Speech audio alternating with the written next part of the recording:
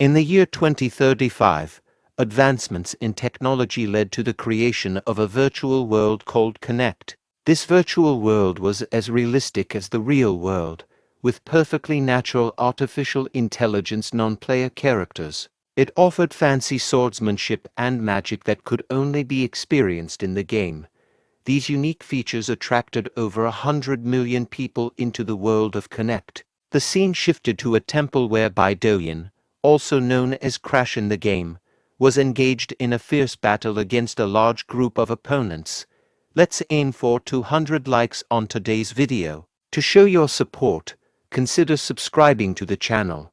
Bae DoHyun skillfully killed them one by one, instilling fear in all who witnessed his abilities. A knight stepped forward and shouted to his fellow knights, questioning their inaction and urging them to charge at Bae DoHyun. The knights, driven by their loyalty to the empire, started moving towards Bae DoHyun to attack him, shouting, "Death to the empire's enemy." At that moment, a window popped up displaying information about Bae DoHyun, revealing his ranking as 13th in Connect and his class as a psychokinetic. Bae DoHyun utilized his psychokinetic skill to manipulate the nearby swords and eliminate the approaching enemies.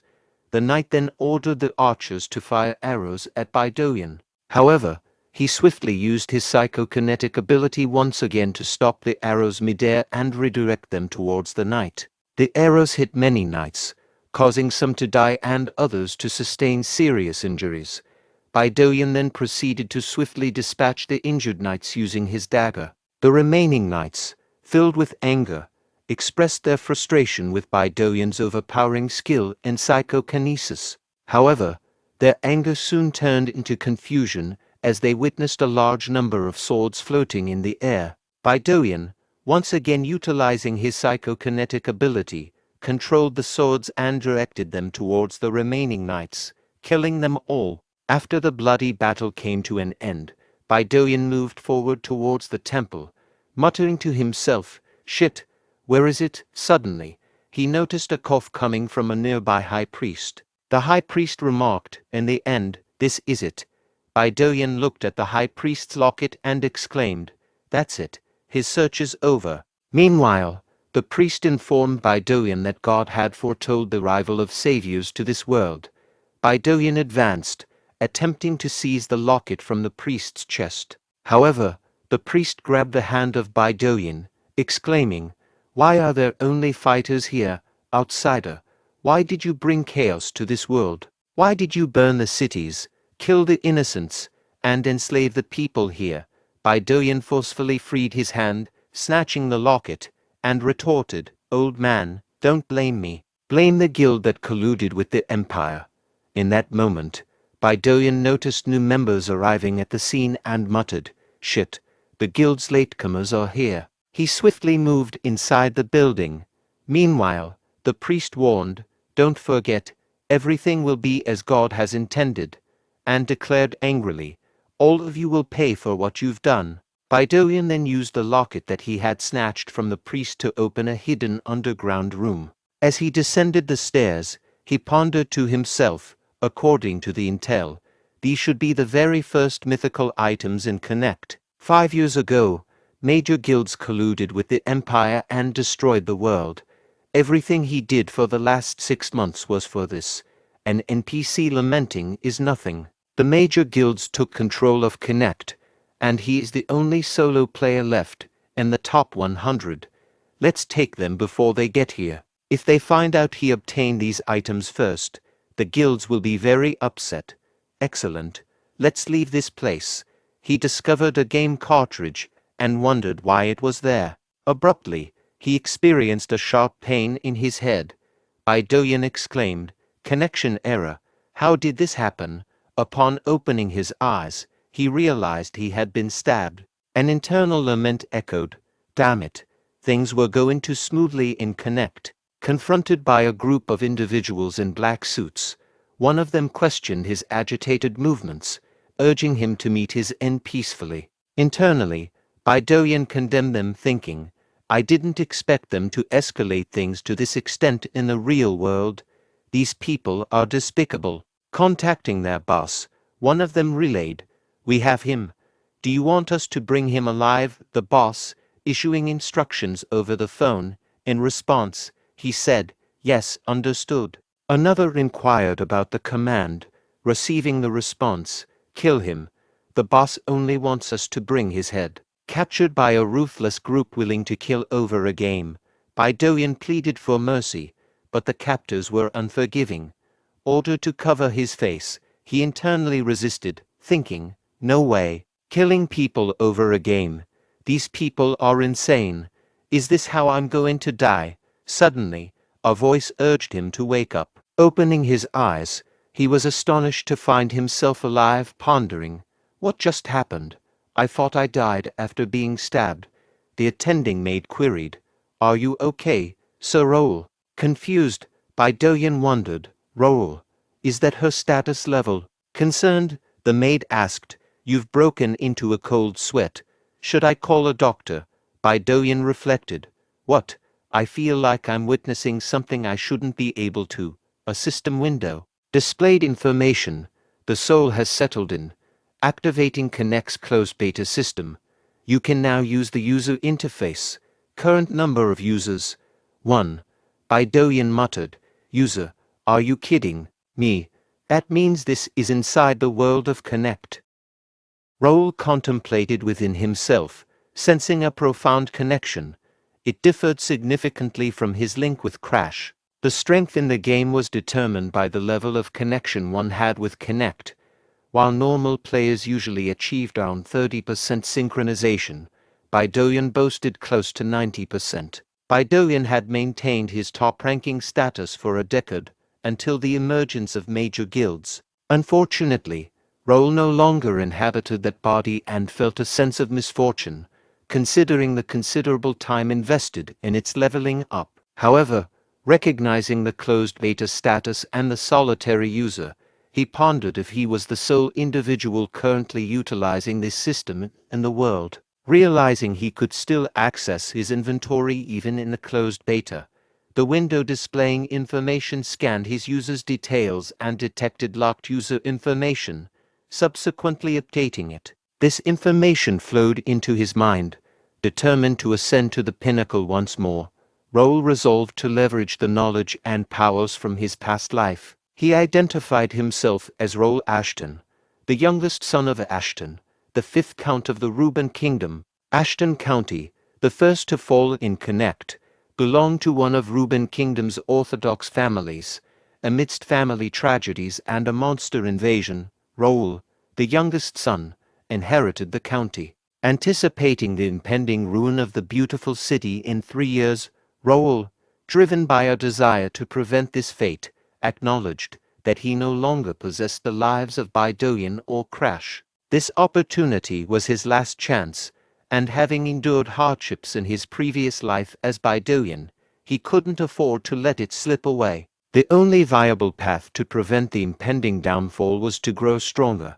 A month later, the traditional coming-of-age ceremony of Ashton Count was approaching. Success in the semi-finals would secure Raul's entry into Kingdom Academy, where he aimed to grow stronger and safeguard his life. Confused about his fatigue after a few swings, a window revealed his information as Level 5 Raul. Puzzled by his level compared to a mate to levels lower, he resolved to train for the upcoming tournament. On the tournament day, observing the numerous participants, Raul realized he would face formidable opponents. Reflecting on the past month's challenges, he noted his increased level to 13. Feeling well prepared and confident in his stamina and match plan, an attempted surprise attack interrupted his thoughts. Dodging the attack, Raul discovered the assailant to be DoHyun, his cousin and the second son of Uncle Viscount Austin. Recalling DoHyun's past bullying during swordsmanship training, Raul regarded him as a scoundrel who preyed on the weaker. DoHyun warned Raul to withdraw from the tournament, threatening severe harm. Raul, determined to crush DoHyun in the finals, vowed to stand firm. In the evening, the butler relayed, "Sir, this is the report for the tournament today." Count Melvin Ashton, Raul's father, directed the butler, "Hand it over." "Was there anyone useful?" The butler responded, "About that, Raul qualifies." Inquisitive, Count Melvin inquired. "Where's Raul now?" The butler replied. "Sir, Raul went back to his room after finishing his meal. I think he used up all his strength during the qualifier, and went back to rest." Count Melvin nodded and said, "Okay, you may go." After the butler exited the room, Count Melvin burst into laughter, exclaiming, "He is my son, he really made it. He made it to the group stage." He continued, "I never forced him to learn how to wield a sword because he was weaker than his brothers. But then he started training a month before the tournament. At first, he fell down after 10 minutes, but he never gave up. I knew he was bullied during the training because of his weak body, but if I helped, he would be shamed for being unable to do anything without my help. I had to wait till he stood up for himself, but this is way past my expectations. When the finals are over, I should go see him." On the day of the group stage final, a person from the audience shouted, "What are you doing?" Another person added, "Make it fun. Stop dragging it out and end him." Edmund, lost in thought, muttered to himself, "Shit, this weakling. Why is he not falling?" Edmund resumed his sword attacks, but Raul adeptly blocked each strike. Frustrated, Edmund exclaimed, "Just go down," and launched a forceful swing, causing Raul to stagger backward slightly. The audience was taken aback by Raul's resilience, commenting to each other, "Look, he took his attack again. How many times does this make it? He's been holding out for quite a while now." They began shouting, "You got this, third son." This only fueled Edmund's anger. He taunted Raul, saying, "You rat, you can't run away forever. Are you not ashamed as a member of a count's family?" In response, Raul nonchalantly replied, "I can't really hear you." Someone from the audience shouted, "End him, Edmund. You've dragged it out long enough. I bet my salary on you." Unfazed, Raul standing still, while Edmund declared, "I'm done messing around. I'm ending this," and unleashed his mana sword. The audience was shocked by his decision. One exclaimed about the mana sword, while another warned, "You have to dodge that. If you get hit by that." Edmund moved towards Raul with his mana sword, but to his surprise, Raul decided to take the attack head-on this time. When their swords collided, an explosion occurred, leaving the audience tense. After the dust settled, the match referee, positioned between Edmund and Raul, announced, "The match is over. The winner is Raul." The audience erupted, shouting, "The third son won." "There's no way." Meanwhile, Edmund protested to the referee, saying, "I can't accept it. How's he the winner?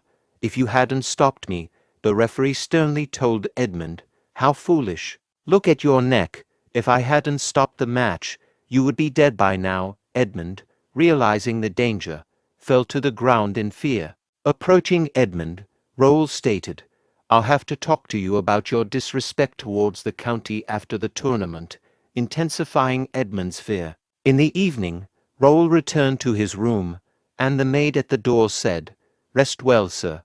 When Raul found himself alone, he burst into laughter and exclaimed, "Holy shit, I actually won." Opening the status window revealed the following information. Level up. Ashton's swordsmanship mastery has elevated to beginner level 9. Reflecting on his success, Raul thought, the plan worked. Using the game's feature where I get more experience and mastery by fighting against stronger opponents.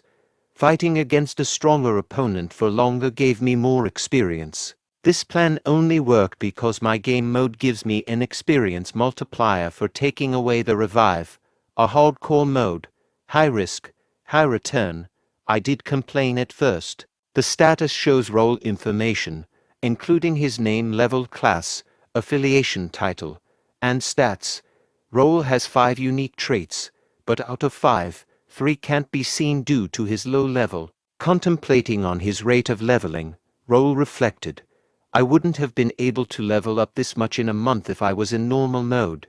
Best of all, I have 5 unique traits. Psychokinetic Meister is a trait that Bae DoHyun had, and Royal Lineage is a trait that Raul possesses.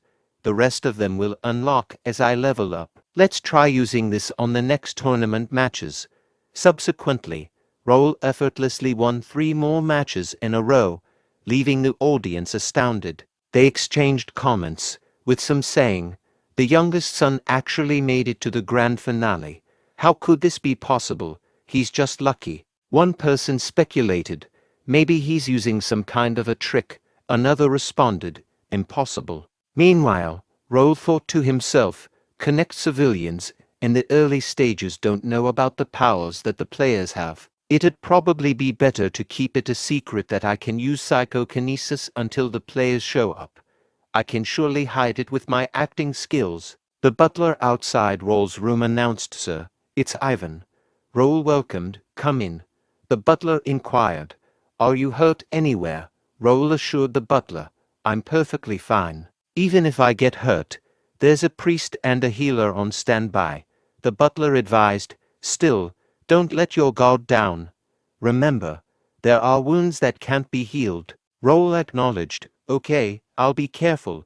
Internally, Raul thought, "He's really worried about me.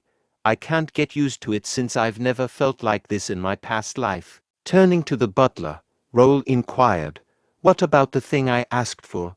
The butler responded, "I did as you asked." "Are you sure about that? Sir Dian is a strong opponent." Raul reassured, "Don't worry about it. I will win." The butler replied, "I trust you, sir. I'll leave now." While exiting the room, the butler reflected, his confidence matches the Count's when he was younger. But the final opponent is Sir Dian. He brutally wounds whoever he goes against. Simultaneously, Raul contemplated, "How much is this? Ashton County's betting system." The county created a legal betting system for the tournament's success, and the bets also go to the participants. This is enough to ensure my place in the family. The only thing left is to crush him, the referee announced, and now, the final match begins. People rallied behind Raul, shouting phrases like, "You got this, youngest. Be ready to get challenged by Dian. Win with your skill this time, Raul, Raul." In response, Dian addressed Raul, "Hey, weakling. I don't know how you made it this far, but I'll make sure that you consider it your worst decision to come up here. People cheering you will soon find out how worthless you are. It'll be a nice view when you start crawling with your limbs cut off." Raul, unfazed, yawned and provocatively asked Dian, "Are you done stretching your tongue?" This only fueled Dian's anger, and he retorted, "You arrogant expletive," while enveloping his entire body with mana. Observing the intense mana, the audience remarked, "His mana's overwhelming. Raul's no match for him." Meanwhile, Raul thought to himself, "He's acting all tough." Glancing at Dian's status window, the status window displays information: name, Dian, level, 42, class, expert knight sword user, affiliation, Austin Viscounty, title, Ashton Viscounty star, sword genius, stats, potential talent grade B, strength 52, agility 41, stamina 43, intelligence 18, willpower 14, mana 32, senses 21.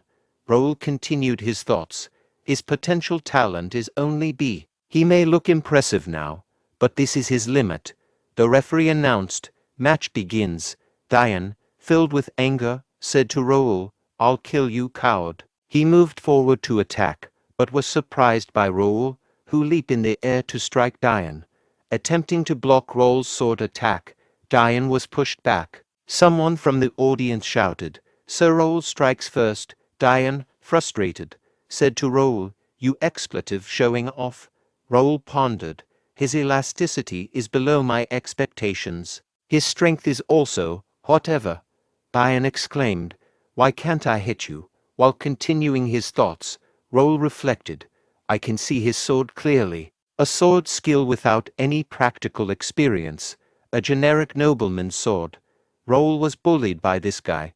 Dian angrily said to Raul, "You expletive, you tripped me. I will expletive kill you." Raul thought to himself, the only thing he knows is mana sword with all that mana flowing through his body. The audience was shocked by Raul's swordsmanship when he caused Dian to drop his sword. Raul remarked to Dian, boring, "You are really nothing after all." In anger, DoHyun moved towards his sword to pick it up but was tripped by Raul again. Raul said to DoHyun, anger issues and repeatedly falling for the same trick. Look at you. What a shame on Viscounty Austin's name. DoHyun angrily shouted, I'll kill you, and attempted to attack Raul barehanded, only to receive a punch to the face that caused him to fall to ground unconscious. The audience, witnessing this, couldn't believe their eyes. Raul turned to the referee and said, the opponent is down. Are you going to continue the match? The referee announced, the winner of the Ashton Coming of Age tournament, Raul Ashton. The audience cheered, saying, young master, I believed in you.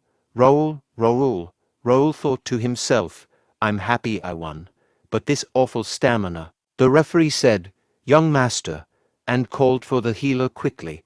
At that moment, a window popped up showing information about the Coming of Age tournament quest.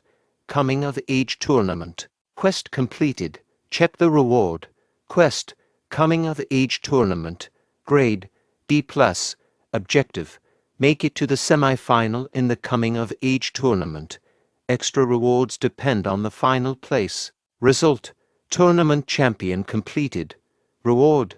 Experience. 300 coins player shop. Random skill book grade E or lower. Extra reward. Extra experience. 5 grade D stat points. Random skill book grade D or lower. Raul thought to himself, nice. Quest completed. Now I can make it to Kingdom Academy. Butler Ivan expressed to Count Melvin, I am so proud of the young master. He grew that much in a month. Count Melvin contemplated. He played around with DoHyun. If he really got that far in a month, he's a genius. But in that moment, Raul noticed his father and waved his hand. Raul thought, he was watching. He probably knows that I'm good enough to go to the academy now. At night, when he went to his father's room, Count Melvin said, I can't allow it. Raul questioned, why? I thought I could go as long as I made it to the semi-finals. Count Melvin explained, that's situational. From what I see, Raul, you need to stay by my side longer.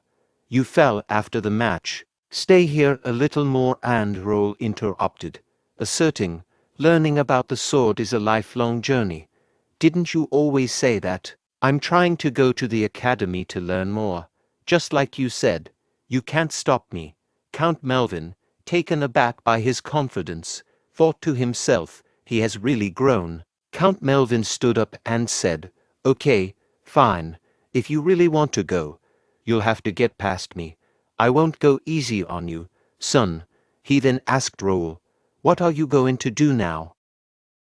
A month later, Raul, with a sign of relief, found himself finally out. Raul recalled the memory of his past month. When his father stopped him, he accepted the decision and just charged at Count Melvin.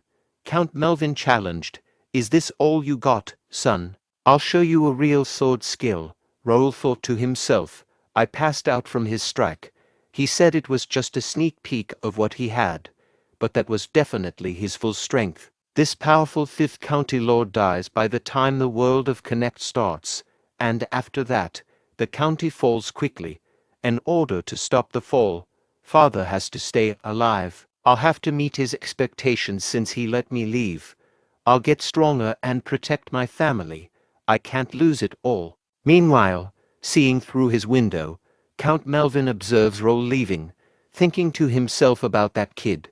He recalls the memory when he told Raul to give up, asking how many times he had tried. In response, Raul said he would never give up. Count Melvin complimented Raul's persistence. Yes, that's worthy of the Ashton family's dignity. Come, strike me. Surprised by the trajectory of Raul's sword changing midway, Raul thought to himself, I can only leave a small wound even with psychokinesis. Acknowledging that it's about time to admit that Raul is no longer a kid, but a proud swordsman, Count Melvin pondered to himself, go, Raul, go and witness the world. At night, as they gathered near the fire to rest, Raul inquired of Sir Philip about their distance to the destination. The status window displayed details about Philip, a 42-year-old high knight. affiliated with Ashton County and the Golden Bear Order, bearing the title Swordbreaker. Philip, with a level of 92 and grade S potential talent. Philip responded by saying at this speed, "We will make it in 5 days. Should we move faster?" Raul, considering the soldiers' training, replied, "No, we need to train the soldiers as well. Let's keep going at this speed." Philip acknowledged, and Raul, reflecting, noted that his family had selected a total of 50 individuals, including 3 regular knights, 6 trainee knights, 15 trainees, and 20 cavalry, all possessing grade B or higher potential talent. Recognizing the need for strength to prevent the fall of Ashton family, Raul emphasized the importance of everyone getting stronger. At that moment, Jake approached Raul and addressed him, saying, "Young master, the maintenance for the carriage is completed. We can get going whenever." Raul responded, "Okay, good work." Jake questioned the need to bring so many people to the destination for a month. Philip intervened, telling Jake to stop questioning the young master's orders. Raul asserted, "You'll know when you get there. The reason I'm taking you guys there." The destination was Free City Mira, one of the first cities players visit after finishing the tutorial. This city was rich in quests, hidden items, and had mana usage limitations to prevent unreasonable beginner-player massacres. Most of all, the resources are infinite, so the players went crazy about this place. God's Domain, a place full of monsters for players to grind. The God's Domain is the reason why Raul brought everyone to this city. The purpose was to expedite the soldiers leveling up in the grinding zone. A perfect plan. A window popped up, displaying updated system information. The system introduced a new feature, Connect Community, and unlocked a new category, Guild. Additionally, new quests, Staring Line of Adventure and Skill Collector, were registered. Observing this, Raul thought to himself, "Wow, a new quest." As soon as I entered Mira, I thought I wouldn't be able to use any other features until the official launch. Nice, maybe I can unlock more features if I meet the requirements. His thoughts were interrupted by Jake, saying, "Sir Raul, you can meet the mayor right now." "What would you like to do?" Raul responded, "Of course, I'll meet him." The mayor of Free City Mira, Reynaldo, inquired of his butler, "Who's here?" The butler replied, "The youngest son of County Ashton, Raul Ashton. He has come to visit with 50 of his people." Reynaldo, aware of Raul being the third son known for being weak, questioned, "What is he here for?" "Fresh air. Let them in. His family makes good money off monster materials. I'll rip some money off this kid." The butler acknowledged, understood. A little later, the door opened, and Raul greeted Mayor Reynaldo. The mayor responded, "Welcome, Sir Raul. I sincerely welcome you to the Free City, Mira." Raul expressed his gratitude, and Reynaldo suggested, "Let's sit over there and talk." Privately, Raul thought, "What a weasel. What an obvious fake smile." Reynaldo then asked, "So, Sir Raul, what brought you to Mira?" Raul replied, "I heard there's an excellent place to train here." Reynaldo affirmed, "Of course there is. You came to the perfect place. Mira is the safest place to train." Raul asserted, "It can't be an ordinary place. I would like to be permitted to enter the cursed forest." With a hint of nervousness, Reynaldo inquired, "What, cursed forest? It's too dangerous, especially for weaklings like—" "I meant for younger people." Raul responded, "As I expected. Then I guess I have no choice. I guess I have to throw away the 500,000 golds that I was going to give you as gratuity in the river." Reynaldo exclaimed, "500,000 golds, Sir Raul? I was joking. The cursed forest would be easy for you and your knights. I give you permission to enter the forest." Raul said, "I knew a generous mayor like you would permit us." Privately, Raul thought to himself, "Now, the only thing left to do is grind and take all the rewards. I'll be at the top of Connect soon." The city known as Mirror was designed as a hub for connecting players in their virtual lives. In this closed beta phase, there are no inhabitants except for one individual, Raul Ashton. This unique circumstance has plunged the city into a crisis, given its extensive infrastructure of accommodations, large stores, guild buildings, and various facilities, all disproportionate to its current population. Land prices have plummeted as a result. Raul Ashton's true motive for being in Mirror is real estate acquisition, aiming to secure affordable land that will later be developed into luxury houses for nobles, guild houses for players, and apartments for regular players. He anticipates a substantial increase in land value in the future, particularly when players join and conflicts arise, akin to the remembered past. Mirror, once a city blessed by the gods, becomes an ideal refuge during times of war. Raul Ashton acknowledges that merely leasing land, as was profitable in the past, is insufficient. Given the impending war and potential risks, he is determined to be even more prepared this time. In a defiant stance against major guilds, he expresses confidence that this venture will differ from his past life, where he couldn't contend with their financial prowess. Jake inquired of Raul, "So, I just have to sign right here?" Raul, in a loud voice, responded, "Yes, everyone has signed except you. Just sign right here." Jake expressed caution, stating, "But my mom told me to be careful when signing papers." The girl confirmed, including Sir Raul, a total of 51. Creating and registering for the guild first is complete. Raul pondered to himself, "I created the first guild in a world without players. The very first and most advanced guild, first. They will get assistance from the system as members of the guild. I'm excited to see the confused look on their faces." At the Battle Association Mirror branch office, Raul announced, "I'm next." The girl at the reception welcomed him, asking, "How may I help you?" Raul stated, "I'm here to see some skill books." "What's the highest rank you have here?" Skill books are books with different skills written in them. If one reads attentively, the skill can be acquired.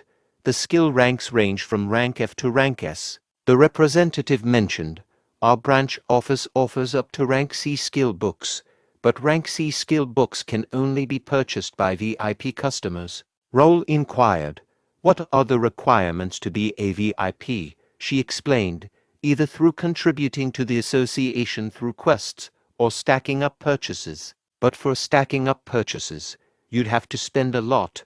Raul further queried, "How much?" She responded, 10,000 golds, sir."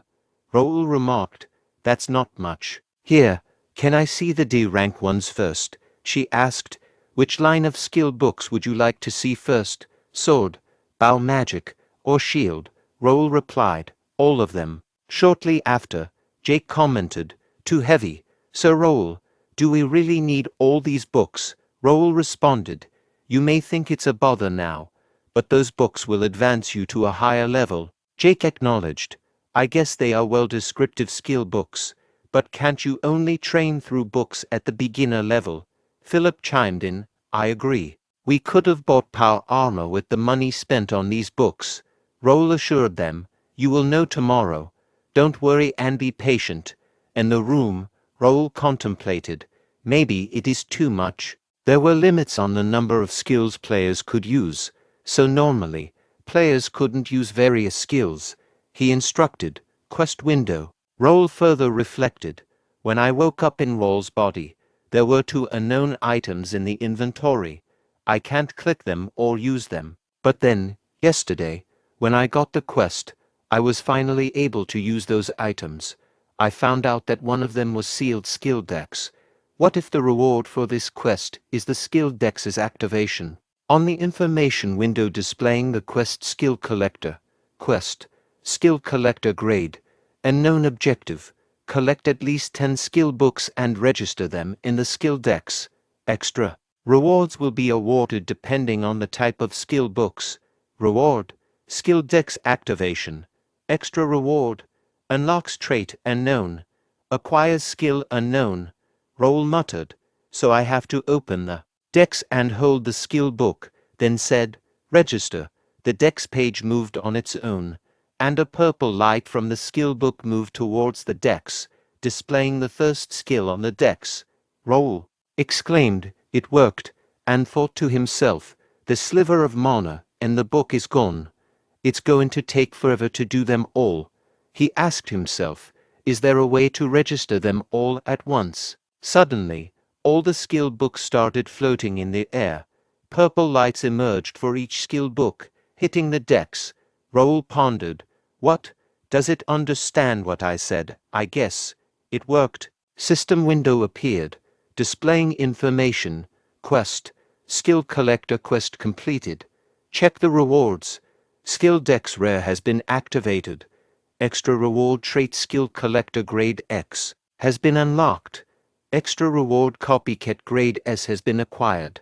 Another window provided details about the collector skill, Grade X, effect, activation of Skill Dex. Skill Copycat slightly increases the chance of acquiring skills from a skill book. Copycat Grade S Mastery, Beginner Level 3, effect, steals skills from the examined opponent. Examined skills are registered in the dex.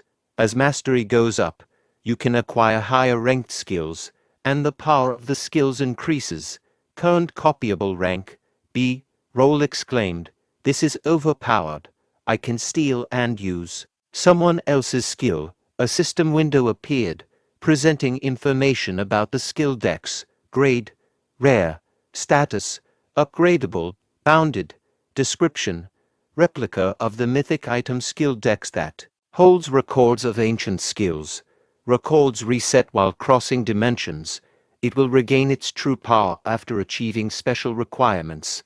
Currently recorded skills, 525 skills. Raul thought to himself, I knew it. This is the mythical item I got right before I died. Some parts of my past life, like my psychokinesis trait and items, came with me, but my skills were reset, and it's a replica too. The only thing left is 3 grade X traits and 1 item in the inventory. I wonder what kind of power it holds. The following morning, all members of Raul's first guild found themselves confused, while see a system window, leading them to exclaimed, What is this status window? What is this thing called guild chat? Priest, I need to go see a priest. Meanwhile, Butler Bernard greeted Raul, saying, Welcome, young master. Raul, reflecting on his sleepless night spent reading through the skill decks, said, Good morning, Bernard. Did you explain it to them? Bernard replied, Yes, I explained as you instructed. Excitedly, Raul asked, How about the skill book? Have you tried it? Internally, Raul thought, This man's name is Bernard, Ashton's family's servant and even stepson. He has been working for the county from a young age and was taught by Ivan himself. He has a great memory and gets things done quickly. But there's another reason why I chose Bernard. He has the power to control the wind. Raul then exclaimed, Amazing, I knew you could do it, Bernard. In response, Bernard modestly said, I am flattered. The status window displayed the following information. Name, Bernard, age 27 years, level 21, class, servant, beginner wind walker, affiliation, Ashton County, First Guild, talents, administration, management, wind, power, stats, potential talent grader, strength 17, agility 18, stamina 24, intelligence 53, willpower 46, spiritual power 23, senses 41, unique traits, sharp manager grader, cold-headed grade B, like the wind grade B. Raul continued his thoughts, noting, he lacks stats but has great talent for being a servant or an esper. I'm done with my preparations. Raul then instructed Bernard, saying, Get ready. Confused, Bernard asked, Yes, sir, what for? Raul explained, We are leaving as soon as the knights are used to it, to God's domain, the cursed forest. In the cursed forest, an ogre targeted Raul with its weapon, but he skillfully dodged the attack by leaping into the air. Raul taunted the ogre, saying, to slow, and countered with a powerful fist, demolishing the ogre's head with a single punch. Following the encounter, Raul confidently declared, come out already. Suddenly, a large group of ogres surrounded Raul shouting, human, strong, kill the human. The ogre chief commanded, everyone, charge together and kill the human. All the ogres rushed from various directions to attack Raul. However, Raul stood firm, challenging them. Bring it on. In the cursed forest, God's domain. The term God's domain encompasses more than just a grinding zone. It represents the entirety of the city of Mirror. For players, the city functions as a haven where injuries are healed, and if they perish, they revive within this blessed city. This unique feature makes Mirror the ultimate shelter. However, within the forest, this blessing, exclusive to monsters, maintaining a consistent number even after being defeated. Humans cannot be revived in the cursed forest, and attempting to carry items acquired from hunting monsters outside the forest results in their transformation into ashes and disappearance. This emphasizes the prohibition of touching the property of the gods. Although this restriction solely applies to civilians, players, on the other hand, can take items obtained from monsters outside the forest with the assistance of the system. Intrigued by the power, the ogre chief asked, what is that power, human? Raul, utilizing his trait psychokinesis, swiftly dispatched the ogre chief, stating, this is psychokinesis.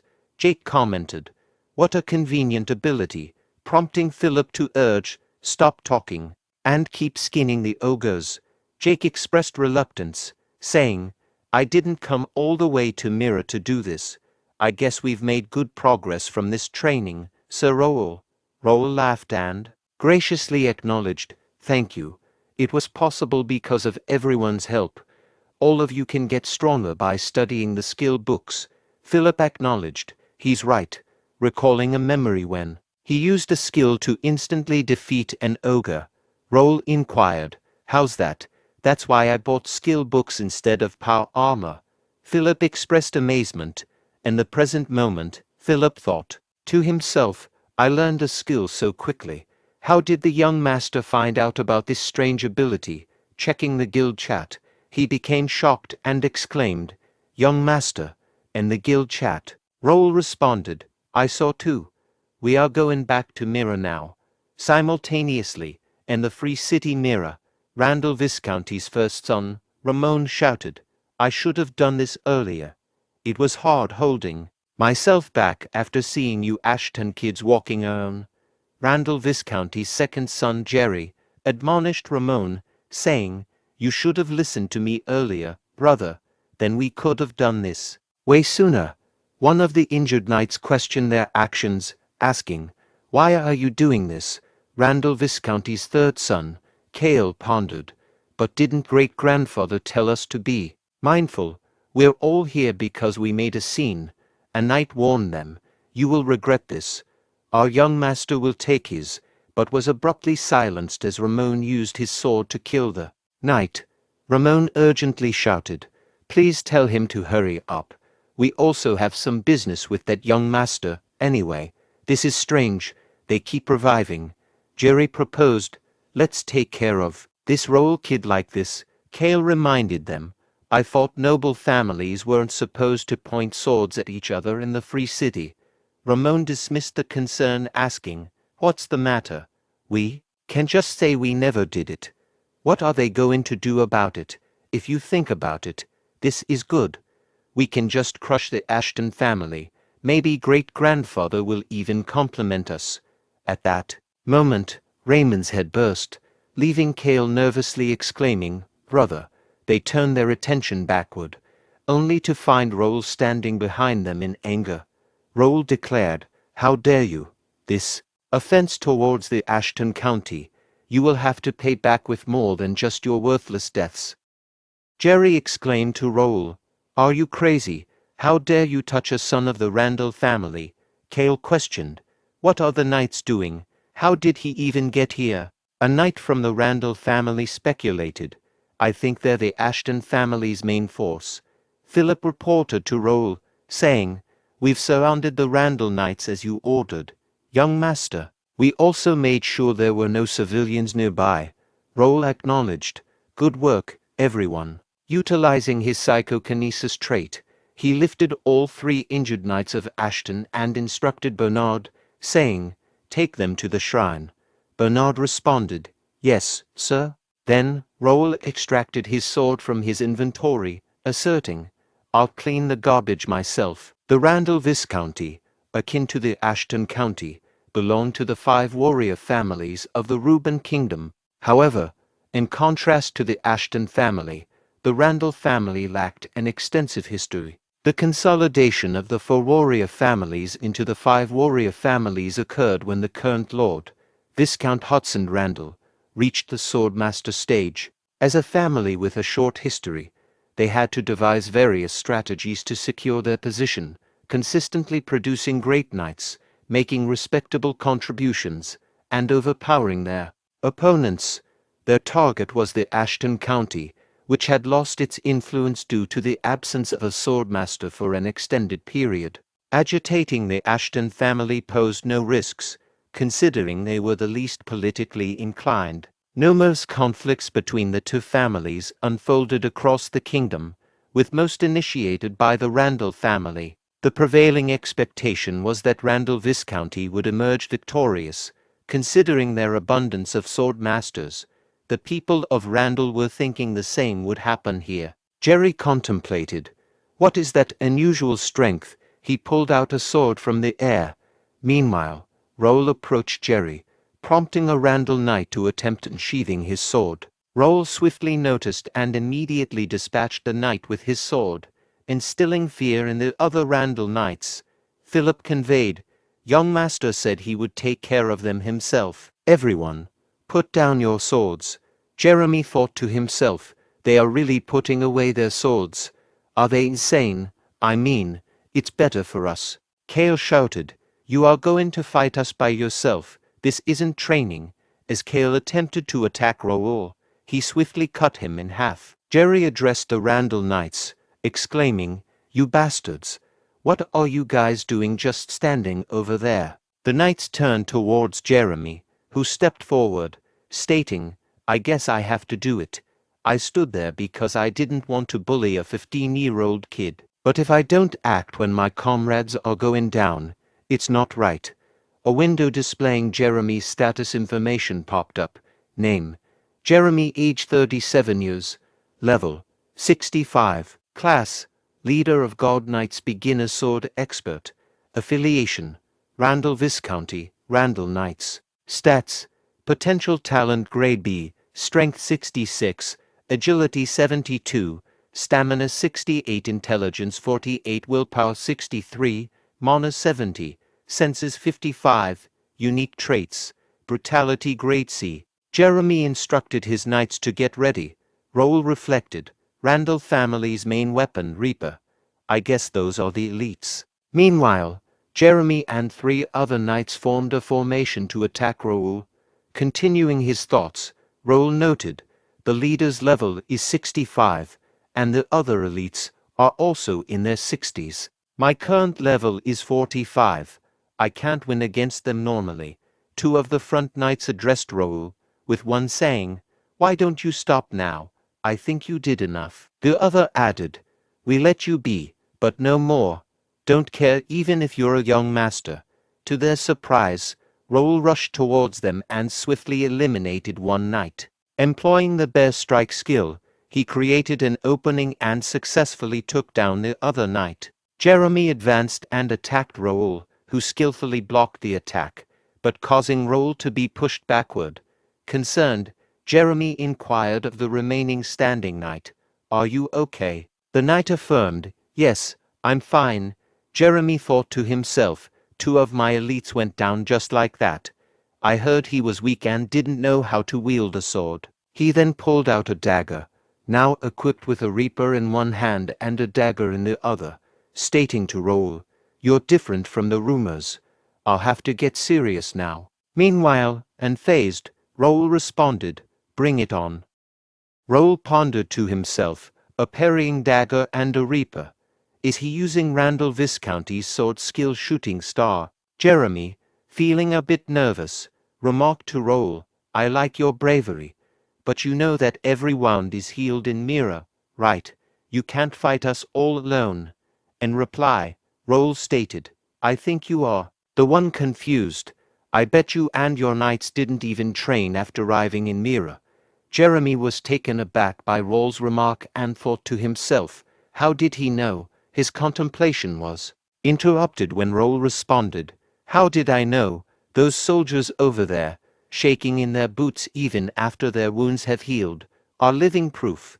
They are not used to death. Inwardly, Jeremy reflected, this guy, he doesn't just know about combat. He can see through everything. He's a threat. Jeremy instructed the knight, cover me from the back. The knight confidently responded, leave it to me, sir. Following this, Jeremy hurriedly advanced to attack Raul, who prepared himself to block the assault. However, he found himself pushed backward by the combined attacks of both Jeremy and the knight, resulting in numerous cuts across his body. Seizing an opening in Raul's defense, the knight broke formation and rushed to attack, only to be swiftly killed by Raul in a single swing of his sword. Jeremy, in his thoughts, considered, he is a fool, shit, there's no time to waste, and promptly utilized his skill, Randall's sword vision shooting star. Observing the situation, Raul thought to himself, bring it, I will take you head on. As expected, it is a powerful skill known for its 1 versus 1 combat prowess. I'm struggling even with psychokinesis. I have to keep up. Meanwhile, Jeremy reflected, how, I'm definitely dominating this fight. I've pressed him all the way back. So then, and shouted, what's up with those arrogant eyes? Raul responded with 100%, leaving Jeremy confused about its meaning. In the midst of this, he was attacked by Raul, causing both his sword and dagger to be dropped. At that moment, a window popped up, displaying information. Opponent's skill examination has been 100% completed.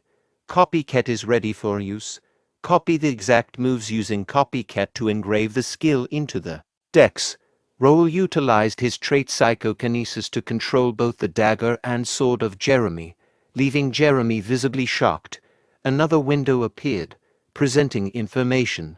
Copycat, activate skill, Randall sword skill shooting star grade B. Raul instructed the system to activate it and employed the shooting star skill to attack Jeremy. Confused, Jeremy thought to himself, how, this is definitely shooting star. Jeremy shouted while blocking Raul's attacks, who is it, who betrayed us and taught you this sword skill? Raul started laughing and replied, you taught me yourself. At that moment, Raul used the dagger to eliminate Jeremy. A status window popped up, displaying information, 100% synchronization, rank S bonus, Randall sword skill shooting star, grade B mastery level adjusted to intermediate level 1.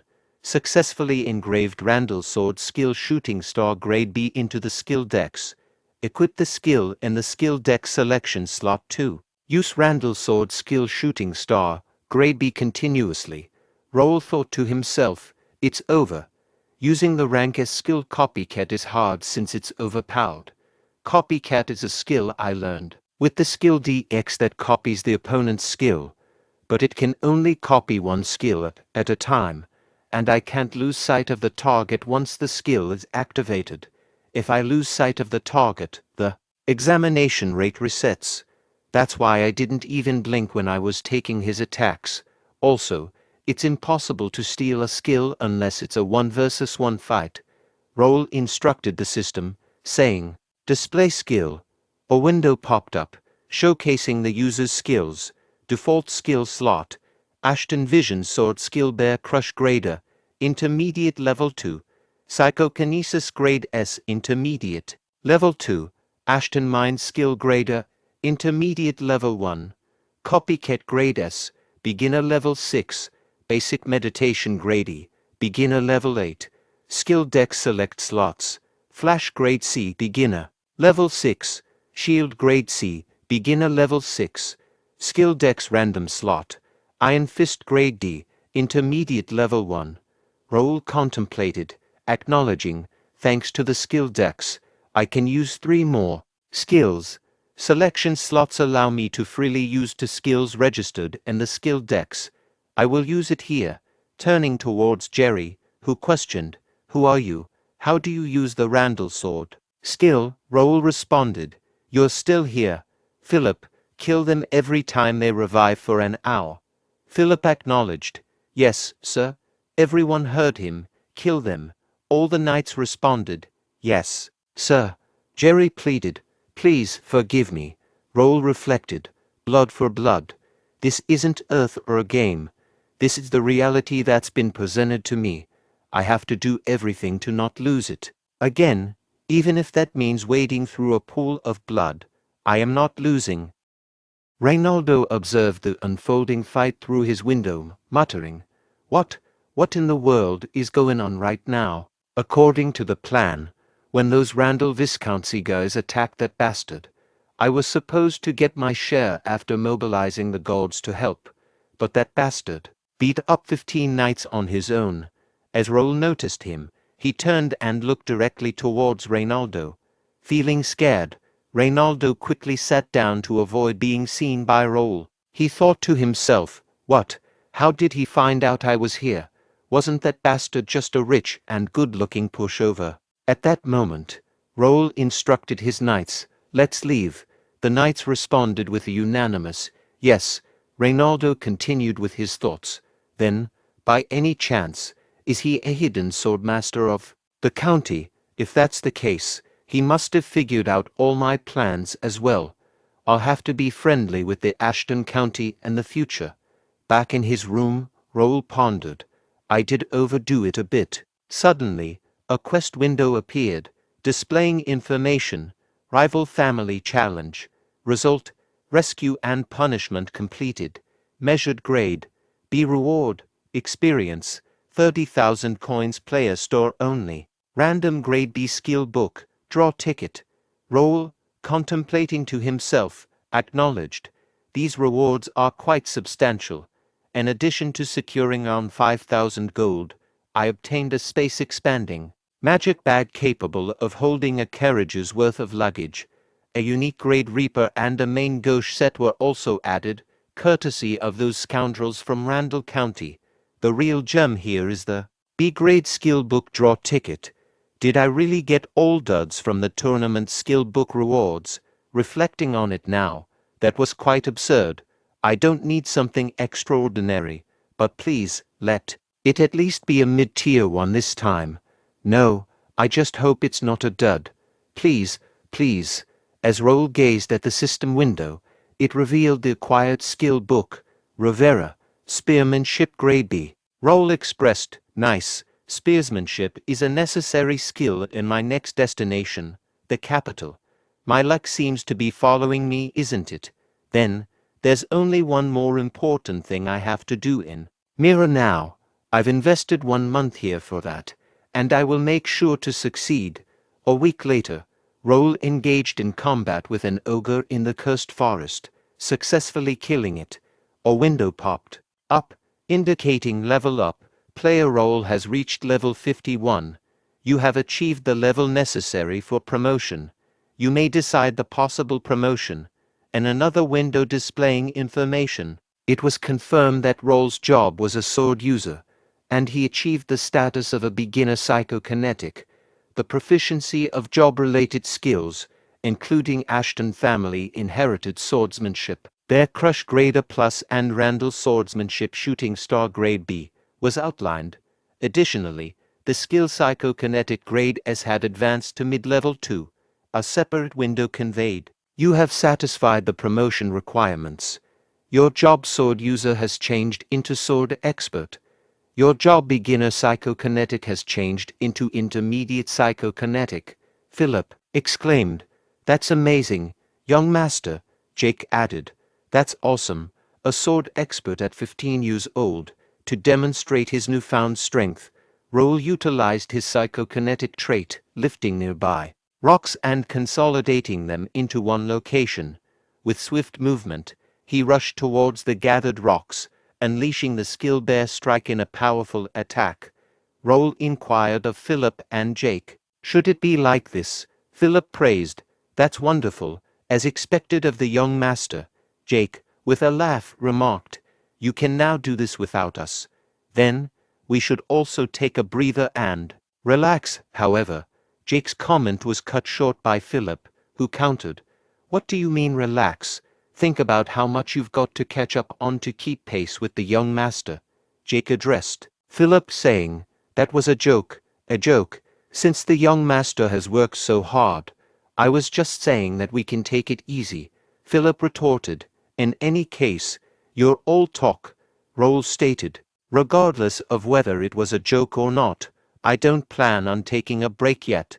Philip asked Raul, then what would you like to do? Jake suggested, shall we contact the family? The Count will be thrilled. In response, Raul conveyed, I'll tell my family myself later. Let's just keep it a secret between us for the time being. Both Philip and Jake agreed. Raul thought to himself, I've hunted enough monsters and leveled up enough as well. I've laid all the bait out. All that remains is for the prey to take the bait. Now, hurry and move, dogs of the Empire. Raul then said, then, let's go back now. Both Philip and Jake responded, yes, young master. The alchemist Nokia addressed his customer, take care. This marks the end of today's work. The potions are very popular these days. It's thanks to the Ashton County who brought these here. In order to produce potions, monster byproducts are needed. As monsters rarely appear in the cursed forest, I wasn't able to easily obtain them all this time. But thanks to the Ashton County's people who started bringing the monster byproducts, I've managed to produce potions every day now. Moreover, the people from the county visit my village shop each morning, inquiring about the night, offering help, and checking on my well-being. Could that have been Raul? He's a bit peculiar, but I'm grateful. And he's good-looking too. Oh my, what am I thinking? Get yourself together, Nokia. He's only 15 years old, 3 years younger than you, and he's a noble. Nokia arrived at her home and, upon opening the door, called out, Nikki, where are you? Annie is back. While searching for Nikki, she was startled to find a letter pierced with a knife. Retrieving the letter, she read, we're taking your little sister. If you want to save her, don't tell anyone about this and wait for the next instructions. In a fearful voice, Nokia exclaimed, this, please, not Nikki. In her thoughts, she realized that her sister's life would be at risk if they ventured outside the city. Aware of reports on kidnappings being investigated by the city government, she acknowledged the validity of the rumors. Contemplating her options, she faced a dilemma. Going to the city government seemed risky, as kidnappers might be watching. The city guards were unlikely to extend help beyond the city limits. Consulting mercenaries or the adventurer guild would take time. She grappled with the question, what should she do? Recalling Raul's words, she remembered him saying, if you are ever in any trouble, come find me. Nokia contemplated, acknowledging that this might be her only option. I have to go see him. A message popped up, indicating Nokia heading towards Raul. Raul, realizing the situation, ordered his knights to take their positions, stay vigilant, and report any changes. With his directive echoed by the knights, Raul accessed the community communication system. A window popped up, displaying information as Raul accessed Connect Community. In his thoughts, Raul reflected on Link Cafe, a premium member-only information hub he operated in his past life. As a star player, he utilized the cafe to gather valuable information from fans and informants, turning it into an information treasury holding nearly every hidden detail in Connect. Though the cafe still existed, Raul considered it a jackpot, a resource to replace his uncertain memories for better planning. The current window displayed information, now searching for Free City Mirror. Continuing with his thoughts, Raul reviewed, okay, I checked every quest I could possibly take. Now I have to hope everything goes as planned.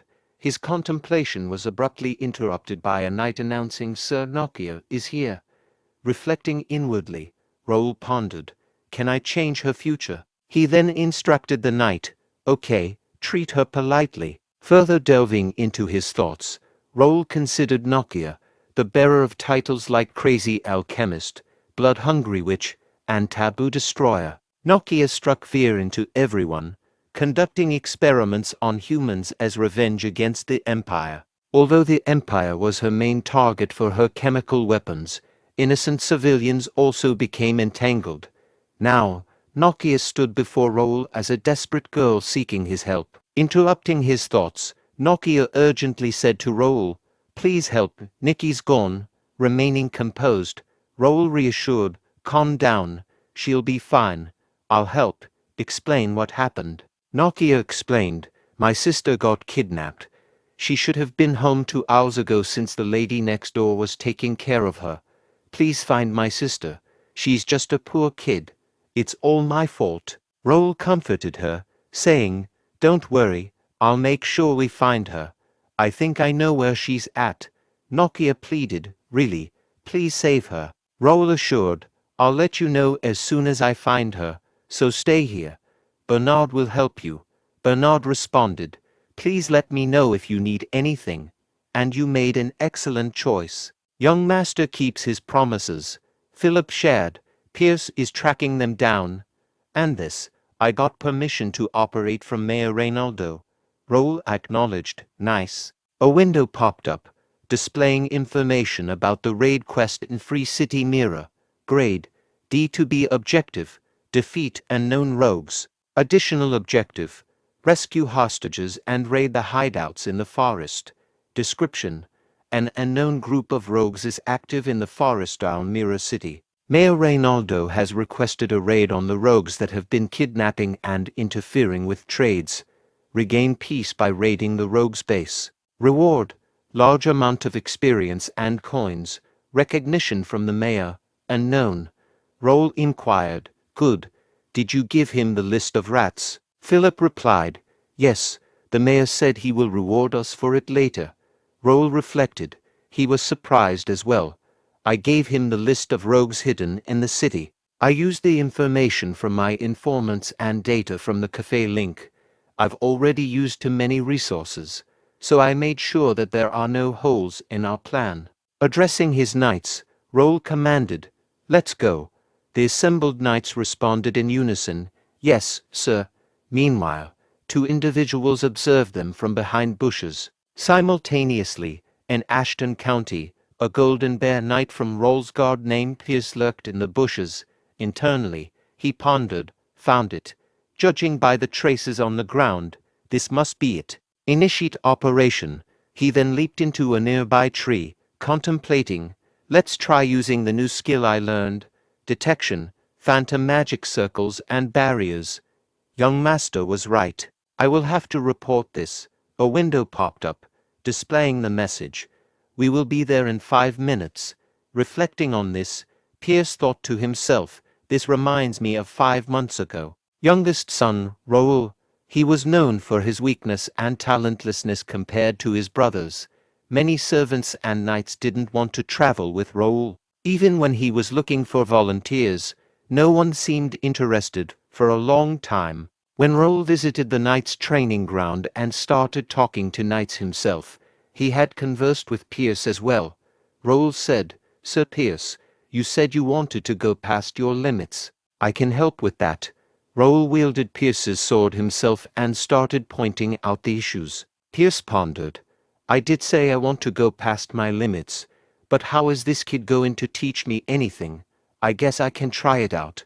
Every move felt smoother. Reflecting on what Raul had said to him previously, Pierce remembered, it'll be hard for you to learn Bear Crush. Your strength lies in agility, not power. You should try polishing your bow skills. I heard you are a talented bowman. Only a few people know about my bow skill, yet he noticed it. Maybe he's the one who can really help me. I'll follow him. Returning to the present, Pierce concluded, it was the best decision I've made. Everyone who declined his offer is probably regretting it right now. I don't know why he's been hiding his power. I reached the high expert stage with the skill books he gave us and was able to practice my other skills. It would be impossible without him. Maybe today will be the glorious day when he shows his true strength. Spotting Raul, Pierce leaped from the tree, bowing before him, and said, "You have arrived, sir." A window popped up, revealing information about the unknown rogue's hideout. Grade unknown, size unknown, status, a 3-circle or higher magic circle that interferes with vision. It also had a 3-circle magic circle that interrupts anyone who approaches. The objective was to destroy the magic circle or get inside to learn more information. Observing the hideouts, Raul mused, hideouts look the same even in different cities. Kranan Empire's spies were hiding in Mira. Normally, Connect players get quests from starting cities like Mira and receive rewards for killing monsters or rogues. However, there are some unusual rogues, a slave trader who kidnaps people in the city, mercenaries trying to make it big. But the most dangerous of them all is the Kranan Empire's spies, the Imperial Hounds.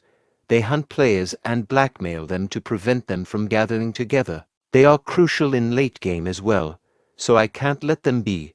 Subsequently, Raul signaled Pierce to attack. Utilizing his bow skills, Pierce swiftly eliminated two rogues positioned at the gate entrance. Observing the entrance, Raul contemplated. There's no one near the entrance. I'll dispel the magic circle with the scroll I bought from the shop. Wait, I can see the mana flow. Can I do this? Raul then infused mana into his weapon and struck the magic circle, successfully breaking it. A window popped up, displaying the information magic circle destroyed. Internally, Raul noted, "Nice. Now, instead of buying scrolls, I can save money." Pierce directed his subordinates, saying, "Jackson and Nil, lure them like we planned. I'll let you know when to enter." Both responded, "Yes, sir." Meanwhile, Raul thought to himself, "Nice, I have elite knights here. Let's hunt them all." Near the entrance, Raul instructed the knights, stating, "They don't need captives. They will hunt them all. Don't forget to use this for the last blow." In response, Jake expressed to Raul, "I don't understand why we should use this stick, but I will follow your orders.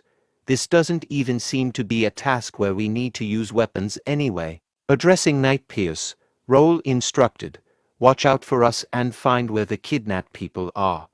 We need to save Miss Nokia's younger sister Nikki. Prioritize her." Pierce responded, saying, "I got it." Raul then commanded, "Let's go in," and utilized his psychokinesis trait to open the door. Together with his knights, Raul entered, walking for a little while until they reached the hideout of the rogues. Pierce employed his camouflage skill to hide himself and moved towards the hideout. After some time, a window popped up displaying information. Pierce has successfully infiltrated the opponent's base. Raul, in his thoughts, considered, "Good. Let's start hunting now." High cave ceiling and wooden fences spread around. Their levels are around 30 to 31, not much different from regular thieves. Since I've checked the base, I should give the orders. Then, Raul issued orders to both Philip and Jake, using a gesture of his finger to commence the attack. Swiftly and silently, Raul and his knights moved, remaining unnoticed by their opponents. The command was clear: kill the enemies present on the wooden fence quickly. The leader of the rogues, upon seeing them, alerted his fellow rogues, stating, "There are intruders. Guard the fences and kill them all." Inwardly contemplating the situation, Raul recognized the escalating threat. "Their numbers are increasing, and they're even starting to block my arrows," he thought, while concern etched on his face. A rogue, spotting Raul, urgently signaled, "Over there, shoot him down." With precision, they shot arrows at Raul, who deftly employed his psychokinetic ability to deflect the incoming projectiles. The rogue who launched the arrow, frustrated by Raul's skill, muttered, "That bastard," bounced off the arrow. "Hey, get some backup from downstairs. Over there." Panic set in as the realization struck. Arrows don't work on him. Jump on him and attack. The urgency in the rogue's voice echoed through the hideout, setting the stage for an intense confrontation. Meanwhile, Raul contemplated. I guess I'll have to use this now. Swiftly, he retrieved numerous daggers. In the midst of this, an assailant attempted to attack Raul, but he skillfully blocked the assault, pushing the attacker away. Raul harnessed his psychokinetic ability to collect all nearby arrows scattered on the ground. Witnessing this unfold, the opponents displayed visible shock at Raul's skills. In a decisive moment, Raul turned the tables, launching an offensive with the arrows and the array of daggers at his disposal, all manipulated through his psychokinetic ability. Despite his onslaught, some opponents managed to survive, adding an element of uncertainty to the unfolding confrontation. Reflecting inwardly, Raul considered, it's still not powerful enough. I have to exert more force on it to pierce through armor. With determination, he leaped forward to dispatch the injured enemies. In the midst of the skirmish, thoughts raced through Raul's mind. He questioned the whereabouts of the remaining adversaries. To his observation, Jake was actively eliminating an opponent. Jake then shifted his attention to a second enemy, channeling mana into his Reaper again. With an intense expression, he executed a lethal strike, killing the opponent. Raul pondered, observing Jake's rebellion against using the rapier. He doesn't have to make such movements that waste mana. Ashton told him several times not to do that to avoid leaving any traces of swordsmanship. But well, I don't think I have to be too worried. Good. We're almost done taking care of the small fries. Pierce apologized to Raul, stating, sorry, sir. We searched the entire prison, but we couldn't find Miss Nikki. Raul responded, it's okay. Did you explain things to the captive villagers? Pierce replied, yes, we have distributed the clothes and food, and told them to wait in one place until the battle ends. Jake inquired, but sir, do you think there are other enemies? Aren't they just thieves? Raul observed, they are, but don't you think it's a little weird? Jake inquired, weird? How? Raul explained, first, Nikki, who was kidnapped, isn't here. Second, there were many of them, but none stood out amongst the rest. Lastly, there was a magic circle on the entrance. Did any one of you see a wizard here? In conclusion, the important people and captives are in another place. Right, Jake remarked, that's true.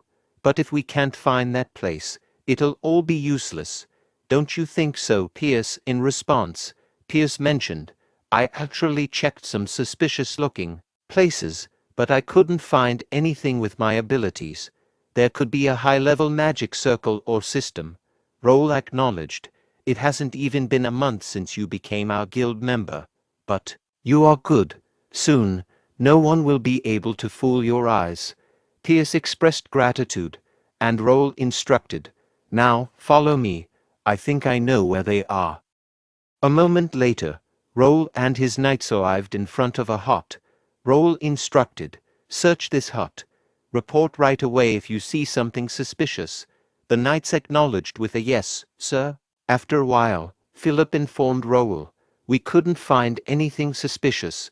Raul inquired, is this the fourth hut?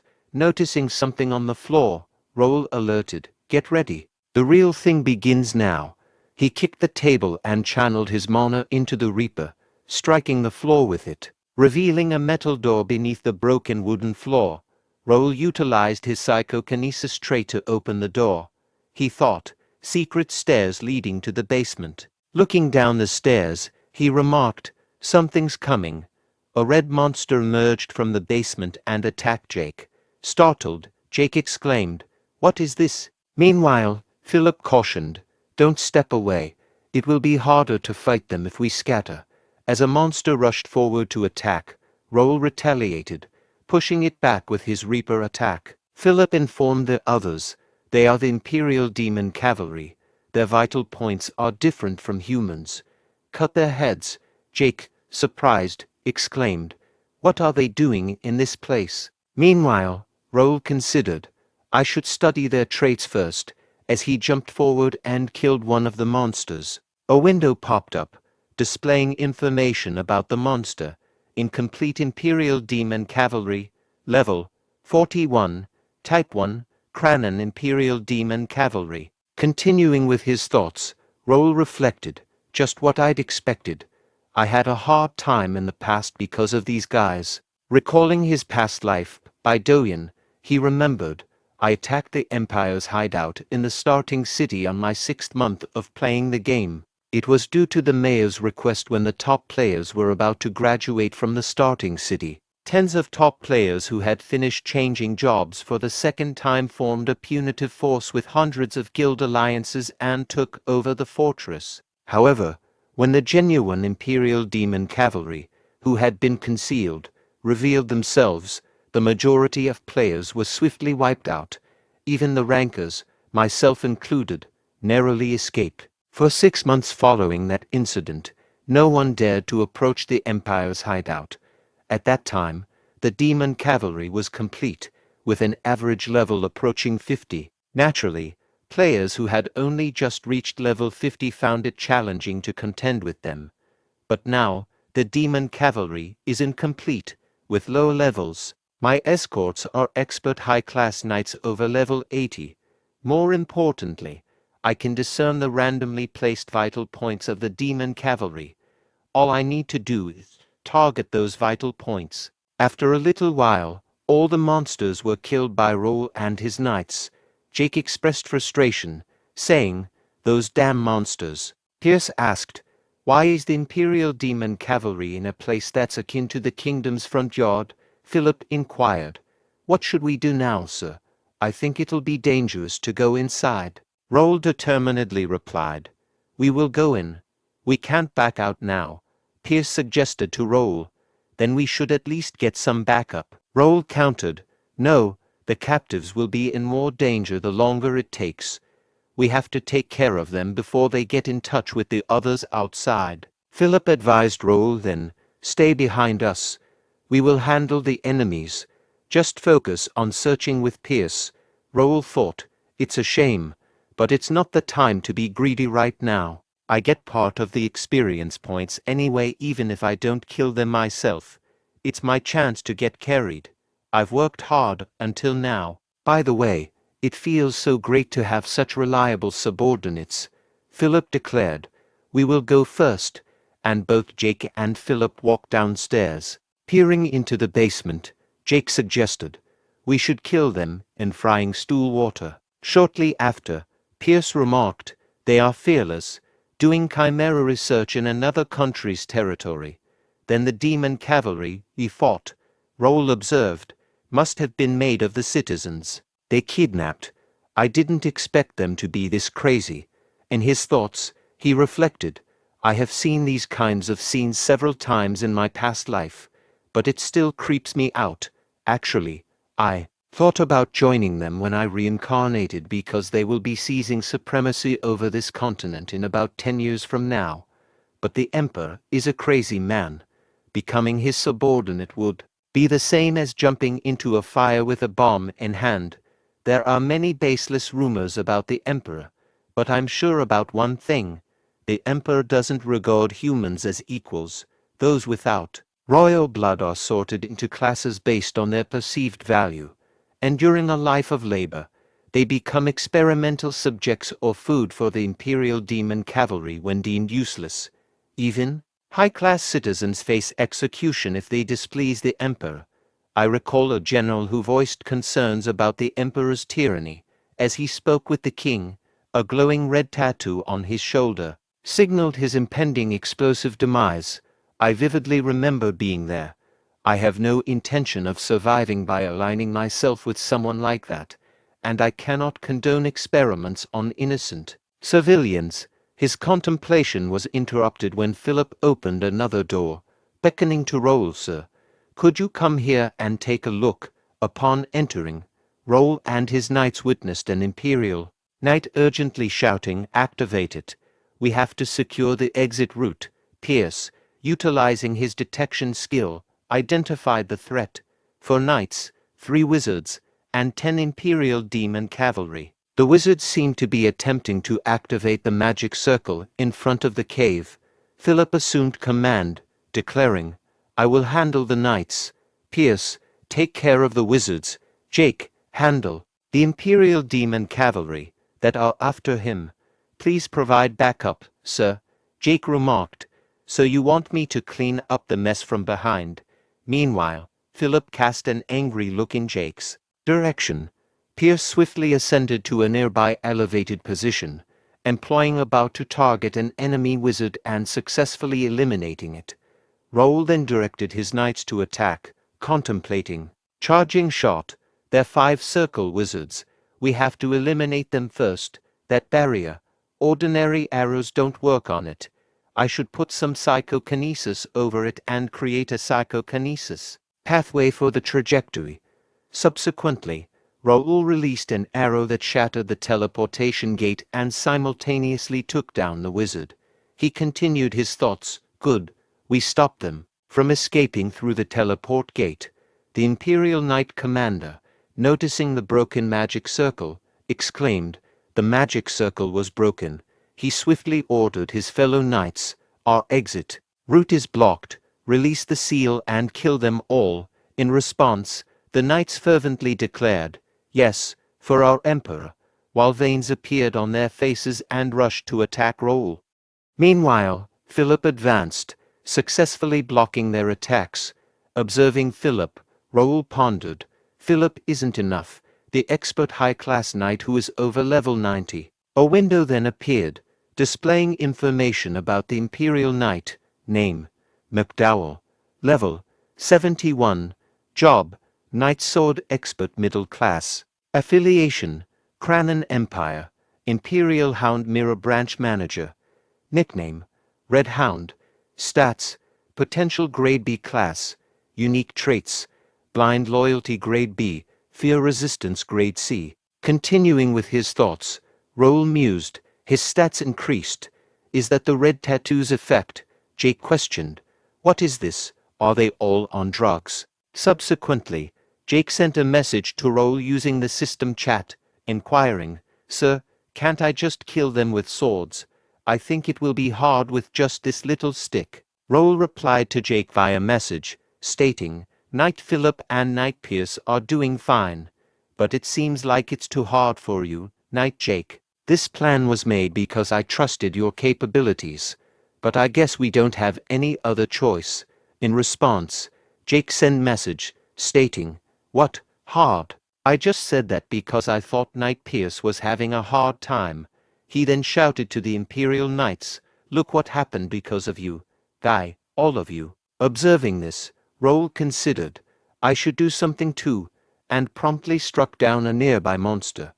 Witnessing Raul's swift victory, Jake thought, "That's weird. How does he figure out the monster's weak point so easily?" McDowell addressed the situation, saying, "I didn't expect that we would be overpowered. Who are you?" In McDowell's thoughts, he speculated, since they use Reaper, they should be from the Randall Viscounty, but somehow, their swordsmanship looks awkward. Based on my instincts, they aren't from the Randall Viscounty. Jake inquired, "Why does someone who will die soon need to know that?" "If you are done talking, let's start again, you dogs of the Empire." In response, McDowell retorted, "How dare you insult the Imperial Hounds?" As he closely examined Raul and his knights, McDowell pondered, "Is that kid the leader? I think I have found a way for us to survive." McDowell then shouted, "Give your life for the Emperor." For the honor of the Emperor, the remaining knights transformed into monsters and charged forward. Observing this, Raul thought, "That's Black Sacrifice, a skill that sacrifices oneself by burning life energy and mana to obtain incredible strength for a very short time. They must be planning something, judging by the fact that they are using that skill." In that moment, a message from Philip appeared, conveying, "Sir, be careful." Simultaneously, McDowell activates his power armor and charged forward to attack. A window displayed information about the power armor. Empire K2E type power armor. Rank, Grady. Output, 0.8 CP. Uptime, 2 hours maximum. Operation mode, Mana Stone Consume. Defense Skill, 3 circles. Subsequently, another message from Philip appeared, alerting, "They are after you." Philip swiftly rushed forward, attempting to attack McDowell, whose power armor efficiently blocked the assault. Frustrated, Philip thought, "Damn it." The attack was cancelled out by the force field, and he shouted a warning to Raul. At that very moment, McDowell declared, "This is over," and launched an attack on Raul. However, Raul skillfully blocked McDowell's attack.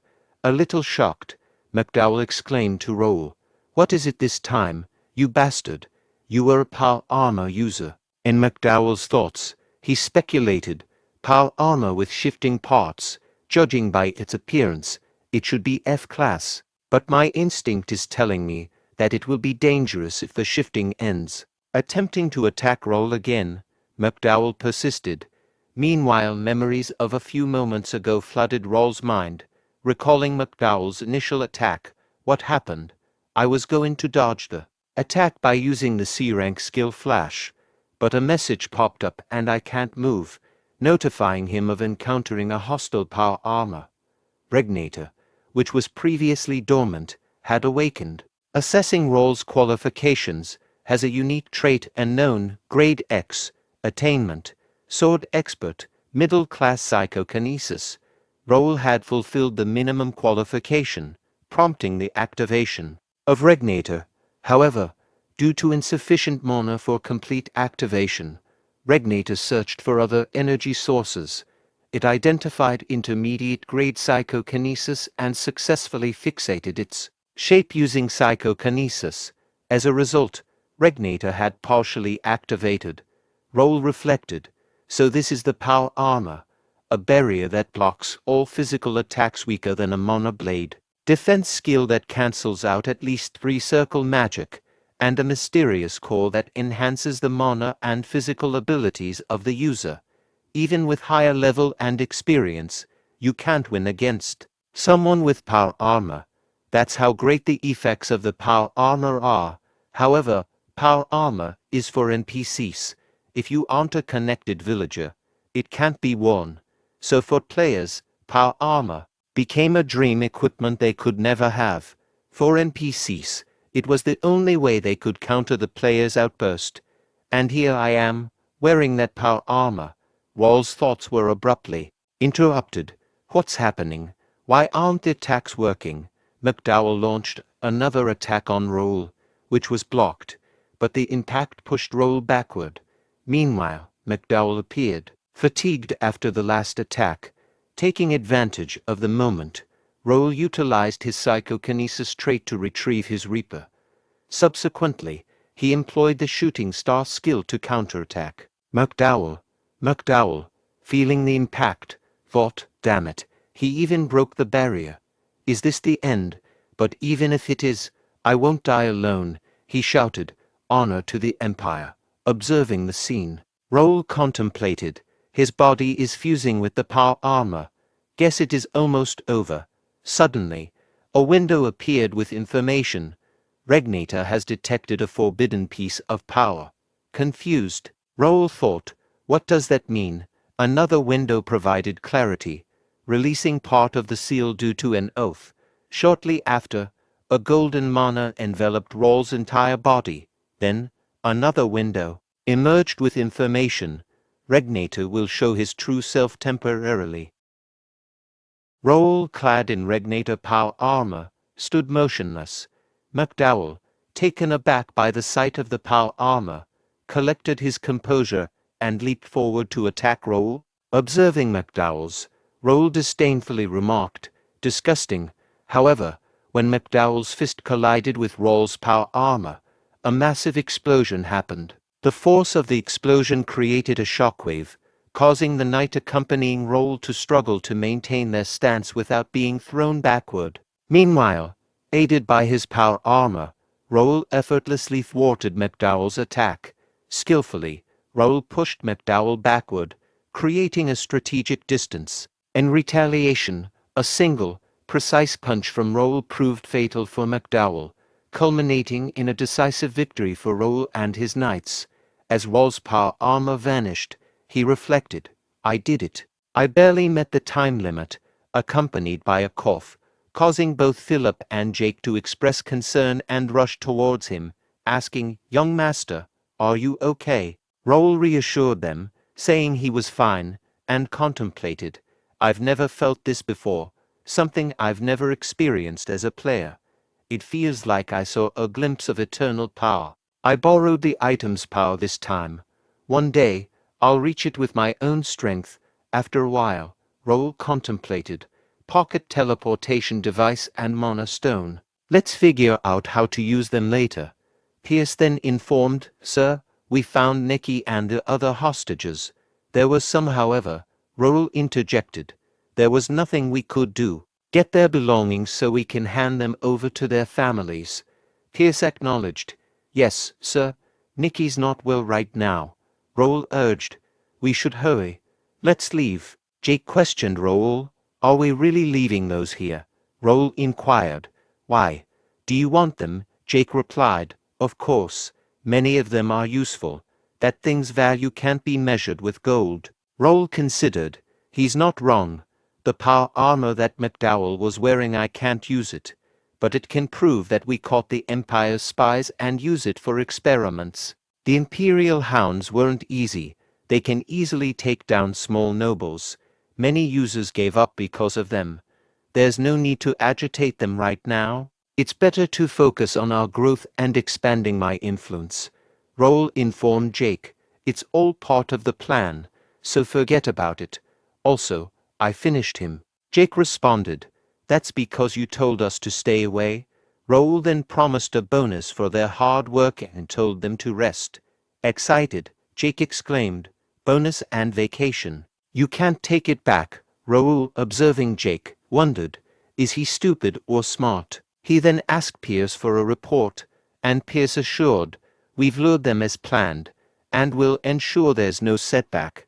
Raul pondered, "Let's see what they do. It's obvious, though. I'm curious about the kind of face they'll make after falling for this trick."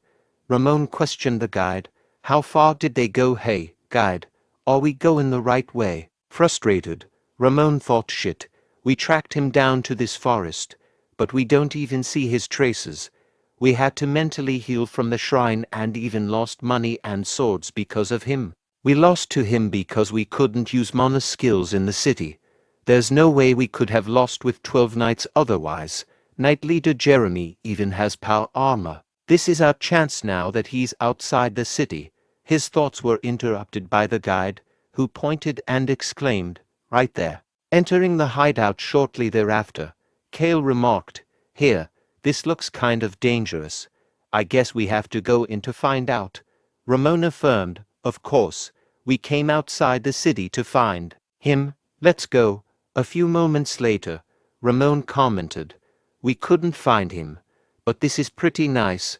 Jerry exclaimed, "Magic items, artifacts, and even corpses of wanted people, and the biggest one is this power armor." And all of them started laughing. Meanwhile, outside the forest, a knight addressed Raul, saying, "Young master, thanks for taking the trouble. We raided a hideout in the East Forest and rescued the hostages." Raul inquired, "Nice. Where are the others?" The knight replied, "They came here after their mission." Raul thought, "They are my trainee knights and first guild members. 6 of them went past expert through training, and the rest are ready to be experts. We are getting back the supplies from the North Hideout, West Hideout. Every one of them can use mana and has learned Ashton County's sword skills. With over 100 members now, normal rogues can't stand against us." Raul then commanded the knights, "Everyone's here. Let's go." The knights responded, "Yes, sir." A little later, at the gate of the Free City Mirror, one of the guards questioned, "Are they the Ashton County's people? Why are there so many?" Raul inquired, "Are you the captain here?" The captain of the guard replied, "Yes, sir. We've guided the civilians here as you requested." Raul commended, "Good work." As people gathered, one asked, "Is he the one who rescued the hostages?" Another exclaimed, "I can finally see my kids." Nokia thought, Maybe my sister. Then she spotted her sister Nikki moving swiftly toward Raul.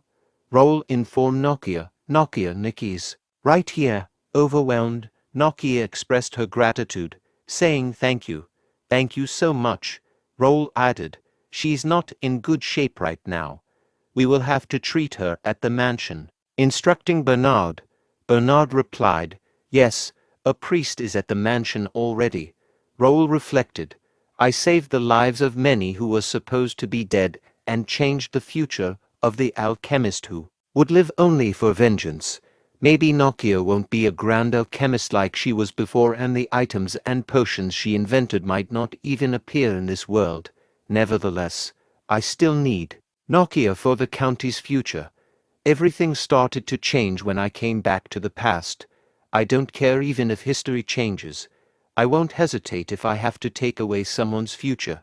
I'm no longer a kind person. Even today, I could have saved so many more people if I had acted faster. Instead, I looked away from those people and chose to binge the quests and gain Nokia's interest. Still, I completed the quest overnight and saved everyone I could have. The city will be safe for now, and the mayor will visit with rewards when the sun comes up, but I still feel uneasy. Subsequently, Raul observed a woman in the crowd, tearfully uttering, my son didn't make it back. Reflecting on the situation, Raul thought about the lower-class people who couldn't pay for commissions, those who never even got a chance. Looking back, he realized that his actions were solely driven by quests and levels. He acknowledged that he never had a conversation with people unrelated to the quests. Despite telling himself he would live in the present after reincarnating, he recognized that he was still just playing around as if it were a game. Deep in thought, Raul questioned the merits of living within the system's confines. He pondered whether blindly following the predetermined quest was the right path. Realizing his plans based on the player's perspective might limit him, he sought a unique role as a nobleman of Connect. Worried about repeating past mistakes, he yearned to find a task exclusive to him. Turning to Philip, he asked about the disheartened people nearby, seeking insight into their personal information and circumstances. Philip inquired, all of them? Raul responded, yeah, and provide consolation money to those who lost family or had them kidnapped, helping them find jobs. As Raul contemplated, he felt remorse for burdening someone who came to fight. Philip expressed surprise, stating, I thought you only stepped in when things benefit you. He assured Raul that others wouldn't refuse, except for someone who might say no, gesturing towards Jake. Jake questioned, why is he looking at me? I don't hate doing good things either. In a whisper to Raul, he added, but still, are you going to give me a day off? Right. The gathered people expressed their gratitude, saying thank you. Long live Count Ashton. Long live young Master Raul. Raul considered, Mira's citizen support will be helpful with other guilds. Although calculated, it's like killing two birds with one stone since they appreciate it. Staying here longer to level up and gain practical experience seems like a good idea. Meanwhile, an elderly person in a hoodie observed Raul from a distance. The following day, Reynaldo expressed, I've inconvenienced you a lot. You've given me a much-needed break. Raul replied, well, even without me, you would have resolved it too. Reynaldo countered, no, I couldn't even sleep. After hearing the news about Mira being targeted by the Empire swarming with evil seeds.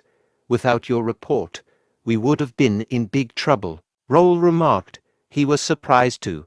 Who would have thought that the Empire's evil forces reached Mira, clearly within the Kingdom of Ruben's territory. Judging by their hideout, it seemed they had been working in secret, training demonic soldiers for quite a long time. Reynaldo revealed, to be honest, this wasn't the first time there were missing cases, but we couldn't subjugate them due to the treaty. According to the treaty, Mira wasn't allowed to have an army, only gods, and they couldn't showcase even half of their capabilities outside the city. Come to think of it, someone from Randall Viscounty came, as you said, They claim to have destroyed the spy's hideout and are vigorously demanding compensation. If not for your request, we would have just kicked them out, Raul commented, as expected.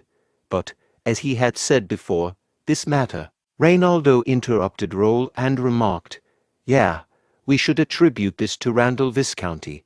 But don't you think it's too bad? Not only will you gain a great reputation, but you may also receive rewards from the royal palace." Raul responded, "Thank you for the concern, but please just do as I asked." Reynaldo teased, "Oh my, you're too careful. That's not fun for your age anyways. I'll take care of this matter well." Raul pondered. The Randall bastards can handle the Empire's hideout and draw their attention. It's their contribution. His thoughts were interrupted by Reynaldo, who said, "By the way, I don't know what I should give you as a reward. I don't think money will be enough. What do you want? I will give you anything." Raul continued his thoughts, thinking that Reynaldo was finally saying something he wanted to hear. Raul then expressed, "Then, I'd like to ask you for a favor. I heard that your mansion has a study with a collection of valuable books. If it's all right with you, may I take a look at those books?" Reynaldo remarked, "That study, it's nothing much, but feel free to take a look to your heart's content. If you want, you can even take one of the books with you. But still, it seems like that won't be enough. So I'll show you the secret treasury too. I'll let you choose one thing from there as a gift." Raul expressed his gratitude, saying thank you. "As expected, you're very generous." Reynaldo added, "Right, I give generously when needed. But some people call me stingy. I wonder if they've hurt their eyes?" Raul thought to himself, wondering why Reynaldo was showing off when he had to give him a reward anyway. Shortly after, in Reynaldo's study, a servant said to Raul, "I shall leave you be. Please feel free to take a look." Raul thought to himself, realizing that this was the place he had heard about. He knew that while the books may appear to be miscellaneous, they were actually a marvelous treasury of skill books. A window popped up, asking, "Would you like to acquire the B-rank skill book Thunder Pierce?" Raul continued his thoughts, realizing that all the books in this library were skill books, and he felt overwhelmed just by looking at them. He knew he had to carefully search for the book he wanted, as there was no guarantee he would have the opportunity to return. He noticed a subtle light coming from a particular book, and he knew he had to take a closer look at it. Another window appeared, displaying the information, study of ancient rituals, spells, and instructional methods for mental cultivation. Raul contemplated the lengthy title and thought to himself, "What a long title! But this book." Suddenly, a new window popped up, revealing detailed information about the book titled Quercus Meditation Art. The window stated that it was only available for psychic ability users, with a grade of S, and a unique effect of providing a 24-hour automatic meditation effect and the ability to engage in mental training. The description explained that this meditation art was used by ancient psychics to cultivate spiritual power and that it allowed individuals to purify their souls by connecting with nature and utilizing a mental imagery space. Additionally, there was a popular belief that meditating near an oak tree enhanced the effectiveness of the practice. Raul pondered the exclusivity of this meditation method, specifically designed for S-level psychics. He exclaimed, "I finally found it. Now I can finally obtain these skills. In my previous life, Bae DoHyun managed to achieve a top rank in the early stages with just a B-rank meditation art. However, my insufficient spiritual power capacity eventually led to my downfall. By the time I attempted to find a better meditation art, the path to acquiring skill books had already been monopolized by large guilds and other high-ranking individuals. Initially, skill books related to superpowers had abysmal drop rates, and information about them was scarce. However, over time, details about the Quercus meditation art began to surface. According to a renowned flame magician ranker from Japan named Sakata Shigehisa, the mayors of the starting cities concealed one S-rank skill each. Among them, Sakata had acquired a superpowered skill from Mira's library. Reflecting on his past life, Raul remembered obtaining an S-rank skill book in the starting city of Ignet. Unfortunately, it was a magician-exclusive skill, rendering it useless to him. However, this time would be different. The cumulative effects of the meditation method would ensure he never ran out of spiritual power, right? Furthermore, while psychic abilities may not appear impressive initially, their power and range of use expand significantly as one's level increases. With sufficient spiritual power support, increasing Raul's proficiency would become much easier. If he could reach the level he had in his previous life before a full-scale war with the Empire began, he would really be able to turn the tables upside down. He was looking forward to that day. Raul chose a moderate mana ring from Reynoldo's treasury, knowing that there were much better things in his hometown anyway. He decided it was time to tackle some personal reorganization that he had been putting off until now. He completed all 70 quests he had gathered in one night, including the skill books below C rank and the rare grade items.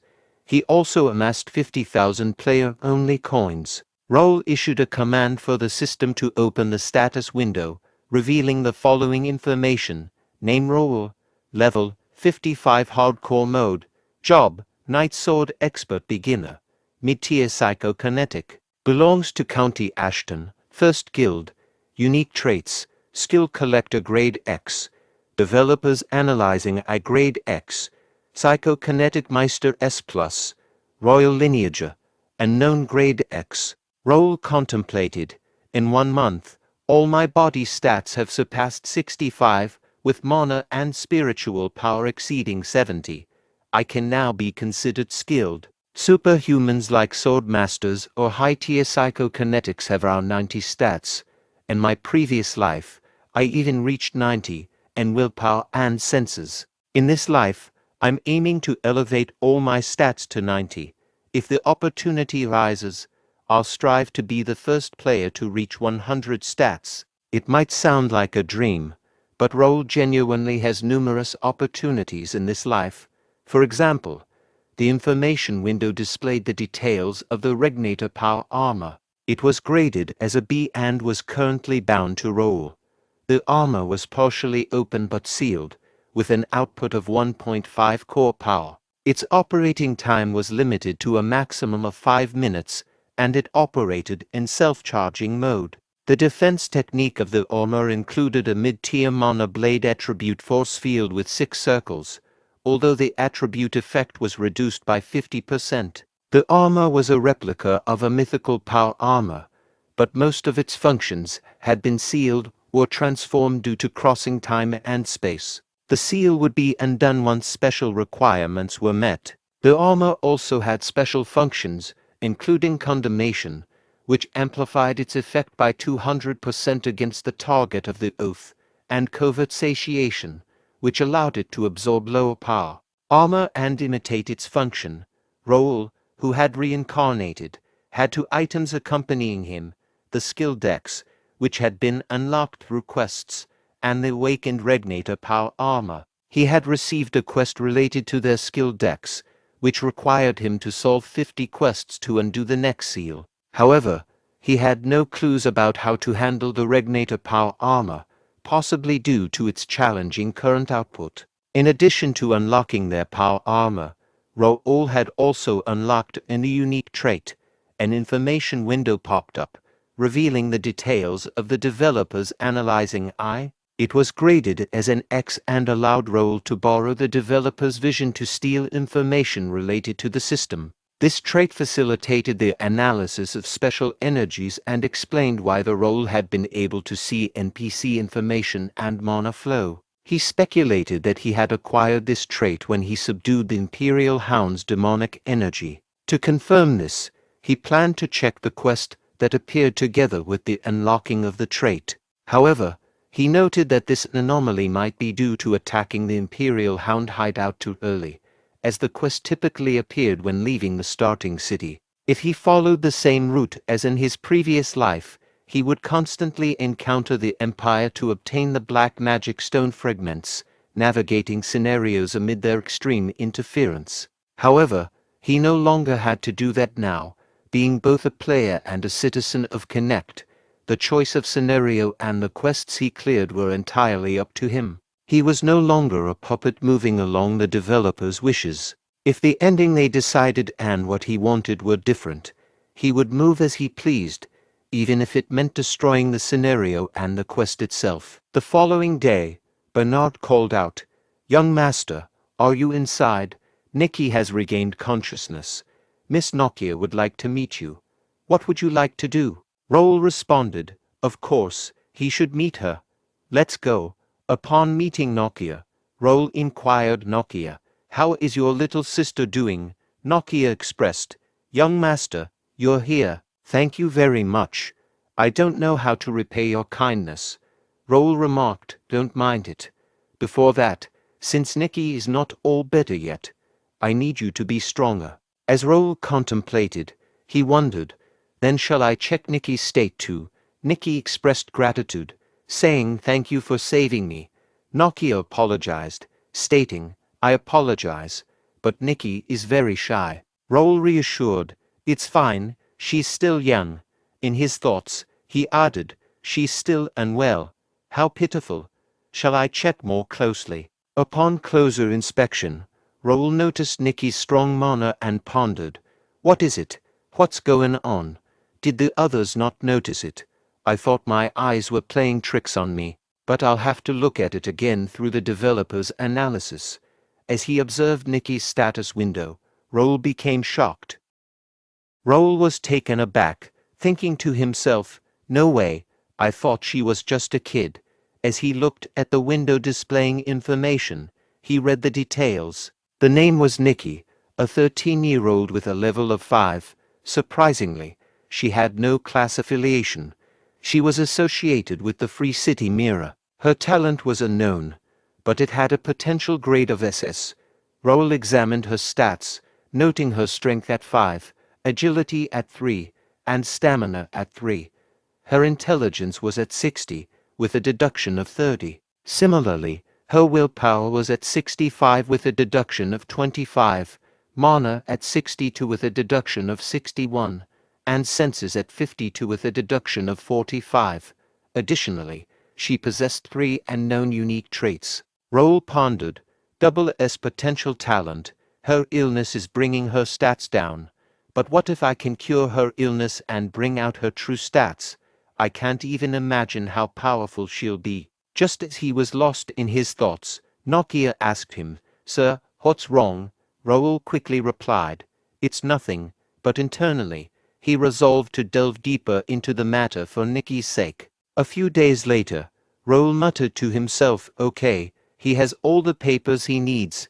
He's almost done with Mira. Everything is going well." They found more rogues and slave traders and rescued 50 more people. Now Mira is the safest place. The construction of the guild house was completed, and some guild members were now living there. Many of the civilians they had rescued were willing to work for them, and Raul was confident in every aspect of their progress. The only thing left was, Bernard said to Raul, "I'm opening the door." Nokia entered the room. Raul then asked, "How is Nikki doing?" Nokia replied, "She's doing much better, thanks to the hard-working priests." "Thank you again," Raul responded. "That's nice." However, in his thoughts, he believed that Nikki's condition had not actually improved and couldn't be healed with divine power in the first place. Raul said, "I asked to see you because I wanted to talk to you." Nokia replied, "I see. I heard you are leaving today. Is that true? I haven't been able to properly thank you yet." Raul explained, "Yes, I've stayed longer than I was supposed to, so I'm on a tight schedule now." Nokia offered her assistance, saying, "Ask me anything. How may I help you?" Yet, in her thoughts, she wondered if there was a reason why he had helped her and Nikki so much. She had encountered many greedy nobles in the past and was scared that Raul might be the same. She didn't want to disappoint him. Before Nokia could dwell further on her thoughts, Raul interrupted and said, "It's not what you're thinking. Why don't you read this first?" He handed her some papers, and as she read through them, Nokia became shocked. One of the papers showed information about a pardon letter, forgiving all sins committed by Nokia in the past and releasing all charges against her. In surprise, Nokia asked, "Pardon? Is this real? How did you?" Raul said, "Luckily, it was something that could easily be settled with money." And Raul thought, the paper he had just given Nokia pardoned her of her sins. He had to use quite a lot of money to get permission from the Alliance, but that was nothing compared to her worth. Meanwhile, Nokia thought, she had suffered through 5 years of pain because of the mana restriction. It was a problem she thought she could never escape. Raul had solved it so easily. She realized she was stupid to have compared him with other nobles and felt arrogant for doing so. Raul asked Nokia if she was okay with it. Could she tell him how she got her mana restricted? Nokia said, when she was a kid, she left her hometown. Her alchemist teacher saw her talent as an alchemist and helped her get into the Alchemist Association. She made a name for herself as a young talented alchemist and even mastered three-circle magic at the age of 13. But then misfortune struck when there was a disease outbreak in her hometown, and she lost her family. Only Nikki was left when she arrived. She tried to bring her to the association and live with her, but the misfortune didn't stop. When Nikki turned 6, she got an incurable disease, probably because of Nokia's exposure to hazardous substances. Nokia focused on finding a cure for 2 years and made it to the 5th circle at the age of 18 during the process, but it meant nothing to her. When Nikki's death was approaching, she couldn't think of any solutions. She broke the taboo by using alchemy on a person and kept Nikki alive using materials she stole from the association. However, Nikki couldn't even stay awake without medicine. Then she was caught breaking the taboo and got kicked out of the association with constraints. They settled in their current location after wandering around for a while. The city was safe and the blessings of God helped with Nikki's illness. However, mana restrictions and a sick sister didn't look good to the people here, so his talk was interrupted by Raul, who said, "You've been through a lot. Now drink this. It will free you." Nokia took the potion from Raul and drank it. Nokia thought, it's been 5 years, but it still feels relaxing. I missed it. Meanwhile, the status window of Nokia popped up, revealing information. Nokia was 23 years old, at level 68, and an intermediate alchemist 5th circle. She was affiliated with the Free City Mirror. Nokia's stats included a potential talent grade S, unique traits such as Master of Alchemy grade S, Precise Tuner grade A, Genius Absurdity grade A-, and one unknown trait. Nokia thought, I get it now, what he really wants from me. Nokia then said, I, Nokia, will be loyal to Sir Raul. I am eager to see you save many others, just like how you saved me and Nikki. Raul replied, I accept your loyalty, and I won't forget what you said. I'll give you this as well. Nokia asked, this is, Raul answered, it's for Nikki's illness, a monofalaria. A great alchemist that's no longer in this world left this. There's a part missing in it, so it needs more research. Nokia, make the perfect cure using that. That's the first order I give you as your lord. Nokia said, I'll make the perfect cure with my life. And Nokia thought, I decided. For the rest of my life, I'll live for him. Raul observes Nokia exiting the room, though he is still talking and acting awkwardly. However, he knows he has to practice as this is his home and the people he interacts with are citizens of Connect. Today was a great success for Raul. Nokia was the first member who wasn't assigned to her, and she is an alchemist who will leave a mark in history. She will create the cure. Nokia herself is a great alchemist who is no longer in this world. In the past, she also fought the incurable disease called monofalaria. After extensive research, she finally developed a cure, although many people were sacrificed in the process. It doesn't matter now. Raul considers himself lucky that data about Nokia cure is still available in Cafe Link. He purposely gave Nokia a defective version so that she could grow. Hopefully, Nokia will no longer feel burdened by Nikki when she creates the cure. Even if she can't make it in time, Raul can provide her with the remaining data. Everything Raul had planned to do in Mira is now complete, and he must prepare for his next destination. The next destination is the capital of the Ruben Kingdom, also known as the Tomb of Sword, Metropolis Turium. Raul is getting excited about what will happen in the vast city. Let's get going. A few days later, Raul muttered to himself that they had arrived at the capital of the Ruben Kingdom, Turum. Jake expressed his amazement at the large number of people in the capital, noting that it was quite different from what they were used to. Raul confidently stated that there was no need for them to wait in line, as they were from a county and could enter without any issues. The knights acknowledged his command. Raul then pondered the fact that he had left most of the guild members in Mira and only brought a small group with him, hoping that it would make their mission easier. After entering the capital, he wondered why there were no carriages or escorts waiting for them. Raul turned to Bernard and asked if he had sent the message about their arrival. Bernard assured him that he had, but there seemed to be a mistake. He suggested heading to the mansion first and gathering more people. Raul asked Bernard if he knew the location of the mansion and suggested they move together. Bernard asked a nearby woman if she knew where the Ashton County mansion was, but she had no idea. He asked other people, and one person mentioned that Ashton County was associated with a warrior family. Another person suggested looking for the mansion in the Noble District. However, the patrol in the Noble District informed Raul that there was no Ashton County mansion there and denied them entry. Raul was surprised by the lack of knowledge about his family, but he understood that they were not well known. Jake expressed his frustration. Soldiers are dying stopping monsters at the Ashton County and you are asking where Ashton is. You don't even know who's maintaining this peace, you son of... Raul realized that it made sense for civilians to be unaware of their family, as they rarely visited the capital.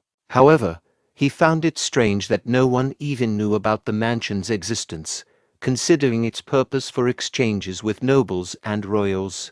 Raul decided that it was inconvenient, but asked Bernard to go to the office and find the address. Bernard confidently agreed to take care of it. After a little while later, the guard asked, "Are you sure this is the paper? I'm sure this address is for Baron Gendar." Raul asked, "Baron Gendar, not Count Ashton?" The guard replied, "Yes, Baron Gendar has been living there for over 10 years now. We can head there for now." Raul turned to Bernard and asked who he is. Bernard explained, "Baron Gendar is a 50-year-old male. He is your distant cousin and he's in charge of foreign affairs." Raul said, "I see. Let's go to the mansion. I'll have to see it myself." A few moments later, at the mansion gate, the guard asked, "Who are you again?" Philip said, "I am escorting Ashton County's youngest son, Sir Raul." "Where's the foreign affairs officer?" The guard asked, "Ashton County. Do you have an invitation?" Philip asked, "Invitation? What invitation?" The guard said, "You came to a party without an invitation. Please wait over there. I'll be back."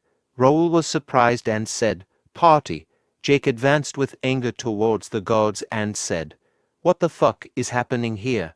You are asking the owner to wait outside? I don't care who Baron Gendar is. Tell him to come out." Meanwhile, all the guards dropped their weapons and ran away, saying intruders.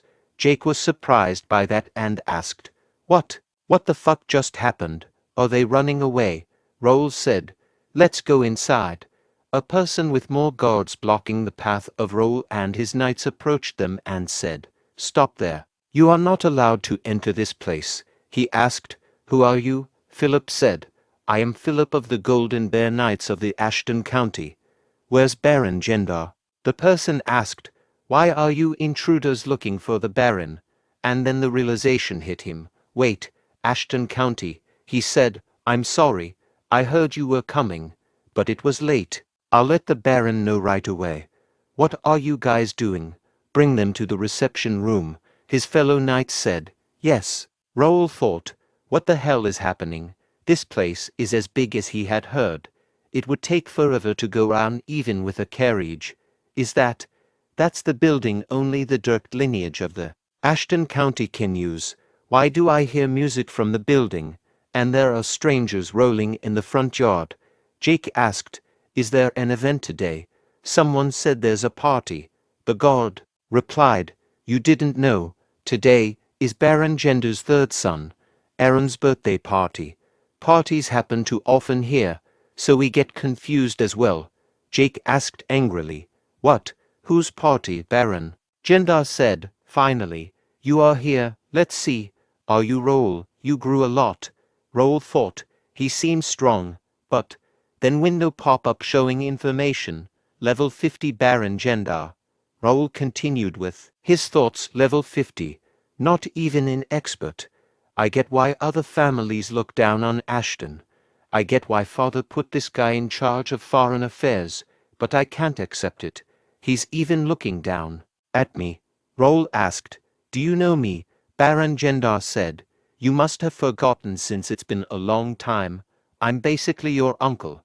I'm like a brother to your father. Raul said, my uncle? I've never heard your name mentioned as my uncle. Baron Gendar laughed and said, clever. It must be hard for you to understand since the Ashton family tree is a bit complicated. You can just call me uncle. Raul thought, he thinks I'm stupid. I won't let him take advantage of me. Raul said to Bernard, can you re-explain what this guy has to do with me? Bernard replied, yes, sir. Baron Gendar is Count Ashton's second cousin. He is your third cousin and is in charge of foreign affairs at the capital. Baron Gendar said, what are you doing in front of an adult? Did your father not teach you to respect your elders? Raul said, Baron Gendar, you must be very comfortable with my father. Or are you not scared of Ashton County, Philip, except for direct descendants of my family? How many people can talk comfortably with me? Philip replied, only the Count's younger brother, Viscalinta Liston, sir.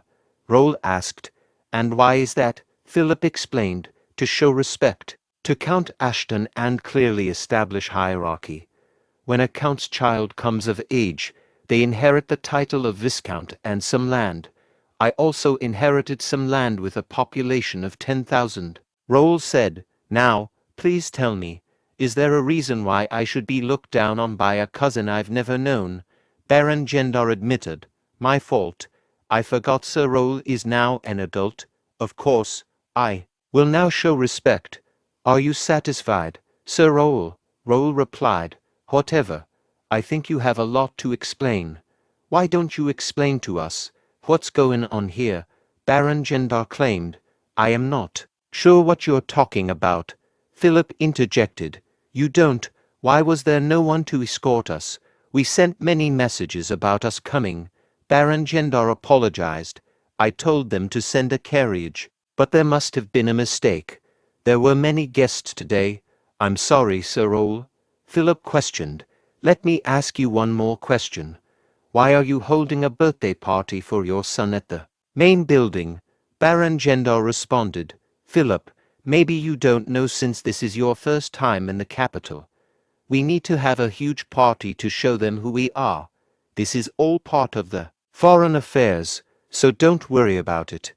What does the god know about nobility? Philip thought to himself, I'll let it be for now. Young master is here as well. Pierce said, Sir Raul, this is the invitation I found at the yard. Raul said, Gendar, this party seems to have no correlation with County Ashton. All I can see in this invitation are the names and the symbol of the Gendar family. Baron Gendar said, that's just an invitation. This is definitely a formal Ashton County's. Raul said, even the location says Baron Gender's mansion. Yet the party is held at the Ashton County's main building.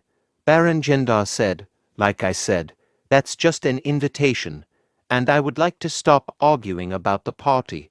This is past your authority even if you're the young master. You can go argue about it at home. Raul asked, really? Do you really think this party is right? Baron Gendar said, of course. It's a long tradition to use the party hall when the mansion is empty. You know it as well, don't you? Raul thought. He's not wrong. It is common to lend a mansion to other nobles, but that's only if he has permission from Count Ashton himself, and Raul said, as a temporary Count Deputy, I order you to end this party within an hour and report the details of the funds spent for this party. Baron Gendar shouted, What nonsense! You are being ridiculous. I can't just send them back. Who gave this kid this authority? Raul thought. Father knew something like this would happen. Raul asked, Are you not following the order? Why don't you worry about your family? I don't think there are any guests that I should worry about. I'm giving you an hour with generosity. Should I go to the party hall myself and tell them? Baron Gendar said, Okay, I'll wrap up the party. You will regret this. Raul thought, the worst that can happen is father yelling at me a little. I'm curious what gave him the confidence to do all this. There isn't any concrete evidence about the collapse of the Ashton County. Maybe I can find something about it here. Who knows, maybe I'll hit the jackpot. Looking at the building in front, Raul exclaimed, My, oh my. He thought to himself, the place that they escorted me to isn't the main building, but the mansion's annex. The servant who was escorting them explained, the Baron said that since the main building is crowded, he wanted us to prepare a quiet place for you. Raul thought to himself, dismissing it as nonsense. He firmly stated, I don't wish to hear it. I'm going to the main building. The servant replied, Yes, sir. As Raul opened the door of the main building, he was taken aback and asked, Are they in their right minds? He thought to himself, and the 3-story main building and office where only the Count and his family can stay. The Baron's entire family lives. Raul questioned, How do you plan to explain this, Baron Gendar? Is it a Count family tradition for ministers and the like to dare occupy the Count's office? Baron Gendar responded, We were just borrowing this for a while. You don't even come here once a year anyway. Isn't it a waste to keep it empty? Raul shouted, Get lost at once. If you don't empty the mansion by today, I shall slice all your heads even if we're close family.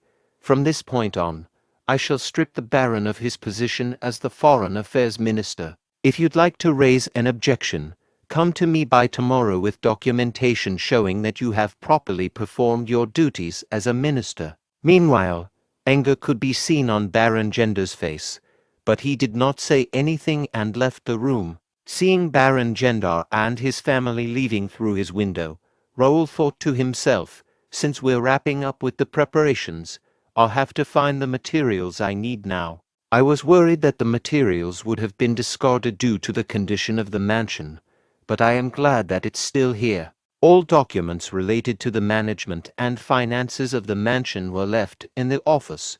They must be very complacent to think that nothing much will happen overnight. But, in his previous life, as Bae DoHyun, he studied business administration and worked at a trading company.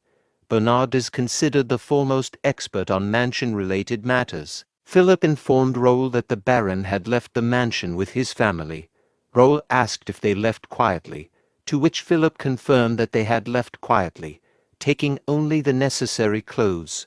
Raul expressed his belief that it was obvious what the Baron was thinking and that they would eventually return, so there was no need to take all their belongings out. Philip questioned if it would be all right and suggested giving them time to organize, but Raul insisted on quickly removing any unwanted elements. He believed it would be more efficient to confront the Baron when he least expected it. Raul also had plans to use the mansion as a branch of the First Guild until finding a suitable location in the capital. He wanted to maintain control over his house and prevent any unwanted individuals from causing trouble. Pierce mentioned that it seemed like the Baron had other support and wondered if something strange would happen. Raul reassured him, stating that it didn't matter what tricks the Baron had up his sleeve and encouraged Pierce to have more faith in their county. Jake questioned why Pierce was so worried and suggested exploring the mansion instead of engaging in painful discussions. He emphasized that they would follow Raul's instructions regardless. Raul agreed and instructed everyone to rest, except for Bernard who was to stay. Jake said to Philip, Now, let's go. Raul asked. You know what you have to look for, right? Bernard replied. Yes, young master. This is my expertise. Raul said. We don't have much time, so let's start right away. On the following day, Raul instructed Bernard in harnessing his wind mage abilities to control swords for offensive maneuvers. After some training, Raul said, You got a lot better, didn't you? I never thought you'd already be able to handle two daggers like this. Bernard replied, I still have a long way to go. Raul thought to himself, it's been a month and a half since he awakened his superpowers with the skill book. To think that he's already this skilled. He's no ordinary talent. It's not easy for a wind mage to handle a weapon so precisely.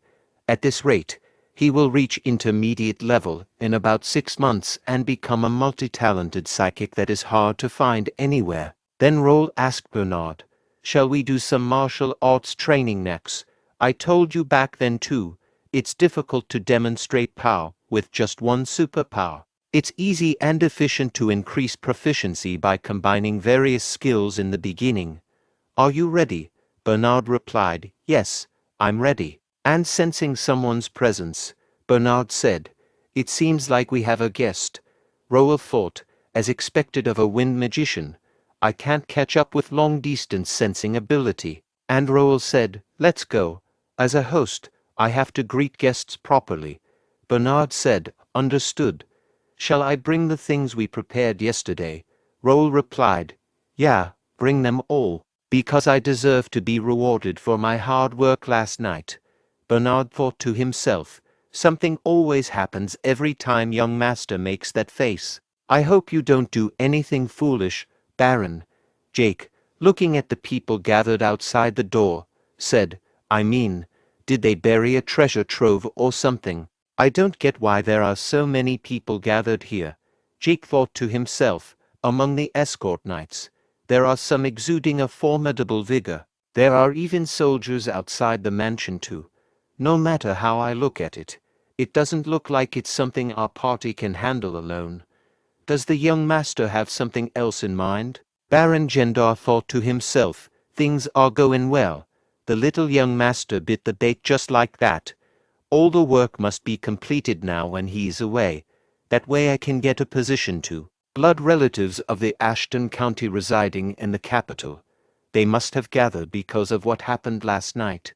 Getting fired from the Foreign Affairs Minister position and getting kicked out of the mansion aren't just my problems. Because blood relatives in the capital also used to hold banquets in the mansion hall at the county's expense. Even the management fees for the mansion have been flowing to them through my pocket, so there is no way those who had their back pockets taken away overnight would remain silent. Well, it was a mistake on my part to hold the party in my name and use the office, but they don't know about it anyway. He must only know how to act like a noble. He's just an idiot who doesn't know what he's getting into. Hyungnim, I don't know why you entrusted the seal to your young son, but I'll use it well. Meanwhile, Raul entered the hall. People in the crowd turned their attention to him and began whispering to each other. One person asked, Is that pretty face really a blood relative of ours? Another responded, But still, blood doesn't deceive. I heard he's 15, but he's already 180 centimeters tall. A third person questioned, Is it that young bastard who's bothering Baron Gendar? A fourth person inquired, Is it really true that he won the swordsmanship competition? Raul found himself unexpectedly standing in front of a large group of people. He spoke up, Is everyone here because of the matters with Baron Gendar? Baron Gendar replied, That's right. Your blood relatives are angry at your unreasonable behavior and have gathered together here. How about you apologize to the adults and fix this mess now? Raul asked, Then, I can assume that Baron Gendar represents everyone here, right? As I promised, I will try to sort out my rights and wrongs. Baron Gendar scoffed, How funny of you, your rights and wrongs. In the first place, this mansion has been managed alternately by blood relatives living in the capital for decades now. It's not a playground that can be messed around in by a young brat from the main family who doesn't even know anything.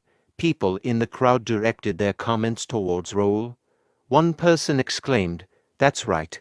Is the main family looking down on us?" Another added, "The Count is too much too. To think that he'd give the authority to represent him to a child. On top of that, he even gave less subsidies.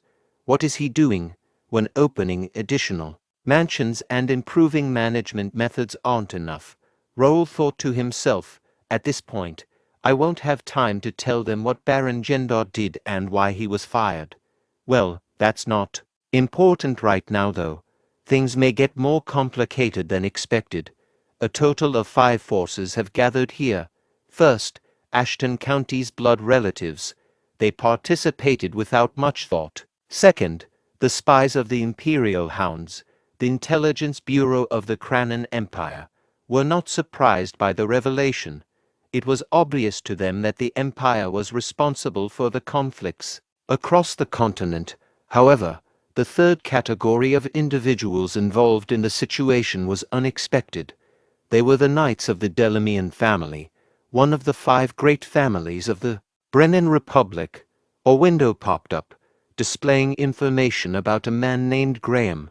He was 45 years old and held the title of Knight, with advanced sword expertise.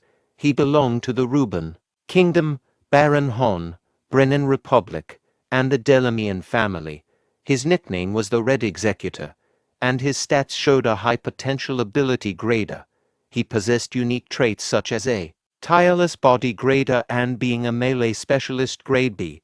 Raul continued to ponder the situation, noting that there were several mid-tier expert knights besides Graham. However, he couldn't understand why families stronger than Ashton's were converging in this area. It was a frustrating situation for him. Additionally, there were the Knights of the Randall Viscounty, who were also causing trouble. Another window appeared, revealing information about a man named Raphael. He was 26 years old and held the title of Knight, but he was a beginner in sword expertise. He belonged to Randall County and was known as the 4th Young Master of Randall County. His stats showed a decent potential ability grade B, and he possessed unique traits such as Royal Lineage grade B and Agility grade C. Raul thought to himself, questioning why the 4th Young Master of Randall County, whose family's emblem was a weapon, would be present. Perhaps it had something to do with what happened at Mira, but he knew that Raphael wouldn't be able to act openly. Lastly, there was the 5th individual, the traitor of the family who was responsible for all the chaos and would take the lead when things went wrong. A status window appeared, revealing information about a man named Titus. He was 27 years old and held the title of Knight, with intermediate sword expertise. He belonged to the Reuben Kingdom, Jaden Viscounty, Brennan Republic, and the Jaden family. His stats showed a high potential ability grader, and he possessed unique traits such as Royal Lineage grader, Straight-Head Instinct grader, and Twisted Fighting Spirit grade B. Raul thought to himself, the eldest son of Viscount Jaden, my uncle, my elder cousin, Titus. Raul thought to himself that his father, Count Melvin D. Ashton, had 2 brothers. His older brother was Jaden and his younger brother was Austin. Out of the 3, Melvin was the most talented, but due to primogeniture, Jaden was expected to be the next count. Jaden was known for his arrogance and violent nature, often hurting or killing anyone who bothered him. However, one day Melvin achieved intermediate expert status and gained more support than Jaden to become the next count. Feeling threatened and jealous, Jaden attempted to assassinate Melvin, but was caught and lost his privileges. As time passed, Melvin became the count while Jaden received the title of Viscount and a large amount of land. However, Jaden couldn't accept the fact that he lost his title as count to his younger brother. He ended up selling his assets to a rival family, Marquis McNeil, and left the kingdom with his followers. All of this happened 15 years ago, when Raul Ashton was born. Raul noticed the presence of Viscount Jaden's son. One can discern where Baron Gendar loyalties lie. The people in the room didn't have any negative feelings towards Viscount Jaden because they didn't lose anything in the incident 15 years ago. They probably saw this as an opportunity to push Raul and his family aside and take their place.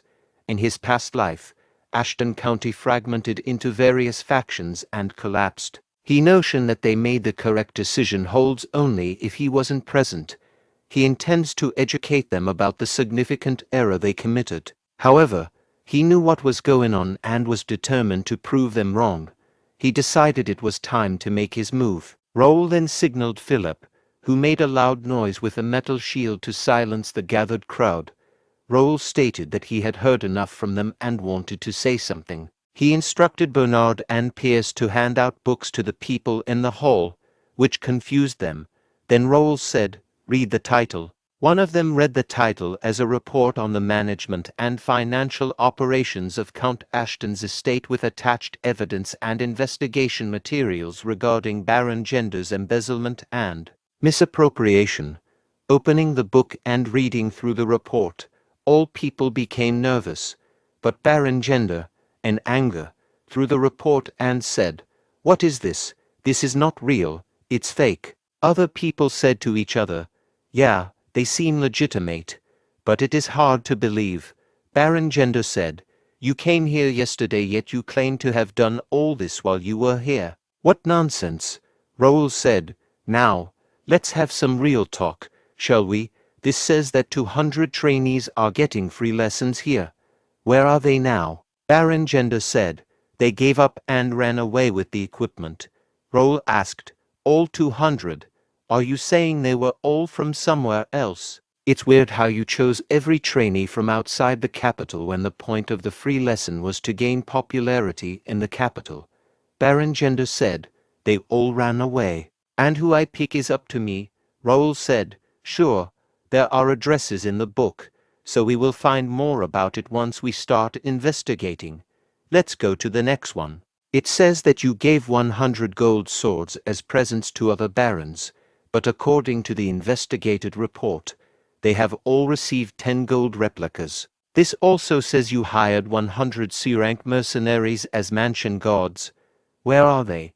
There's no way 20 rank F are all you have, right? There were frequent parties at the main building as well. Celebration for the Baron's son, the Baron's wife's birthday party, the Baron's hunting ceremony, etc. I don't get what all these have to do with using estate expenses." Raul thought to himself how amazed he was by listing out all the findings again.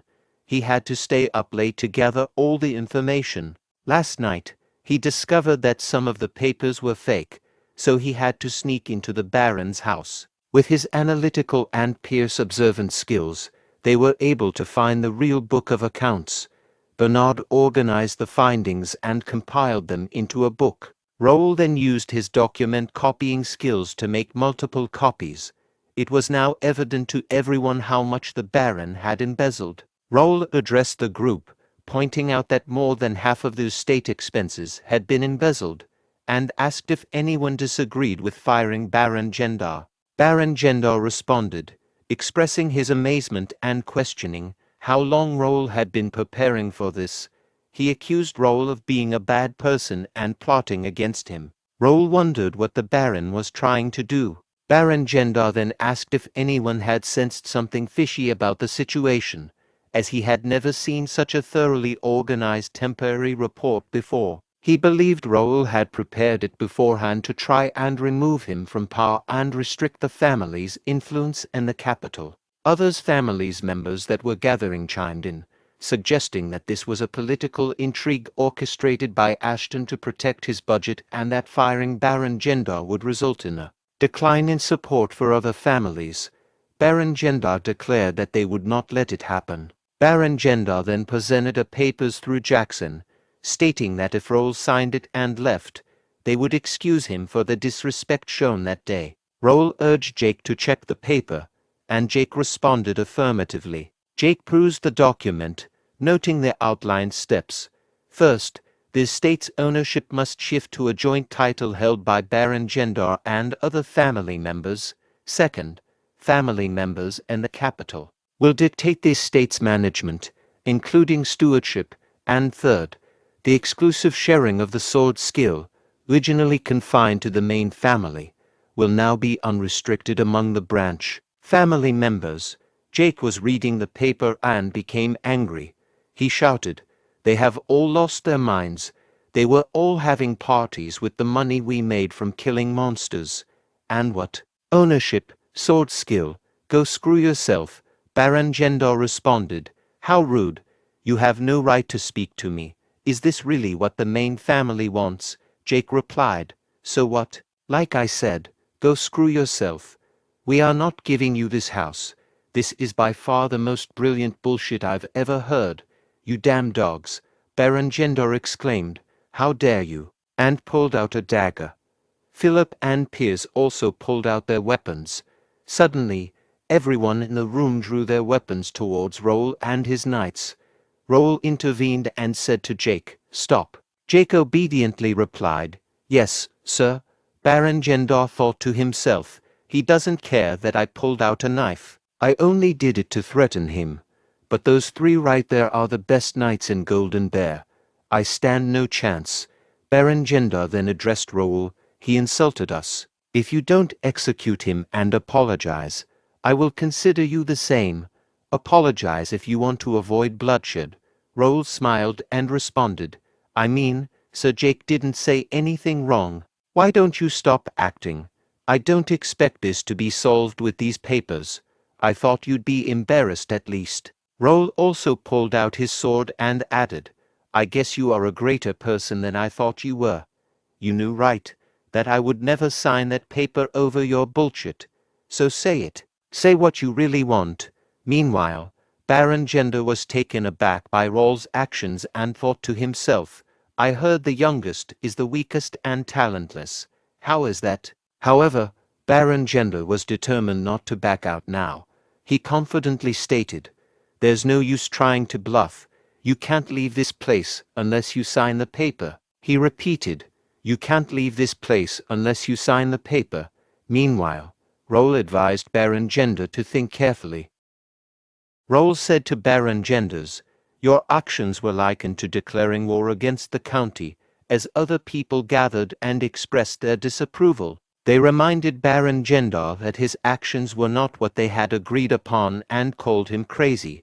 One person declared their intention to leave. Baron Gendar turned to them and arrogantly stated that it was too late, as they were all in the same boat and the Count would not forgive them. Raul questioned if they were done talking and refused to sign the paper. In response, Baron Gendar warned Raul that hundreds of knights and guards would attack him upon his command, questioning if Raul believed Golden Bear could withstand them all. Baron Gendar, in his thoughts, revealed that he had prepared a secret weapon that even Golden Bear would not be able to defeat. Raul also, in his thoughts, realized that some of the people present were merely watching and concluded that there was nothing stopping him. He confidently challenged Baron Gendar's threats. Baron Gendar was shocked by Raul's response and wondered why he was so confident, as he had expected to be able to intimidate him with armed soldiers. Baron Gendar acknowledged that using the secret weapon would lead to war and expressed his desire for Raul to be as weak as the rumors suggested. He demanded proof of Raul's lineage, insulting him with fake documents and disrespecting him in front of the gathered crowd. The people were surprised by this request, as it was a dual request that could only be used once in a lifetime, and was typically used against superiors. They questioned the forced nature of the situation, considering that Raul was Baron Gendar's nephew. Raul questioned Baron Gendar's seriousness and refused to accept his request. In response, Baron Gendar claimed that it was his last act of mercy, and that it would be better than having Raul's seal forcibly taken away. Raul said, "And you get the honor of taking away your nephew's seal through an honorable duel." Baron Gendar replied, "Decide. If you decline, I'll have to use force." And Baron Gendar thought to himself, "I know your answer even though you acted all strong." Raul asked, "What are the conditions? I'm assuming you are not the one dueling." Baron Gendar responded, 3 from each side. 1 versus 1 duels from each side and the last one standing wins. And since it's proof of lineage, you'll have to pick 3 from the lineage. Philip objected. No way. There's only Sir Raul on Ashton's side. That is not fair, Baron Gender stated. There are many others of the lineages here. If they think Raul is right, they can stand on his side. It's not my responsibility if no one stands by you. Meanwhile, Raul stopped Philip and asked, and the bet of the duel? I'll sign the paper if I lose. What are you betting? Baron Gender replied. I don't think it matters. Do you want anything from me? Raul said. It's a fair duel, so the bets should be fair too. If I win, I'll take every family's house that has signed the paper. The members of the families that signed the paper exclaimed, What? That's ridiculous. Raul said, If you don't agree, there's no duel. What do you say? Baron Gender thought to himself, What is he thinking? This will only make the other families stand against him. It's not bad for me. If I can't get him to sign the paper, those houses are meaningless. And Baron Gender said, Sure, I agree. He then asked, Are you accepting the duel? Meanwhile, Philip said to Raul, There are different ways to do this. Raul thought to himself, Philip is right, but I've already decided to accept the duel, and I even got a quest for it. I'm not backing down. The quest window displayed the information for the task at hand, labeled as proof of lineage. It stated that the grade for this quest was C and the objective was to win the duel. There was an extra objective to win the duel alone. The description mentioned that the families and the capital were being unreasonable and the task was to shut them down with skill. The reward for completing the quest was experience points and player-only coins, with one unknown reward. Raul turned to Philip and asked, Do you think I'm going to lose? Philip responded, It's not that. I'm just worried that there might be unexpected variables. Raul then sent Philip a message using the guild chat, reassuring him, Don't worry. If you think there's going to be a problem, you can break in and interrupt. Raul suspected that the opposing side might be thinking the same. In his thoughts, Raul believed that this duel was merely for show and that the opposing side wouldn't accept the consequences even if they lost. He then addressed Baron Gender, saying, I'll accept the duel. Who's going to be the judge? I don't want you to be unreasonable after you lose. Baron Gender assured him, Don't worry, I have a special guest here. He turned towards Raphael and asked, May I ask you to be the judge? Raphael reluctantly responded, I guess I have to now. People were surprised by that. They began to ask questions. One person asked, Who is that?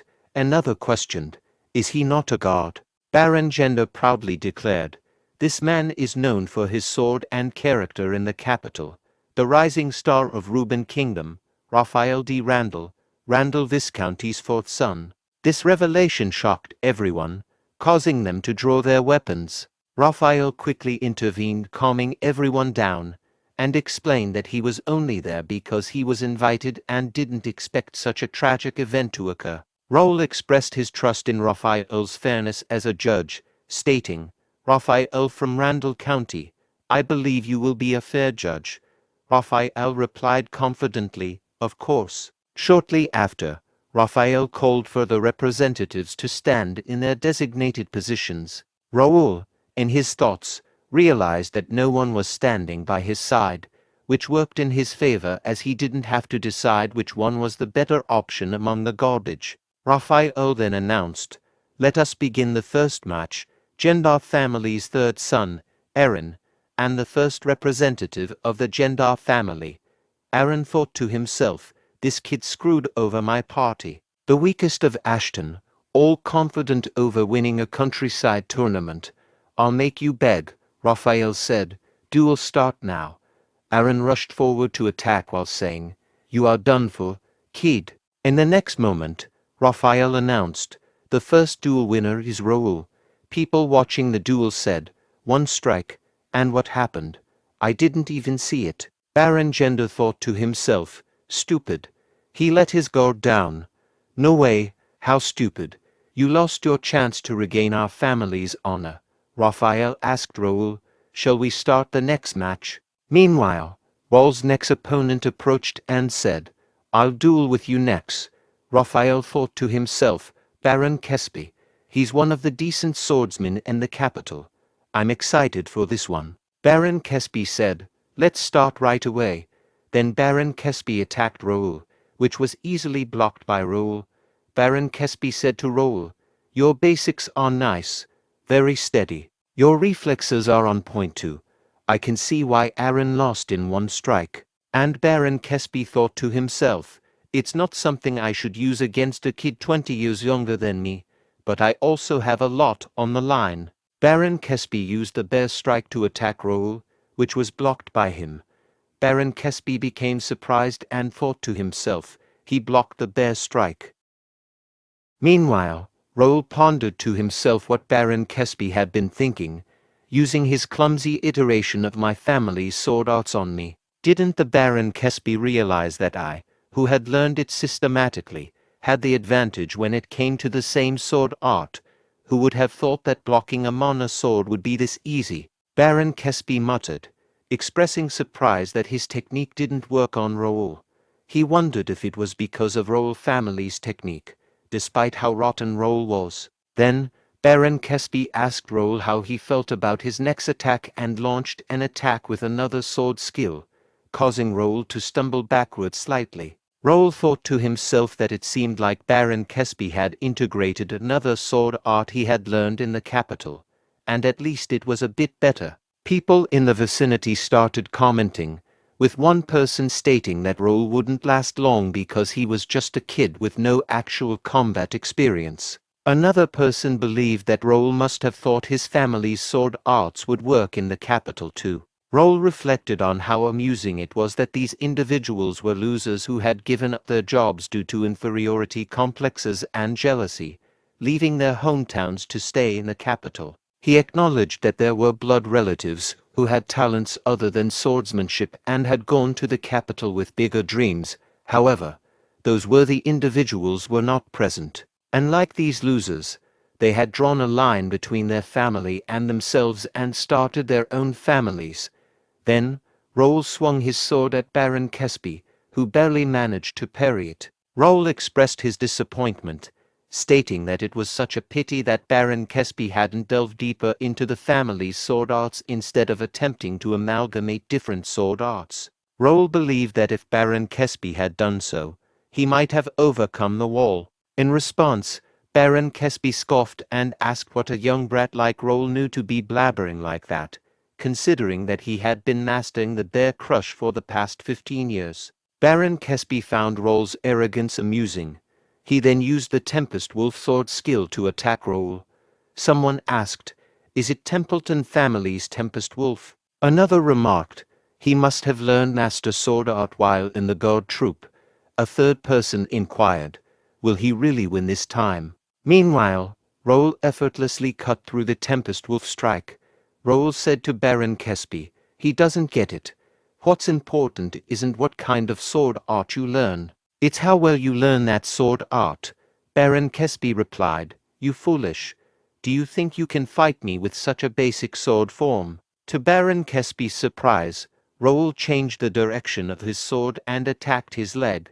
Baron Kesby thought to himself, what was that sword form? He changed the direction of motion in a flash. What is it now? The fifth form of the bear crush swordsmanship, comb and pierce. No, it's the eighth form, horizontal slash. What's the next one? Is it the third form, twist and pierce? No. Is it vertical slash? The sixth form? I can't tell. He's switching sword forms so quickly that I can't react. Was connecting sword forms like this possible? A sword art consists of sword forms. The sword forms are a path that combine basic sword styles such as horizontal slash, vertical slash, and stabbing. However, it's easy to see through these sword forms, so when using swordsmanship, it is common to change them by linking several sword techniques. But that connection is happening several times in a short period of time. Moreover, it's so perfect that it is unpredictable. Is this the difference in talent? Damn it. Raul continued his attacks, causing Baron Kesby to drop his sword. Raul said, see Baron, just the standard combination of sword forms is enough, isn't it? After this, do you still think that the family's sword arts are lacking? Baron Kesby replied, you monster bastard. And Baron Kesby thought to himself, if you have that level of visual acuity, reaction speed, and judgment, the sword arts aren't important. He fell to the ground unconscious. Raphael announced, the winner of the second duel is Raul. People started saying, Baron Kesby has been defeated. The situation is getting weirder here. I definitely heard that he hadn't learnt swordsmanship properly. Baron Gender said, don't worry. Even so, he's just a young kid at the level of a sword user. Doesn't everyone know who the last contestant is? Hearing that, people became happy and said to each other, indeed, if it's him. No matter how amazing the family's sword arts are, that's all they are. Raphael said, now then, calling the last contestant to the front. Raphael thought to himself, this is pretty entertaining. I get to watch these Ashton bastards, who are such a thorn in our eyes, eat away at their own flesh. I'd like the little kid to lose, but honestly speaking, who wins has nothing to do with me. The third and last contestant said, it's finally my turn. Raphael thought to himself, was he Dave? He isn't exactly a memorable one. He's the eldest son of Baron Gender, a bit older than me. I heard he overcame his wall. Well, it doesn't matter. Struggle until the end, little kid. Raphael announced, the third match begins. People urged, Dave, crush him underfoot. Raul thought to himself, who would have thought they'd put in this much effort? Dave said to Raul, little kid, I won't say this twice. Give up on the match while I'm being nice. If you don't, I will cut off your limbs with this sword. If you plan on dealing with me with those stupid sword arts, it'll be a good idea to quit. People exclaimed. Witness that crystal clear mana blade. As expected from Dave, experts are certainly different. Raul said to Dave, stop saying useless nonsense and bring it on. Dave rushed forward saying, fine. I will give you what you want. Don't regret it later. Subsequently, they clashed their blades in a fierce encounter. Dave said to Raul, you're so good at attacking while making noises. Why don't you keep it up? Raul thought, is the physical increase that much? In the end, how long will the effect last? As I thought, this doesn't last long. Dave said to Raul, you bastard. Are you just going to keep blocking? Raul thought to himself, it cracked the blade. If a user's intermediate mana sword collides with an expert's mana blade, an average sword is bound to break. But as I thought, it isn't a real mana blade. Now that we've seen everything, shall I wrap it up? Raul rushed forward with great speed, leaving Dave confused about Raul's whereabouts.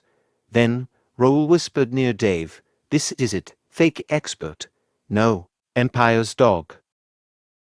Dave said to Raul, what, how arrogant, however, with the clashes of both their blades, Raul's sword broke. Raul immediately attacked Dave, punching him in the face, causing Dave to be pushed backwards.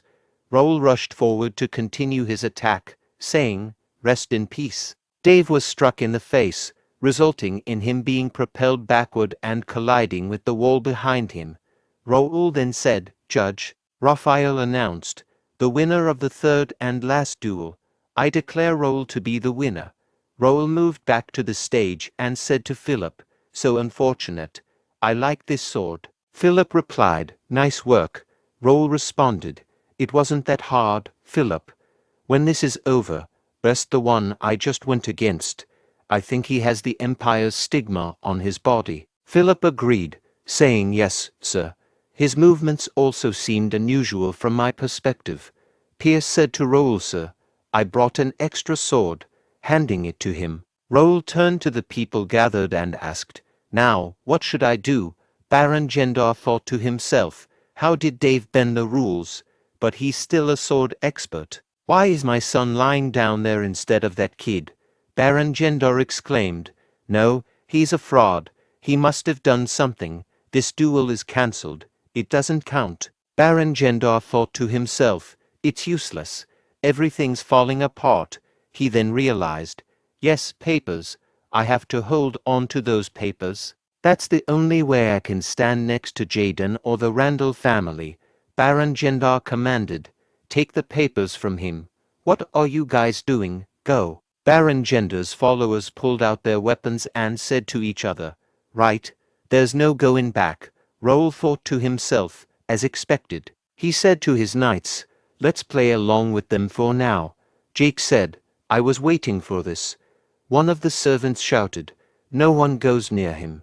Raul thought to himself, this is unexpected. The servants here are supporting us. The servant said, no one can get past us. The fight between both groups started. The servants' group and Baron Gendar's followers' group. The servants were saying, don't back down. Don't let them pass. You piece of shit, no one's getting to him. Meanwhile, Raul thought to himself, he has to figure out what's going on. He sees. It seems like he stumbled into an unexpected treasure. Baron Gendar said to the servants, you inferior vermin, how dare you stab us in the back? Is this how you return our favor? How ungrateful. The servants said, favor. You are the one who took away the donations meant for us. We hated the county only because we didn't know you were the one stealing it. If it weren't for Sir Raul, we would have been enslaved by you forever. Raul explained, these are the people who were recommended by Ashton County to enter the Royal Academy. They did well in the coming of age tournament and got a scholarship from the county to go to the academy.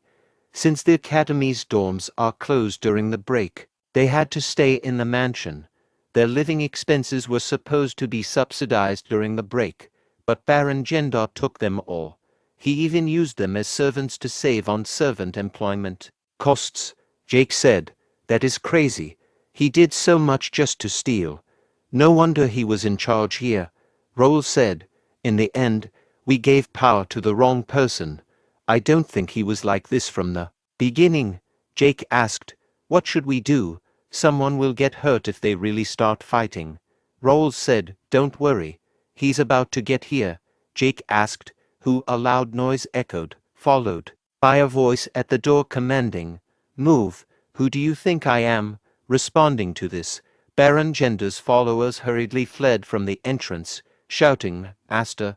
Baron Gendar asked, what's going on? Who is that? One of Baron Gendar's followers replied, we are in trouble.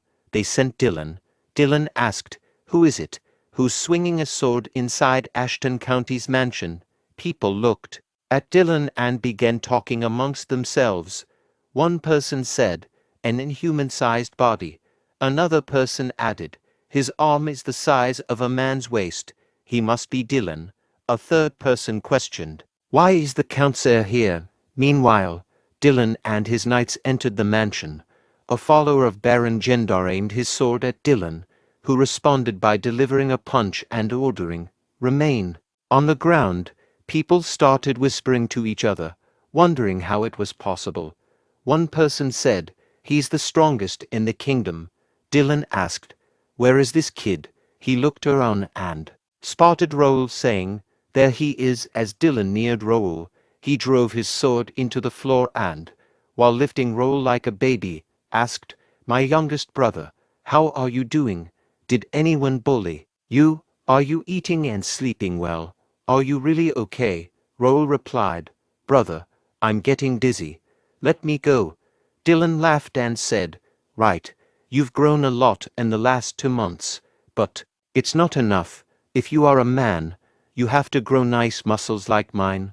Raul agreed and asked, did you, by any chance, come all the way from home like that? Dylan responded, of course I did. Clothes feel uncomfortable nowadays. It feels nice showing my muscular body to everyone in the capital. Raul thought to himself, oh God, the Count's heir is walking around the capital without a shirt on. Dylan declared, whatever it is, a man has to stay healthy.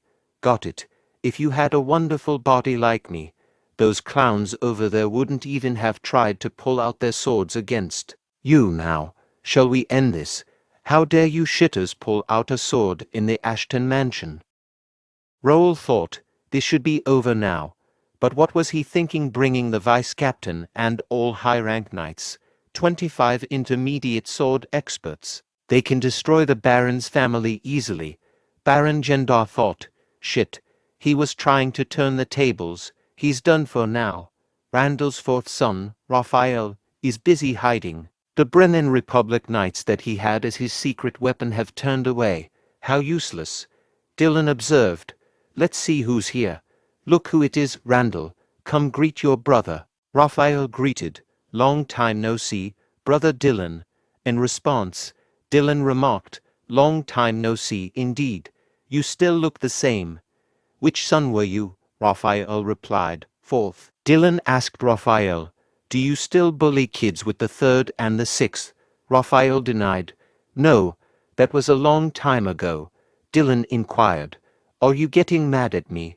Raphael clarified. Of course not. Dylan stated. It seems like you've had your fun today.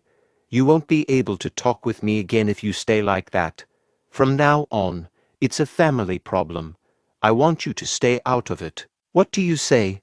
Or do you want to stay and talk with me? Raphael responded. I have things to do at home. Do as you want. Dylan told Raphael, okay, go ahead. Oh, and tell the first son to come see me if he ever wants to duel. Dylan turned to the gathered people and declared, let's finish this now. All of you leave. This is a family matter. But whoever pulled out their weapon has to stay. We have to talk. He asked Baron Gendar, what's good? Where's the paper you wanted signed? Same night. Raul said, thanks for coming, brother. But don't you think this is too much? Dylan questioned. You think so? Raul expressed concern. You brought the vice captain and many other knights. There are so many people. What about your wife and son? Dylan said to his brother, brother, you asked for help, of course. I had to bring my best.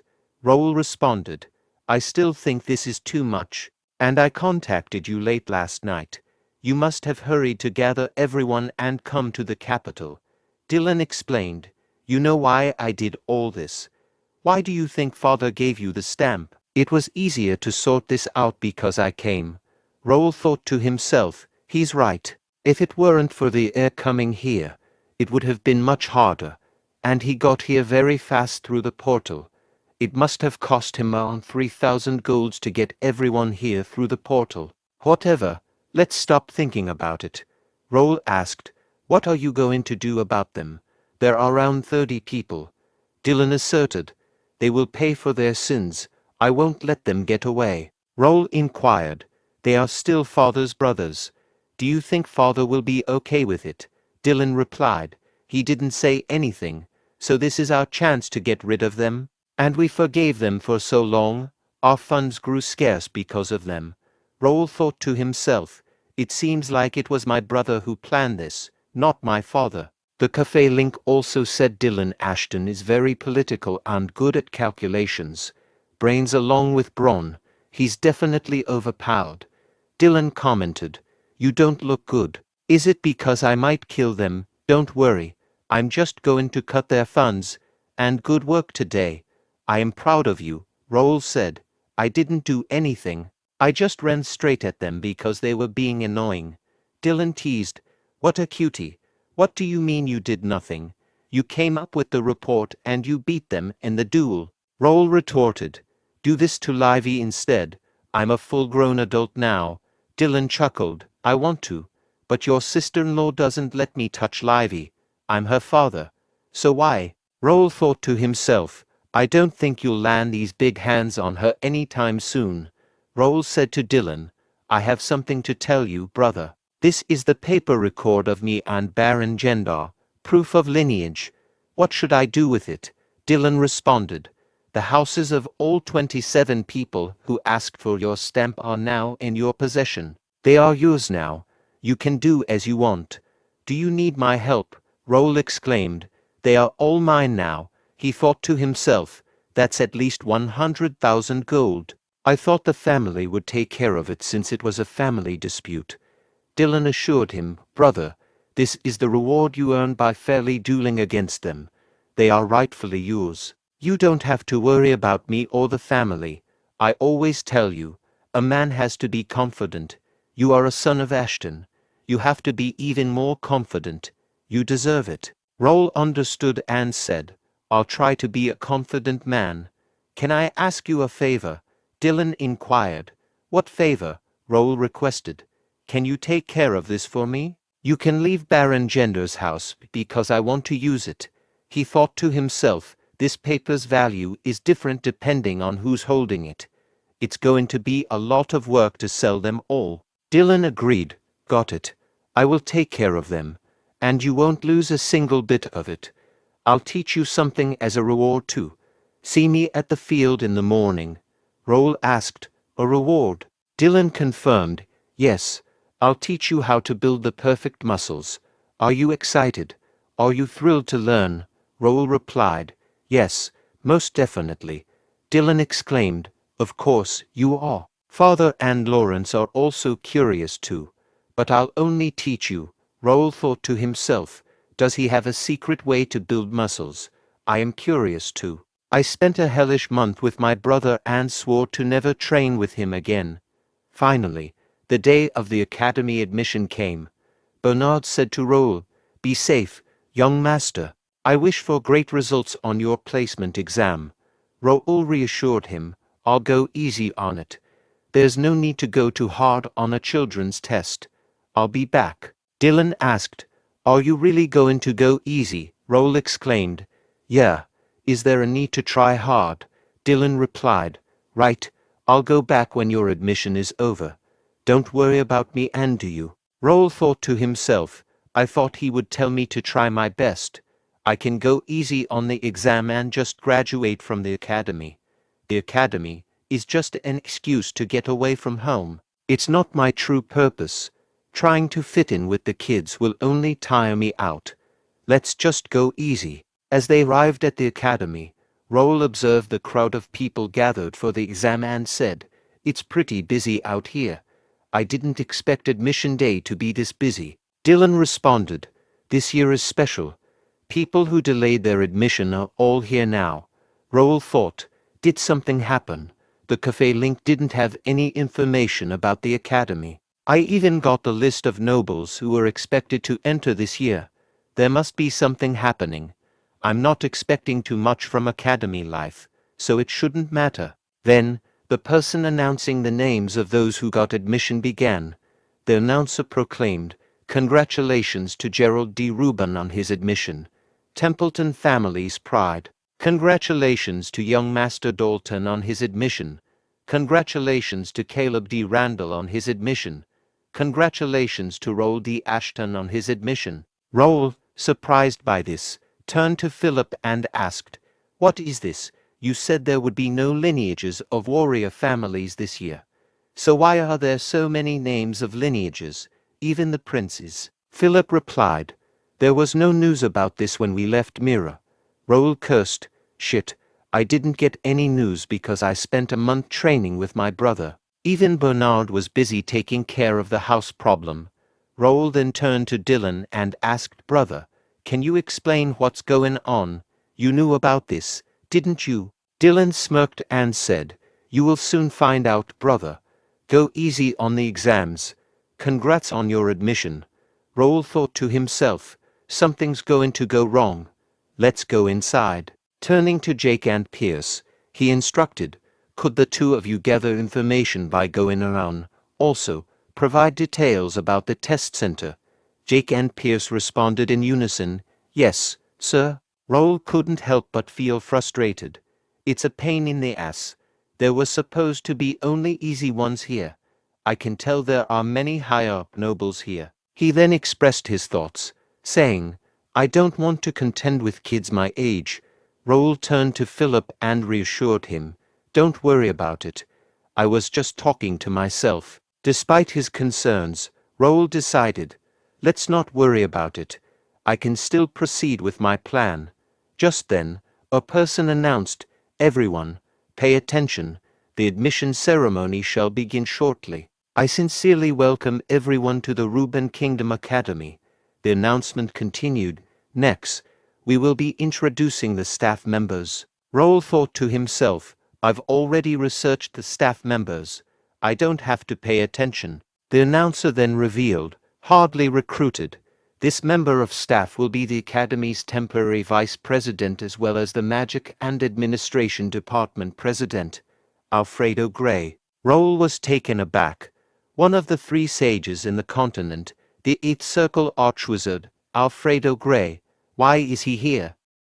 Alfredo Gray introduced himself as the temporary vice president of the prestigious and venerable Ruben Kingdom Academy. Raul, upon hearing this, thought highly of Gray, recognizing his exceptional skills in illusion, vision magic, and alchemy. Raul wondered why Gray had chosen to come to the academy, considering his reputation as a wandering sage. He had expected Gray to reveal himself after the alliances were formed, but it seemed different from his expectations. Gray then announced that the academy would include vision magic training in the curriculum and would showcase it in the placement exam. Next, Spence D. Templeton, the president of the academy, steps onto the stage, echoed Gray's statement and informed the students that there would be changes in this year's curriculum, reflected in the updated placement exam materials.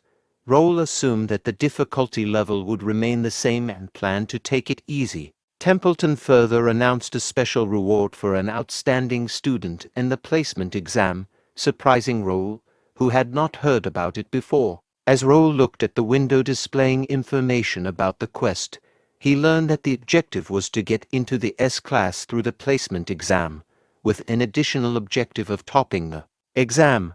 Failure to enter the S-class would result in a 5% decrease in skill mastery while attending the academy. The quest description mentioned the presence of many prodigies entering the academy that year, presenting an opportunity for the students to increase their family's prestige. The reward for completing the quest included experience points and player-only coins, with additional rewards depending on the result. Raul thought to himself that the quest wasn't that hard. He knew that the Academy's sword department had 5 classes, S, B, C, and D. He also knew that the top 60 out of the 600 students could get into the S class, so it would be easy for him to achieve. However, he questioned whether he should aim for more since he didn't even know the reward for being at the top. Jake interrupted Raul's thoughts by saying that they had mentioned a special reward, but it didn't seem all that special to him. He handed Raul a paper that contained information about the top student perks. It stated that the top students would be allowed to enter every floor of the Academy library, have access to a personal training center with vision magic training facilities, and receive a personal item from the Academy workshop. Raul was astounded by the perks listed on the paper. He realized that he had to get to the top in order to gain access to the training center and the library. He couldn't give up on these opportunities. He acknowledged that while the Academy's lectures increased skill mastery, they didn't provide any experience or rewards. Raul had chosen to come to the Academy to meet an important person outside of his homeland, and he believed that hunting monsters and exploring dungeons were more worthwhile than listening to lectures. However, Raul's perspective changed when he learned about the vision magic installed in the training center. He realized that even though the summoned monsters were fake, he could still gain experience from battling them. The only concern was the cost to maintain the magic, but if it was free, he wouldn't have to worry about it. Additionally, the library held hidden pieces, including hidden quests and skill books with valuable information. Although the floors were divided by years, Raul would be able to enter all of them if he reached the top. Raul had initially thought that he would have to wait at least 3 years to fully utilize the Academy facilities, but now he realized that reaching the top would save him a significant amount of time. He was determined to achieve this goal.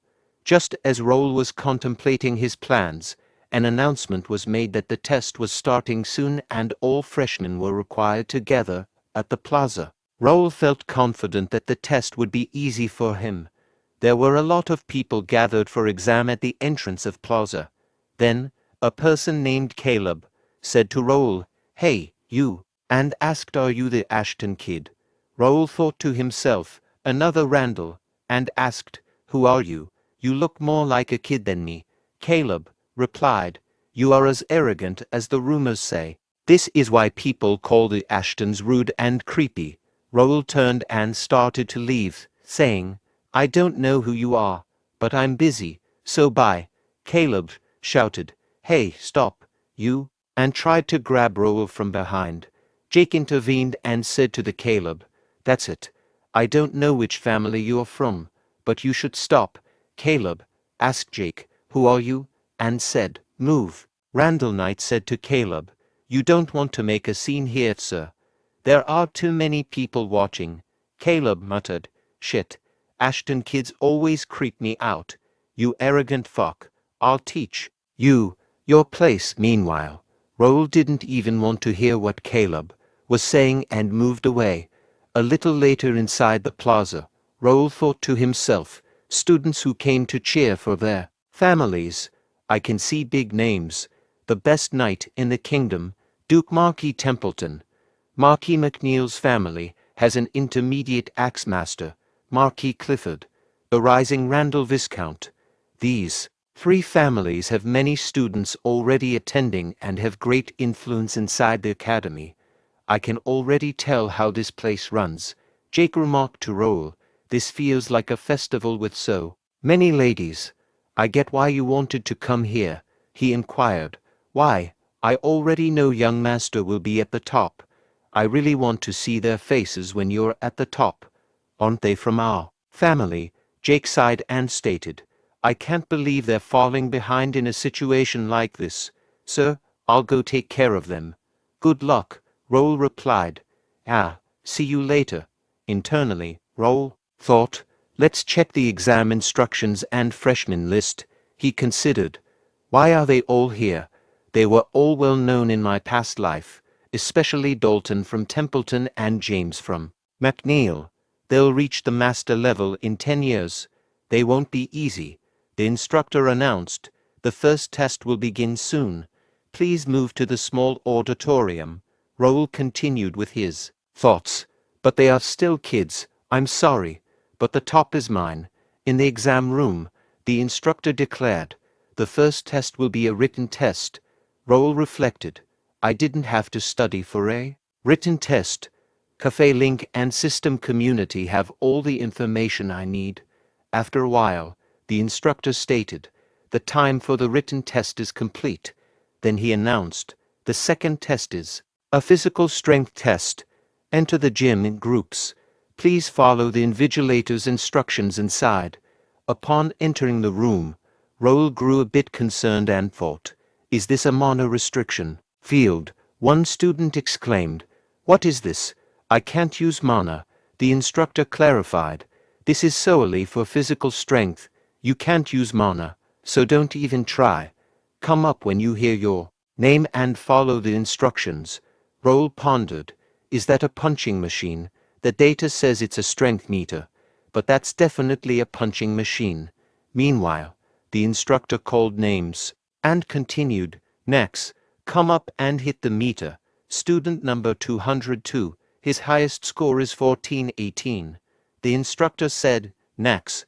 Raul considered, they record the highest score of 2 attempts, and the average seems to be between 1000 and 1500. It's not that high. This guy has a stamina stat of 43 and a strength stat of 50. He's in the top 5 of his group. Let's see what he has. Then the person struck the punching machine, and the score of his punch was displayed as 2250. Students started saying, as expected, McNeil, that's so high. Raul thought, the first one to score over 2000. If he can get 2250, good. Now he knows the level here. In a room where academy instructors were reviewing students' results on a screen, they remarked to each other, impressive scores. Being a kingdom of knights, these results are consistently high. The caliber of freshmen this year surpasses previous years. Many applicants were drawn to the academy after learning about Mr. Gray. Alfredo Gray remarked, students below the age of 20 are scoring over 1000. The students at Leslie Kingdom Academy would be frightened. The elderly person seated in front of him chuckled and remarked, we are flattered. The academy at Leslie mainly deals with magic, I am still curious about what made you come to this academy. Even a month ago, the Tower said that we shouldn't be expecting anyone. Alfredo Gray explained. Like I said, I wanted to see how my newly developed magic circle works in person. This makes it sound like I'm using the students as experimental subjects, and laughed. Spence D. Templeton interjected. No, we are thankful that you allowed us to implement your new magic circle. The elderly person added, Indeed, you are even funding the training magic circle for the top student. Alfredo Gray reflected. Looking at all these young students, I'm glad I came. I heard there are many students from warrior families. Spence D. Templeton confirmed, Yes, that is what everyone is here for. I introduced him earlier. There he is. Alfredo Gray asked, Is he the 13th son of Randall, Viscount Randall? McKenny D. responded, Yes, his name's Caleb. The Lord trained him since his talent was outstanding. He asked me to let him into the academy.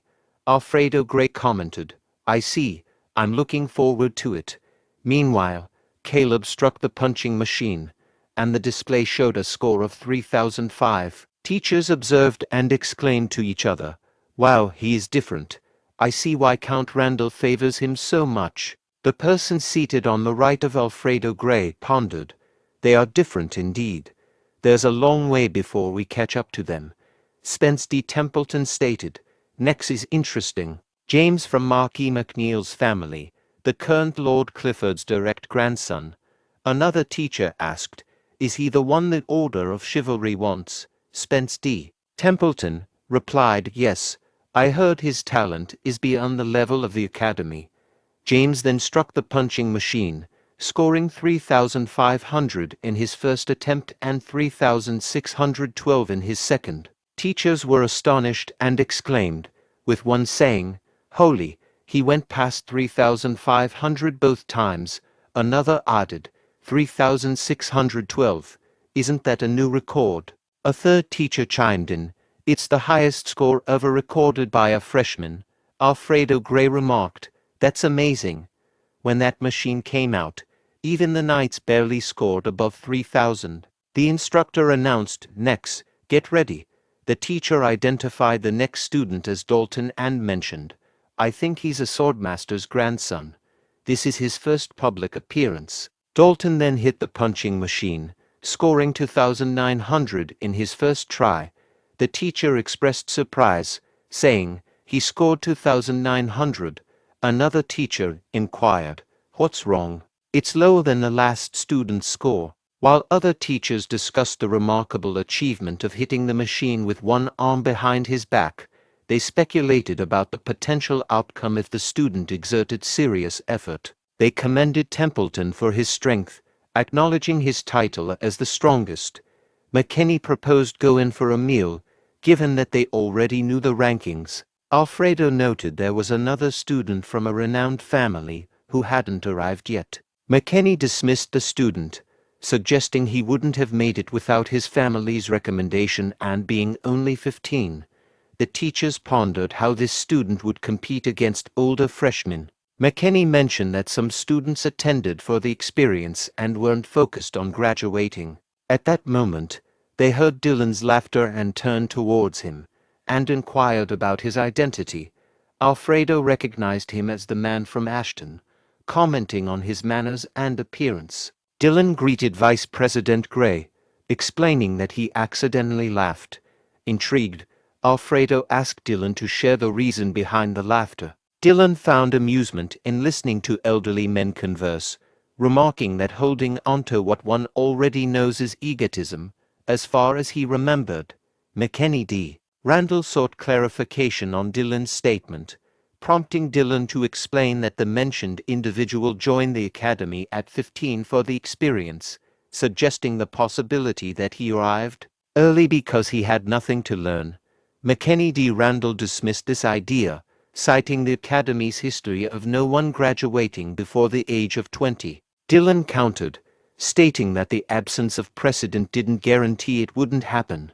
Accusing Dylan of arrogance, McKenny D. Randall questioned if he believed his brother could leave a mark in the academy's history. Dylan admitted uncertainty, emphasizing he wasn't a prophet but expressed curiosity about his brother's thoughts. McKenny D. Randall derided Dylan's words, labeling him as all talk and no substance, a typical trait of someone named Ashton. Spence D. Templeton intervened, urging them not to embarrass themselves in front of guests, and then inquired about the freshman from Ashton. Another teacher asked if Raul was the mentioned freshman. Upon seeing Raul, the teachers exchanged whispers, expressing surprise at his appearance. They questioned the legitimacy of Raul and Dylan being brothers. Dylan confirmed Raul as his youngest brother, referring to him as their family's gem. One teacher excused Raul's lack of sword skills due to his impressive figure, while another humorously pondered if there was anyone single in their family. McKenny D. Randall declared, "Everyone quiet. There's no need to talk so much about a man's face." Dylan mused, "The old man is trying so hard. He knows about Raul's skills because of the Baron Gendar incident. Was it Ketchup or Caleb? He is trying to turn their attention toward his 13th son. Hilarious. Is Raul really going to go easy? I hope he tries his best because of the situation here. I am worried since I said too much." Then, Raul struck the punching machine, registering a punch strength of 2,999. Spence D. Templeton thought, "Look at that, perfect. If I could rate him myself, I would give him a perfect score." Other teachers chimed in, with one saying, "Close. That's still impressive, 2,999. Another remarked, "He is 15. If only he came a year later." A third noted, "He's getting ready for the next hit." Raul reflected, "Good, it's going as planned."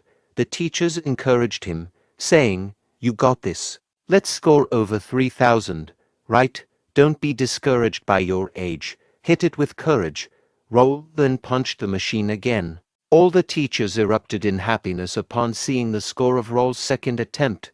Meanwhile, Dylan pondered, "This guy, the score is exactly 3 points higher than the highest score. Clever guy. He really planned it out." Raul breathed a sigh of relief, convinced that everything unfolded according to his plan.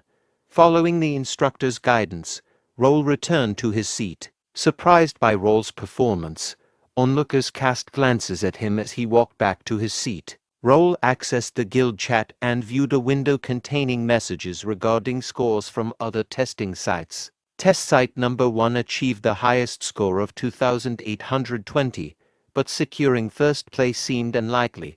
The same applied to test site number 2, boasting a top score of 3,612. Test site number 4 faced slim chances, as did test site number 5. Raul communicated a message, urging everyone to stay attentive, record the scores, and ensure that students with scores exceeding 2,500 were reported orderly once the test concluded. Having left the guild chat, Raul reflected on the successful completion of his actions. He pondered whether anyone had caught on. Since attaining expert level, his physical prowess had experienced significant growth. Rigorous training from his brother elevated his strength stat to 68. Though capable of scoring 4,000 easily, he had to align with the freshman's level, prompting him to gather relevant information. During the test, Raul feigned putting forth maximum effort, utilizing psychokinesis to mitigate the impact when throwing punches. He relied on the game system's calculator to ensure precision. While uncertain if these measures were entirely necessary, he deemed it prudent to conceal as much as possible, given the ongoing uncertainty about the true threat. He opted to conceal his abilities until other players appeared, especially given the peculiar nature of his powers. In his previous life, revealing his rank 1 abilities had prompted guilds to analyze and pursue him relentlessly. This constant evasion eventually cost him his life. Now, resolute not to repeat past mistakes, he vowed to remain hidden and eliminate those who chose to showcase their powers. He had become the hunter. As the instructor declared the imminent conclusion of the first test and instructed everyone to prepare for the next one, Raul realized he had been overthinking and opted to check his status before the test concluded. Examining the status window, Raul observed his details. His name registered as Raul. His level fluctuated between 55 and 56 in hardcore mode. He belonged to the knight class with proficiency, beginner sword skills and intermediate psychokinesis. He was associated with Ashton County, the initial guild. Notable unique traits included being a skill collector, possessing a developer's analyzing eye, mastering psychokinesis, having a warrior lineage, and holding an undisclosed skill. Anticipating the upcoming obstacle course, centered on strength and agility, Raul mentally prepared to moderate his actions. He wished for optimal performances from Dalton and James, desiring to assess his own capabilities. Grateful for his lineage, as a descendant of the esteemed swordmaster, Duke Marquis, Raul acknowledged the responsibilities accompanying this heritage. While Duke Marquis didn't compel his offspring to embrace swordsmanship, they endeavored to uphold the family's distinction as the finest. Contemplating Dalton's situation, burdened by the weight of his talent and the expectations placed upon him, despite surpassing peers in ability, Dalton sought refuge in the academy to escape the rigors of stringent training. Questioning the rationale behind a test on the first day of admission, Dalton contemplated whether staying home and sleeping would have been a better choice. The cacophony around him added to his annoyance.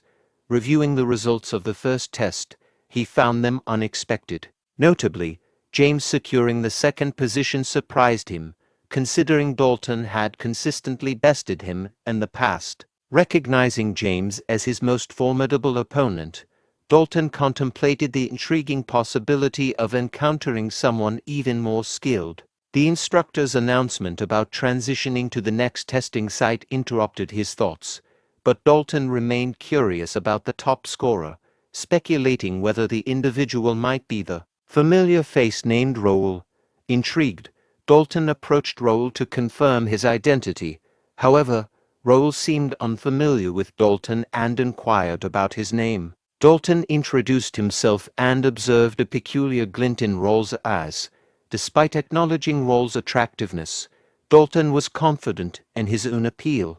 As Raul began to walk away, Dalton requested him to wait, surprised by the rare experience of being overlooked. Puzzled by Raul's lack of recognition, Dalton contemplated the usual attention he received due to his well-known identity. Dalton found Raul's newfound curiosity intriguing, anticipating the expression Raul would wear when facing defeat in the upcoming test. As they reached the second test site, Raul contemplated the apparent simplicity of the challenge, a timed obstacle course in full steel armor. However, the complexity lay in navigating traps strategically scattered throughout the course. Following the instructor's announcements disqualifying specific numbers, the participants in the second test exchanged whispers, trying to gauge how many had been disqualified. Raul pondered the situation, realizing that despite their low ranks, a significant number of students, around 100, had already been eliminated. He suspected there might be more to this test than met the eye, as discussions arose within the crowd about the test modifications. As Vice President Gray entered the academy, speculation circulated among the participants regarding the changes, as nobody seemed to be succeeding. Shortly thereafter, the instructor declared the success of 2 individuals in the second test. The initial participant finished the run in 13 minutes and 33 seconds, followed by the second participant completing it in 12 minutes and 52 seconds. Raul found this intriguing and pondered how fast subsequent participants would perform. After a brief period, the leaderboard revealed the fastest completion time for the second test, 9 minutes and 12 seconds. Observing the leaderboard, Raul contemplated the best time so far. No significant shift. Let's see how they perform now. Dylan remarked, "My turn is approaching. Time to prepare. Is it my turn already?" Concurrently, Raul accessed the guild chat and inquired, "Any noteworthy developments?" Philip informed, "Not yet. The current top score is 7 minutes and some seconds." Raul instructed, "Examine each one and keep me posted. Also, stay updated on my group." Philip acknowledged. Yes, sir. Raul reflected. Managing multiple tests concurrently is challenging, but I'll do my utmost to keep track. The instructor called out, Number 285, Raul. Let me outline the rules. Raul responded, Yes, sir. The instructor explained, the traps and obstacles are all illusion spells, but the inflicted damage will be recorded as if they were real. If the recorded damage exceeds your armor's capacity, you will be disqualified. Raul affirmed, Understood. The instructor instructed, Number 285, start. Raul contemplated. This old armor is cumbersome and challenging to maneuver in. I understand why many struggled initially, but it's manageable for me. My strength has grown significantly since reaching the expert level. Facing the first obstacle torrent, Raul reflected. Despite being an illusion spell, it appears remarkably authentic. How many mana stones did they expend? Did they genuinely set up all of this just for the entrance exam? What a waste! Navigating to obstacle number 2, the forest traps. Raul inadvertently activated a trap, launching arrows in his direction. Yet, he effortlessly evaded the arrows with his swift reflexes and high speed. Internally, he mused, it's about time for new traps. Progressing through the obstacles, Raul received a message from Philip, causing him to sheath his sword. Intrigued, Raul contemplated. There it is, let's see. Navigating the traps, Raul checked the guild chat and absorbed the information from Philip. The message indicated, James and Dalton are moving at an impressive pace. They're expected to complete the test in approximately 5 minutes. Curious about other participants, Raul messaged Philip, asking for information. Philip replied, Caleb from Randall is doing well, but he's not at James and Dalton's level. There are skilled individuals here, evident in their relaxed demeanor as they effortlessly navigate the traps, seemingly unconcerned about their time. Raul directed Philip to track their progress separately and provide regular updates about James and Dalton. Meanwhile, facing a swinging bridge and a cliff with fireball shooters, Raul paused, thinking, it might be annoying, but it won't hinder me. Raul surged forward at a rapid pace, contemplating impressive speed, but the strong wind is affecting the stability of the bridge. Simultaneously, a trap began to hurling fireballs in Raul's direction. Observing the situation, Raul contemplated, at this rate, a fall is inevitable. Readying himself, Raul sliced through the oncoming fireball, reflecting, using the mana blade would simplify this, but revealing it now is not an option. This should be enough. Okay, he made it. Now onto the cave section, more challenging traps. But there's no turning back. There's always a solution. As errors approached, James deftly blocked them with his shield. Reflecting on the situation, James pondered, this is becoming tiresome. Why am I even here? Attending an academy at my age is already bothersome. Having to deal with these inferior individuals. I've triumphed in a tournament dominated by those in their 20s, and I possess experience as a capital guard. This is a futile endeavor for someone on the brink of knighthood. Under direct orders from his lord, James reluctantly found himself at the academy. Annoyed by the presence of Dalton and the Ashton kid, he couldn't shake off the task at hand. Losing the top position to them would be a complete failure. As he shielded himself from incoming arrows and emerged from the cave, James completed the second test in 5 minutes and 15 seconds, convinced that he had secured the victory and the top spot. Excited voices erupted from those behind James as they exclaimed, "Check the result board. The scores have shifted." Startled, James swiftly glanced at the board, revealing the updated results.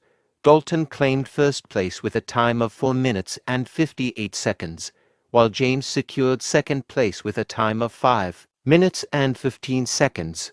Onlookers at the result board started sharing their thoughts.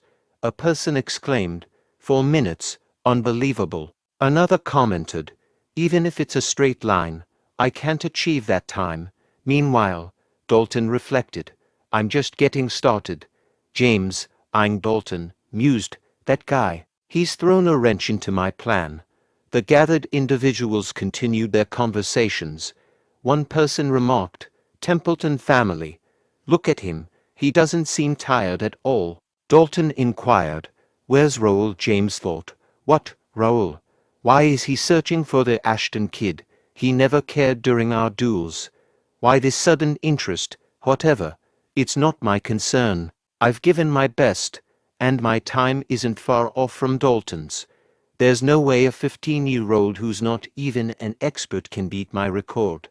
The top spot is either mine or Dalton's if I do better. However, upon seeing the scoreboard, James was in disbelief. The scoreboard revealed the second test results. Raul secured the top spot with a time of 4 minutes and 55 seconds, followed by Dalton in second place with a time of 4 minutes and 58 seconds. James in third place with a time of 5 minutes and 15 seconds, and Caleb in fourth place with a time of 6 minutes and 22 seconds. Conversation circulated among the observers. One remarked, Raul outperformed Dalton once more, but by a narrow margin. Another questioned, how is he managing that? And his thoughts, Raul considered, I've kept pace with the record nicely. James pondered, how did he pull it off? He's not even an expert.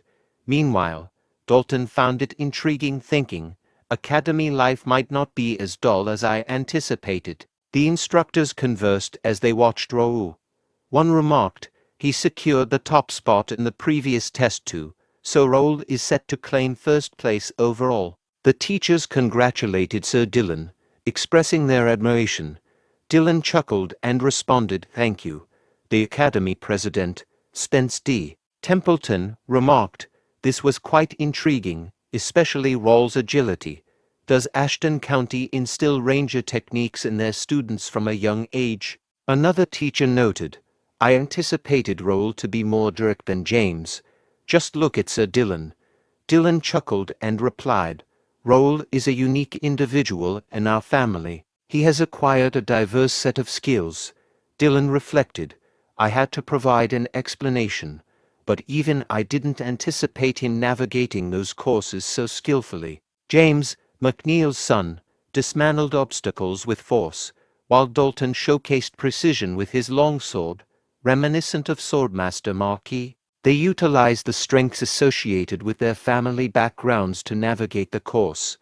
Raul wielded a two-handed greatsword, a common choice among Ashtons. However, his remarkably precise maneuvers exceeded everyone's expectations. Notably, he managed to navigate the cave without triggering a single trap, showcasing skills typically associated with experienced rogues or rangers. It's noteworthy that he accomplished this without resorting to a mana blade, and like James and Dalton, Dylan pondered, he concealed his expertise and adept use of rangers' navigation skills. We'll need to have a serious conversation about keeping such things from me. Nonetheless, I am immensely proud of Raul. The second test ended, marking the conclusion of the Academy placement exam. Congratulations from his fellow brethren followed, prompting Raul to retreat into the carriage to minimize attention. Exhausted, he reflected, I aim to keep a low profile. Hopefully, they bought it. Things are going well for now. I just need to lay low now and get some rest. Closing his eyes for rest, he experiences a dream of his past life, when Bae DoHyun questioned, what motivated you to do this? The Desing Guild Master, Han Gilju, retorted, you're acting as if your family perished. Oh, my mistake. You don't have one, being an orphan and all.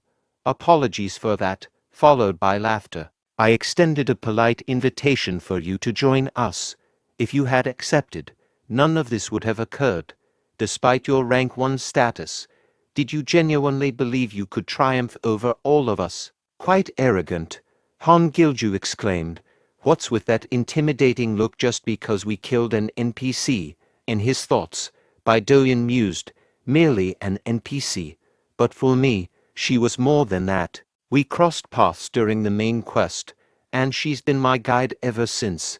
I dedicated over a year to safeguarding her from all threats.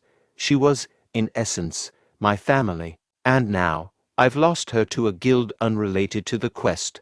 Han Gilju remarked, "Give it a shot. I was planning to take you down anyway." Instructing his guild members to attack Bae DoHyun, they closed in on him. Utilizing his psychokinesis trait, Bae DoHyun swiftly dispatched the majority of them. Perplexed, Han Gilju questioned, "How? I get that you're rank 1, but this is beyond overpowered. Damn gacha company. After spending so much, I only got crappy skills." Bae DoHyun, employing psychokinesis to brandish a dagger at Han Gilju, inquired, "I need answers. Why is your guild killing guide NPCs? Explain immediately." Bae DoHyun queried Han Gilju, "What drives you to slay NPCs? Aren't you afraid of the penalties? Killing quest NPCs poses severe consequences for players, leading to permanent account deletion and bans on associated accounts. The quest persists with new NPCs, irrespective of how many times they are killed. So, why persist in this despite the imminent risk of penalties?" Han Gilju chuckled and retorted, "Penalty? Do you truly believe I fear such consequences? Only peasants like you worry about that. The reality is, many are willing to slay NPCs for a mere 10,000. Bae DoHyun firmly stated, "Enough of the nonsense. Just answer my question." Han Gilju countered, "Why bother? You're going to kill me regardless. And even if you do, I'll simply buy a revive with some pocket change, peasant." Bae DoHyun reflected, "I did hear about him being the grandson of a family that owns one of Korea's top 5 companies, Desung." Han Gilju boldly proclaimed, "You can try all you want, but you'll eventually kneel before me. In both real life and the game, the one with the most money emerges victorious." Bae DoHyun contemplated while eliminating Han Gilju. "That doesn't sway my resolve. On that day, I pledged in front of the girl I failed to protect. Why not? Let's go for it. I'll hunt you until you grow tired of dying in this game. I'll erase the Descent Guild from this virtual world." Raul awoke and pondered. "What a dream. It's the first time I've dreamt about my past life. Something feels peculiar. I couldn't fulfill the promise I made to that girl. What is this icon? Does it have some connection to the notification I just heard?" The information window showcased details about the upcoming update, with the company extending appreciation to all players utilizing their Connect system. They unveiled the launch of their latest update, named Pre-Scenario 1.0, encompassing elements like the unveiling of a concealed ancient dungeon, the implementation of a dimension gate system, and the conversion of specific NPCs into quest NPCs. Moreover, there was an enhancement to the guild system.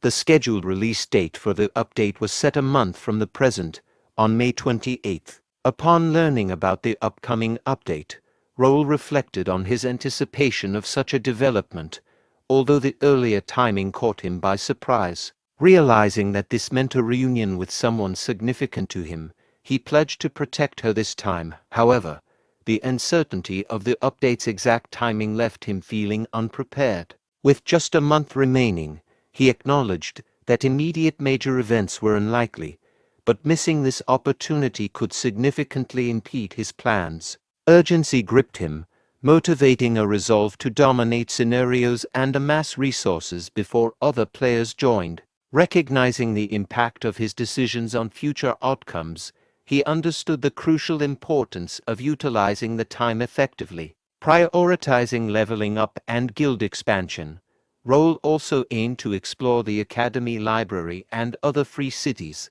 Concerns lingered about the time available for these tasks. Driven to optimize every moment, he dedicated an entire night to meticulous planning, crafting a well-structured and efficient strategy. The beginning of their meeting was signaled by Silver Zero, the leader of the Imperial Hounds, declaring, "Let's begin." As the first thing on the agenda, it was conveyed that he would provide an update on the royal house. It was highlighted that the king had refrained from making public appearances, aside from the routine meetings. Additionally, attention was drawn to the absence of the Sword Emperor at his grandson's enrollment, with Marquis McNeil's freshman president taking part instead. Silver Zero acknowledged the report, commending it as well done, and conveyed that the Central Command had issued the directive earlier that morning. They revealed that the comprehensive strategy would commence precisely 1 month from that date. The assembled individuals shared their enthusiasm, expressing anticipation that their diligent efforts would finally yield results. Silver Zero hushed the assembly, emphasizing that this marked only the initial phase, and everyone's roles had gained increased significance. Following this, Number 8 inquired of Number 7 about the progress of their inquiry into Mira. Number 7 conveyed that the preliminary investigation was complete, yet uncertainty lingered due to the kingdom's involvement, posing challenges in approaching the matter closely. Silver Zero sought clarification on their statement, and Number 7 affirmed their certainty that Randall was involved. Number 4, skeptical, noted the absence of any noticeable actions from Randall and pondered if those banished to Mira had attacked their camp. Number 7 clarified that the events aligned, with the Randalls announcing their takeover of Mira on the exact day, and the presence of power armor and gear with tracker spells unmistakably pointing toward Randall.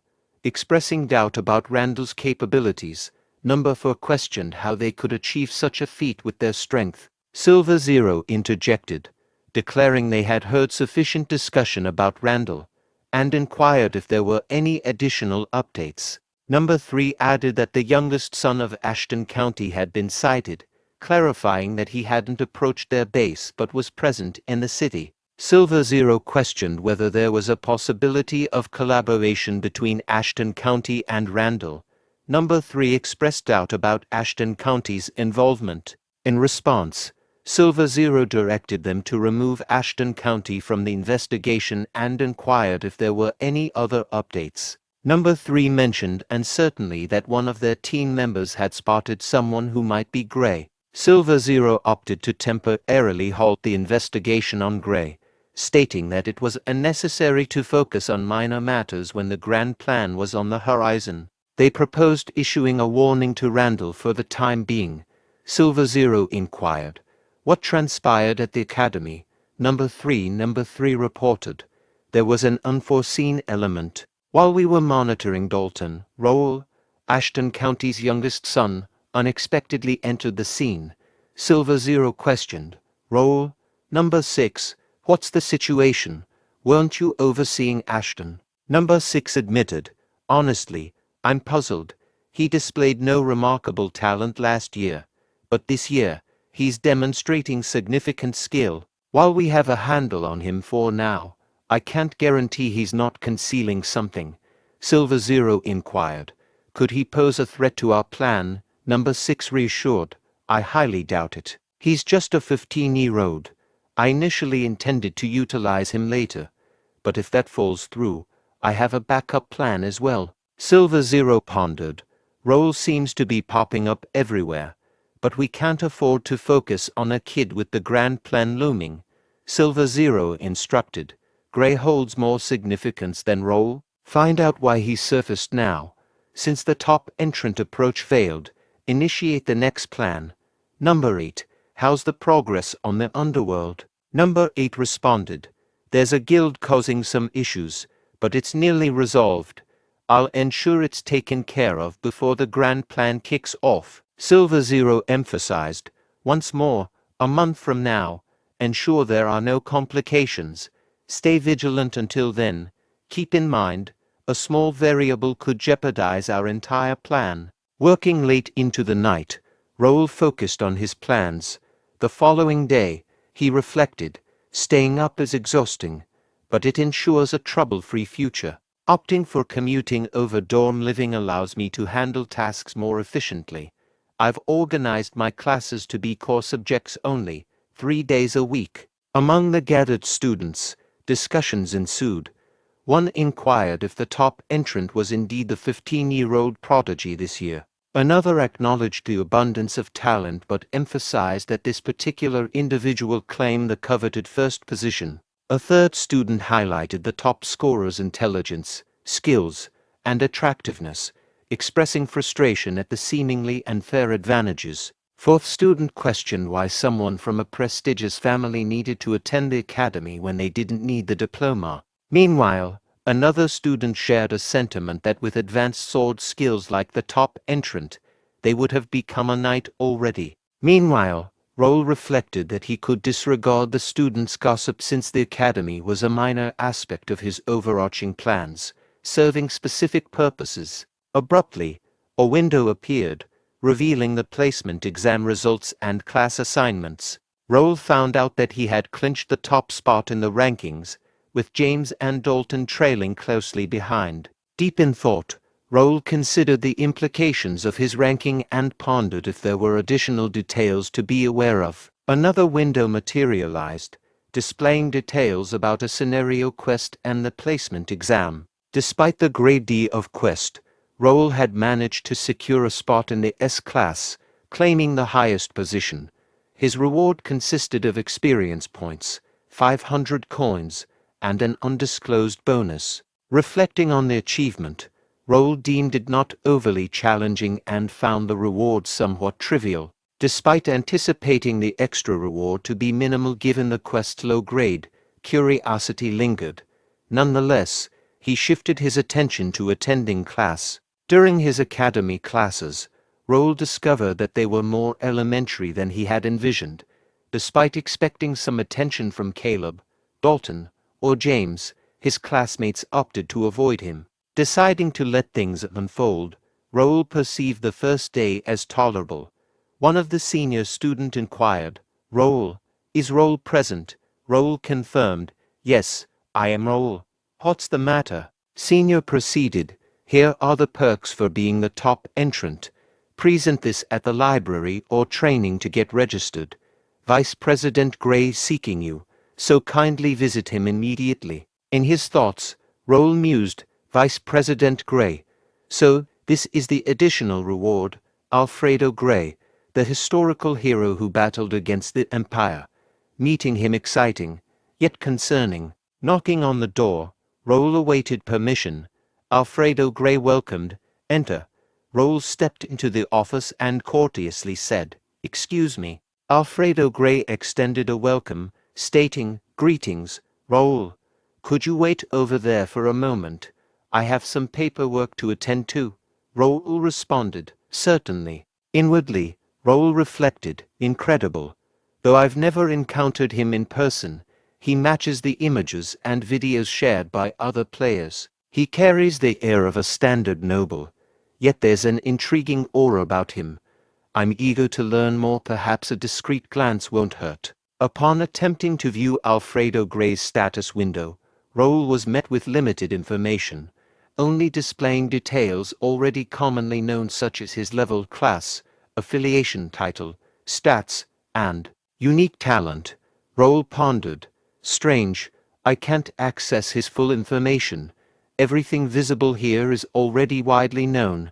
Alfredo Gray inquired, "Can you observe certain details?" This raised Raul's anxiety as he thought, although he appears to be reading a document, his behavior suggests he's aware of my actions, and possible. Let me test this. Raul expressed, "I heard meeting you is quite challenging," so Alfredo Gray comforted him, saying, "No need to worry. I'll be at the academy for a while. Please wait a bit, I'm finishing up. I have many questions for you, Raul, especially about those eyes." Raul wondered, "Who is this person?" Raul wondered who the guy was and if he knew about his eyes or if it was just a lucky guess. His thoughts were interrupted when Alfredo Gray stated that he was done and apologized for making him wait for so long. Gray commented that he looked even better up close, making Raul feel nervous and cautious about what he would say next. Gray mentioned that he would bring them some tea and would be right back. Later, Gray handed him a teacup and Raul thanked him. He thought to himself that he had expected Gray to use his spells to brew the tea, but apparently, that wasn't the case. Gray congratulated him on getting the top spot and praised his exciting performance. He mentioned that he wanted to ask Raul a few questions and told him not to be nervous. Meanwhile, Raul wondered why someone as esteemed as Gray would be curious about him. He remembered that they had met for the first time at the testing site and he hadn't done anything extraordinary. He decided to try and talk his way out of the situation. Raul asked he wondered why a grand sage like Gray is curious about him. Gray then asked if he knew about an organization called Imperial Hound. This question made Raul tremble a little. The scene then shifted to 50 years ago, when the continent of Connect was in chaos due to the invasion of the Cronin Empire. 4 kingdoms were on the verge of destruction, but heroes emerged during those difficult times. These heroes risked their lives to stop the Empire and push them back behind the Monster Mountain. Peace had prevailed for the past 50 years, and conflicts between the kingdoms had been resolved during their fight against the Empire. However, they hadn't forgotten to prepare for the possibility of another invasion. Alfredo Gray had built a tower to train talented individuals and had traveled around the continent. One of the people he looked after was an alchemist named Nakia, whom Raul had saved. Gray had the ability to help Nakia with her expulsion from the association, but he couldn't because he was occupied with important matters. He had heard about Nakia being pardoned and went to Mira. He stayed in Mira to look after Nakia and witnessed Raul and his people's generosity. He figured out the truth behind the Imperial Hound conquest, the fact that Randall took advantage of Raul's work. Gray thought that Raul had given away the Merrick to a different family in order to avoid attracting the attention of the Empire. Despite being young, he had chosen to prepare for the future rather than revel in the honor before him. He didn't seek any compensation for helping the civilians either, making him the perfect man to be this world's hero. Gray wanted to watch him up close. This was how Gray ended up in the academy, but Raul would only find out about it in the future. Back to the present, he wondered why Gray was here but knew he had to stay sharp. He pondered how to respond to Gray's comment, thinking about how Gray was known for constantly generating quests related to the Cronin Empire. However, Raul couldn't mention the Empire yet as there was no need to be involved with them.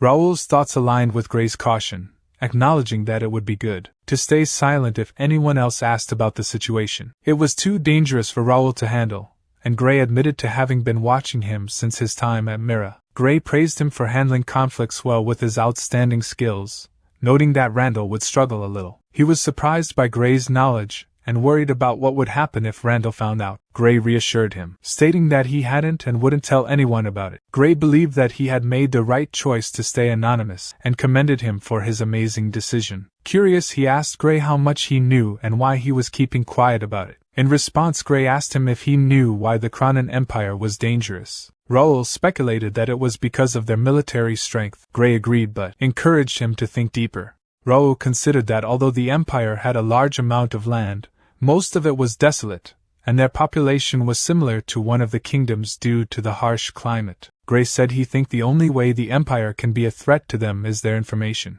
They are exposed to Empire but they don't know much about Empire. As you know, the Empire is behind the Monster Mountain and the Forbidden Barrier. The only way to get to the Empire is through the rift. We built a wall near the entrance, and have an army there to prevent an invasion, but the Empire still manages to send spies down here. This means that the Empire has a full advantage over them. If they invade them right now, they'll do it knowing that they have a good chance to win. Hearing this, Raul thinks frightening. It happened the same way in his previous life. The Empire used the players to start the war and were close to victory around the time when he died. Gray said they need more people like him. Young people like him are their wildcards against the Empire. Raul thinks was Gray related to Nakia's growth in his past life. If that's the case, his attention might be helpful. He don't need to struggle after declining his offer. He can accelerate his growth and defeat the Empire. Gray said he only have one thing to say. Something is happening out there. He need him to lay low and make smart decisions. Raul said he will make sure of that. Gray said good. It's getting late. Let's get up. He would like to give him a gift for listening to him for so long. Raul asked a gift? Gray said he will need this in the future. Instructions on how to use it are in the box as well, so read it carefully later. Raul thinks a ring. This looks really expensive, and he can feel mana from it. He asked is he sure that he can have this? Gray said please. This is a reward as well. Raul thinks a reward. He don't think he did anything to deserve a reward but it feels nice. He stands up and thank him for everything. In response, Gray also thank him for spending time with him. He hoped the rest of their academy life goes well. Leaving the room, he opened the box. He couldn't help but think he was nervous but it went better than he expected. He even got a gift. What is this ring? He could feel mana flowing through it. Examining the ring closely through the system, he was taken aback. The system window showed information about the ring gray's polymorph ring grade unique. The wearer undergoes a perfect body transformation into the designated form. However, while in a polymorphed state, all stats decrease by 30%. He needed to be cautious as running out of mana would revert him to his original form. Additionally, the wearer could summon the Creator Grey once. He thought to himself he got an overpowered item. This was crazy. It was exactly what he needed. There were many limitations due to his position having to bring guards everywhere and watch every move. He had been looking for an item that could hide his identity, but this ring not only hid his identity, but also his appearance. Only a few magicians could use polymorph spells because it was a sixth circle spell. Moreover, he could even summon the Grand Sage Grey. He felt pressured by Grey's expectations, but he didn't need to worry about that now. Grey would be helpful to him in every way. He would use this wisely.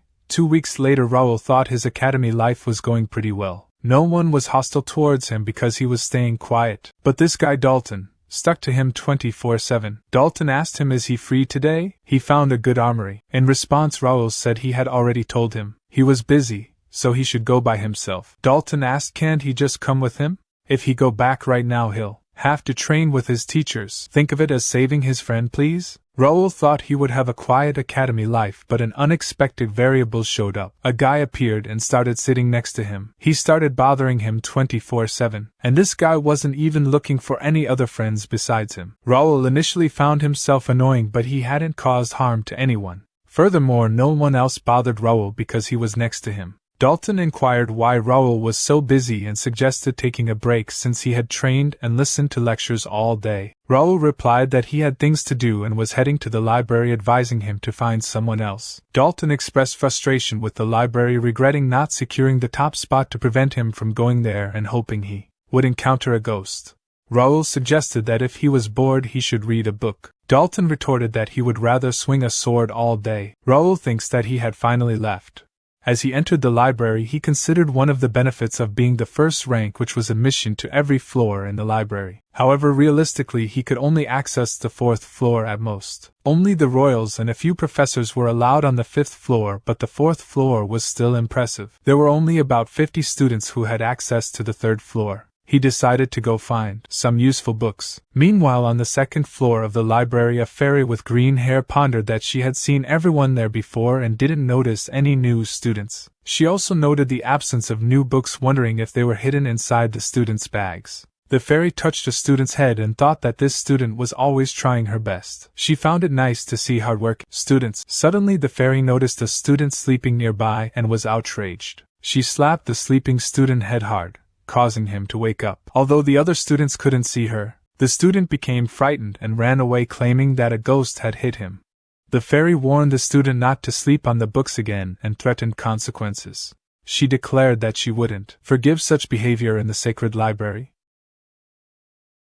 At the time, Raul thinks not bad. There are more useful skill books on the 2nd floor compared to the 1st floor. Then a conversation ensued between two students. The boy inquired, "Did she see what just happened?" The girl replied, "Of course she did. That guy running away after getting slapped by the ghost?" The boy expressed his concern, saying he will have to watch himself so he don't get slapped. Meanwhile, Raul pondered, a ghost. There's a protection spell cast around the library, so there can't be anything like that here. Maybe it's just a ghost story. It doesn't matter to him. Let's just keep looking for skill books. The fairy, feeling overwhelmed by the number of students bothering her today, as her fairy wings started to disappear, she worried that it too soon. It's only been half a year since she moved. Let's check it out. This book can't relieve her fatigue anymore. Does she have to move to another book again? The Great Spell book could keep her for around 1,000 years. Does she need a book of a similar level to stay in? There are only low-quality books filling up the library. She can't survive a year with these. Is this her end? However, the fairy regained her composure and thought, no, she still have an unrequited, long-cherished wish. She can feel it. Something special is approaching her. She wish. Suddenly the fairy became surprised as she looked at the books that Raul are reading. She became a little nervous and exclaimed, "What was that?" "It's over there. Please let it be the one she is searching for." Meanwhile, Raul sighed and said, "This isn't it either." He thinks finding a unique skill book is too hard. He can't use the unique skill book that he have already found. He wanted to find at least one psychokinetic skill book. He is trying to find it using the information he got from another psychokinetic user. It's still hard to find one. He should have asked more about it. He concentrated solely on searching for a skill book, putting aside his thoughts. He stumbled upon a rank C skill book titled as Acrobatic Horse Equitation, and it's a combat skill book. He found Artistic Brush Touch and Art skill before this, so this makes up for it. Let's register it to his dex. He knew that there were a set number of skill slots, so he would have to delete one of his skills to learn a new one. However, he could register the unused skills in his skill dex. He activated his dex to register, and placed the new skill book in front of dex. He was pleased to see it being absorbed. After being registered, a skill book became a normal book just like when any other player obtained them. He decided to find as many skill books as he could while this one was registering. Simultaneously, the fairy from earlier observed Raul's actions and pondered strange human. He is taking multiple similarly titled books and reading the same part over and over.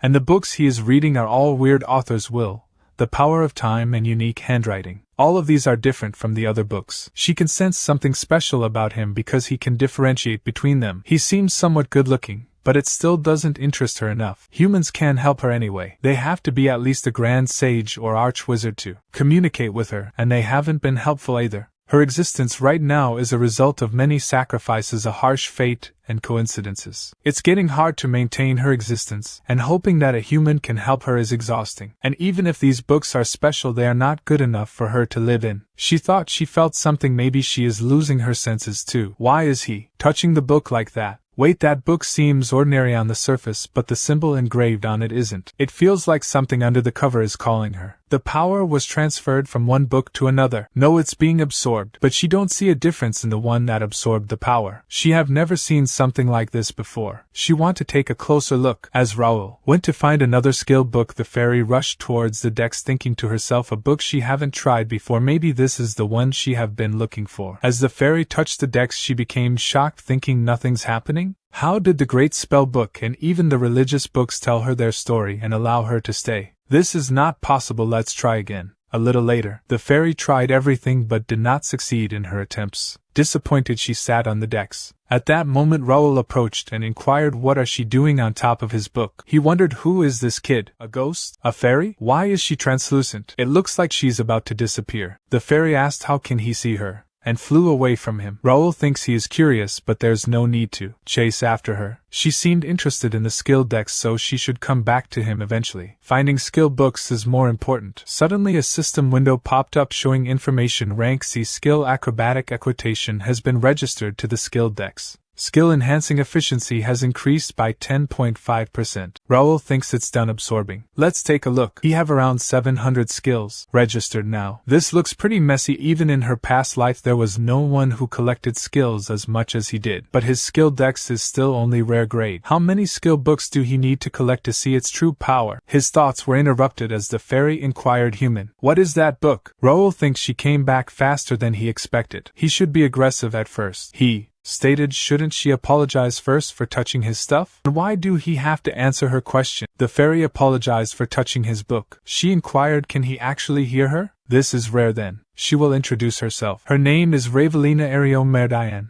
He can call her Ravel. She is a forest fairy, one who cherishes harmony and order. In response, he introduces him as Raul. He enrolled into the academy this year. He stated she don't seem like a normal fairy. Ravel stated she actually more of a ghost. Humans call her the library ghost as well. He inquired, a ghost? Like a specter? She responded, excuse me, does she look like a monster to him? She is just a soul on the border between life and death, a being that defies the ordinary. He questioned, sure, why she is interested in this book. She explained this book is special. It's special even among the special ones. He inquired further, do she even know what book this is? She admitted no, she doesn't. This one didn't talk to her, but she is sure this book is special. So could Raul please let her take a look? He thinks, to be honest, he don't even know much about the skill dex. There wasn't much information about it in his past life either. Maybe she can upgrade the skill dex for him? The item is bound to him, so she can't run away with it. He agrees, but she have to promise to tell him everything she learned about this book. She reassured him and expressed gratitude. And he opened the decks as she said let's see and touched the decks. She noted there is a lot of energy flowing through her. She became surprised, quickly moving away from the decks. She exclaimed, "What? How is this possible? There's no way. Did he truly predict something like this?" But the appearance of this book now goes against the rules.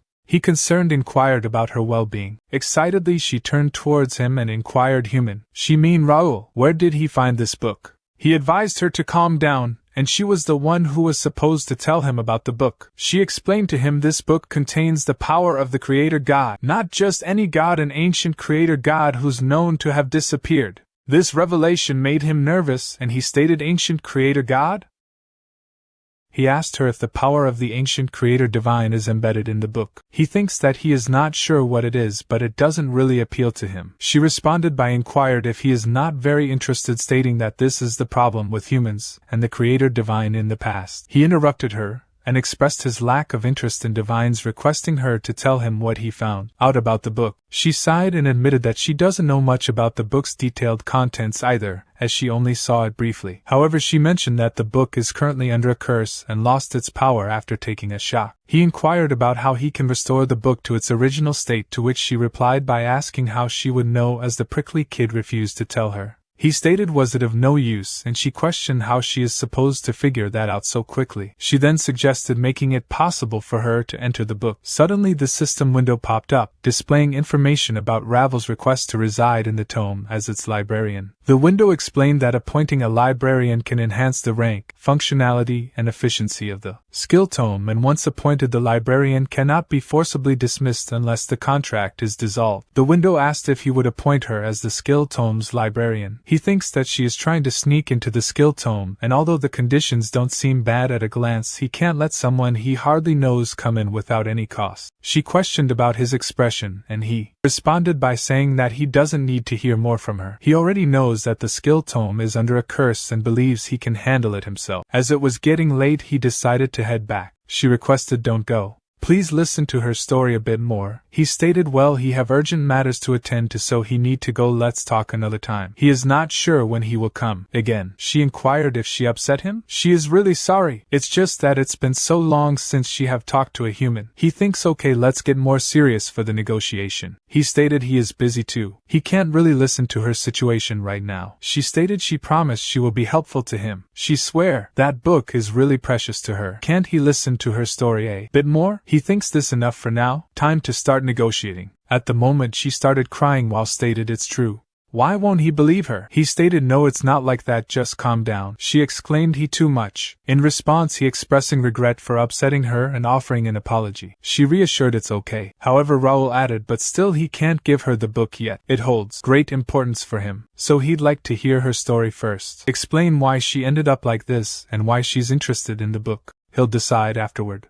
She agreed, mentioning that it might be a lengthy tale. She began by recounting a forgotten war that took place on the Connect continent involving various races and divine beings as well as demons. The war had brought the continent to the brink of destruction, and her own race, the forest fairies, faced extinction. In an attempt to save her, the fairies used a certain magic to trap her soul in the book while they themselves were scattered across different dimensions. She explained that he had fallen into a deep sleep, and upon awakening she found herself constantly moving from one special book to another, barely surviving. Each time he woke up he lost many memories, leaving her unsure of how long he had been living. Despite his situation, she had a purpose to find his scattered kin and pass on their tribal wisdom and essence. However, she was bound to the library by the book and struggled to find books that would accept her. She believed that the book in question held a similar aura to the great magic book that had initially accepted her, possibly even possessing a greater hidden power. She pleaded with him to allow her to enter the book, as she believed she would aid him in his quest. He considered her story and decided it was enough to grant her permission to reside in the book. However, in exchange she would have to become the book librarian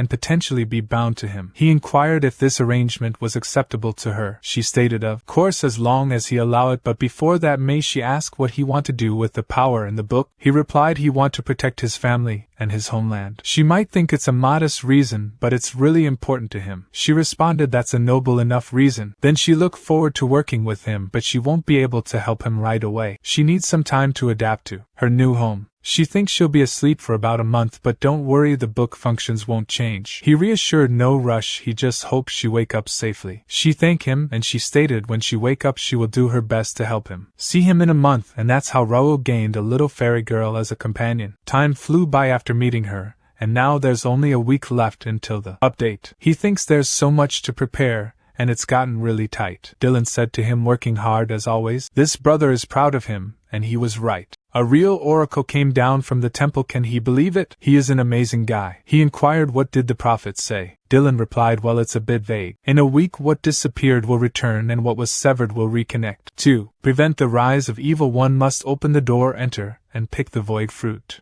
Raul thinks it's definitely ambiguous as an oracle, but it's unsettling to ignore it. He inquired how did the temple respond.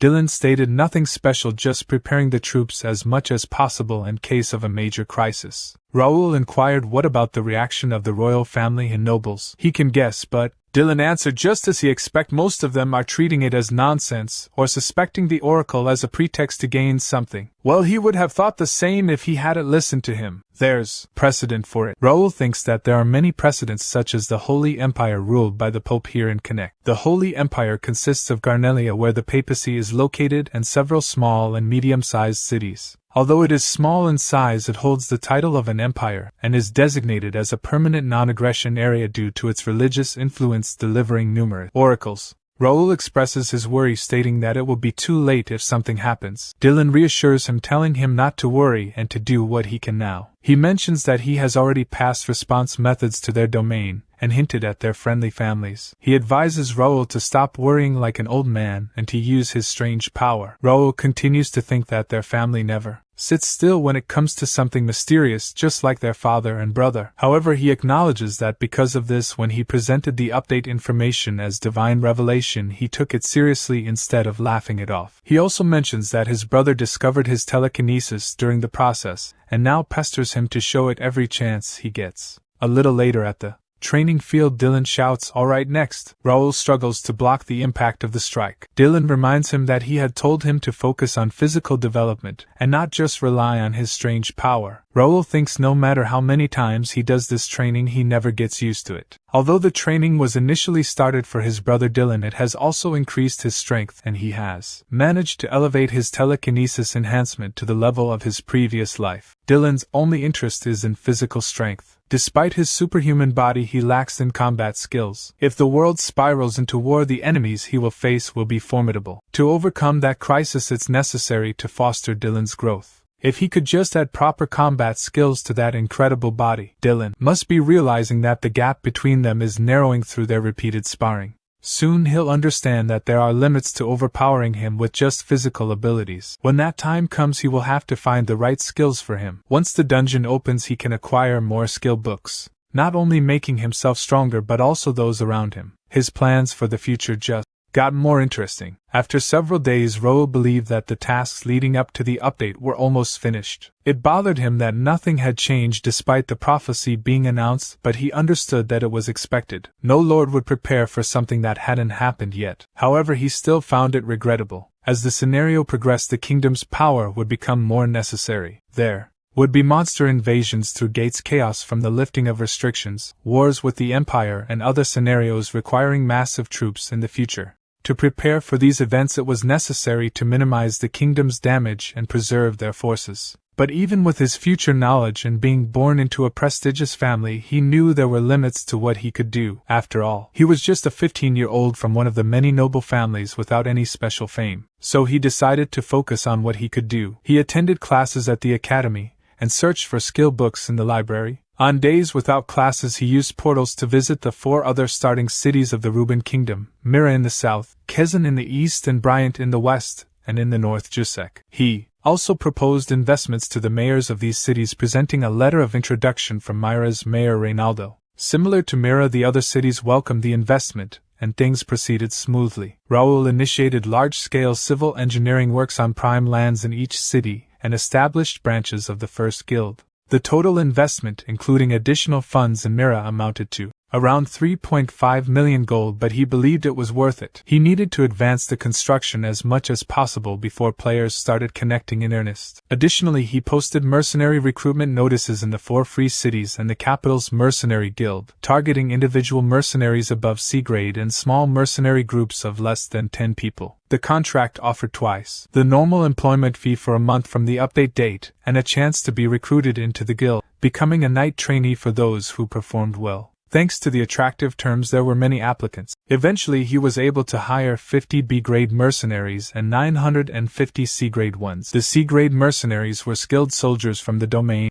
or those with over 3 years of experience. B-grade mercenaries were either solo sword users or captains of small mercenary groups forming a fairly solid force. He acknowledging that hiring them would cost over 30,000 gold and maintaining them would require significant expenses. However, he believed it was worth it as it would alleviate any worries in the event of a large-scale battle like a domain war. As people observed the guild members, they started conversing with each other. One person expressed disbelief, stating that Raul didn't have money to spare. Another questioned his intentions if nothing happened. Raul turned to Sir Philip and inquired about the gathering of the guild members. Philip informed him that all 45 members excluding administrative staff had arrived and were divided into 10 groups ready for group training. Philip also mentioned that he had just issued a summons order to the regular knights who arrived early. Raul commended Philip's work but reminded him not to let their guard down as they had an operation scheduled for that night. Philip acknowledged his instructions. Raul reflected on the significant changes that had occurred, noting that all 6 trainee knights had reached the expert level and had been officially appointed. Additionally, 9 knights including Philip, Jake and Pierce had joined the first knight squad as regular members. The knight trainees and soldiers had also been affiliated with the first knight squad as trainee knights. With these developments, his guild, officially named the first knight squad, had been launched. The system window displayed information about the first guild, including its small 10-level grade, influential regional guild status, Raul as the guild master, Philip as the vice guild master, Bernard as the chief administrator, a total of 50 members consisting of 9 regular knights, 35 trainee knights and 5 administrators and guild buffs, providing a 10% increase in experience and skill proficiency. He contemplated reviewing the specifications of the guild members, acknowledging that he had only recruited those with at least a B-grade potential and expressing excitement for their future growth. With this, all preparations for the update are complete, so now he hoped things go as he planned as he observed the update countdown window.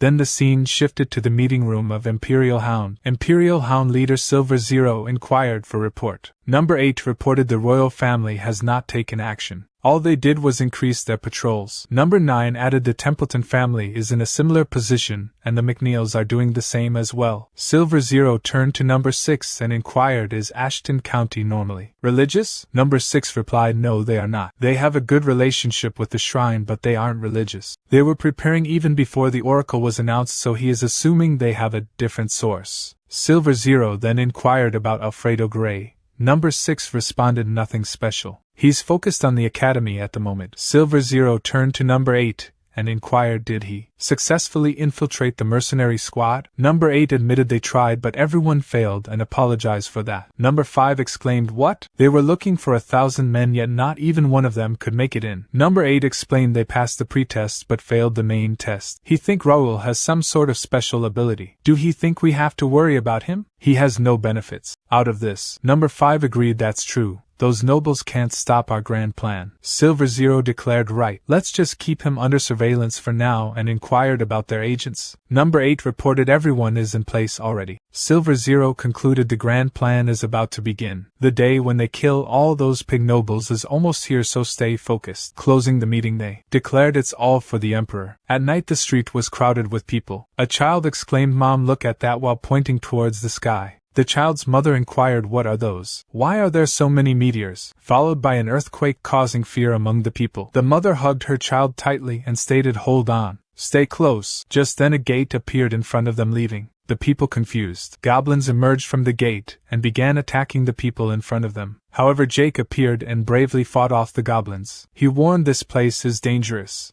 Everyone, evacuate to safety. Jake then reported this is Outer Wall 4 Area B Section 32. He have found a gate, engaging defense mechanisms. He urged evacuate the civilians and keep their guards up. Pierce reported this is Outer Wall 3 Area F Section 21. He found a gate. A few monsters have come out but there has been no damage to the civilians. Philip reported this is Outer Wall 1. A gate has appeared in the Noble Area, Section 3. We will control the area and hand it over to the guards. Raul acknowledged, stating good, keep reporting. Another report came in stating Outer Wall 4 Area B Section 32. A gate has appeared, requesting backup. Raul responded, understood. Everyone at Section 14 head over to Section 32 to support them. Another report message displayed information Outer Wall 3 Area F Section 21. A group of goblins came through the gate engaging right now. Raul thinks it has begun the update. He called out to Bernard, who responded with a yes. Raul instructed him to decide who to dispatch from the squad and send them out to each section. Bernard acknowledged that. Raul thinks he knew it was coming but he wasn't expecting it to happen everywhere. They had prepared as much as they could but this was still a close call. There wasn't enough information about this quest in the first place. The only thing he knew was that the kingdom was badly damaged in Connect Year 521 due to the appearance of gates. He didn't know the number, location, or rank of the gates. He wished he could just clear the gates by himself, but he was not alone now. He had to minimize civilian damage by using the force of his entire guild. If he knew the gate's ranks, he could place his troops more efficiently. A window popped up showing information about the limited quest Gate Rush. It was ranked as X and the objective was to clear as many gates as possible within 30 days. The description stated that unknown dimensional gates had taken over the world of Connect, and the goal was to calm the civilians by clearing as many gates as possible. The reward depended on the ranking and the number one guild or individual might receive a special gift. The gates refreshed every midnight. Raul saw the window and he grew angry and slammed his hand on the desk. He exclaimed, "What? Refresh?" He couldn't help but wonder if it was inevitable. He had his suspicions, but now it seemed like Connect's defensive system had implemented a special requirement for this quest. Usually it would give players a sudden quest or a follow-up quest, but this time it added a unique twist. No matter how many gates he cleared, it didn't matter. This wouldn't be easy, but he couldn't give up yet. He had to find a way to minimize the damage. A report window popped up showing information Outer Wall 2 Area 3 Section 17. Philip found the Golden Gate he mentioned. Philip added, nothing is happening at the moment, but the force is getting stronger. Raul shouted, do not engage, that gate can suck in anything. Be careful, deploy 3 rank B mercenaries. We will be putting that area under special watch. Philip grasped the situation. Raul thinks a rank D appeared, he can't just stay here and command anymore. He will have to deal with this himself. Then the scene shifted to a red-haired boy named Josh. He was a 21-year-old rank C mercenary who came from a small farm. He had started from rank F, and worked his way up to where he was. A noble who was looking for mercenaries offered him a chance to be a knight, along with a cozy house and an incredible meal that he had never experienced before. Josh thought he could enjoy a normal life by catering to the noble's mood, but he wasn't expecting something like this. As the monsters charged towards him, Josh swiftly assumed a combat stance and effortlessly dispatched 3 of them with his sword technique. Amidst the chaos he contemplated, this seems relentless. He might tire before they do. Suddenly a formidable boss monster emerged from the gate. Josh thinks there are so many and there's a big one now? He can't just push them off anymore. He have to gamble on this one. He will have to get the big one first to scare the small ones. In the heat of battle, as Josh charged and Raul joined the fray, he employed his psychokinesis trait to manipulate scattered weapons, swiftly eliminating all monsters except the boss. With a decisive swing, Raul beheaded the boss, ending the threat. Stunned, Josh marveled at Raul's power. Turning to Josh, Raul apologized and inquired, did he interrupt? He seemed familiar. Is he a part of the first guild? He replied, yes. He is a rank C mercenary, Josh. Raul stated he liked his ambition, but that was too risky. Ratmen aren't easily scared. He know he is a rank C mercenary, but rank D gates are too hard for him. Join them for now. Confused, Josh inquired, who is he? Jake replied, he guess you are new, but that doesn't excuse him from not recognizing their master's face. He is the master of First Guild, Raul Ashton. Josh was shocked at the revelation. Jake inquired if he had thought he would have an easy time because the guild was created by the son of a count. If that was what he was hoping for, he had come to the wrong place. Their guild was only for the qualified ones. He told him to stay awake and follow them. Raul shouted and told everyone to engage and wished them good luck. The knight agreed with Raul's statement. Josh thinks that it was a guild only for those who were qualified and started following them. Shortly after, a group of rat men approached the gate. One of them became confused and stopped when he saw Raul charging towards him. Raul swiftly dispatched 3 rat men and thinks that there were a lot of them, just as he had expected. He was glad he came himself because he didn't have enough time to clear every gate and needed to act quickly. Jake inquired if this was just an entrance, but there were a lot of rat men here. He wondered if their base was nearby. Raul responded saying that it was possible, and instructed him to send a scout to search. He emphasized the importance of prioritizing rescuing the civilians. Meanwhile, Josh rushed towards the rat men and effortlessly killed one monster after another with a single swing of his sword. Upon witnessing Josh's impressive sword technique, Jake remarked that he was special. Raul thinks was his name Josh, and while his sword skills were rough, he had good senses. He believed that Josh would be much better if he learned how to wield mana. One of the knights approached Raul and informed him that they had found the rat man base behind the forest. Raul expressed his appreciation. The knight added that they didn't see any civilians at the base, which was quite big, but there weren't any other monsters there either. Jake mentioned that they made sure there were no civilians near the gate, so there shouldn't be many civilians here. Raul insisted that they still search everywhere and emphasized the importance of not losing any civilians that day. Jake acknowledged Raul's instructions. Raul then stated that while clearing the gate was important, they should prioritize rescuing the civilians. He turned to Josh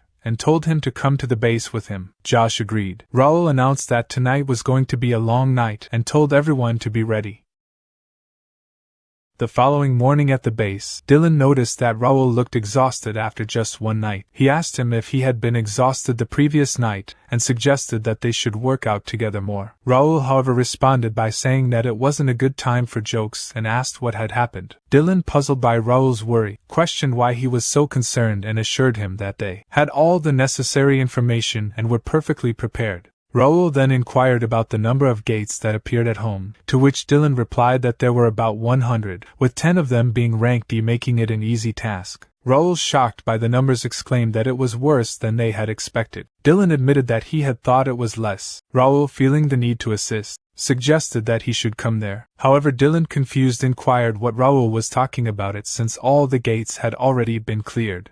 This made Raul nervously laugh. Dylan then mentioned that it took them only half a day, maybe that their father got to stretch a little. He also mentioned that Golden Bear High Master Trevor and Commander Ernest were all excited, as if it were a festival, and that they were bored with ordinary life. Raul continued to nervously laugh. Dylan remarked about how amusing it was to see all those old men running around excitedly. This made Raul realize that his family wasn't normal, and he thinks that he had forgotten about it. He then told Dylan that he knew it ended safely, but it was reckless. He had warned Dylan not to mess with the Ranky gates since they were too dangerous. Dylan, however, questioned why they should leave it and wait for Raul to come and solve it with his mysterious power. He emphasized that Ashton County was strong and that he and their father were not weak. They didn't need Raul's knight's help and were always ready for an enemy. The number of gates didn't matter to them. Dylan shouted Raul's name, causing him to tremble in confusion. Dylan continued by telling Raul not to worry about home and to do what he wanted, as he and their father would clean up after him. Raul breathed out a sigh of relief and admitted that Dylan was right. He had been too arrogant. Dylan inquired Raul if he understood now, stating that he was nowhere near being able to act strong in front of him. Dylan then mentioned that some of the gates hadn't disappeared after they cleared them. Raul inquired why that had happened, expressing a mixture of shock and confusion. Later in the meeting room, Raul informed the others that clearing the gates hadn't destroyed them. He mentioned that his brother had said the rank E and D gates that appeared at home hadn't disappeared either. Raul expressed concern about the situation, stating that what they had been worried about had actually happened. Jake inquired if that wasn't a huge problem and mentioned that they could keep an eye on the gates, but there was a limit to it. Philip stated that if they put more men on surveillance, their defense squad might fall short, so they needed to figure it out as soon as possible. Raul expressed his desire to find out why the gates weren't disappearing and see if there was any other way. Bernard inquired if he should prepare the men's, but Raul replied that they were only going with a few elites this time. He listed himself, Philip, Jake and Pierce as the chosen few for the party. Philip questioned if that was too few, but Raul explained that the retired old men back home were going crazy and they couldn't just sit and watch. He also mentioned the possibility of finding civilians, so they needed to prepare 10 men to scout the gate. Bernard understood, and Jake jokingly asked if he should prepare a lunch box, to which Pierce reminded him that it had only been 2 months since they started. Philip emphasized that it wasn't a picnic and they shouldn't let their guard down. Jake clarified that he was just joking.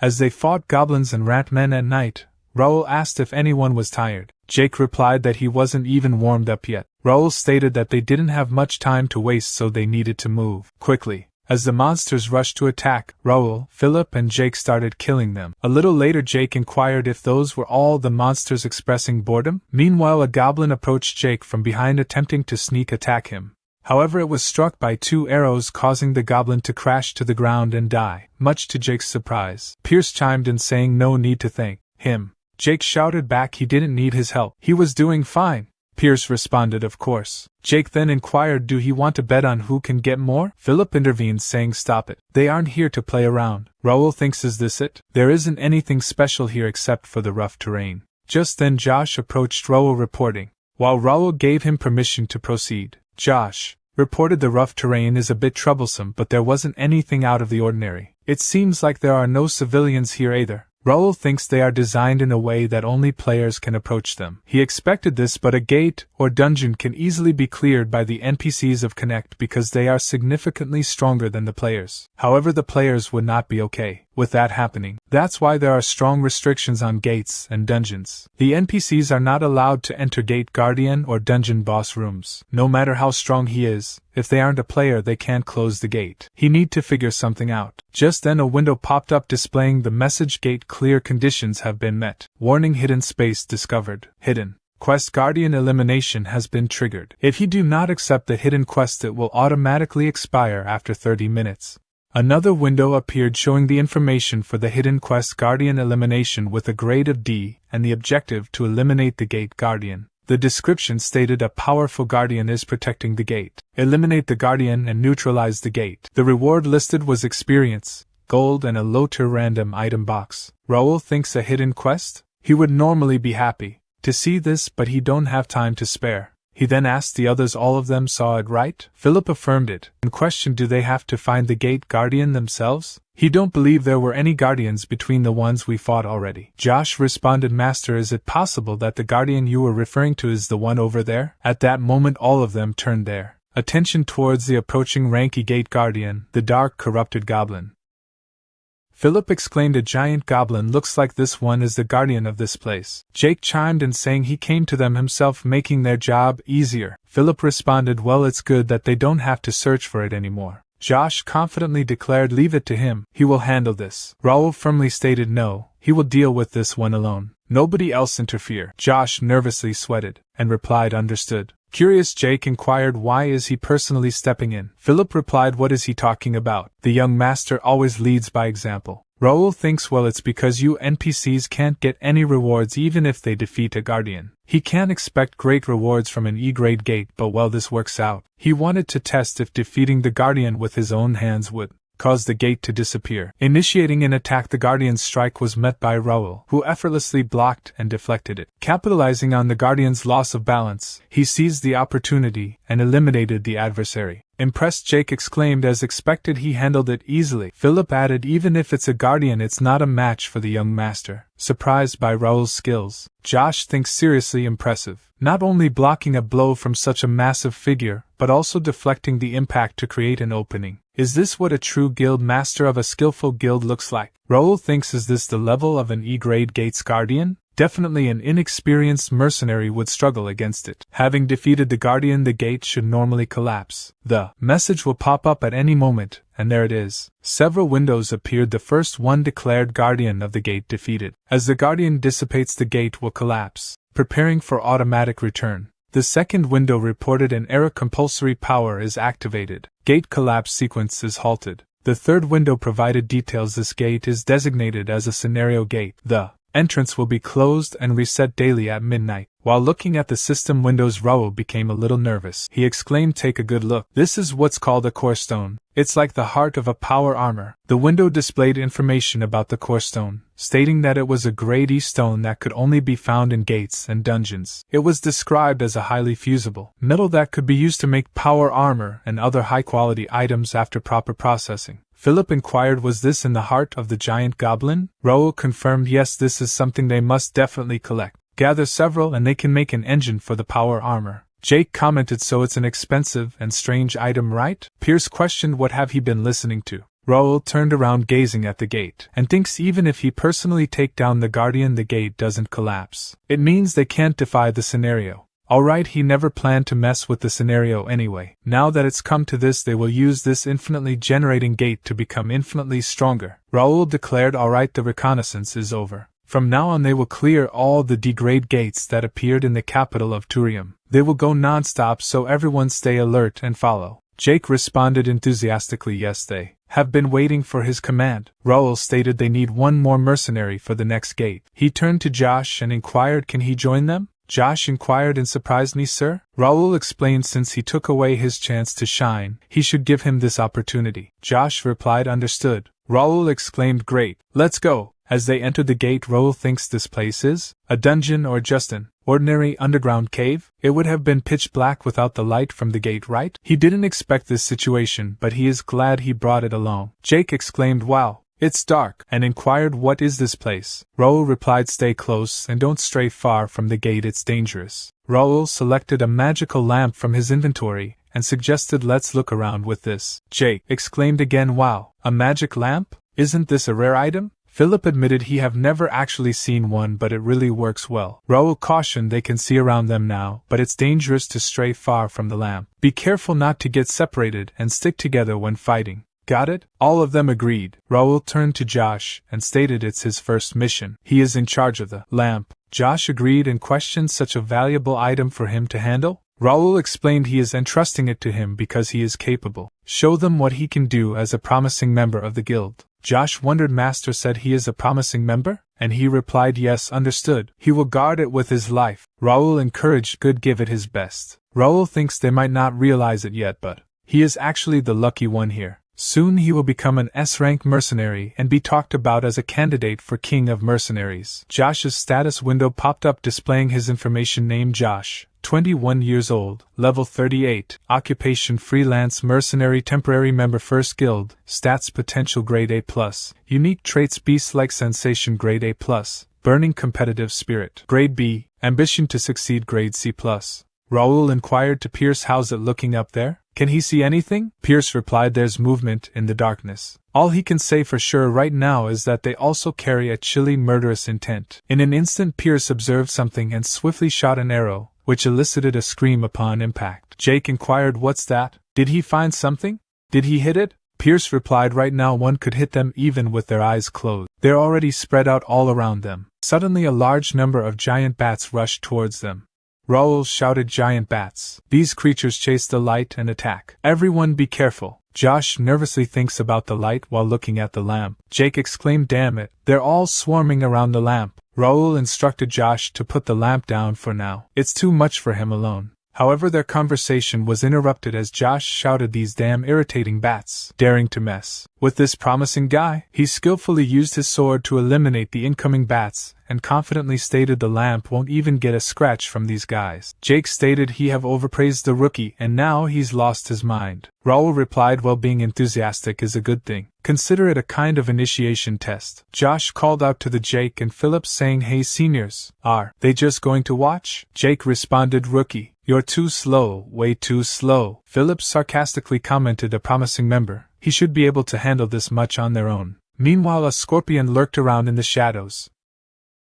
As they moved inside while checking the surroundings, after quite a while later, Jake stated they are in pretty deep, but he still don't see anything. He inquired, "Is this cave just full of bats?" Philip replied, "It's still a D rank 8. Don't let his guard down. Young master is also staying vigilant, so keep up." Josh looked at Raul nervously and turned to Philip inquiring, "Mr. Knight, their boss, he mean how strong is the master?" This made Philip a little confused, but he immediately regained his composure and stated it depends on what his definition of strong is. The young master is getting stronger every day, and he lacks nothing as a member of the ActionToon family. But judging by just pure sword skills, he's probably weaker than Jake. Meanwhile, Jake shouted, disgusting. Why are these bugs so big? Philip continued, saying he may look stupid but his sword skill is amazing. Noticing the incoming monster in the dark, Raul stopped in his place. Philip alarmed Raul, but Raul stated he was already aware of it and said that you are. Meanwhile, the group of scorpions approached them. A window popped up showing information: armored scorpion level 45, rank D. Jake commented they look so ugly. Philip warned there are a lot of them, so be careful. Raul thinks there's no way giant bats are the main enemies in AD rank 8. Those scorpions only appear in gates and dungeons, so this must be their first time against this monster. Raul stated whatever it is, if it's a quest they have to get through it. Their armors are as hard as steel, so be aware. Make sure to avoid the poisonous stinger. Then shall they begin? A quest window popped up showing information about AD rank Dimension Gate. The objective was to eliminate 50 armored scorpions of grade D. There was no time limit. The reward was experience, gold, and a low-tier random material box. Raul thinks it's not a conquest but an elimination quest, and it's asking him to clear the quest, not destroy the gate. He suggests thinking about it after taking care of the monsters. Raul stated, let's go. Raul, Philip, and Jake embark on a scorpion killing spree, leaving Josh to guard the lamp. A swarm converges on Josh, attacking him from a blind spot, but he manages to block just in time. As another attack approaches, Josh thinks he can't dodge this. Suddenly several swords strike the scorpion, eliminating it. Perplexed, Josh questions why are the swords floating. Raul stated protecting a lamp and fighting is hard. He feel like he is stealing his chance to shine. He want to focus on protecting the lamp here, and directs the swords at the remaining monsters, killing almost all of them. Jake stated young master took care of most of them. He thought he could stretch a little this time. Josh, shocked at witnessing Raul's power, thinks he is not real. He heard he's only 15 right now. This isn't just a noble role-playing a knight. This is the master he will serve. Then Raul kills the last one of the scorpion, and thinks that's number 50. Now he have met the minimum requirement to clear the gate. Raul stated let's go deeper. Jake chuckles and stating he thought the quest was over. Raul stated they have to make sure since they are here already.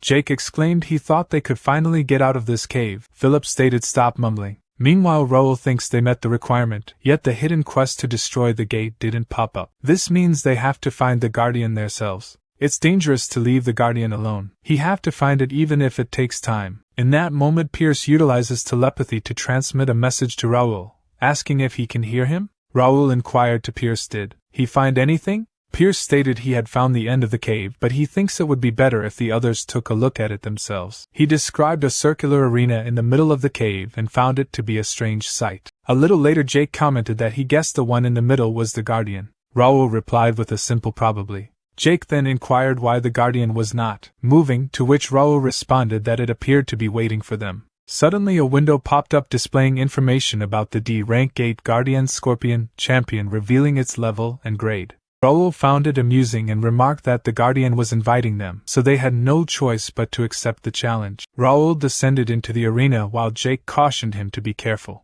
Raul thinks that he felt sorry for the Guardian but acknowledged that it would be a tough opponent. He couldn't back down from this fight, not just for the reward but for other reasons as well. Raul apologized for making the Guardian wait and told it to come at him with everything it had. The battle between Raul and the Scorpion Champion commenced.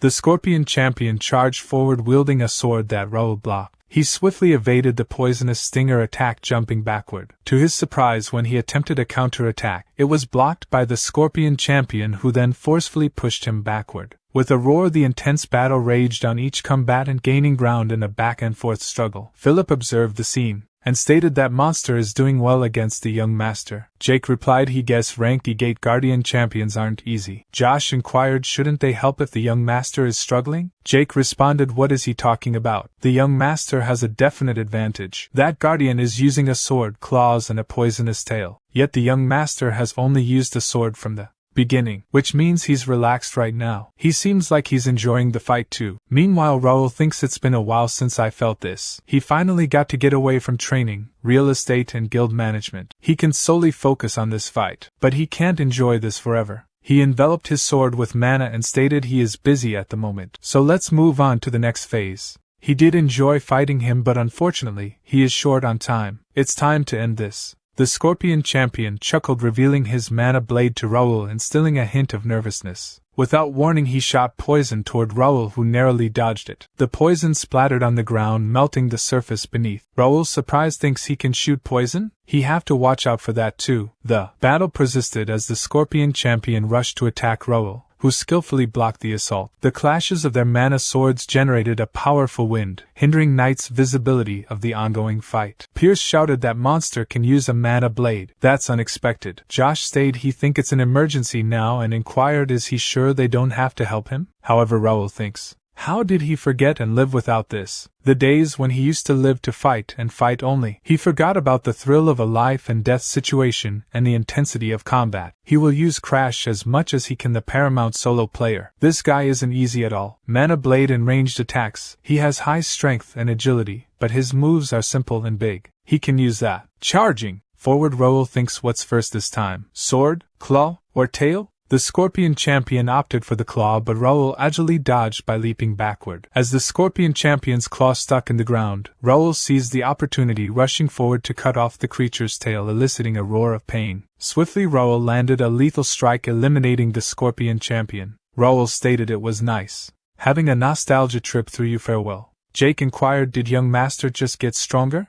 Philip replied, right, it hasn't been long since he reached the expert stage, but he's already at the intermediate level. It's a matter of time until young master surpasses his level of skill with the sword. Jake shouted, young master, let's move on to the next gate. The next guardian is mine. He called dibs. Raul thinks, what's wrong with that guy?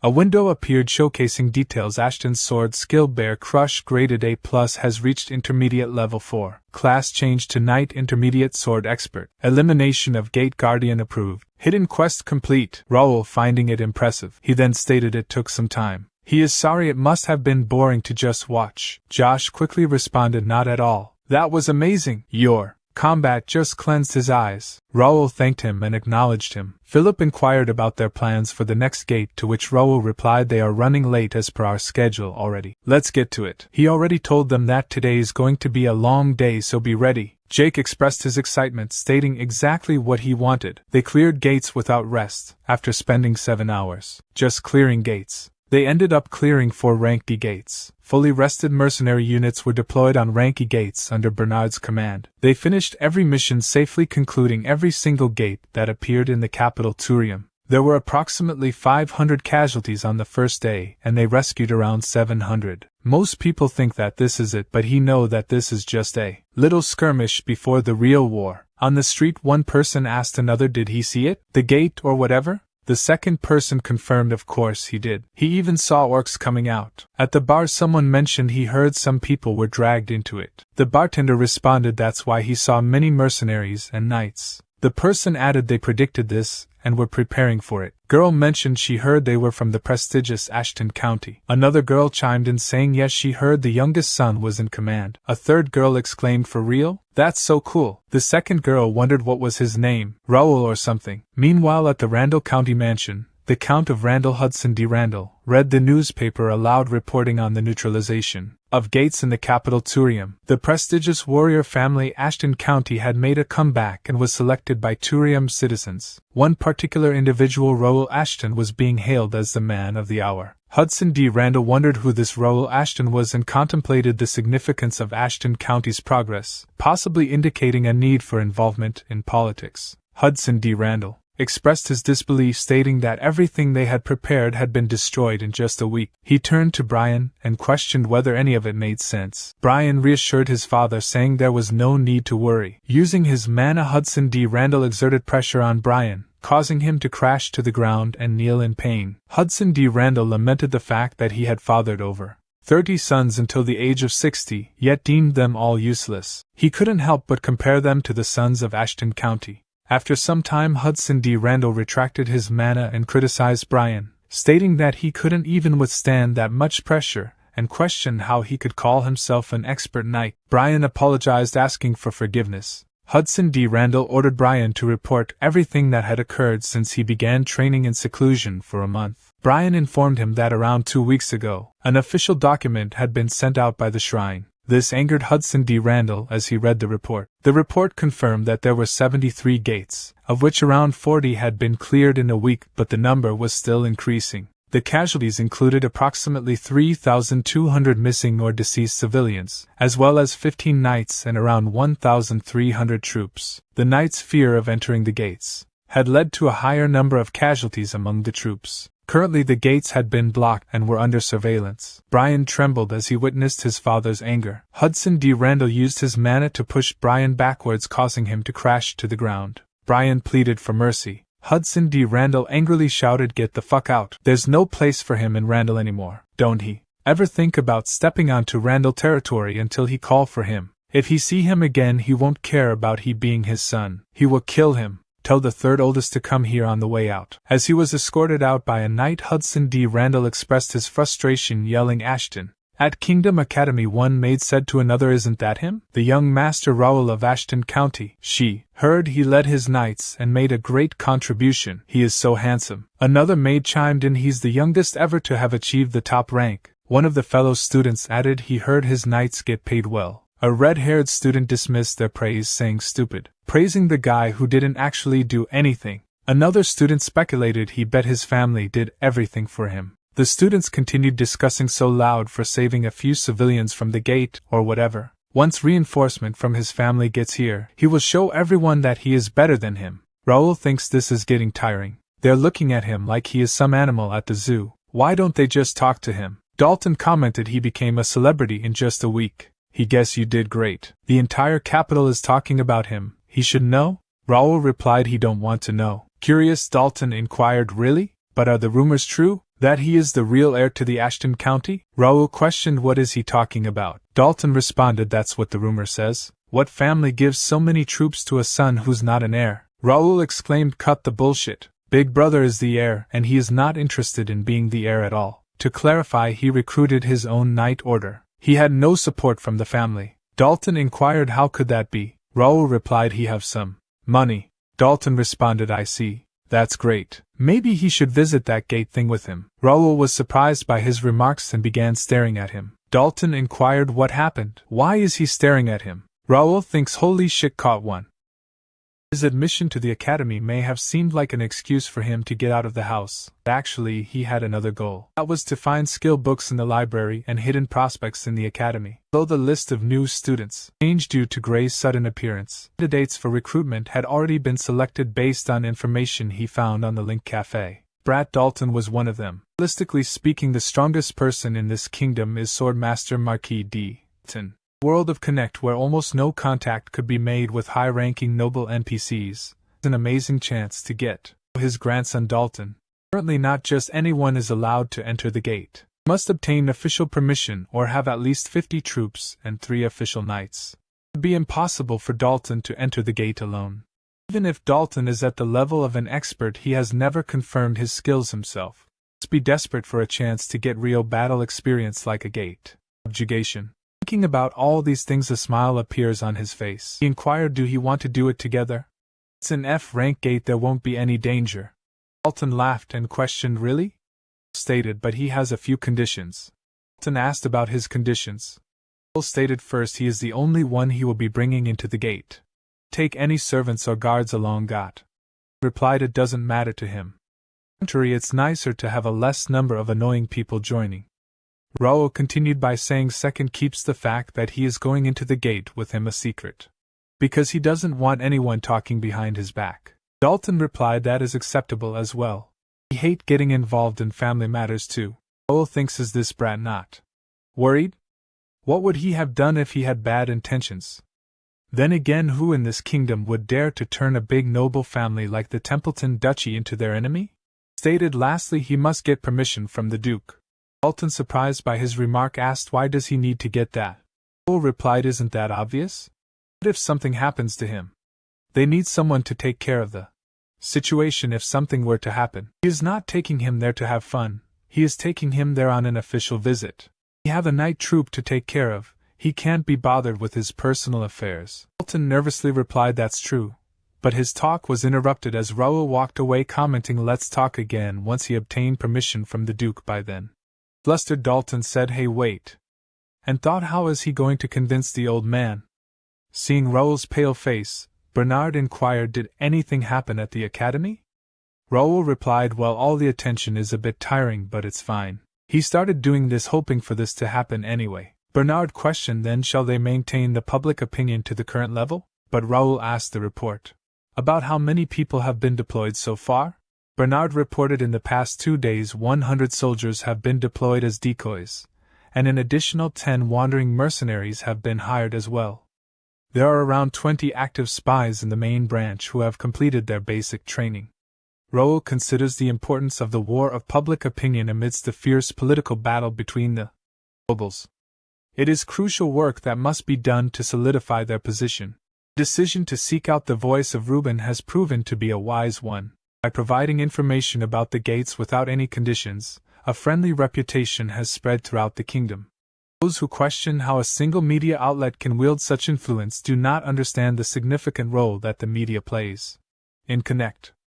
The media in Connect is an elite organization primarily composed of magicians, with Jenna's White, one of the continent's 3 great sages, serving as the president of the Press Association. Status is esteemed even among the highest ranks of society, and the most influential media outlet among them is the voice of Reuben. They do not need to engage in wars with swords alone, they must utilize all available resources. Raul instructed double the number of wandering mercenaries with a good sense of humor to be on standby. Expected that individuals from various regions will come to keep them in check. Then Philip inquired what he meant by that. Bernard explained that greedy noblemen are likely to attempt to gain a foothold now that the gate situation has somewhat stabilized. Raul expressed that while he would welcome them for a simple gate subjugation, it is not feasible at the moment. Bernard suggested that they may try to find faults and tarnish Raul's reputation in order to claim a larger share of the rewards. Raul responded by stating that they can only strive for the rewards because only the chosen ones can close a gate. He emphasized the need to keep this information confidential for the time being to prevent other lords from pretending ignorance about the gates. Philip responded with the statement that he understood. Raul continued with his thoughts. Even if he had to use the lord's greed, he must get the soldiers to gather in the kingdom. That was the only way for them to deal with the crisis that was about to befall the kingdom. At night, a person with brownish hair and running from something in the back alley, while thinking, damn it, who would have thought that they did continue being hunted despite entering a gate? Just what is their deal? For now he must lure as many of these bastards and buy time for his comrades to get away. His thoughts came to a halt when he was surprised to see people with robes blocking his way forward. One of the people with a mask stated guild leader of the information organization Wings of Freedom, alias Faceless. It's nice to meet you this way. Alias stated, so these bastards are the ones who have been hunting down underworld guilds for half a year. The masked person replied by saying, as expected from the head of the best information organization of the kingdom, he is quick-witted. Alias inquired, so what brings him here? Is he trying to hunt him down this time? The masked person responded that he was planning to do that at first, but he would make him an offer. Alias inquired about the offer. The masked person stated surrender. It'd be a waste to kill someone as powerful as he in the underworld. If he promised to join them, that is, they will spare his life. What does he say? Alias unsheathed his sword and rushed towards him to attack while asking, stop saying nonsense. But his attack was blocked by the masked person with his power armor. As he looked at the armor, he immediately identified it, and then Alias stated, you bastards. He was on the fence about it, but they really were bastards from the Empire? The masked individual declared, what a refreshing deduction, or should he call it a dangerous suspicion? Now that it has come to this, he leave him no choice. He commanded his companions in blue robes to eliminate him. They all swiftly moved towards their target, his faces turning pale as he see their attacks. However, the target known as Alias vanished before their eyes. Confusion spread among the group as one questioned, is it stealth magic? Another responded, no, he used an artifact. Couldn't have gotten far. Search the surroundings. Meanwhile, Alias, who had teleported to the rooftop of a nearby house, pondered to think the mysterious organization that has been hunting guilds were bastards from the Empire. What the hell is going on in this kingdom? At the Ashton County Mansion, a guard captain named Bill informed Raul that the first night's Rank F gate permit had been cancelled. Jake shouted in anger, questioning the decision, but Philip quickly silenced him. Raul calmly responded, acknowledging the news and inquiring about the status of the Rank E and Rank E gates. The guard captain assured him that those gates were still permitted for entry. Raul expressed relief at the news and asked who would be taking care of the Rank F gates moving forward. The guard captain admitted he was unsure but mentioned that multiple families were expected to participate. Raul nodded in understanding, noting that Rank F was less dangerous and could potentially be profitable. He made it clear that his team would be ready to handle any issues that arose. Pressed by Raul's sense of duty, guard captain remarked on his righteousness, expressed a wish that other nobles were like him. Raul reiterated the importance of protecting the city and its citizens, emphasizing the need for cooperation. Meanwhile, the guard captain whispered to Raul about a rumor linking Randall to the cancelled permit. He speculated that the Ministry of Finance may have been involved, noting the close ties between the department and the Randall family. After some contemplation, Raul thanked him for the information, showing his appreciation for the warning. As the guard captain departs, Raul inquired, "Did everyone hear the news?" Anticipating this so it shouldn't come as a surprise. Jake replied, "But isn't this excessive?" To the revocation of their permit? Raul stated, "It's a direct order from the royal palace, so they must comply. There is no need to be despondent about it. I haven't lost anything." Jake inquired, "How so?" Raul explained Rank F gates can be cleared with regular troops. Utilizing mercenaries they hired with their funds is inefficient. The rewards they provide are subpar.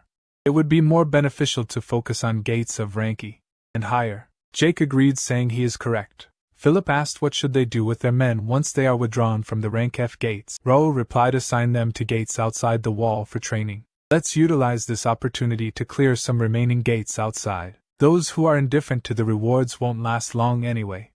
It may prove advantageous in the future. Managing the gates is a challenging task. What they require most at present is merit, renown, and personal growth. Let's disregard external affairs and concentrate on themselves. Please emphasize commanding the mercenaries and their personal development." All of them responded by saying understood. Raul contemplated a week from now the official night investiture ceremony, which occurs annually, will take place. It is the prime opportunity for their knights to shine.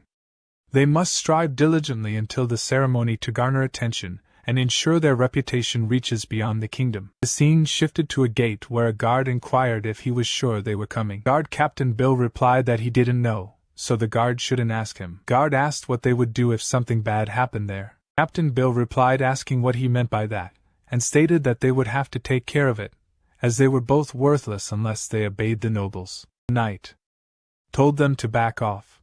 At that moment, Austin D. Carrington, the fourth son of the Viscount Carrington, arrived at the gate with his knights. His knights shouted that the son of Carrington was there and ordered everyone to move out of the way. Captain Bill stepped forward and said it was an honor to meet him, introducing himself as Bill, the person currently in charge of controlling the gate. Austin D. Carrington asked if that was the gate, and Captain Bill confirmed that it was.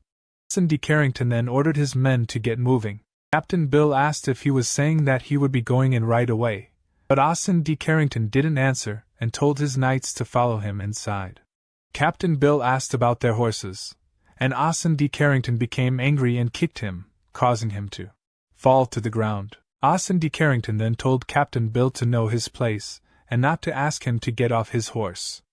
Captain Bill tried to explain, but Austin D. Carrington told him to shut up and called him a peasant before ordering his knights to go inside. Guard approached him and asked if he was okay. Captain Bill declared forget it. He clearly warned him. It's not his fault if their horses go crazy inside the gate. He thinks to himself that he knew horses were not allowed inside due to the high mana density. Even if he was lucky enough to survive, he would suffer greatly. He anticipated that they would be busy moving bodies that night. They emerged on the other side of the gate. Austin D. Carrington questioned, "Is this what's inside a gate?" "He doesn't see anything," his knight explained. That there were only orcs or goblins present, so there was no need to be nervous. Austin D. Carrington thought to himself, he thinks he would find some treasures. If only Raul Ashton, that fraud, hadn't shown off. He became a star in the capital for killing a monster using his wealth. He will clear every gate left open to bring him down. He ordered his knights to clear the gate, instructing them to eliminate every monster. He divided them into units and commanded them to eliminate the creatures. Mako Praetorian Guard expressed, "Sir, dividing the troops inside a gate is very dangerous. Let's keep their men together and use scouts to look around." In response, Austin D. Carrington questioned his fear and doubted their ability to clear all the gates in such a manner. Suddenly Marco heard a sound from behind and turned to see incoming monsters, causing him to tremble. He shouted, "Young master," to get behind him. Austin D. Carrington, noticing the monsters, also started trembling in fear. Meanwhile, Marco ordered the knights to stay calm, hold their positions, and prepare for combat. Night Guard Captain Bill came to Raul's office and reported about the missing people. Raul asked what he was talking about, specifically mentioning the people who had entered the Rank F gate. Captain Bill confirmed that yes, he was referring to those individuals, explaining that every team that had entered the gate had gone missing. Concerned, Raul asked how many teams had entered the gate in the past 2 days, to which Captain Bill replied that 10 teams had disappeared, all of whom met the requirements to clear the gate. Raul pondered the possibility of the gate transforming, phenomenon typically seen in higher-ranked gates. Wondered if there was something else inside the gate that was causing the teams to vanish. Before he could delve further into his thoughts, Bernard approached him and called his name. Raul instructed Bernard to gather the high-rank knights, including Homer. Bernard questioned whether the training instructors should also be included and asked what was happening. Raul simply stated that they were heading to the gate for a rescue mission. A little while later, as they arrived at the gate, a frog monster rushed to attack Dalton, but he swiftly dealt and expressed frustration at the situation. He commented on the gate's boring and nasty nature, to which Raul reminded him that they couldn't predict the terrain inside a gate, and that they were not there to play around. Philip approached Raul and informed him that the scouts had returned. Raul inquired about their findings, learning that monster sightings had decreased as expected. Raul exclaimed, "Right, they are well prepared," and he believed he already possessed information about the gate. The window popped up displaying information on the Rank F dimension gate, with a maximum capacity of 300 and no concurrent access limit. The current occupancy was 132 out of 300, with a current stack of 0 out of 2, and the gate type was elimination. Raul continued his thoughts, suspecting that no one else should have entered besides the conquest teams, but the data indicated otherwise. He realized it was a trap, but he was confident that they were not expecting to be the ones trapped instead. After a brief moment, Raul questioned that here should be good. He believed it was a suitable spot and asked Homer for his opinion. Homer replied, "Yes, master. They can look down toward the flat area, facing the swamp." He also believed this is a good location. Raul stated, "Then let's start working. This place will be the base. Set everyone in their trained positions." Homer acknowledged his command. Upon hearing their conversation, Dalton asked, "What is he trying to do on this hill?" Raul responded, "They are going to build a fort." Confused, Dalton questioned, "A fort out of nowhere?" Raul advised him to keep his eyes open and learn from the process. Raul activated the magic formation and instructed Homer to begin. Homer then directed everyone to activate the artifact. The magic formation appeared in the sky, accompanied by strong winds and a multitude of stone bricks emerging from it. Dalton, puzzled by the events, and closed his eyes due to dust, as the stone walls formed in front of him. As he opened his eyes, he was astonished to see a fort standing before him. Meanwhile, Raul declared that the structure was made in a rush but would serve its purpose. He believed it was better than sleeping under a tent. The fort was 3 meters tall and 20 meters wide, providing enough space for at least 100 people. It was the ideal base to wait for enemies. Dalton inquired if Raul was planning a siege and if the gate was dangerous enough to warrant building a fort. Raul explained that gates were indeed dangerous places, but only this one required a fort. He had used a similar simple fortress method before and believed it was worth it, despite needing many artifacts to reduce the brick's weight and size. Raul had trained guild members to use artifacts for this moment, although he had not expected to use it so soon. Dalton expressed his curiosity but limited himself to one question, asking why Raul needed the fort when they were supposed to be rescuing missing people. Raul responded by stating that they needed the fort precisely for that reason. Dalton pointed out that forts were typically for defending against enemy attacks and questioned why Raul needed it for a rescue mission.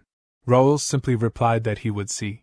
Raul pondered that their opponents likely believed they were fully prepared for the mission, but he doubted they were anticipating any chance of failure. He concluded by stating, "Let's see whose preparation is more thorough." Meanwhile, Jack, the commander of the Imperial Hound from Reuben Kingdom District Team Number 8, sat comfortably on a chair while enjoying his meal. One of the members of the Imperial Hound reported that they had successfully held their hostages as he had requested. Jack inquired if the rescue team had arrived yet. The person replied affirmatively, stating that they had found a rescue team similar in size to the one they had captured, and that the scout team was closely monitoring them. Jack expressed his hope that they would be able to entertain him this time, as he had found the nobles of the kingdom to be weak and lacking in excitement. He decided that they would have to follow the captain's orders and go out for a hunt. At that moment, the person nervously shouted for Jack, reporting an urgent update. The scout who had been watching the rescue team had revealed that they were currently in a fortress doing nothing. Jack was surprised by this news and questioned the person about the fortress. Meanwhile, at the fortress, Dalton yawned and expressed his boredom, questioning whether they were certain that they were coming for them. Raul reassured Dalton not to get comfortable, as they would be arriving soon. Dalton asked Raul to at least inform him of who was coming for them, to which Raul suggested that Dalton ask them himself. Nervously, Dalton looked towards the approaching group of people led by Jack and asked Raul if they were the ones they had been waiting for. Raul confirmed that they were indeed the ones. In anger, Jack inquired, "What is that fortress? How did they build that?" Scout replied that he was not sure. Raul stated that they probably thought they had trapped them perfectly, and must be confused to realize they were the ones trapped. Philip ordered everyone to be ready and aim their arrows. Raul thought that they didn't expect a siege on the gate, and must not be prepared for it, causing frustration. He considered teasing Jack, who seemed short-tempered. He shouted, "Hey Empire's dogs! Why are you walking around without a leash? Is he lost by any chance?" Jack chuckled and called the young man arrogant, wondering if he was from Ashton. He admired his guts and vowed to personally kill him and take the fortress. He ordered his subordinates to charge. Raul believed that they had fallen for their plan. Confused, Dalton stated that he still didn't understand what was going on but was sure they were from the Empire. Raul ordered the members of his guild to fire their arrows. The Imperial Hound did not back down and rushed to attack, proclaiming for the Emperor's glory. As two Imperial Hounds approached the fortress wall, Dalton swiftly dispatched them, calling them dirty Empire dogs. Jack observed and laughed, calling Dalton another arrogant youngster. He decided it was time to show some respect and signaled his subordinate to blow the whistle. Two dark red monsters appeared, surprising Raul. Jack remarked, "Let us observe how much longer he can continue to open his mouth." Dalton inquired, "What are those creatures?" Raul responded, "They are the Empire's mana soldiers." He noted they appear to have been enhanced since the last time he encountered, which is likely their peak performance. Therefore his strategy is flawless. As the Empire's mana soldiers began to move towards the fortress, the members of Raul's first guild became panicked. Philip instructed them to stay focused and reassured them that they could win this. As they saw the mana soldiers roaring and rushing towards them, Dalton inquired about the monstrous creatures the Empire had created. Philip ordered everyone to not let the soldiers get close to the fortress and to fire their arrows, but the arrows were deflected. Dalton commented on the soldiers' ability to deflect the arrows, and Raul confirmed that ordinary weapons would not harm them. Dalton asked Raul what he planned to do about the soldiers, to which Raul replied that he had a plan but needed some assistance. He asked Dalton if he was up for it, to which Dalton agreed. Raul then stated that they would proceed with the plan. Meanwhile, a mana soldier reached the fortress wall and punched it with great force, causing cracks to form. The guild members became frightened, but Philip urged them to stand their ground and ordered the spearmen to move forward. Jack laughed and exclaimed at the guild members' belief that they would be safe within the fortress. He vowed to show them the consequences of fighting against the Empire and to destroy the fortress. However, Jack was shocked when he saw Raul and Dalton jump down from the fortress wall to attack the mana soldier. Dalton expressed shock at the ineffectiveness of his sword against the soldier, and Raul acknowledged that the situation would not be easy. Jack mocked them for leaving the fortress undefended, praising their foolishness. Dalton turned to Raul and asked, his words getting more annoying than those monsters? Is he just going to listen to him talk trash? Raul replied, definitely not, as he enveloped his sword with mana and stated, let's shut him up. Dalton smiled and also enveloped his sword with mana, exclaiming he said he could do whatever he wants, right? That's all he needs. As mana soldiers rushed towards them to attack, both of them used their mana swords to dispatch the monsters immediately. They then rushed towards the remaining 2 mana soldiers, defeating them in an instant. This shocked Jack and grind his teeth in anger, while guild members became happy and started cheering for them. Dalton thought, damn it, that was close. Raul inquired, he is quiet now. Was this all he had? They were saying for the Emperor or some bullshit. He guessed their loyalty depends on whether or not they have those mana soldiers. Jack laughed and exclaimed, this is getting interesting. He will be able to have some fun. He will have to send his regards to his family since he have to face him. Dalton warned Raul he's a commander of the Empire, which means he's stronger than those monsters. Does he need help? Raul stated no, he can take care of him by himself, and he think he have his own opponent, while pointing towards an incoming mana soldier carrying a shield and a flail as a weapon. Raul exclaimed, he's smaller but he's armed well. Can he do it? Dalton replied, who does he think he is? Did he forget his family name? Don't worry about him and make sure to teach that guy a lesson. Raul thought he's Templeton's grandson after all. This is his first real combat experience, but he seems trustworthy. Raul moved towards Jack and stated, his back's covered now. Shall they end this? He is sorry for making you wait. Bring it on. Jack exclaimed, Ashton family's young master, what is his name? He replied by stating his name is Raul.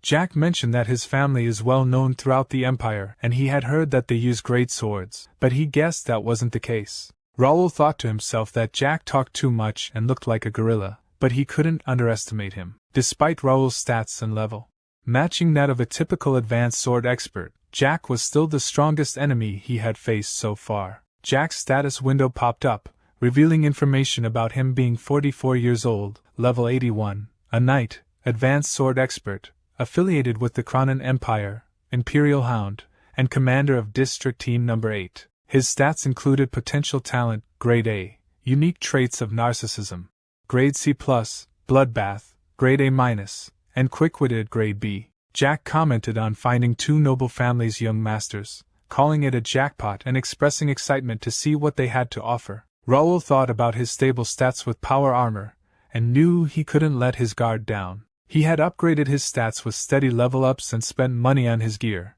making him confident in his abilities.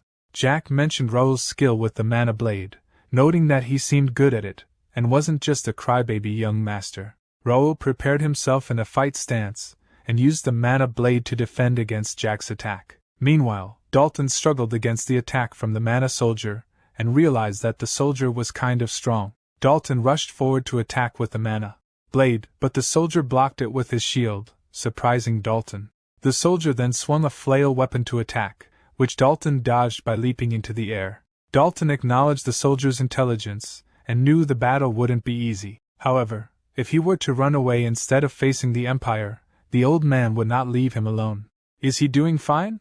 His fight seems more challenging than mine. Raul and Jack's swords clashed with each other, and Jack commented, not bad at all. You're quite good at imitating, aren't you? But that's it, Raul thought. He's fast and strong. The moment he shows a gap, he is done for. Jack laughed. Yes, this is way better than he had expected. He can feel it. It's almost a shame to kill him. Your kingdom folk are the best when you can't do anything but resist. Resist hard, little kid. Raul thought, he's still talking. It feels like he is getting mentally damaged. But that's not even the main problem. The longer and harsher the fight gets, the harder Regnitor keeps shaking. If he releases Regnitor, he can probably defeat him in a split second. But his allies might get hurt since he can't fully control it.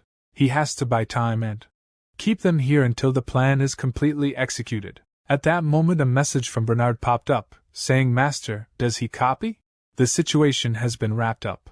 They have successfully reached them and defeated the enemy. The plan was a success. Hearing that, Raul smiled and said, nice. Jack commented, he is smiling?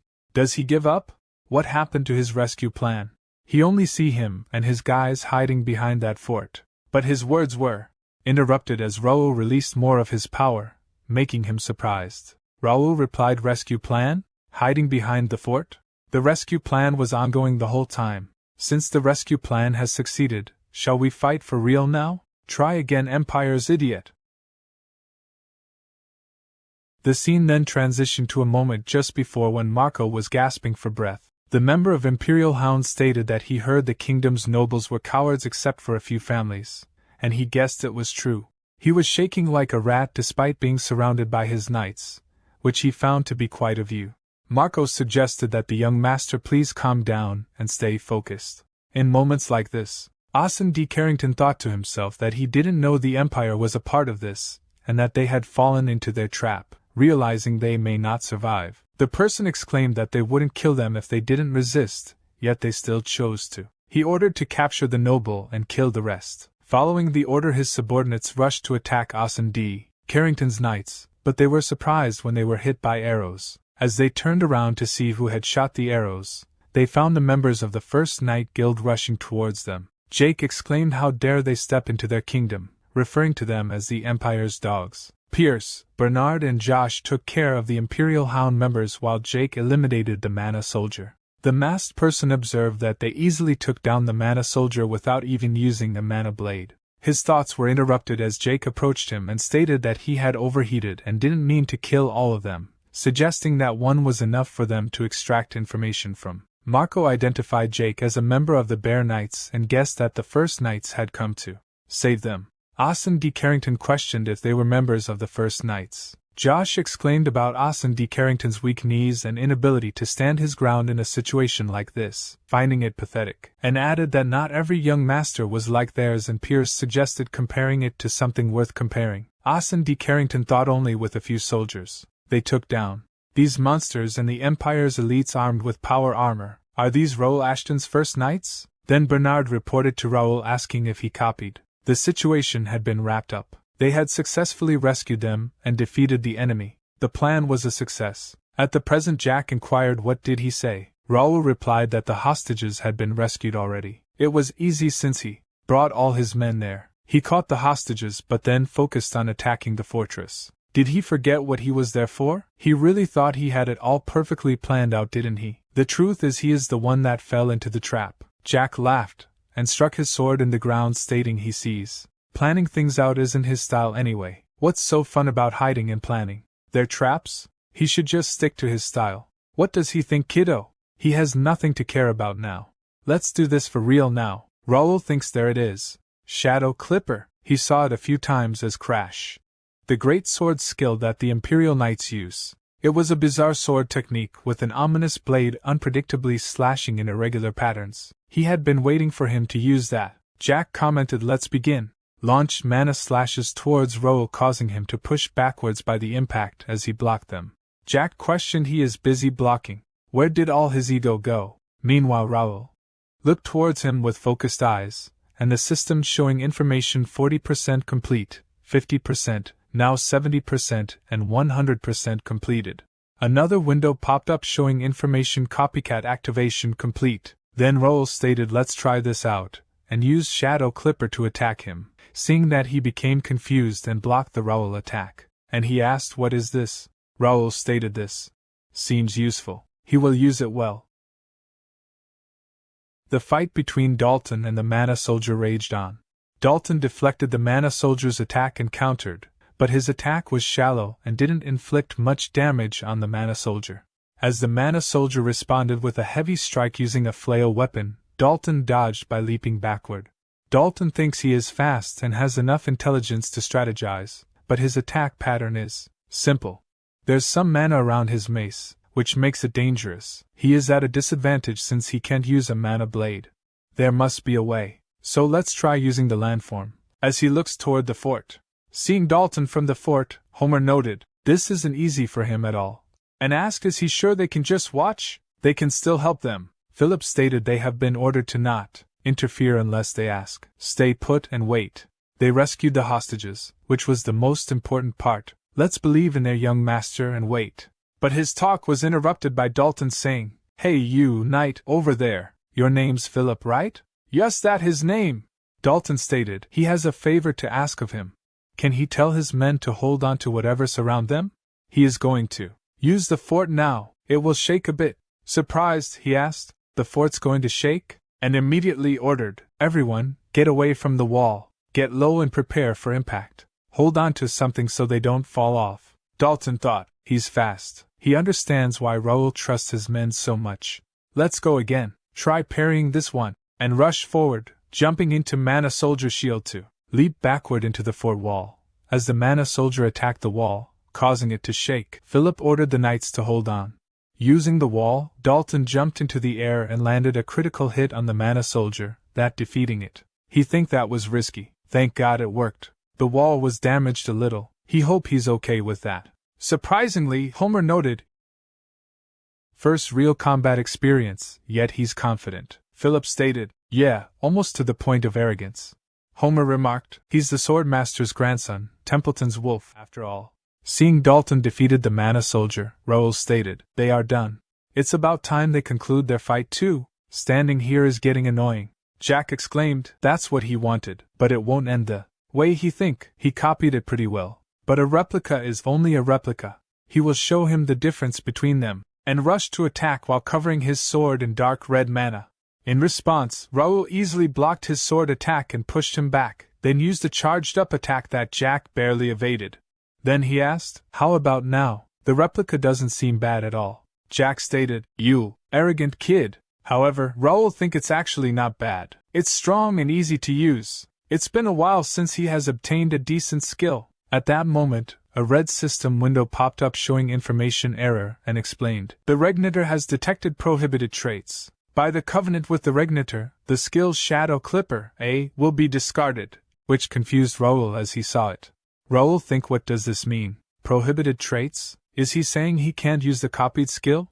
Another window pops up, showing information, searching for an alternate skill. He thought he found a decent skill, and now he is losing it without even having used it once. It seems like he can use it until an alternate skill is found. He has to end this fight before that. Whatever, he will use it as much as he can. He immediately rushes forward and launches an attack that he blocks. Then Jack asks why is he being aggressive all of a sudden? Is he in a hurry now? As he is pushed backward due to Raul's attack, and he's about to counterattack, but Raul uses the psychokinesis trait to fling a sword towards him, which narrowly misses. Jack asks, what is this? A sword flew? Where did it come from? To his surprise, multiple swords are floating in the air. He asks how is this possible? But Raul states he didn't notice? Does he have tunnel vision? He said he wanted him to do his best, right? He will show him his best. And he uses the sword to attack him. Jake asks what is this ridiculous trick? He called this his best, as he blocks them one after another. How disappointing! Stop these tricks and face him. He doesn't have time to play with him. Come at him for real, kid! Then he uses the psychokinesis trait on multiple swords, to attack him from the front and on two large axes to try to attack him from behind. Jake easily blocks the swords, but he struggles to block the axes. At that moment, Raul uses more of his psychokinesis trait power to push Jack back towards him, and Raul also covers his sword in golden mana to strike him from behind. Raul thinks he knew it. He can't break his power armor with improvised sword skills, but that doesn't mean there's no way to win. He uses psychokinesis power on his sword and also employs the Regnator power armor that covers his arm. He distracts him with that sword and closes the distance between them, and he stated he is strong, but he talked too much. Time to shut it, Empire Dog. Then he lands a powerful attack that causes an explosion on impact. As the dust settles, Jack is lying on the ground defeated. Raul thinks finally it finished. He was a tough one. Considering how hard the fight was, he can expect some level ups. Then a system window pops up, and he thinks, did it finally find an alternate skill? That was close. Let's see. And the window shows information. Alternate skill found. Acquired skill. Radiant Aura, grade A+.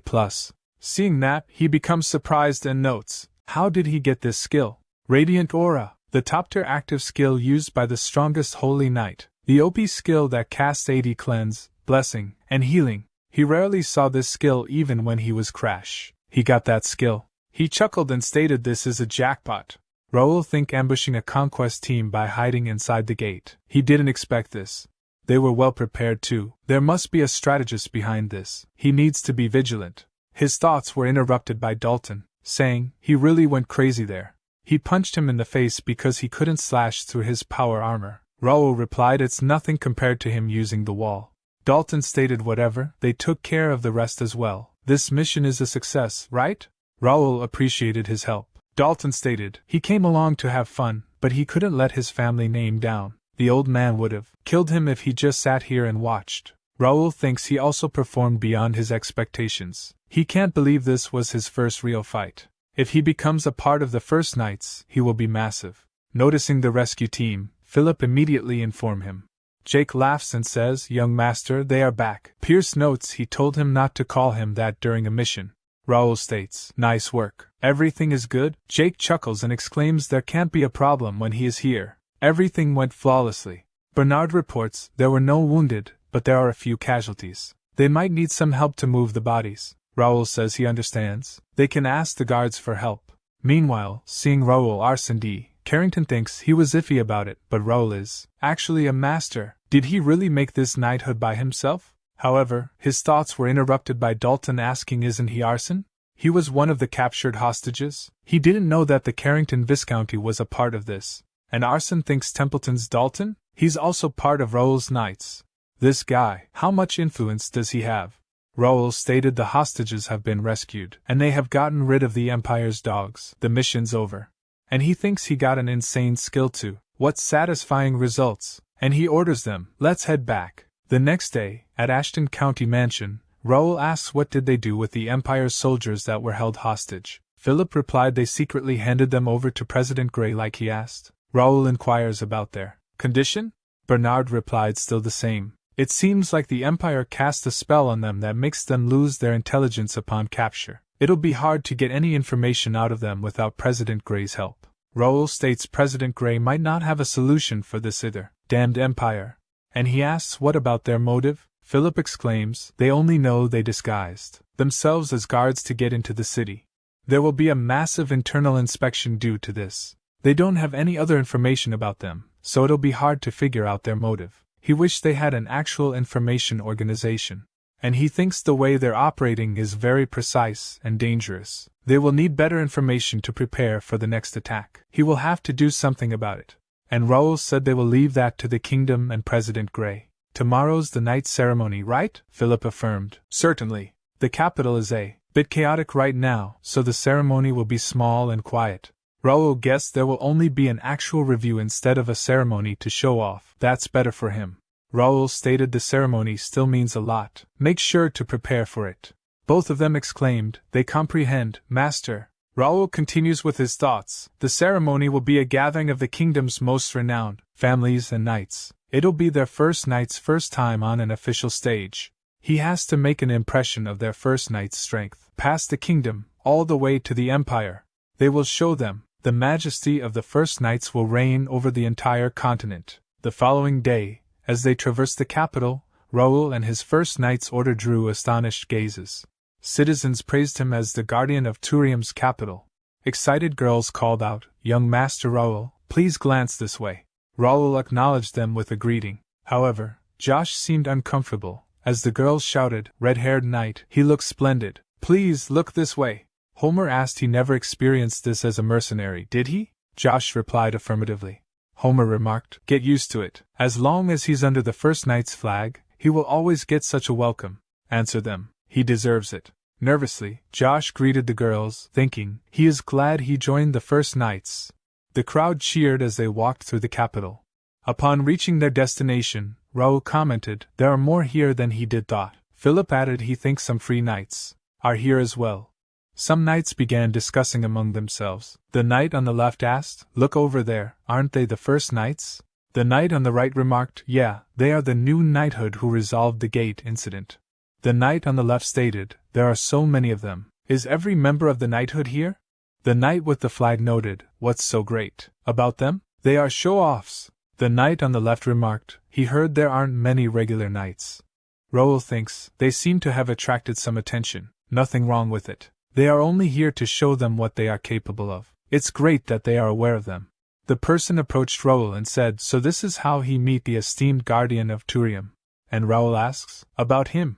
The person stated nice to meet him, young master. He is the kingdom's financial director, Jerry D. Plank. He heard that he played a big part in the gate incident. Could they have a private chat? Raul thinks, the kingdom's finance director, Jerry D. Plank. What is he planning? Plank continued by saying he finally got to meet the capital's busiest hero. He has been wanting to meet him for a while, but you've been busy. He heard he was participating in the ceremony, so he came here to meet him. He felt like it'd be his only chance to meet him. Raul think he came to see him on purpose. What does he want? The capital's guard captain said that most of the financial department was associated with Randall. He won't be any different, and he came to see him personally. He isn't gonna do something like that just to say hello. Is he trying to figure out what he is up to? He chuckled and stated the capital's hero? That's an exaggeration, Viscount Plank. He did what any noble of the kingdom must do. And his night's work. Yet, he remains so humble. He is as remarkable a person as he did heard. He will be a role model for the other knights. Raul stated all thanks to the financial department taking care of the kingdom's treasury. Knights can only function with the financial department's help. Plank replied he flatter him. And think this guy, he's more clever than he did thought. He knows the financial department is hostile towards him considering his relationship with Randall, yet he's acting like this in front of him. He understands why everyone struggled with this kid. Raul asked he do have one question to ask him. Plank asked what is it? Raul stated he heard the financial department had banned the first knight from entering the gate. Do he by any chance know anything about this? That shocked Plank and he think he's going to ask him that to his face? He's not trying to play a fool in front of him, or is he trying to say that he has evidence to consider the financial department his enemy? Not so easy. And Plank stated this is his first time hearing about that. That must be a false rumor. There's no reason for the financial department to be involved in such matters. Raul replied he is right. Then Plank asked by the way, did he find anything about the Empire's soldiers that had ambushed them at the gate? Raul said about that, they were well prepared for every possibility. Plank remarked it must be just a taunt like the previous instance. They can't consider it as an actual invasion. Raul stated really, but they ventured pretty deep and they came so easily. It's almost like there's someone secretly talking to them from inside the kingdom. Then he chuckled and added it's just his assumption. There's no way it's real, right? Plank remarked as expected. He see why people call him the protector of Turium. It was worth coming here to meet him. He will take his leave now. He hoped President Gray finds something useful from the captives. Raul stated that's strange. It's top secret that President Gray is in charge of the captives. Then he guessed the financial department knows a lot. Plank responded by saying of course, they are in charge of an important part of the kingdom. That was a fun conversation. He hoped to see him again in the future. And he think Raul Ashton, he is way beyond his expectations, not bad. He will have fun destroying him. However, Raul think he chose the wrong person to mess with. Trash talking was the most important part of being a Connect player. He is not sure how he's related to the Empire yet, but he'll be putting more pressure on them more from now. Let try him, they won't back down. At the moment someone from the crowd is spying on him. The person was Faceless of Information Guild. Then the person announced the guidance competition will begin soon. All participants, please gather at the lobby. Jake with a smile remarked it's time. He has been waiting for this. Raul note he seemed excited about this even though he was complaining about its necessity not long ago. Jake replied it feels different now that he is here in person. Raul stated there's deeper meaning to this ceremony for them than it seems. This will be their opportunity to show them who they are. All of you probably notice, but they are already hostile towards them. That's all part of his plan, but something is missing. It's fear. Their goal is to make them fear them. Respect comes from fear. Make sure they engrave into their heads what First Knight is capable of. They all responded by saying yes sir, and Raul turned to Philip and asked can he take it over from here? He will watch from the seat, and Philip agreed on that. As they moved towards the lobby, Jake remarked he swear to God, if any of you guys lose, they are going straight to hell. Philip added that applies to him, too. Don't underestimate them and focus. Raul think he don't have to worry about them anymore. Let's trust them and let them be. Let's take care of that. As he noticed Faceless leaving. Faceless immediately enters narrow back alley street, but he becomes surprised as Raul stand in front of him, asking did he get everything he needed? He don't know why he is hiding his presence and doing this, but if he have a question, he can always ask him. Faceless think he didn't sense him at all, and ask when did he find out. Raul replied to be honest, he almost didn't. His presence was hard to find. As expected of the captain of the best information guild in the kingdom, Wing of Freedom. Detecting the presence of a Faceless is not easy. He stated let's stop playing hide and seek. Why don't they have some real talk now? Raul stated he will get straight to the point. Why are the Wing of Freedom following him? He would prefer to resolve this without conflict. He doesn't want to use force in public. Faceless asked do he know what it means for a member of the Information Guild to talk? Raul noted he does, but he doesn't think he has a choice here. For the guild master of Wing of Freedom to be out working by himself, that probably means there's a problem inside their guild? Faceless think he already figured that out. Raul Ashton, he is as sharp as the rumors suggest. He took off his hoodie and remarked there's no point in being stubborn here. He will talk. He is right. He is the guild master of Wing of Freedom. He is also known as Faceless.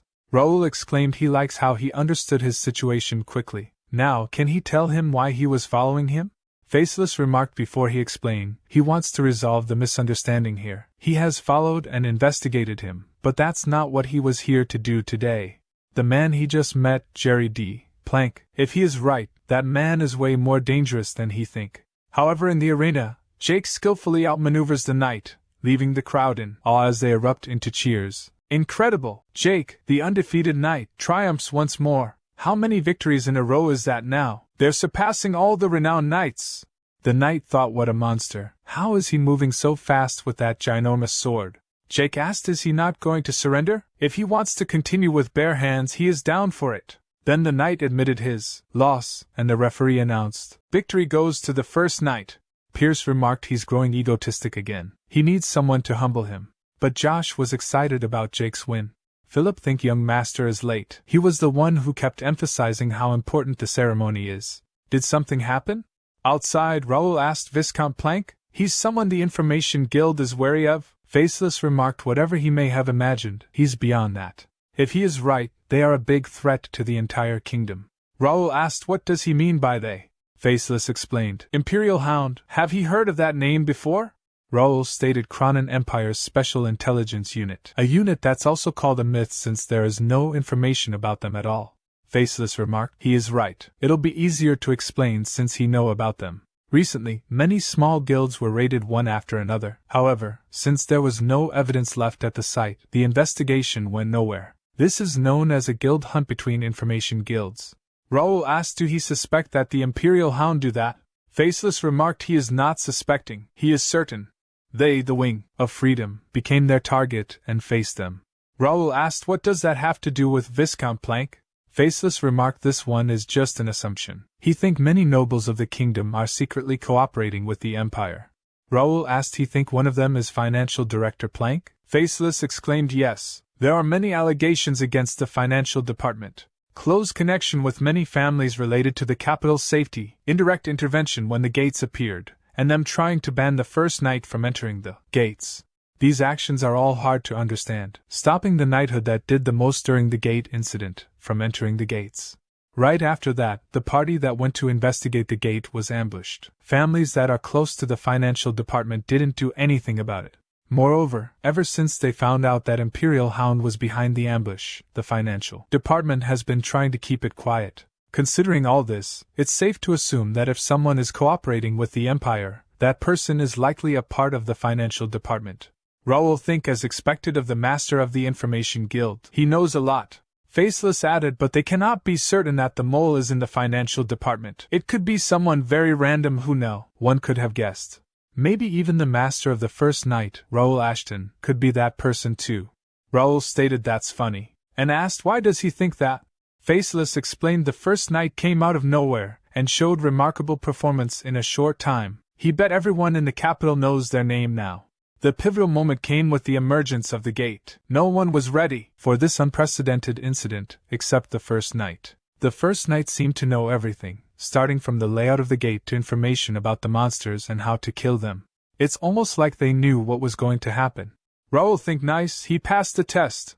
And he stated wreaking havoc on purpose and stopping it to earn the public's fame. It's very risky, but quite effective. He gets why he is suspicious. He guessed it'd be better to show him than trying to explain everything one by one. Faceless asked show him, but what? Raul stated join their knighthood. Then he will find out if he is holding the Empire's hand or its throat. Faceless asked is he asking him to join his knighthood? He think there's a misunderstanding here. He think he is one of the suspects. Raul stated doubt him as much as he wants. He can decide for himself while he stand right next to him. Wing of Freedom is gone now, and he also happens to be in need of some good informants. He think it's a win-win situation. Faceless looked towards the arena and asked, is he sure he can stay out for this long? He thought this ceremony was important for him and his knights. Raul stated for now, this is more important. Faceless remarked his men are fighting to be recognized as official knights. He think he is being too negligent as their master. Raul stated it's because he trusts them. He being there doesn't matter because they will win anyway. Faceless added the ceremony has renowned knights from all over the kingdom participating. He think he may be taking it a bit too easy. Raul replied he knows it won't be easy for them, but he trusts them. They've fought alongside him multiple times. There's no way they'll lose. Faceless think he trusts his men that much? Then he exclaimed, okay, he will cooperate with the first knight. He will consider officially joining the knighthood after some time. Raul stated he made the right choice. Faceless put the hoodie on and remarked then he will see him again next time. He doesn't like to stay in one place for too long. Raul said he will be waiting for him, Faceless. He replied just call him Kane, his master, and he left. Raul think things went well. He needed a skilled informant for which he ended up getting the master of Wing of Freedom on his side. He hoped they understand his absence since he had a little more important thing to do. But he can't be a no-show throughout the entirety of the ceremony. Let's see how they're doing. In the arena, Randall's knight wins against another knight, and people begin talking excitedly about Randall's victory. And they won with the shooting star move once more. They're hyped up about Randall's victory and see the ceremony as a showdown between Randall and the first knight. Meanwhile, Jake asked, why are they so aggressive? Isn't that too much? Philip remarked it's because of us. They are trying to make a good impression. Pierce asked only they and Randall are left undefeated? They haven't gone up against them yet. Are they avoiding them on purpose? Homer remarked probably not. The opponents are paired randomly. Jake stated Randall is already aggressive enough. They'll fight for real against them. He then asked Josh, how are you feeling? Does he think he can do it? In that moment, Raul came and stated he has to. It'll be a problem if he can't. Josh exclaimed he is here, master. Raul stated is he his opponent? Randall's so-called genius, the 10th son, Roy D. Randall. It won't be easy, but it's still winnable. They are probably happy right now. Their first opponent is a newbie who used to be a peasant. Prove them wrong with his skill. Josh stated yes, master, and moved forward. Homer asked is he sure about this? Randall will actually try to kill him. Raul stated don't worry. He won't lose even if he wants to. Roy and Josh stood face to face, ready to confront each other, while the crowd discussed the match. Roy chuckled and remarked he thought he was finally going up against the first knight. He didn't know he did have to fight against some peasant. He has lost interest already. He will shut him down in one move, kid. Meanwhile, Josh thought to himself, he's a noble from one of the 5 renowned families. He'll be stronger than any enemy he has ever fought against. But he can't give up. He is no longer a peasant or a mercenary. He is one of the first knights. He can't lose for his master and the rest of the first knights. With determination, he took a defensive stance. Roy rushes forward and launches a sword attack that Josh blocks successfully. Observing Josh's skill, Roy remarks he guesses he can track his sword. He rushes towards Josh again, exclaiming how about this? However, Josh easily blocks this attack as well. Angered by Josh's defense, he throws numerous sword attacks, but Josh blocks each one with ease. Frustrated, Roy exclaims he is damn peasant. Once more, he charges forward to attack, but Josh thrusts his leg forward catching Roy's leg and causing him to fall to the ground. Roy grew even angrier, but Josh thought is this all he's got? He can anticipate every move he makes. He doesn't even feel threatened. If that's all he has, he can definitely win. The spectators erupted in shouts, with one exclaiming did they see that? The Randall kid can't do anything. Another questioned is he sure he was a mercenary? He's experienced. Roy stated angrily how dare he, a peasant, embarrass him. Josh retorted embarrass? He didn't think he had to care about his feelings right now. Does he want him to match his mood or something? Roy, growing increasingly frustrated, asked does he know who he is? Josh responded firmly that's weird. He had heard that every knight participating in this ceremony was going to be treated equally. This might be a mock battle, but it's still quite real. There's no time for us to care about our opponents or show manners. Arguing over being a noble or a peasant doesn't make sense in the first place. There's only the stronger and the weaker here. As Roy rushed forward in anger, shouting you bastard, shut up, Josh effortlessly blocked his attack. Meanwhile, Jake commented he thought he was supposed to be a rookie but he's nothing. Philip replied no, he is considered highly skilled by the Randall. Raul added thing is, Josh is just overwhelmingly stronger than him, that's it. Homer remarked he knew Josh was talented, but this is way beyond what he did expected. Raul explained Randall probably thought he could overpower him by going hard from the beginning. That was a mistake. Josh has already successfully returned from a gate conquest. There's not a single chance of Josh losing this. Josh swung his sword for the first time in the match, catching Roy off guard. Roy struggled to block it, and the force of the blow pushed him back. Undeterred, Josh rushed forward, declaring blocking isn't fun anymore. Let's do this for real now, Mr. Noble. As Josh attacked again, Roy managed to block the strike.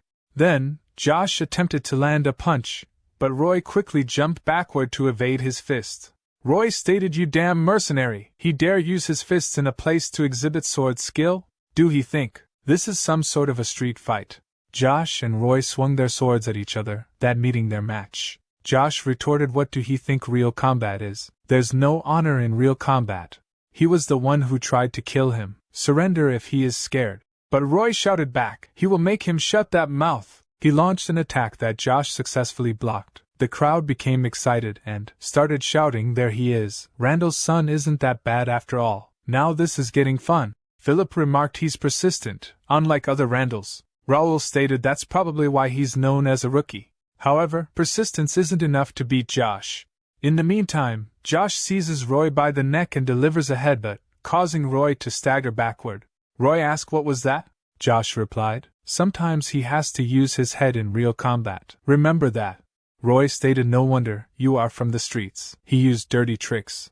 This isn't for mercenaries like him, but he will have to use this. Since he have insulted him so much, he has no reason to hide." Josh think there it is, Randall's shooting star. A lot of renowned knights of the kingdom lost to that skill, but his will be much stronger since he's the rookie. Can he block it? Roy rushed forward exclaiming he will obliterate him. Think of it as an honor to die by a Randall's sword. Josh think it's different. It is fast and threatening. But compared to what he have experienced during his time with the first knight, this is nothing. Josh surged forward, landing a decisive sword strike, defeating Roy.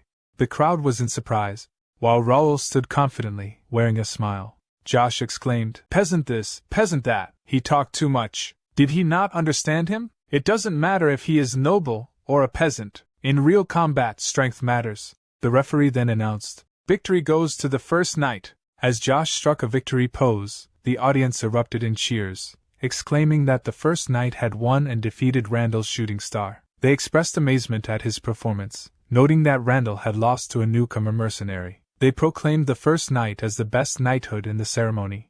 The black-haired boy expressed astonishment at the new knighthood's impressive strength. The brown-haired boy acknowledged that the rumors were true, believing the knighthood's master to be Ashton's son, and mentioned his intention to write Ashton a congratulatory letter. The black-haired boy added that he would also search for other Ashtons in the capital. Hudson D. Randall, Count of Randall, angrily thought about how his knight lost to a mercenary despite being allowed to use lethal force. He was frustrated that even extreme measures to disable his opponent were ineffective. Randall questioned if Raul Ashton had truly gathered such a powerful people without his family's assistance. Realizing the urgency of the situation, he resolved to take swift action. Hudson told his knight captain there was nothing more to see and instructed him to leave. When the knight captain questioned the sudden departure, Hudson ordered him to leave the knights to someone else and return, taking only a few followers. The knight captain then asked where Hudson was going, and Hudson replied that he needed to visit the financial department to see Plank.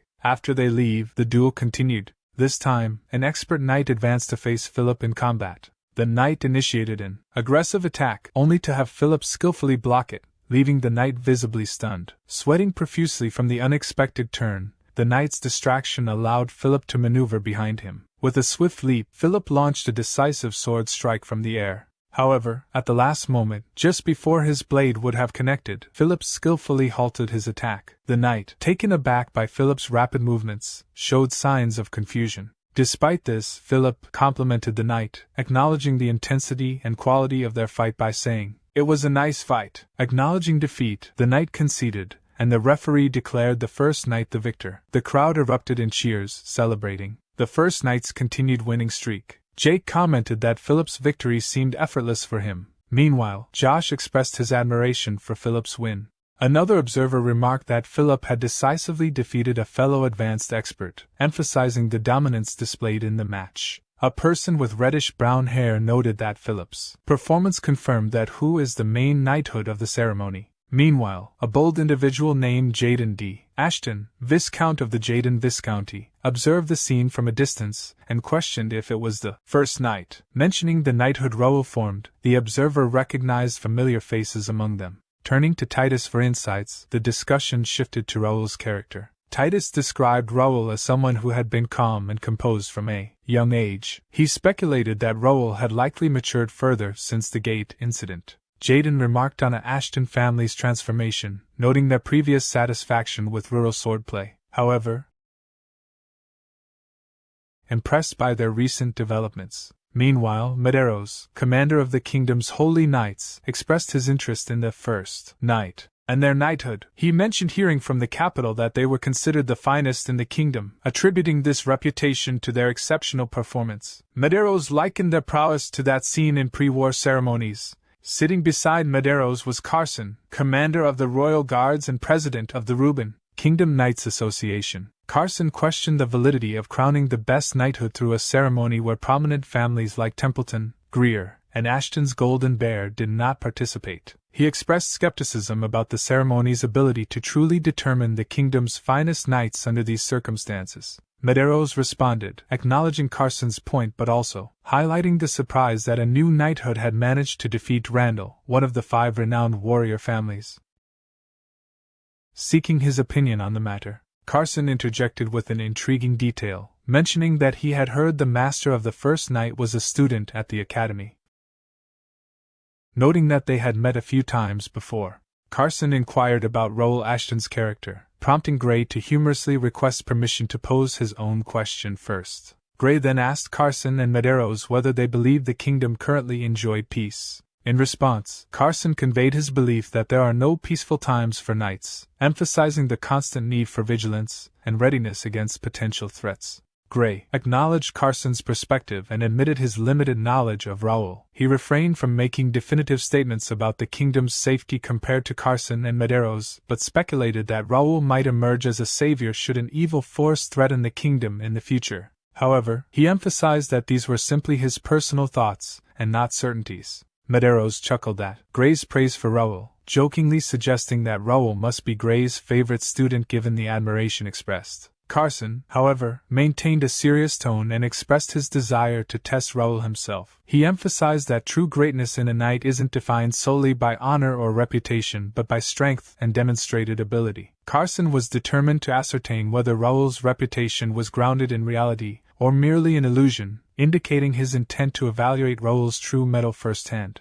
A little later, amidst the anticipation of the kingdom's official knight induction ceremony, a knight announced the commencement. He called for Sir Raul Ashton, the representative and master of the first knight, to step forward. The crowd erupted in cheers, expressing their admiration for the young master. Before proceeding, the knight turned to Carson and asked if they should begin. However, Carson paused and addressed Raul directly. He expressed a request to Raul, asking him to humor him. Before they officially started the ceremony, Raul contemplated Carson's words carefully, reflecting on the current president of the Knights Association's intentions. Carson acknowledged the exceptional performance displayed by the first knight during the ceremony but expressed disappointment that only one of the esteemed warrior families had participated. He continued, stating that as the president of the Knights Association, he desired to personally gauge the strength of the first knight. Carson then turned to Raul directly, seeking his opinion and asking if he agreed with the assessment. Raul pondered the significance of Carson's challenge,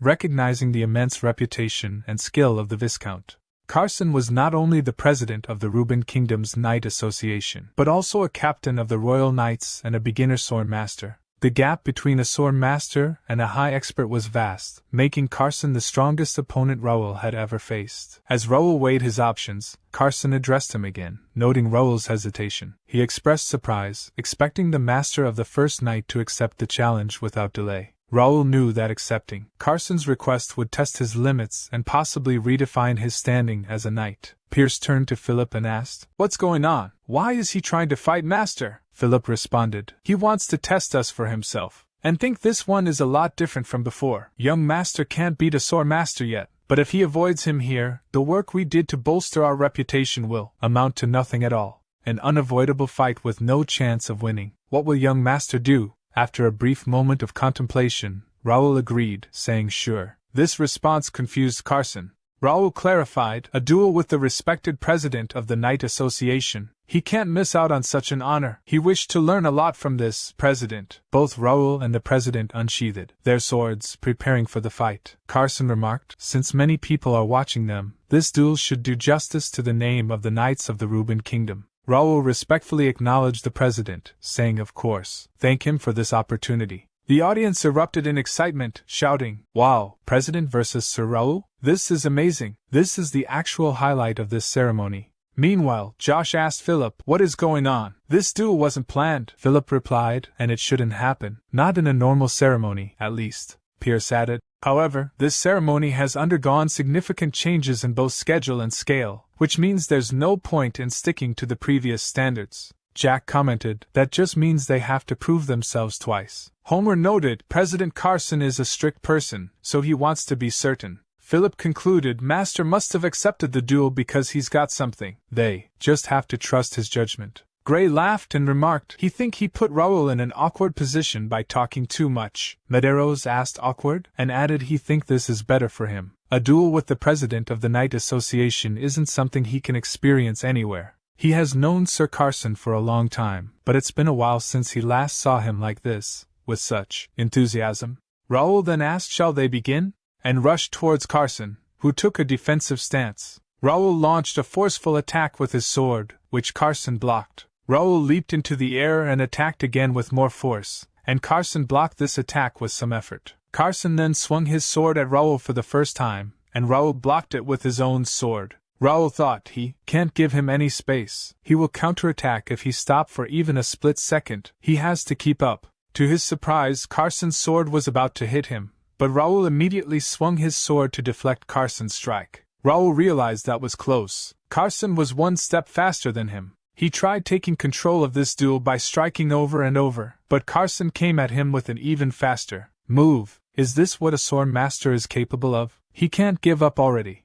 Determined, Raul launched one attack after another, which Carson blocked. Carson then counterattacked with sharper and more forceful strikes. The audience stood up from their seats, shouting, this is another level. They can't even tell what's going on because they're so fast. Josh exclaimed, holy shit, that's a sword master. Raul thought as expected. He's strong. He can't find any gaps. He can only trade blows with him. Carson then said, good. He has seen his sword skill now. However, there's something more important than that. But then a cube of deep blue hue, surrounded by swirling black energy, appeared above Carson's left hand, and he continued by saying, if he is going to lead the new generation, he will need more than just sword skill. Let's move on to the next part. Carson asked Raul if he was ready, prompting Raul to notice a strange energy emanating from a cube artifact. Raul questioned Carson's intentions with the artifact. Medeiros questioning why Carson was using the artifact. Gray expressed concern about the artifact's abnormal behavior. Medeiros identified it as a hybrid core, a significant artifact of the High Holy Knights designed to detect dark mana, primarily used by the Empire's soldiers. Originally intended to uncover spies during the ceremony, its deployment was cancelled due to stability concerns.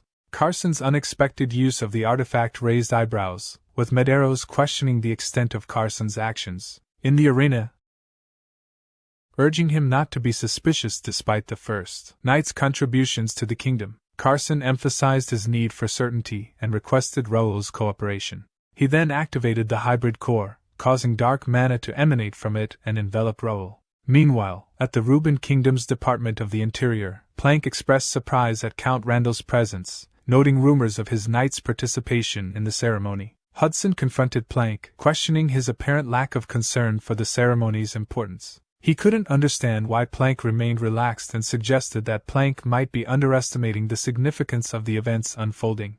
Plank responded by acknowledging the First Knight's impressive performance during the ceremony, implying that he was aware of its impact. Hudson continued, expressing certainty that the First Knights would become obstacles, emphasizing that it was Plank's responsibility to prevent such interference. Plank reassured Hudson, dismissing the potential challenges as minor issues that wouldn't affect their larger plans. Hudson challenged Plank's dismissal of the Ashton kids as a small problem. Plank clarified that while Ashton County posed a threat if united against them, he viewed Raul individually, without the support of his county, as manageable. Hudson fell silent briefly, then elaborated on Raul's growing influence and popularity within the kingdom, suggesting that the First Knight could potentially become a more significant threat than even the Golden Bear Knights. He pressed Plank on whether he still considered them a minor concern. Led by a relatively inexperienced knight, were indeed causing trouble for their plans.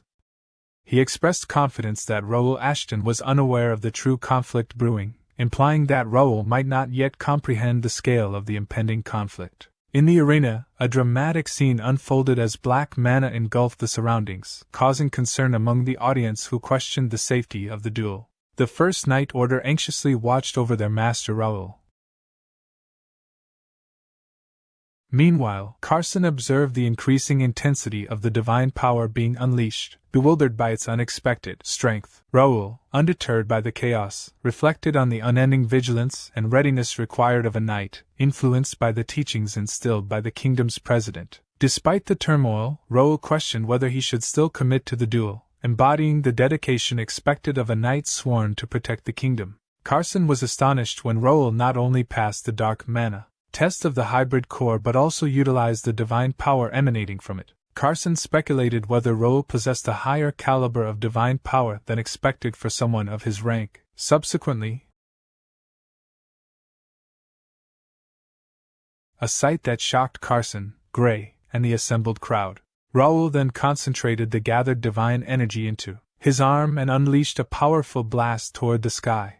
Witnessing these displays of prowess, Carson and others remained in stunned silence. Raul, confident in his abilities, sought confirmation, addressing the president directly, asking if he had proven himself. In the midst of the commotion at the arena, a person with red hair enthusiastically shouted that Master Raul was God's apostle, pointing out the awe-inspiring manifestation of the wings of light. The crowd, caught up in the fervor, echoed this sentiment, proclaiming Raul to be the chosen apostle capable of controlling divine power. They revered the First Knights as God's own knights, guardians of Turium. Amidst the chants and declarations, Jaden turned around and remarked that they had seen enough. Titus expressed surprise at Jaden's readiness to leave so soon. Jaden explained that he now understood why Randall was cautious of Raul, despite his young age. He reflected on the unexpected emergence of such a formidable figure from their lineage and anticipated the unfolding events with excitement. Shortly thereafter, a knight proclaimed the announcement, heralding Raul D. Ashton as the leader of the Order of Knights, the First Knight, and the head of the Knight Order. The audience erupted in cheers, calling out. Meanwhile, Raul knelt before Carson, positioning himself before the solemn ceremony. Carson initiated the oath-taking ritual by placing his blade on Raul's shoulder, representing the Knights Association of the Reuben Kingdom. Carson posed the question, asking Raul, now the master of the First Knight, if he swore allegiance to the kingdom and its ruler, the king. Raul, with unwavering determination, solemnly declared, he swear. Carson asked Raul if he and his knights pledged to protect the royal family and the kingdom's people with their lives, and to take the lead in eliminating any threats to the kingdom. Raul responded with a resolute that he swear. Carson then inquired if Raul vowed to always train himself with humility and diligence, and to follow the code of chivalry while upholding the honor of the kingdom's knights. Again, Raul affirmed with conviction, saying he swear. Continuing the oath, Carson emphasized that Raul and his knights must embody strength, honor, and loyalty, ensuring the kingdom's prosperity, upholding the knights' honor, and maintaining justice. Carson officially recognized Raul and his knights as integral knights of the great Reuben Kingdom.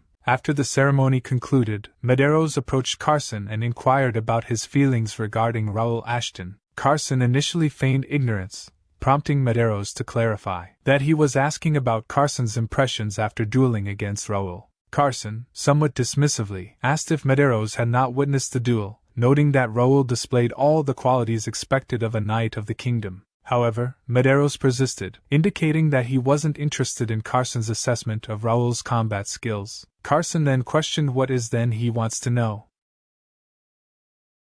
He saw from Raul Ashton during the duel. After a moment of silence, Carson revealed his motives behind testing Raul Ashton. He explained that he wanted to understand the meaning behind President Gray's statements, which had left him troubled. Carson outlined 3 particular points that had unsettled him. First, Gray's warning about an impending threat to the kingdom. Second, Gray's suggestion that Raul Ashton might be the savior of all. And third, the fact that these statements came from President Gray himself. Carson questioned Medeiros about whether President Gray had ever mentioned such concerns about a threat to the kingdom, or singled out someone as a potential savior. He mentioned that while Gray had attributed these remarks to personal thoughts, as a knight of the kingdom, Carson couldn't dismiss them lightly without seeking deeper understanding and clarity.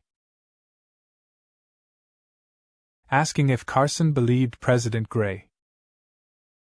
Stating that Gray had indeed sensed an imminent threat that necessitated a savior. Medeiros then questioned Carson further, asking if he saw Raul Ashton in the same light as President Gray did now. Carson admitted uncertainty but asserted one certainty. If Raul remained loyal to their cause, he could potentially fulfill the role of the kingdom's savior. However, should Raul turn against them, Carson warned that he could become their worst nightmare.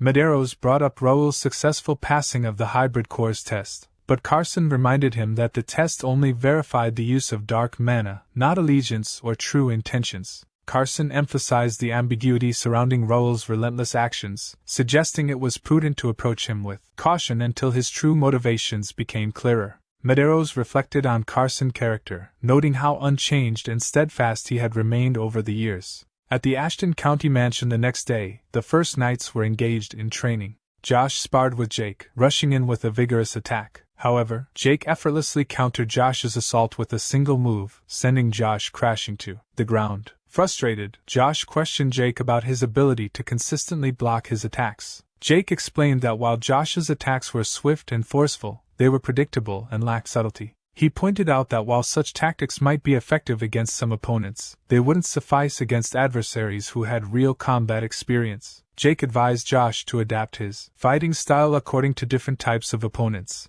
emphasizing the need to recognize and adjust to the strengths and weaknesses of each adversary. Acknowledging Jake's advice, Josh accepted the need to modify his approach in combat. Jake remarked to Josh that many new recruits had joined after witnessing the ceremony, largely inspired by Josh's performance. Flustered, Josh asked after watching him. He emphasized that Josh now bore a responsibility to serve as a role model for these newcomers. Jake expressed concern that this situation would likely lead to significant trouble. Josh sought clarification, asking Jake to explain what he meant by his ominous statement. Meanwhile, Raul observed the exchange between Josh and Jake from his window, sighing at the situation unfolding. At that moment, Bernard approached Raul, informing him that the initiation test for the new recruits he had mentioned earlier was all prepared and ready to commence. Raul expressed gratitude to Bernard for preparing the initiation test, noting that their efforts during the ceremony had proven fruitful. He anticipated that their previously quiet knighthood would now become bustling with new recruits.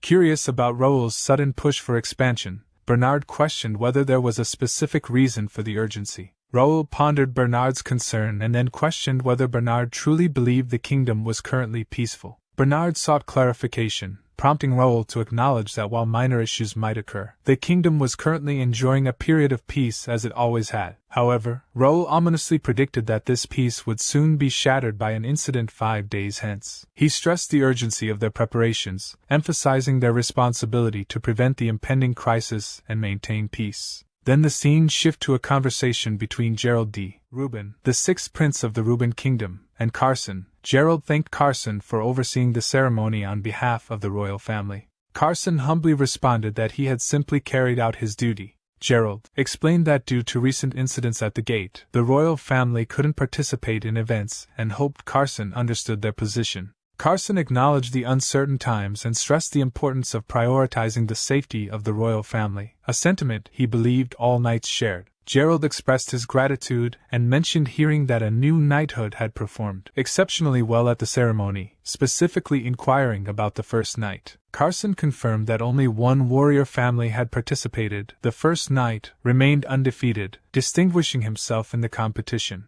Gerald expressed admiration for Raul Ashton and that he also sensed something from him when he saw him at the academy, and that recalling he and his knights, they had stood at the forefront during the appearance of the gates in the capital. They bravely protected the city and even defeated Empire scouts inside one of the gates. Impressed by their valor and dedication, Gerald suggested that they deserved recognition from the royal family, possibly even a medal. He mentioned currently, they are stationed at the gates, vigilantly watching to prevent any monsters from escaping, and his intention to visit them personally to offer his appreciation and rewards, and asked for Carson's suggestion. Carson, however, regretfully informed Gerald that the first knight was not permitted to enter any of the gates in the capital. Gerald was incredulous upon hearing that the knighthood responsible for defending the city during the gate incidents was barred from entering any of the gates in the capital. He questioned who had issued such an order. Carson explained that the restriction was imposed by Randall, who managed the capital's defenses. The rationale given was to optimize their forces effectively.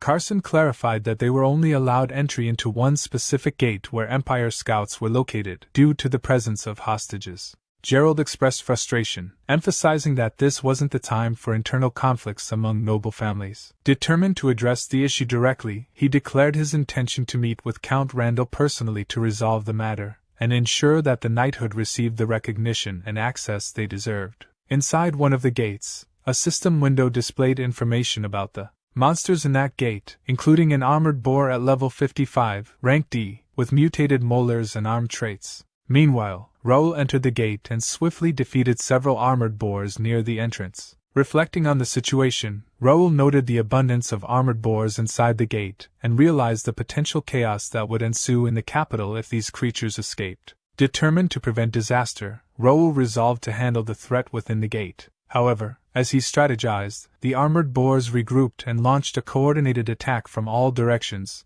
Inside the gate, after Raul had encountered the armored boars and faced their coordinated attack, members of the First Knight arrived to assist. Philip, Josh, Pierce, and Jake swiftly engaged the armored boars, joining forces to defeat the creatures that had threatened Raul. Assessing the situation, Philip remarked that dealing with the armored boars would take considerable time. Jake emphasized that they were only at the entrance of the gate, and that this was just the beginning of their task. Pierce stressed the importance of halting the armored boars within the gate to prevent them from escaping into the capital. Josh expressed concern about their ability to achieve this daunting task. In response, Raul assured them not to worry, stating that they were not the central figures in this gate's scenario. As he said that alchemist Nakia arrived on the scene, apologizing for her tardiness due to the time needed to brew a potion. Raul reassured her, emphasizing her crucial role in the mission. Encouraged by Raul's words, Nakia unleashed her alchemical power, creating a massive explosion. The brightness of the explosion surprised Josh, while Jake marveled at its display, questioning if it was indeed magic. Philip recognized that what they witnessed was not just ordinary magic but a potent blend of alchemy and magic. While battling inside the gate, Nakia unleashed her alchemical magic once more, blasting the monsters with powerful force. Observing Nakia's prowess, Raul reflected on her resilience, noting that despite the recent ordeal with her sister, she hadn't weakened. In fact, her abilities had surpassed his expectations. Impressed by Nakia's display of alchemy and magic, Raul acknowledged the significant boost she brought to their forces. After finishing the monsters, she turned to his comrades, asking was that too much. But they were awestruck by Nakia's abilities. Philip praised Nakia's use of potions to amplify mana as brilliant, emphasizing its effectiveness in combat. Raul agreed, recognizing Nakia as a formidable asset and the strongest wildcard they possessed. He acknowledged that their current success was largely due to Nakia's contributions but reminded everyone that they still faced the challenge of defeating the Guardian of a C-rank gate. After some time, Gerald D. Reuben, the sixth prince of the Reuben Kingdom, paid a visit to Randall County. Upon his arrival, Hudson D. Randall, the Count of Randall, greeted him with an apology, explaining that he had not been informed of the prince's visit in advance and therefore could not prepare accordingly. Prince Gerald reassured Count Randall that it was unnecessary to apologize, as he did not expect any special preparations for his visit. The Count expressed his gratitude for the prince's understanding. The prince then shifted the conversation to a pressing matter, stating his desire to discuss it immediately despite his wish for a more relaxed conversation. He mentioned that he had heard about a ban on gate entry requested by the Randall family, specifically affecting the First Knight, and asked for clarification on the situation. Count Randall explained that the gate entry ban was a strategic decision aimed at efficiently managing the gates and the capital. He clarified that this measure was taken in consultation with the capital god and was not exclusive to the First Knight but applied to all knighthoods. Prince Gerald D. Reuben acknowledged Count Randall's dedication to the capital's security but emphasized the critical nature of the current situation, where every soldier's contribution is vital. He declared that the gate entry ban would be completely lifted, allowing all knighthoods and mercenary groups to defend the capital. Gerald assured that he would personally inform the Capital Guard commander and instructed Count Randall to leave gate control to the Capital Guard. Count Randall complied with the prince's orders. However, as Prince Gerald departed, Count Randall's frustration and anger surfaced. He felt disrespected by the sixth prince and internally fumed, vowing that Prince Gerald, the first knight Ashton, and others would soon regret their actions. Meanwhile, the first knight's party, having entered the gate, was engaged in combat with monsters. Jake expressed frustration over the narrow terrain hindering his ability to wield his sword freely, while Philip noted that at least they couldn't be surrounded. Pierce encouraged his team to stay focused, reminding them that the terrain would remain challenging for a while. Jake commented on how well Nakia was managing in the narrow space despite the challenging terrain. As Nakia stumbled, Josh quickly caught her, advising her to be careful. Nakia thanked him, and Josh offered his help whenever needed. Observing this, Jake remarked that Josh needed to get himself together. Raul noted the difficulty of traversing the C-rank gates terrain, which consumed a lot of stamina. He mentioned that he was able to enter the gate due to his favor with the Capital Guard, but, since the operation was unofficial, he couldn't bring many members. He acknowledged Nakia's valuable contribution to their forces, but worried that everyone would be exhausted before the raid even began. Raul was uncertain about the usefulness of taking a break due to the terrain. At that moment, Nakia suggested taking a short break to help everyone recover. Philip asked for clarification on how she intended to help them recover. Nakia revealed that she had brought a stamina recovery potion she made, explaining that while it might not be as effective as those from the monastery, it would still be beneficial. She handed the potion to Jake, who, before she could stop him, drank the entire bottle in one go. Jake immediately felt an overwhelming surge of power. Nakia explained that the potion was concentrated and could have been shared among them. Fortunately, she had brought an extra bottle. Pierce remarked that Jake often acted impulsively due to his muscular, less thoughtful nature. Raul was impressed that Nakia had made a potion typically requiring divine power from a certified priest using only alchemy. He realized that bringing Nakia along had been a wise choice, as they could now move forward without concerns. With their energy restored, Raul suggested they continue their mission. Jake enthusiastically agreed, ready to face any guardian or challenge ahead. Philip asked Nakia if she had a potion to silence someone. Nakia replied that she did not have such a potion. Meanwhile, a D-rank gate guardian, the Lion Mane Boreman champion, level 77, rank B, with traits such as being armed, having deformed molars, and a mane, observed the group from a distance. At one of Reuben Kingdom's prisons, Vice President Gray approached the guards on duty, thanked them for their hard work, and requested to interrogate the prisoner alone. The guards complied and left. Gray then approached the cell holding an Imperial Hound and questioned the prisoner's loyalty to the Empire. The Imperial Hound mocked Gray, suggesting his acting was poor and challenged him to reveal his true self. Gray's appearance began to change, revealing himself to be Kane, the faceless master of the Information Guild. Acknowledging the Imperial Hound's skills, Kane admitted understanding why his guild had crumbled before them and prepared to start the interrogation. The Imperial Hound mocked Kane, dismissing his intention to conduct an interview and calling it a farce. He taunted Kane, suggesting that interrogation through threats or torture wouldn't yield any useful information. Kane sighed, acknowledging that while those methods might be tempting, he couldn't use them. He explained that he was no longer part of the Information Guild Wing of Freedom but had joined the First Knight, which followed strict rules against torture. The Imperial Hound laughed at the irony, ridiculing Kane for becoming a dog of a nobleman playing knight. He sarcastically encouraged Kane to try extracting information using the First Knight's methods, doubting their effectiveness and challenging him to follow through. Kane smiled and explained his approach, highlighting that first knights do not use threats, torture, or coercion during interrogations. Instead, they use artifacts. He revealed an artifact that paralyzes the mind, compelling the subject to divulge information. With slight adjustments, it can also erase memories of the past few hours, ensuring the subject forgets the interrogation and their betrayal. Kane proposed this method as fair, as he would obtain the information without the Imperial Hound feeling guilty about betraying the Empire. He then asked the Imperial Hound about their final goal. The scene then shifted back to the gate, where Jake expressed frustration upon encountering a dungeon immediately after barely passing through the gorge. Confused by the gate's challenges, Nokia sought clarification from Raul.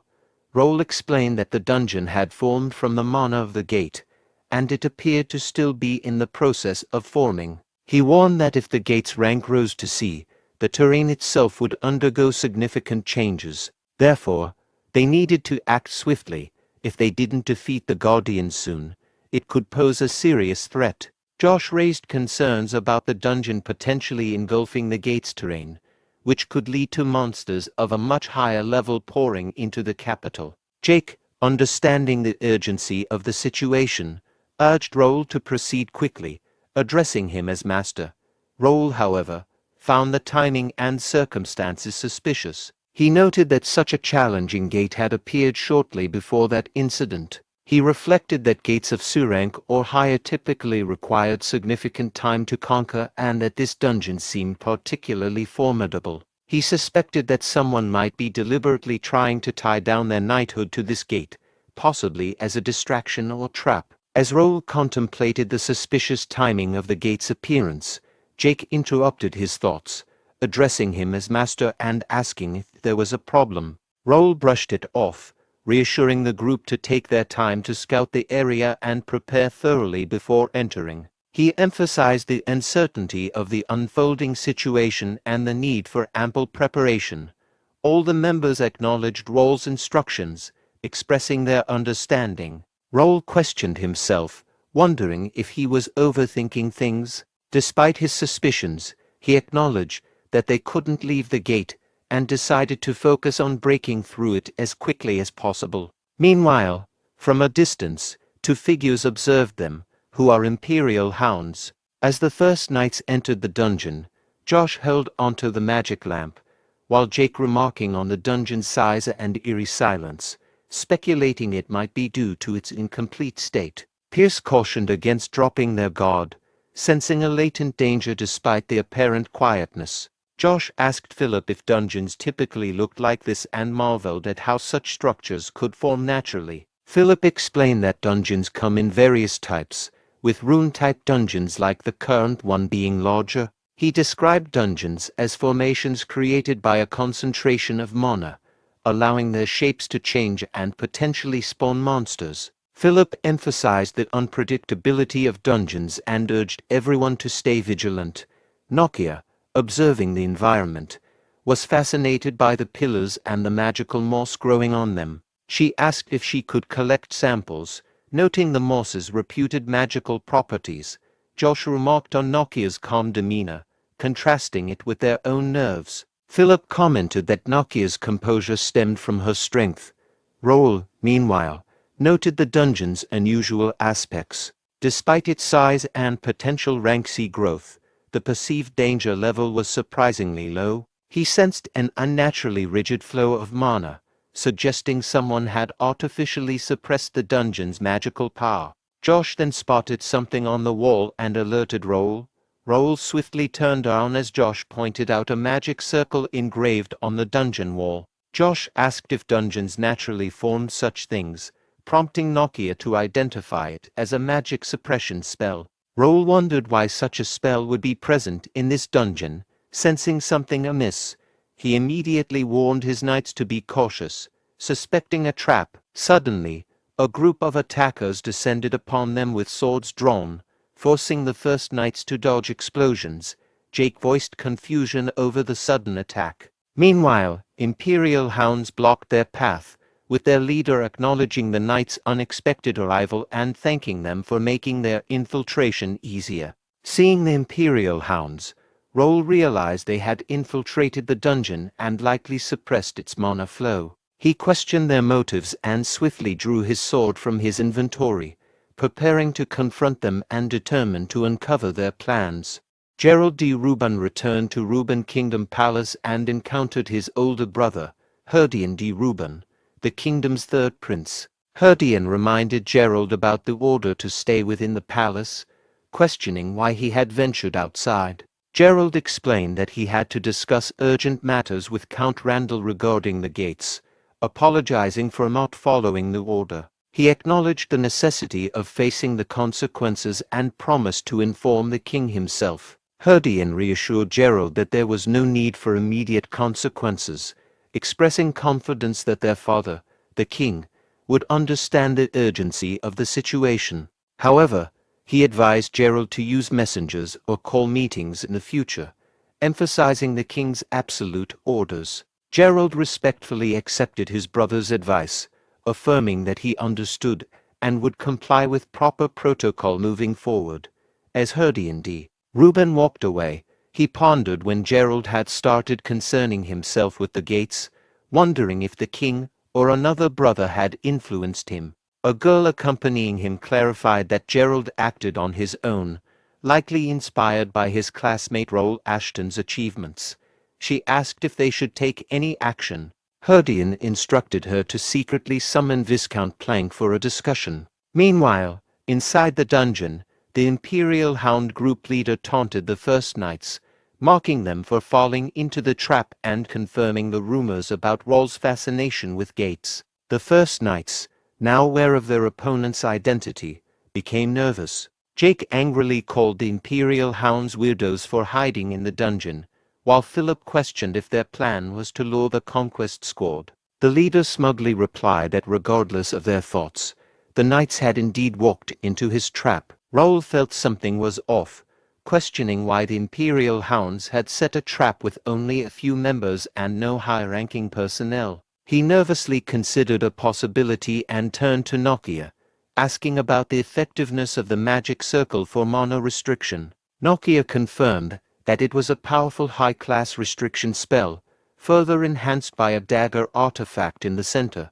Raul deduced that the magic circle had restricted the mana within the gate, causing the condensed mana to enhance the gate's rank. Nokia agreed with his assessment. Raul pondered whether the Imperial Hounds had manipulated the gate's rank to lure them in and if there was another purpose behind it, given the small number of enemies present. Jake taunted the Imperial Hounds, questioning their confidence in defeating the First Knights. The Imperial Hound group leader retorted, asserting that they were stronger than the kingdom's forces and that their bait had successfully lured the First Knights into the trap. Hearing the Imperial Hound leader refer to themselves as bait, Raul nervously pondered the implications. Jake, Philip, and Josh charged at the Imperial Hounds, with Jake sarcastically hoping they weren't trapped just for a conversation. Philip swiftly defeated 2 Imperial Hounds, Jake took down another 2, and Pierce eliminated 2 more. Josh defeated the group leader, who dropped to his knees, and his sword falls to the ground, and admitted he expected defeat but hoped for a better outcome. Philip questioned why the leader had planned such a stupid trap if he anticipated failure. The leader cryptically replied that everything was going according to plan. Meanwhile, Nokia approached the magic circle and noticed another spell cast on the artifact, realizing there was more to the trap. As Nokia recognized the spell cast on the artifact, she started trembling. The Imperial Hound leader declared that they were not weak and that death was part of their plan, proclaiming their success for the Emperor.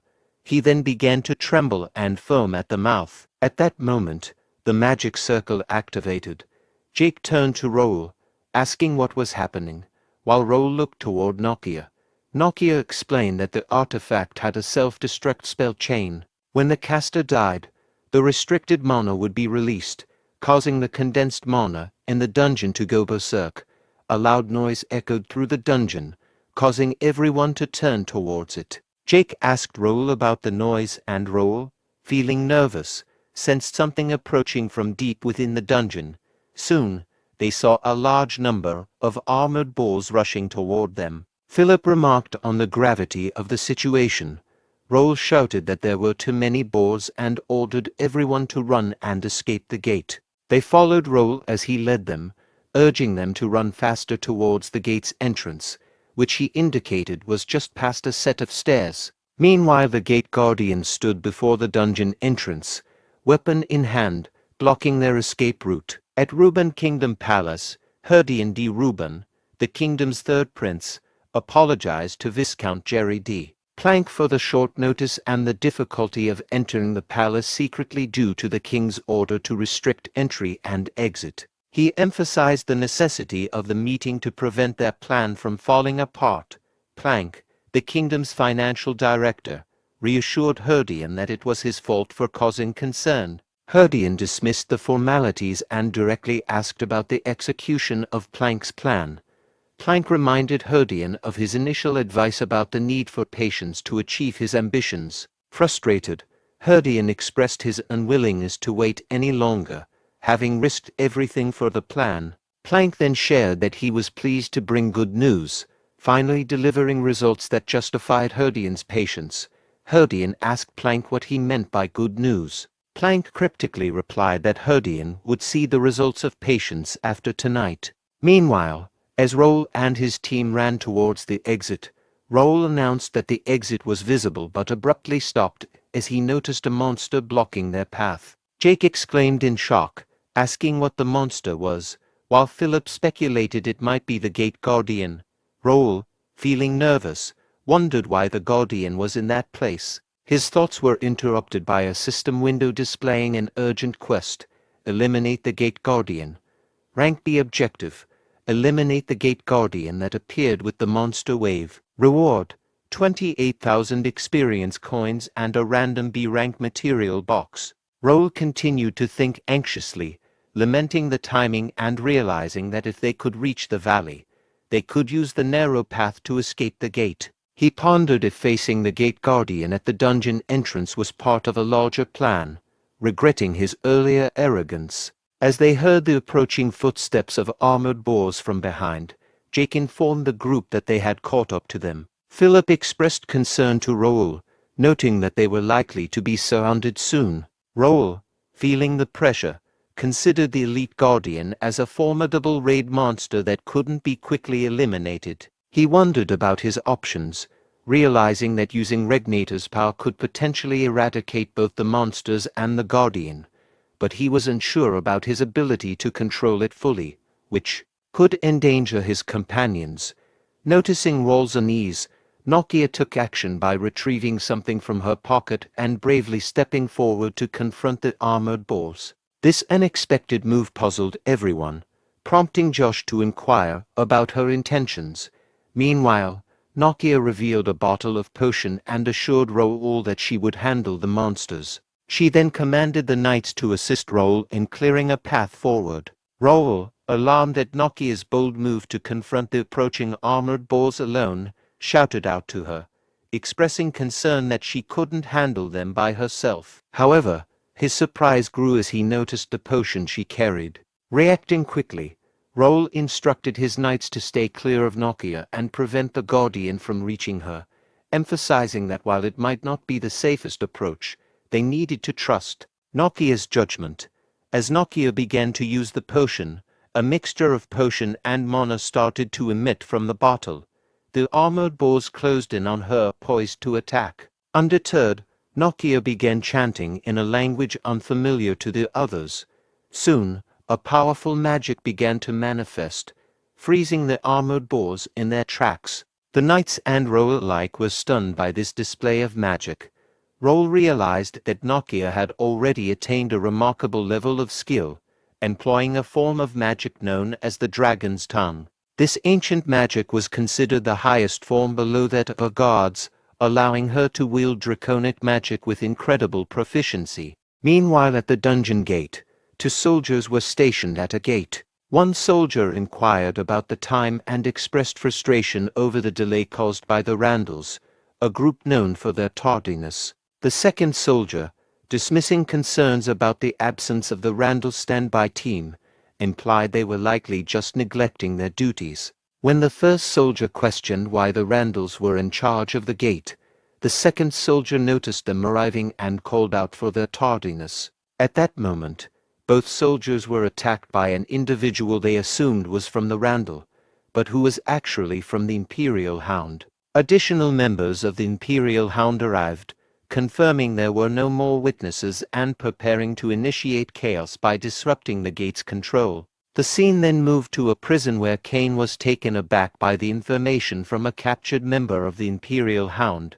In disbelief, Kane asked the prisoner to repeat what he had said. The prisoner revealed that the Imperial Hounds had already infiltrated the entire kingdom and that their plan was in motion. When Kane questioned if the recent attacks on the gates and guilds were merely provocations, the prisoner clarified that these actions were not intended to provoke but were preparations for a war. He ominously stated that the war would commence that night, targeting the heart of Reborn. Upon learning the imminent threat from the Imperial Hound, Kane without disguised himself as Alfredo Gray and rushed out of the prison cell. The guards, surprised and trying to stop him, were unable to catch up as he fled. Kane's thoughts were filled with dread as he realized that everything had been orchestrated for war and that Reborn Kingdom was on the brink of falling that night. Meanwhile, within the gate, Nokia, using a potion and wielding draconic magic, advanced towards the armored boar.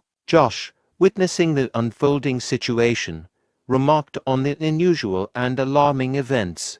Raul, observing Nokia's formidable power and the tremors shaking the dungeon, speculated that her strength might be enough to defeat the boss in a single blow. Raul, turning around, saw the boss monster laughing off his attack, which he had blocked with his sword. Realizing that the boss monster was targeting Nokia, Raul instructed his team to prevent the monster from disrupting her efforts, urging them to deny the boss any opportunities. As his team prepared to engage the boss monster, Nokia unleashed a draconic magic attack. Her powerful spell decimated all the armored boars in front of her and created a tunnel through her magic. Her team members were stunned by the sheer magnitude and effectiveness of her attack. Raul, impressed by Nokia's overwhelming power, thought to himself that she had exceeded his expectations by annihilating the wild boars with a single spell. He noted that the boss monster's attempt to stop her indicated it was threatened by her magic. Exhausted from her powerful spell, Nokia was about to collapse, but Josh caught her, expressing concern for her well-being. Jake remarked on Nokia's solo achievement, and Philip was astonished. Raul instructed Josh to look after Nokia, which Josh confirmed he would do. Raul then praised Nokia for saving them all. As the boss monster charged for another attack, Raul and his team readied themselves in formation.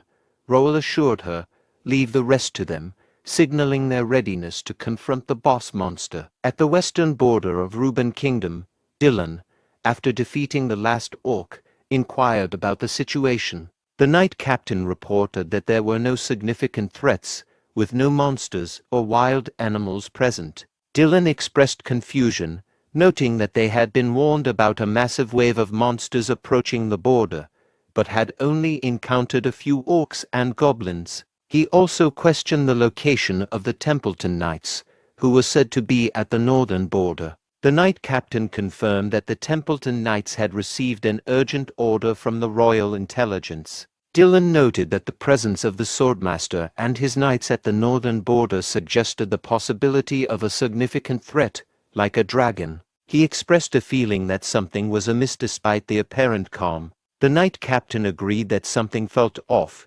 explaining that while knights are typically dispatched to handle monsters, it was unusual for elite knight orders to be sent to the borders. This unusual deployment of main forces could leave the capital vulnerable.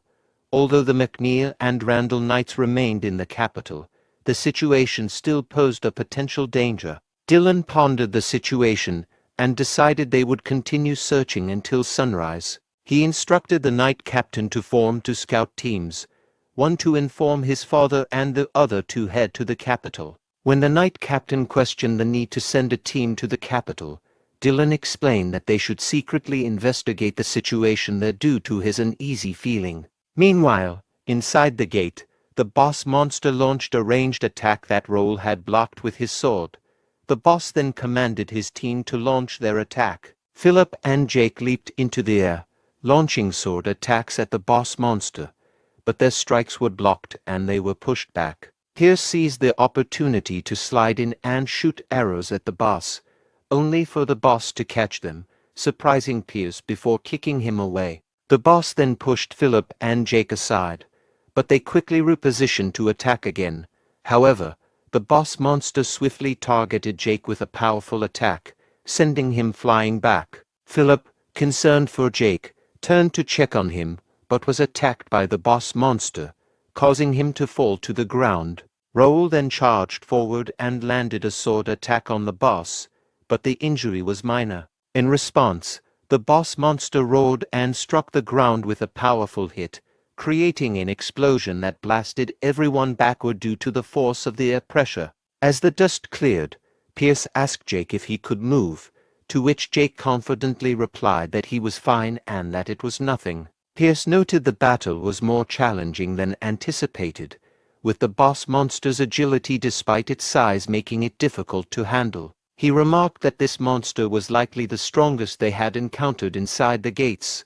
Meanwhile, Raul checked on Philip's condition and asked if he could continue fighting. Philip confirmed he could and warned Raul that this monster was different from previous guardians they had faced. Raul explained that the monster's increased strength was due to a sudden release of restricted mana, making it technically a rank C guardian. He encouraged his team not to give up, emphasizing that facing stronger opponents presents opportunities for growth and that overcoming this monster was part of their path as first knights. Raul gave the order for Jake and Pierce to wait for his signal before attacking, aiming to defeat the monster swiftly. Both Jake and Pierce confirmed their readiness. Philip warned Raul that the monster's quick reflexes made it difficult to find an opening.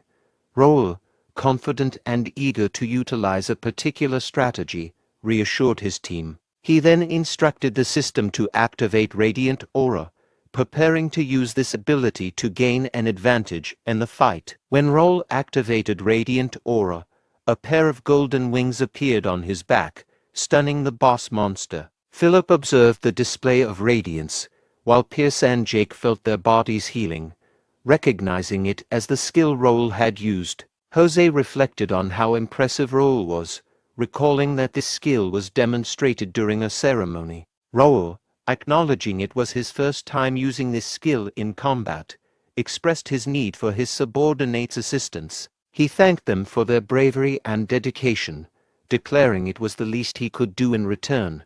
He urged them to finish the fight, noting they had spent too much time in the gate. As the boss monster charged at Raul, he evaded the attack by jumping into the air and then launched his own attack, which the boss monster blocked with its axe. The boss monster quickly pushed Raul back with a fast axe attack.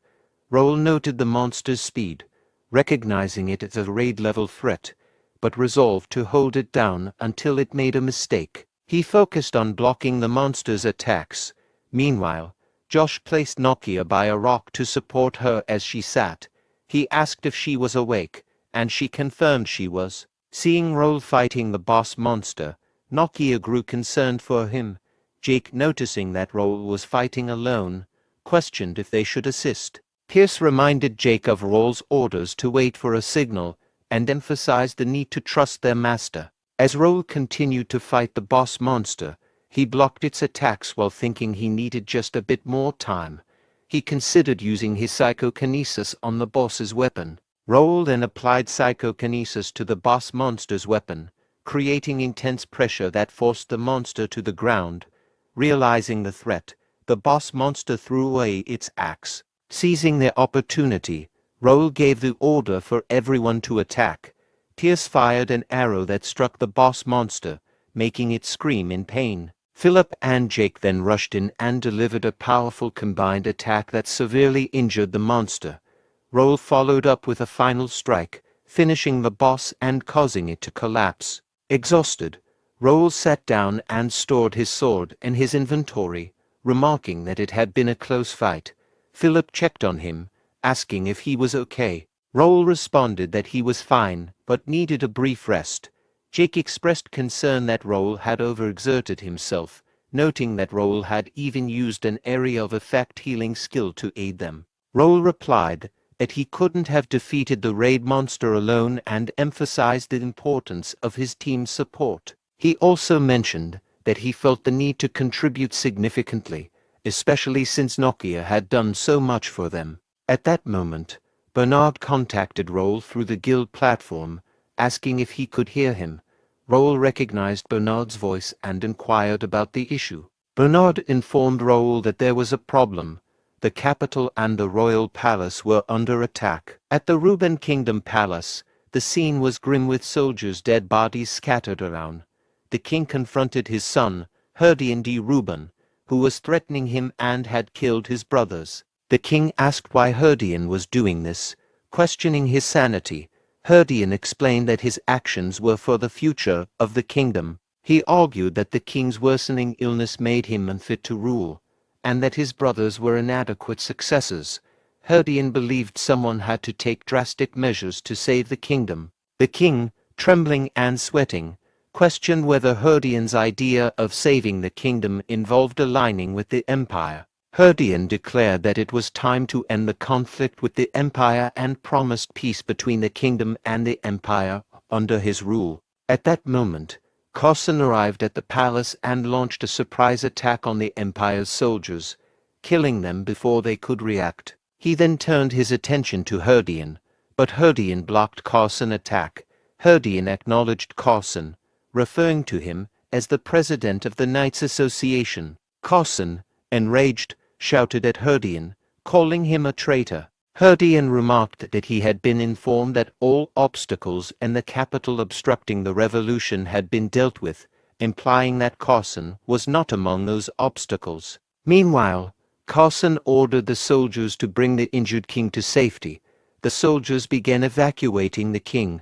Herdian dismissed the effort as futile, stating there was no safe place left in the palace or the capital. Carson countered that while the situation might seem dire now, Herdian would ultimately lose if they could just hold out. Herdian scoffed at the idea of holding out, dismissing the possibility of reinforcements from Templeton or Ashton arriving, claiming they would not come. Carson retorted that Herdian was mistaken and that Templeton and Ashton were already en route as the kingdom's saviors. Meanwhile, at the gate, 2 Imperial hounds were on guard. The first Imperial hound questioned why they were stationed there, confident that no one would escape that night. The second Imperial hound agreed, believing their plan was flawless. The first hound then expressed curiosity about the situation in the capital, suggesting it was likely more interesting. Raul emerged from the gate and swiftly attacked the Imperial hounds, killing them before they could respond. He realized that the presence of Imperial hounds at the gate indicated Bernard's warning was accurate. If the borders were under such threat, the capital itself was likely in grave danger. He concluded they needed to act quickly. Jacques, also coming out of the gate, questioned why the Imperial hounds were present instead of the Randalls. Philip speculated that the Randalls had been defeated. Pierce disagreed, noting that if the Randalls had been taken out, there would be visible signs of it, and the area was too clean. Josh then suggested that the Randalls might have fled. Kane arrived at the gate and reassured them that the Randalls hadn't fled. They didn't need to. He expressed relief at Raul's safe return. Raul then inquired about the situation, seeking more information.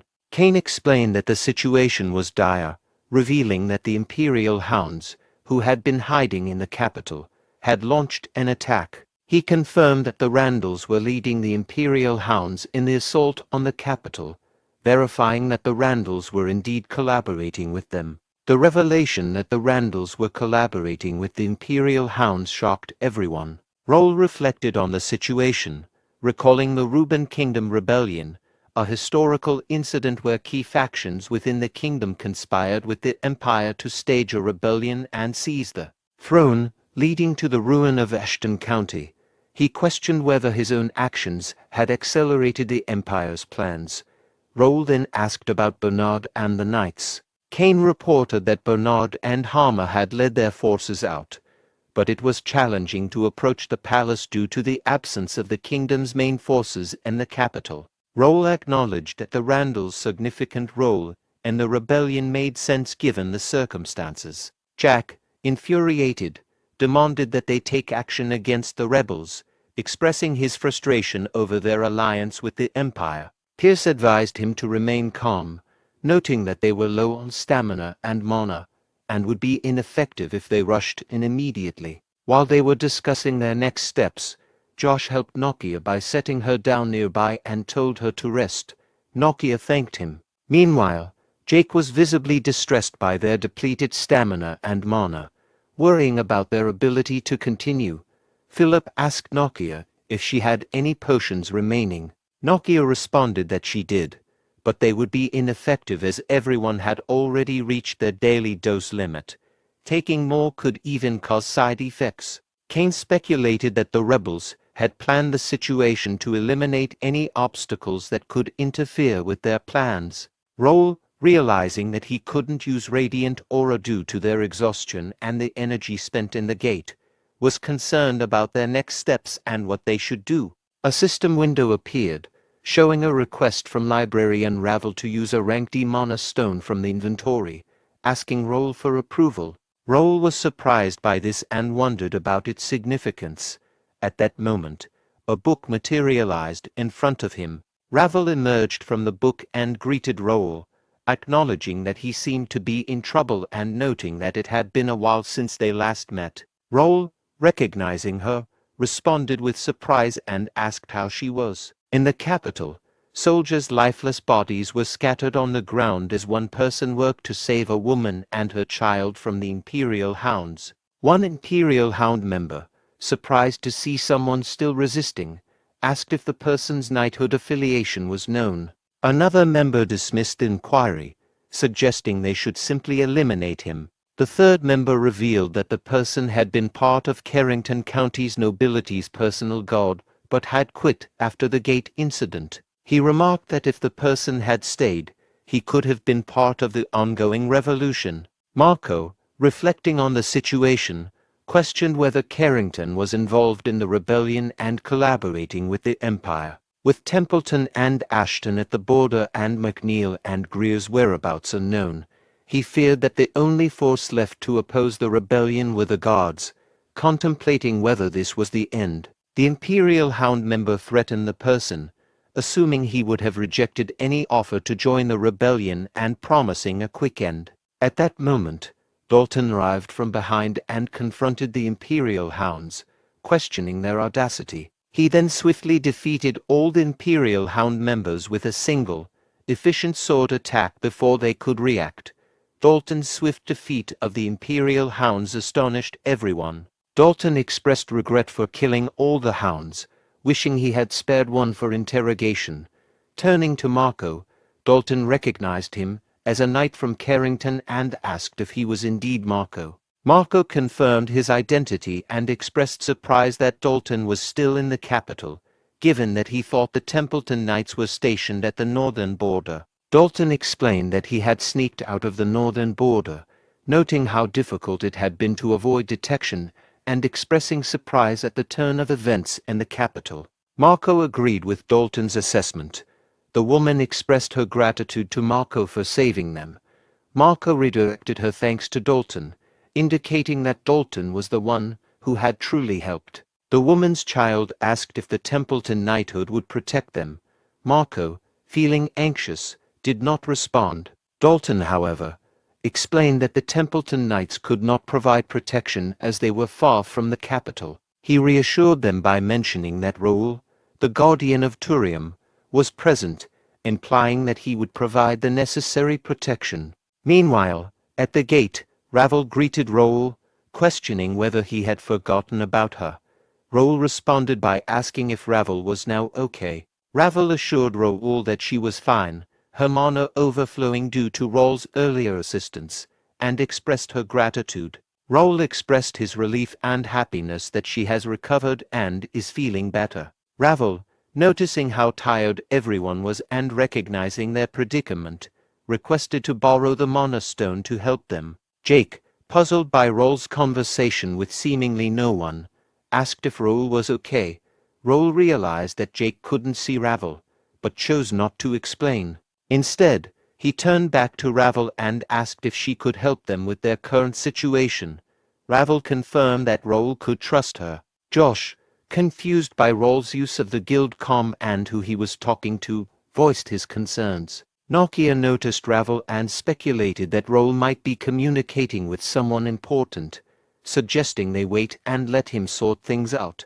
Jake agreed to wait. Raul explained to Raul that she could use the Mana Stone to temporarily heal everyone with her spirit spell, which would bypass their potion immunity. She clarified that temporarily meant she would forcefully increase their maximum stamina, emphasizing the need to finish their mission before sunrise. Raul asked Raul if she could indeed use the Mana Stone to help them.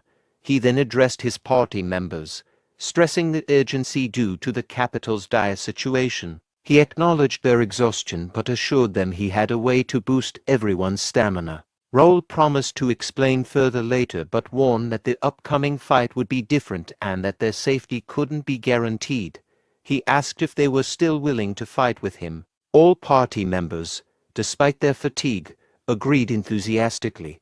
Meanwhile, in the capital, guards were engaged in combat with the Imperial Hounds. One guard urged another not to retreat, emphasizing the need to protect the civilians behind them and to hold the line. One Imperial Hound member questioned the recklessness of their enemies, wondering why they were fighting so hard when their fate seemed doomed. Another Hound commented that there was no one left to assist them, asserting that the kingdom was already under the Empire's control. Meanwhile, Raul used his psychokinesis to attack the Imperial Hounds from behind with multiple swords. This unexpected intervention surprised the guards. Raul then rallied the defenders by shouting, "Awaken their dormant bravery, warriors of the Ruben Kingdom. The first night is here." Raul, displaying impressive combat skills, struck down 2 members of the Imperial Hound, sending them crashing to the ground. This act inspired relief and joy among the guards nearby, who cheered, recognizing Raul as Young Master Raul, and acknowledging the presence of the First Knight, also referred to as the Guardian of Turium. Motivated, they rallied together, shouting, "Follow the First Knight," as Raul and his knights made their way towards the palace. Amid this movement, Philip voiced his concern to Raul, pointing out that the rebels had likely already infiltrated the palace, suggesting they regroup their forces to reclaim it. Frustrated by the situation, Jake angrily cursed the predicament, specifically targeting the Randall rebels, exclaiming that it was absurd they had to fight to retake their own palace. Raul decided to proceed with a solo infiltration of the palace, instructing his companions to search for Bernard and Homer while defending the capital. Philip, surprised by this decision, questioned whether Raul should go alone. Forest Fairy Raul expressed concern about the dangers of facing an entire army by himself. Raul countered that he didn't need to confront the entire enemy force.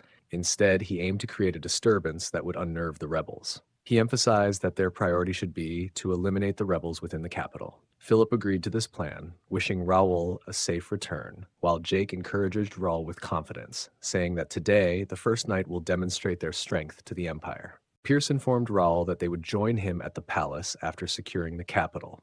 Raul then turned to Forest Fairy Ravel, confirming that she was ready. Both of them quickly made their way towards the palace. At the palace, Ruben Kingdom's 6th Prince, Gerald D. Ruben, had just defeated a member of the Imperial Hound. Royal Guard Captain Jose, impressed, remarked on Gerald's hidden prowess and his success against the Empire's power armor users, attributing his skills to his academy training. Gerald confronted Jose about his allegiance to the Empire, questioning his shame given his family's historical service to the royal family. Jose responded defensively, suggesting that Gerald was not fully grasping the situation and that he had shown Gerald leniency as a final courtesy. As the tension escalated, Ruben Kingdom's 3rd Prince, Herdian D. Ruben, arrived and intervened, instructing Jose to guard the back of the palace with his unit, while he personally dealt with Gerald. Gerald was shocked to discover that his brother, Herdian, was aligned with the Empire. Jose, surprised by Herdian's presence, noted that he had expected Herdian to be with Sir Carson.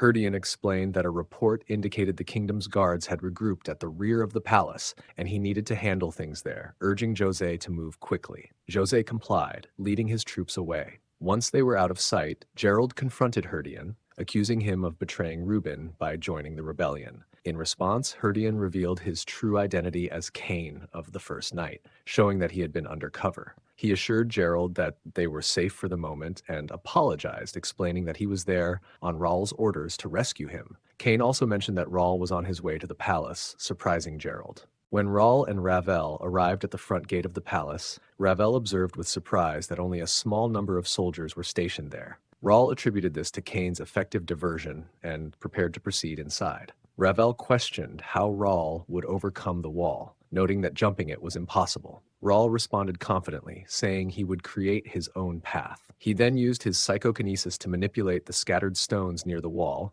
forming a set of stairs that allowed him to scale the wall. Raul's sudden appearance over the wall startled both the royal guards and Imperial Hound members stationed at the front gate. Before they could react, Raul quickly drew his sword and dispatched them efficiently, leaving their bodies on the ground. As he surveyed the scene, Raul realized that the royal guards were allied with the Imperial Hound, suggesting that the rebellion was more widespread than he had anticipated. He recognized the urgency of the situation and turned to Ravel, acknowledging the difficult fight ahead and asking if she was prepared.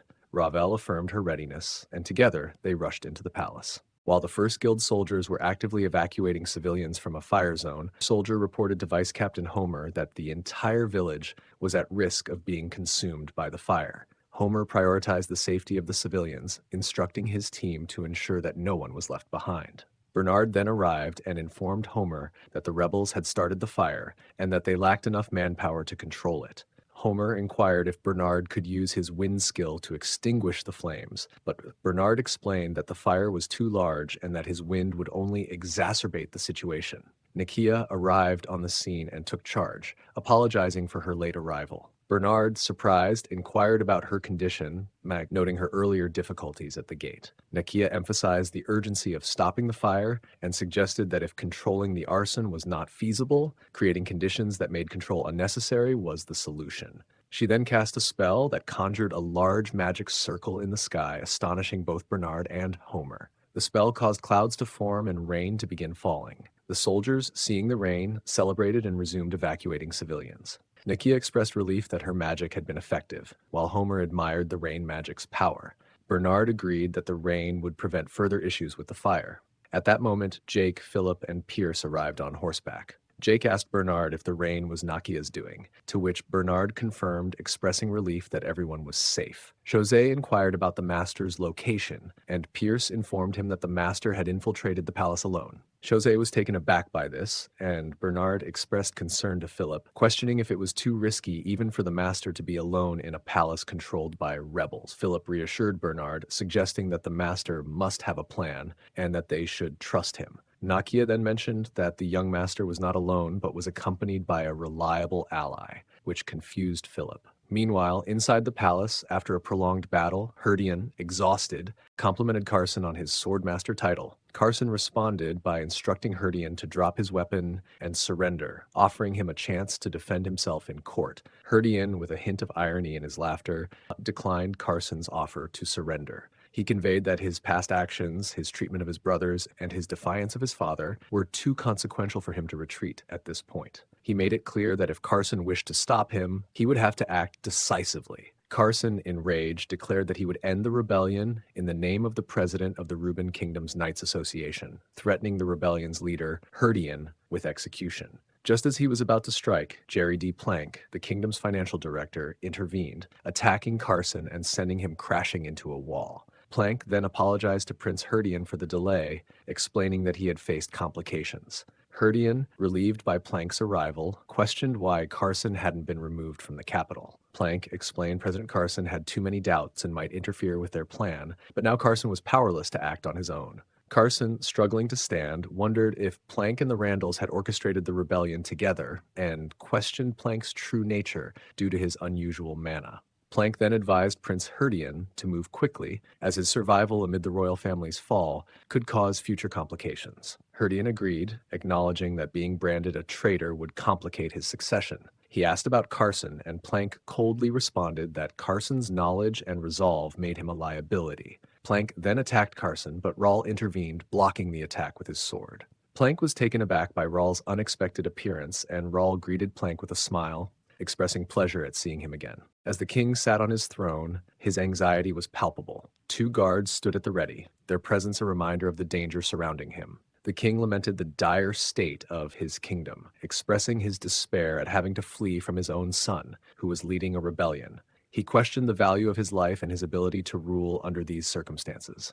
One of the guards urged the king to remain resolute, stressing that surrender would lead to the kingdom's downfall. The king, however, was deeply troubled. With the crown prince and second prince dead and the third prince now leading the insurrection, he considered surrendering as a possible means to avoid further bloodshed. Just then, Cain and Gerald entered the room. The king was taken aback by Gerald's presence. Gerald approached the king with relief, expressing his gladness at seeing his father safe. The king, visibly relieved to see Gerald, expressed his deep concern over the madness of his son Herdian, who had not only killed his brothers but now threatened the king himself. Gerald reassured his father that his safety was their priority. When the king questioned how they could possibly overcome the rebels who had already taken control of the palace, Gerald confidently mentioned that there was still one person who could save the kingdom.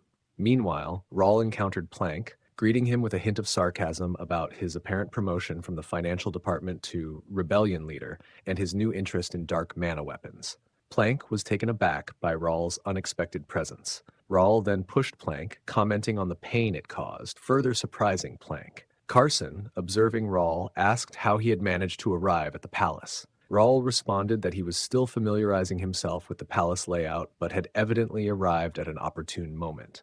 Carson was surprised, remembering that Raul had been stationed at a high-ranked gate controlled by rebels. He recalled Alfredo Gray's words about Raul potentially becoming the savior in the face of a great threat, and he realized what President Gray meant back then. Plank, now recovering from Raul's shove, expressed his surprise at Raul's arrival, admitting he had underestimated him. Raul responded with a chuckle, noting that he hadn't anticipated such meticulously executed revolution. He praised Plank's strategy, which involved using the Randalls to spark internal rebellion, manipulating the guard captain to introduce the Imperial Hounds into the palace, and removing potential threats from the capital. Raul acknowledged that if he had been delayed at the gate, there would have been no one left in the capital to counteract Plank's plan, highlighting the complexity and boldness of the scheme. As the conversation unfolded, Herdian abruptly interrupted, noting Raul's perceptiveness and accusing him of a grave mistake by returning. Raul's demeanor turned menacing as he narrowed his eyes and told Herdian to be silent.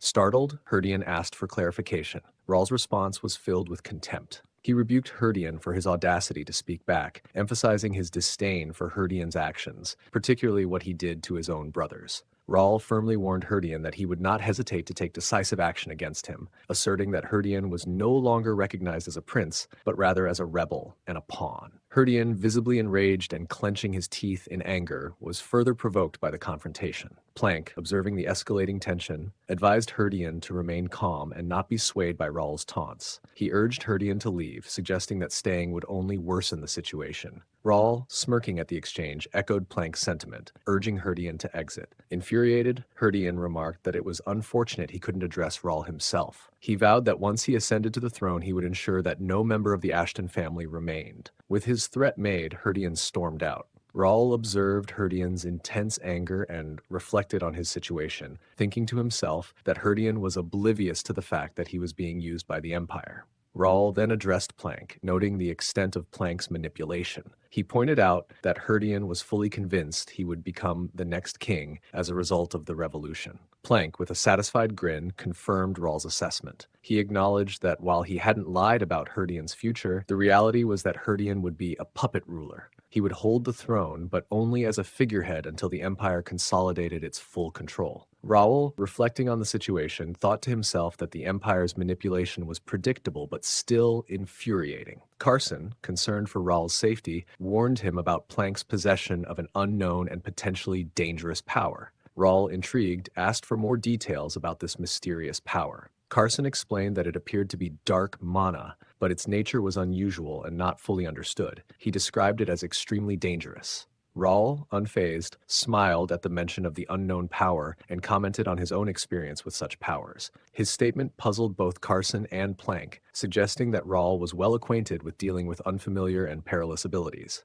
In the capital, the First Night Order was locked in a fierce battle with the Imperial Hounds. Jake, demonstrating his combat prowess, quickly defeated 3 hounds with a single decisive strike from his sword. After dispatching his foes, Jake turned to Pierce, questioning if this was all the Imperial Hounds had to offer, given their only advantage seemed to be their numbers. Pierce cautioned Jake to remain vigilant, suggesting that more enemies might still be present. Jake then addressed Josh, inquiring about his progress. Josh reported that he had successfully restrained Roy D. Randall, ensuring that Roy would no longer be a threat. Surprised to see Jake, Roy, bound and sneering, taunted Josh. He questioned whether Josh still perceived them as equals, reminiscing about their past interactions during the ceremony. Josh retorted sharply to Roy, criticizing his continued sense of nobility despite his involvement in the rebellion. He told Roy that he had lost his place and should not have joined the rebellion if he valued his status so highly. Josh emphasized that the Knights of the Kingdom would show no mercy to rebels like Roy.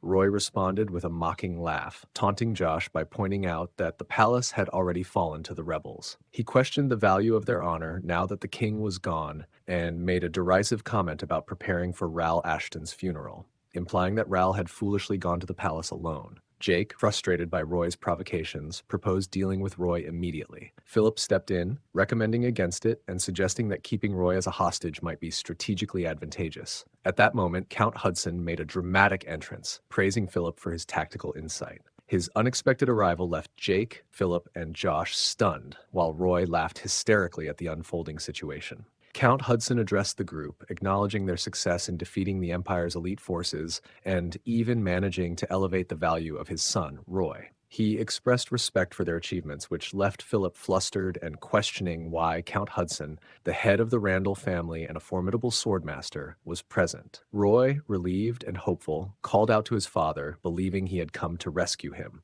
Meanwhile, the First Night Order members quickly took defensive positions to confront Count Hudson. Jake, frustrated by the turn of events, muttered that he had hoped to avoid this confrontation. Philip, recognizing the gravity of the situation, noted that without their master present, they stood little chance against Hudson, one of the kingdom's strongest figures. Count Hudson, surveying the scene, remarked on Raul Ashton's absence and inferred that Raul had indeed entered the palace alone. He decided there was no reason for him to stay longer, but saw an opportunity to deal with the First Knights by showing their corpses to their master, Raul Ashton, which he thought would be a fitting form of retribution. The group prepared to attack Count Hudson. Meanwhile, Roy, noticing the distraction, pushed Josh aside and taunted the First Knight about not being able to hold him hostage forever. In the next moment, Count Hudson's aura blade struck Roy, leading to his immediate defeat. The First Knights watched in shock as Roy fell to the ground. Count Hudson dismissed Roy's death with a scoff, calling him a shameless insect and turning his attention back to the Knights.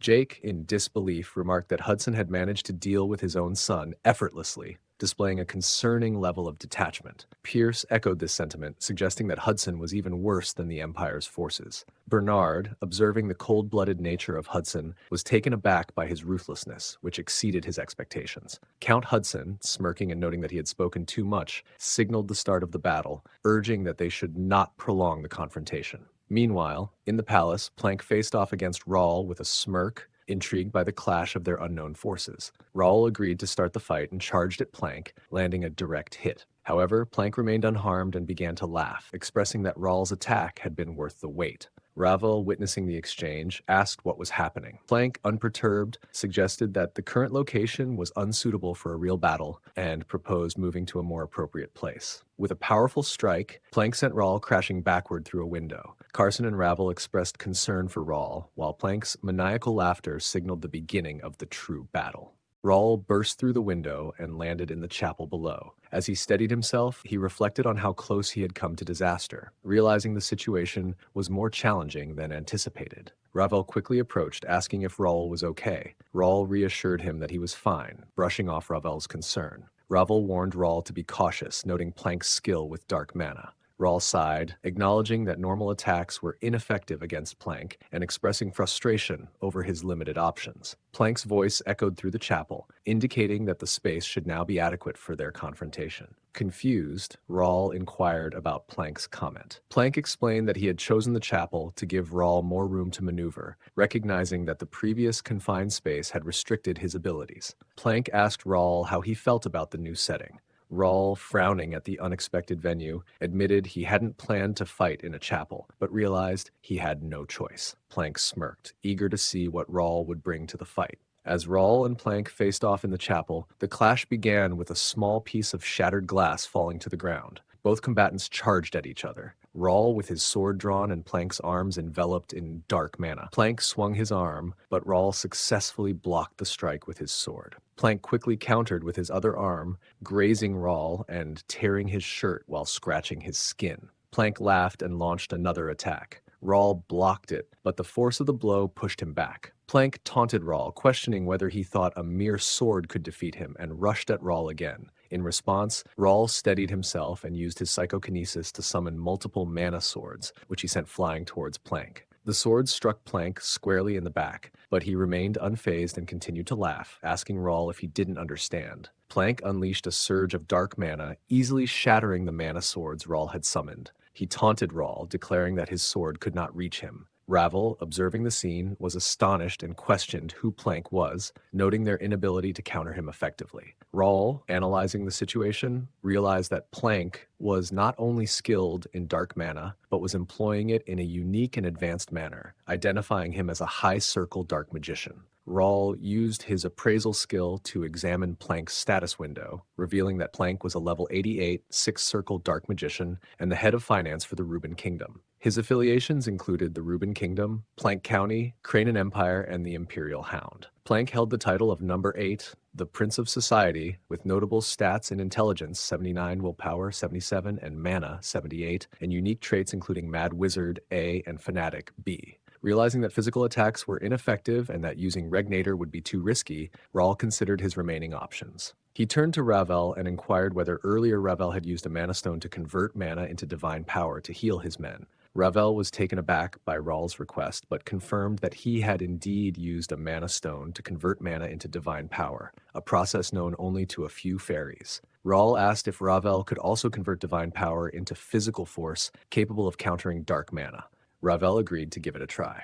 As Raul and Ravel discussed this, Plank sneered, mocking Raul for either talking to himself or casting a spell. Raul then launched another sword attack, which Plank effortlessly blocked with his dark mana-covered arms. Plank taunted Raul, reiterating that his sword could not harm him. However, as Plank spoke, Raul's sword began to glow with divine power. Realizing the change, Plank was startled and shoved Raul back, surprised that Raul could harness divine power. Raul thanked Ravel, acknowledging that the divine power had allowed his sword to finally reach Plank. He then activated his Radiant Aura, offensive mode. Ravel cautioned that using divine power was a complex technique requiring 10 mana stones and asked if Raul was sure about proceeding. Raul confidently reassured him, stating that the cost was not a concern. In response, Plank, now serious, conjured 2 short swords made of dark mana and prepared to focus on the battle. He noted that Raul's resilience meant he would need to take the fight seriously, and, with a grin, acknowledged their growing familiarity.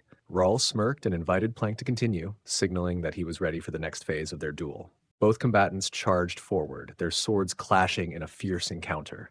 Plank's blade, infused with dark mana, met Raul's glowing sword. Plank attempted to exploit an opening by swinging a second sword, but Raul successfully blocked both strikes. As Raul struggled to maintain his defense, he used his psychokinesis ability to push Plank back, causing him to crash to the ground. Plank quickly recovered and smirked, complimenting Raul's skills. The two charged at each other again, their swords clashing in a rapid exchange of strikes. During this intense melee, Plank activated a magic circle he had secretly drawn when he fell earlier. Shadowy hands emerged from the ground, seizing Raul's feet and immobilizing him. Plank, taking advantage of Raul's predicament, grinned triumphantly and taunted him, declaring that Raul had fallen for his trap. With Raul restrained, Plank launched another attack that Raul barely managed to block. Trapped by the spell and struggling to keep up, Raul found himself at a significant disadvantage. Plank taunted Raul, expressing disappointment and implying that Raul's power was insufficient against his magic. He ridiculed Raul's efforts, suggesting that despite his abilities, he couldn't counter Plank's spell. In response, Raul used his psychokinesis to lift the ground beneath him, shattering the magic circle and freeing himself from the shadowy hands. Plank, clearly entertained by Raul's unique power, laughed and praised his creative use of object manipulation. He released even more dark mana, eager to continue the fight and enjoy the challenge. Raul, reflecting on the close call, thought to himself that he had narrowly escaped a dangerous situation and felt uncertain about his chances of winning. Meanwhile, at the back of the palace, two Imperial Hounds stood guard. Let us refer to them as Imperial Hound 1 and Imperial Hound 2.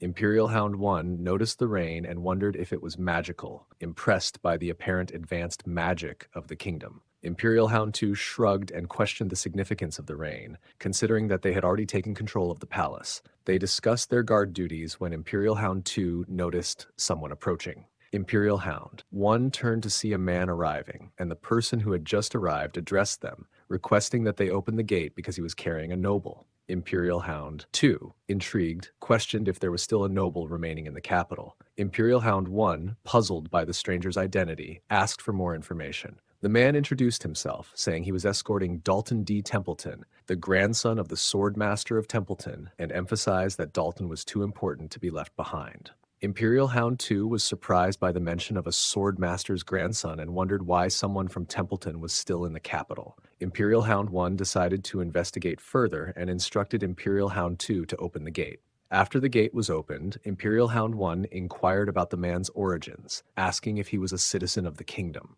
The man identified himself as the vice captain of the Carrington Knights. Imperial Hound 2, clearly impressed, acknowledged the significance of this revelation, remarking on the high status and potential value of Dalton. Imperial Hound 2 then approached Dalton, who was unconscious on horseback. He expressed surprise at Dalton's reputed skill, referencing the Swordmaster's grandson, and commented on Dalton's impressive appearance, suggesting that the rumors about his abilities might be true. Dalton suddenly woke up and surprised Imperial Hound 2 by responding to his comments with a single word. Really? Before Imperial Hound 2 could react, Dalton quickly incapacitated him and offered a light-hearted apology for his unexpected arrival. Marco, Dalton's companion, then turned to face Imperial Hound 1, drawing his sword. He told Dalton that their association with the Carrington name had allowed them to avoid suspicion and suggested they could now proceed as rebels. Dalton expressed hesitation, feeling that their actions might be morally wrong, but agreed that if the palace had indeed fallen, their mission might no longer be relevant.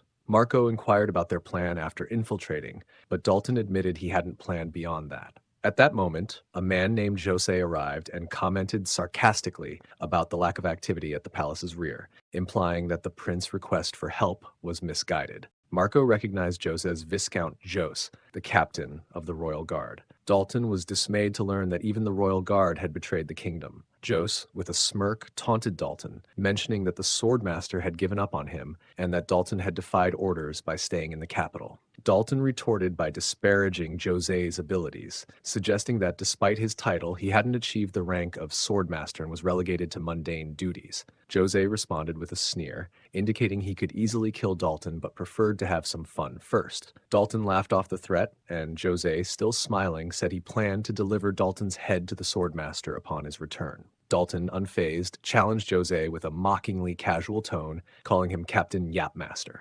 Inside the palace, the scene unfolds with intensity as Plank charges toward Raul. Raul, fully aware of the danger, adopts a defensive fighting stance, gripping his sword with both hands and pointing it forward, prepared for the clash. The atmosphere is thick with tension as Plank, his aura formidable, confronts Raul. Plank acknowledges Raul's strength, admitting that Raul has surpassed his expectations. However, he asserts that this encounter will mark the end of Raul's efforts.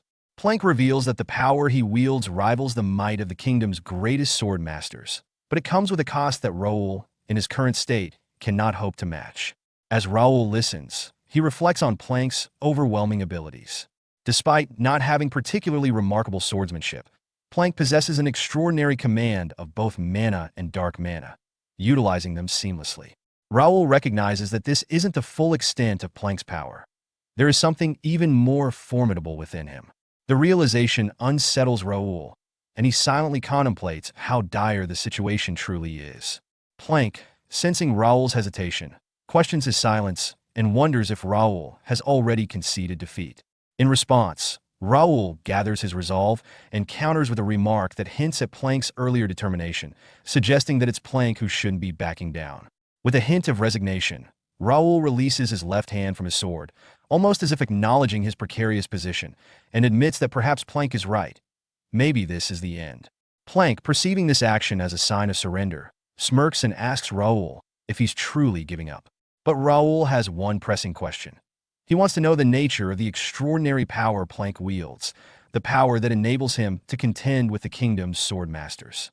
Plank, intrigued by Raul's curiosity, considers the question and decides to share his insight. He explains that his power isn't something he simply acquired. Rather, it is the result of an enlightenment process. He describes a profound experience where his body, mind, and mana became one with the world. It wasn't about gaining power, but rather achieving a state where he felt completely interconnected with the universe. Plank poses the concept to Raul, asking if he has ever experienced such an overwhelming sense of unity, where he felt as though he was the world itself. Raul was engulfed by anxiety as he tried to comprehend Plank's implications. Plank elaborated on the nature of sword masters, the elite warriors of the Reuben Kingdom, who epitomize the highest level of swordsmanship and are considered superhuman, with only a select few existing throughout the realm.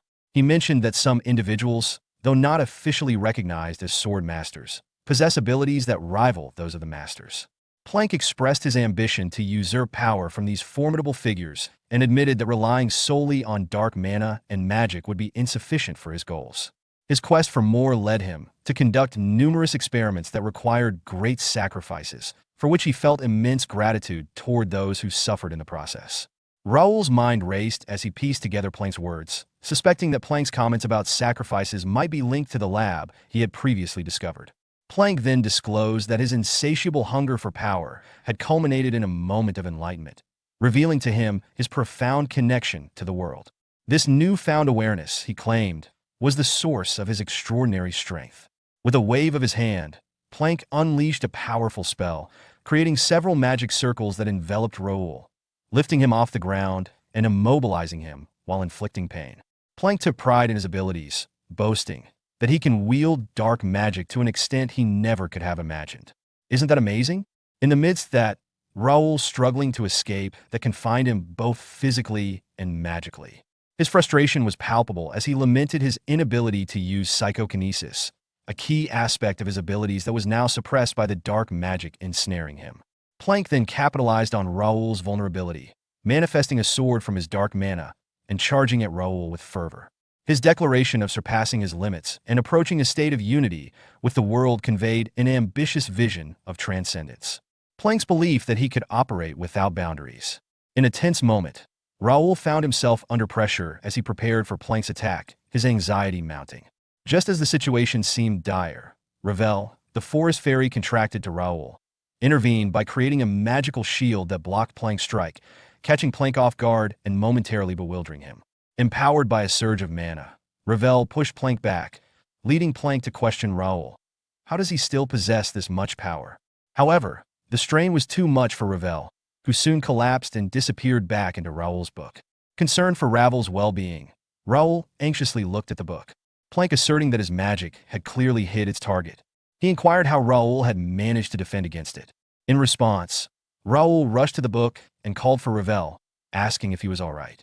Ravel reassured him from within the book that she was fine, but needed to return to recharge his mana. Relieved, Raul responded, "Then that's fine." But Ravel expressed concern about his next steps, noting that she couldn't assist while she was recharging. Raul comforted Ravel, stating that she had already provided enough help. Plank remarked on Raul's unexpected use of a powerful shield and declared that he had underestimated Raul. Growing tired of the standoff, Plank decided to end the fight and charged at Raul with a sinister grin. Meanwhile, in the throne room, the king heard the commotion and asked what was happening. Gerald informed him that it was likely Sir Raul, the captain of the First Knights, engaged in combat against a strong adversary. Kane, feeling the urgency of the situation, announced his intent to leave. When Gerald inquired about his destination, Kane explained that he could not remain idle while his master faced danger alone in a palace overtaken by rebels. As a loyal member of the First Knights, he was prepared to fight alongside his master, even if it meant sacrificing himself. Gerald, with a serious expression, called out to Kane to wait. He then resolved to accompany Kane, unsheathing his sword and preparing to join the fight. The scene unfolds within the city, where Hudson D. Randall, the Count of Randall, facing off against the members of the First Knight. Despite their determination, they are clearly outmatched and became injured in their clash. Hudson comments on the cessation of the rain, suggesting that fighting will now be easier, but he also implies that the outcome of the battle is already decided, as all members of the First Knight are on their knees, defeated, while he stands unscathed. Jake, one of the knights, expresses his frustration at Hudson's overwhelming strength. Philip, positioned beside him, also struggles with his anger as both knights kneel in defeat. Hudson mocks their resolve, expressing disbelief at their continued efforts. He dismisses their pursuits as foolish, suggesting that the Ashtons are consistently driven by an outdated ideal of knighthood and glory, emphasizing their inability to thwart his plans.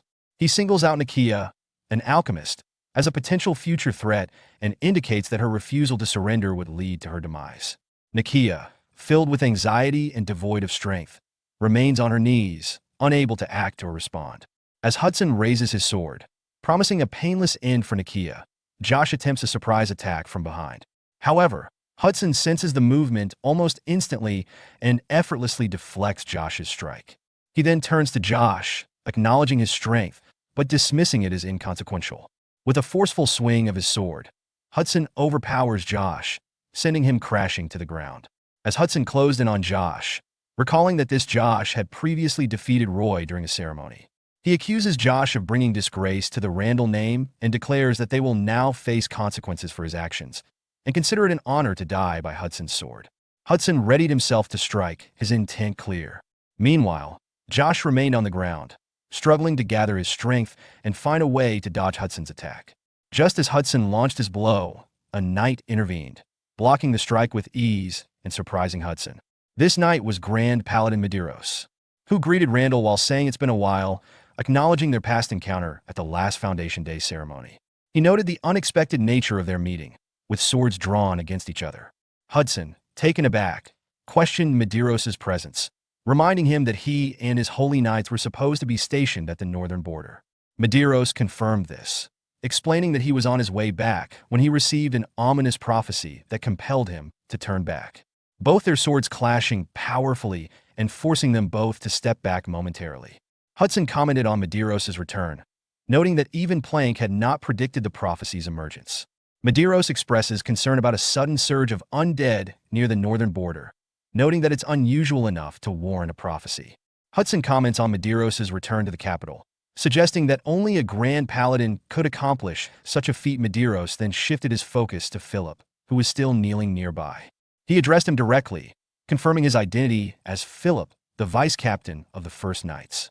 Philip nodded in response, affirming Medeiros' assumption.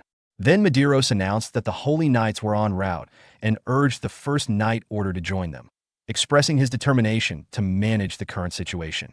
He surrounding his with his aura, signaling his readiness to engage. Hudson responded with a mocking laugh, challenging Medeiros' assurance. He pointed out the catastrophic consequences of a duel between two sword masters in the capital, unleashing his own sword aura, which radiated dark red with even more ferocity. He warned that their clash would annihilate the surrounding area, suggesting that he would welcome such destruction. Just then, Alfredo Gray made his entrance, stating firmly, "No, that's not what they want." Hudson's demeanor shifted as he sensed Gray's authority and presence, feeling a flicker of apprehension. Bernard, recognizing Gray, informed the members of the First Knight Order, "It's Sage Gray." Hudson acknowledged Gray, noting his return to the capital and implying that the failure of Plank's scheme. Gray, however, took responsibility for the situation, admitting he is the one who failed. He expressed remorse over the casualties that had occurred due to his inability to avert the crisis. Gray reiterated that if two sword masters fought in the capital, the destruction would be catastrophic, leading to even greater loss of life, and insisted that this conflict was futile. He urged Hudson to withdraw and regroup for a future attempt. Hudson pondered Gray's perspective and concluded soon the other knights will return.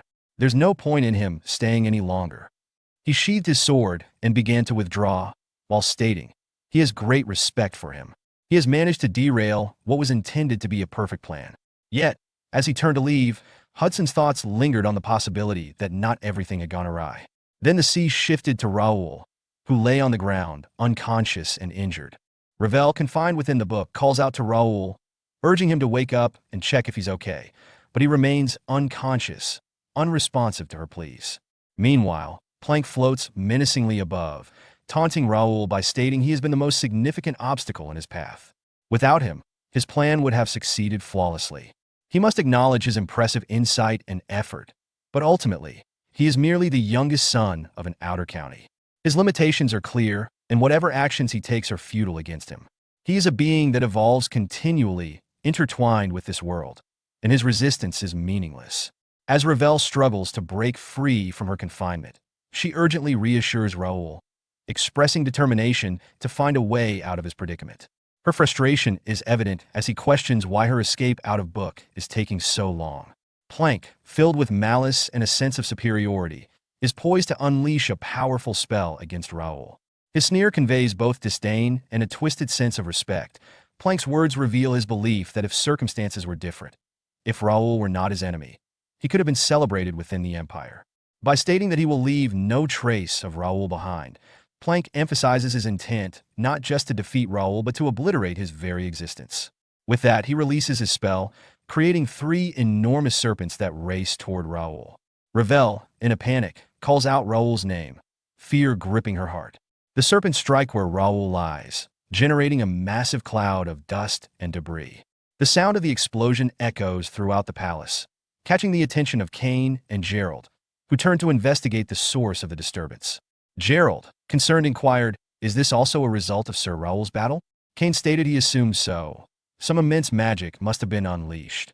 He reflects on the intense battle Raul must be facing, questioning what kind of opponent is he engaged in over there. As the dust from the earlier attack settles, there is no trace of Raul's body, which causes Plank to laugh in triumph. He declares, "Not even a speck of dust remains. This is far better than." However, his amusement is short-lived. Suddenly sensing Raul's presence behind him, he turns just in time to be struck in the face by Raul's punch, sending him staggering backward and causing him to spit out blood in shock. Plank gasps, asked how is he still alive? At the same time, at the palace's back gate, Dalton charges forward and attempts a sword strike, which is blocked by Viscount Jose, the captain of the Royal Guard. Jose pushes Dalton away with considerable force, but Dalton quickly regains his composure and lunges again, catching Jose by surprise with a swift counterattack. Dalton delivers a double sword strike, forcing Jose to retreat and creating significant space between them. Frustrated by Dalton's tenacity, Jose shouts, "You arrogant fool!" as both combatants take their fighting stances and rush at each other once more. Dalton continues to press the attack, pushing Jose backward with relentless blows. Members of the Imperial Hound observe the fight and comment on Jose's struggle. One remarks, "He's really having a hard time against that kid," while another adds, "What a pity. No wonder it was so easy to take over the kingdom." Marco notes, Captain Jose earned his title through his family, but he's still a high expert. Sir Dalton, he is much stronger than he had anticipated. Meanwhile, Jose, feeling the pressure and growing increasingly flustered, mutters under his breath, "This is getting annoying." Dalton reflects inwardly, realizing he has been talking a big game, but this is harder than he anticipated. Jose earned his title for a reason. He can't back down. He needs to keep him busy to distract the others. Jose's demeanor becomes serious as he tightens his grip on his sword and states firmly, "Enough of these childish tricks. He is done playing around. It's time to end this," releasing his sword aura to envelop his blade. Suddenly, an explosion echoes behind him, causing him to turn around in alarm. He demands to know what was that noise. A knight rushes in, panting heavily, and called out to Captain Jose, shouting they have a problem. The Holy Knights have returned to the capital and are charging toward the front gate. Most of their troops are stationed on the opposite side. The front gate won't hold for long. Jose's anxiety grows as he absorbs the news about the Holy Knight's arrival. Marco interjects, "So Paladin Medeiros is here." Dalton adds, "Thank goodness he noticed something was wrong." Jose's subordinate knight looks to him for guidance. Jose urgently instructs the knight to abandon the palace and retreat, emphasizing the need to relay the same orders to the Empire's soldiers. Jose tells Dalton that they will settle their conflict later, and remarks that Dalton is fortunate to escape this encounter. In response, Dalton taunts him, warning him to be careful as he makes his escape.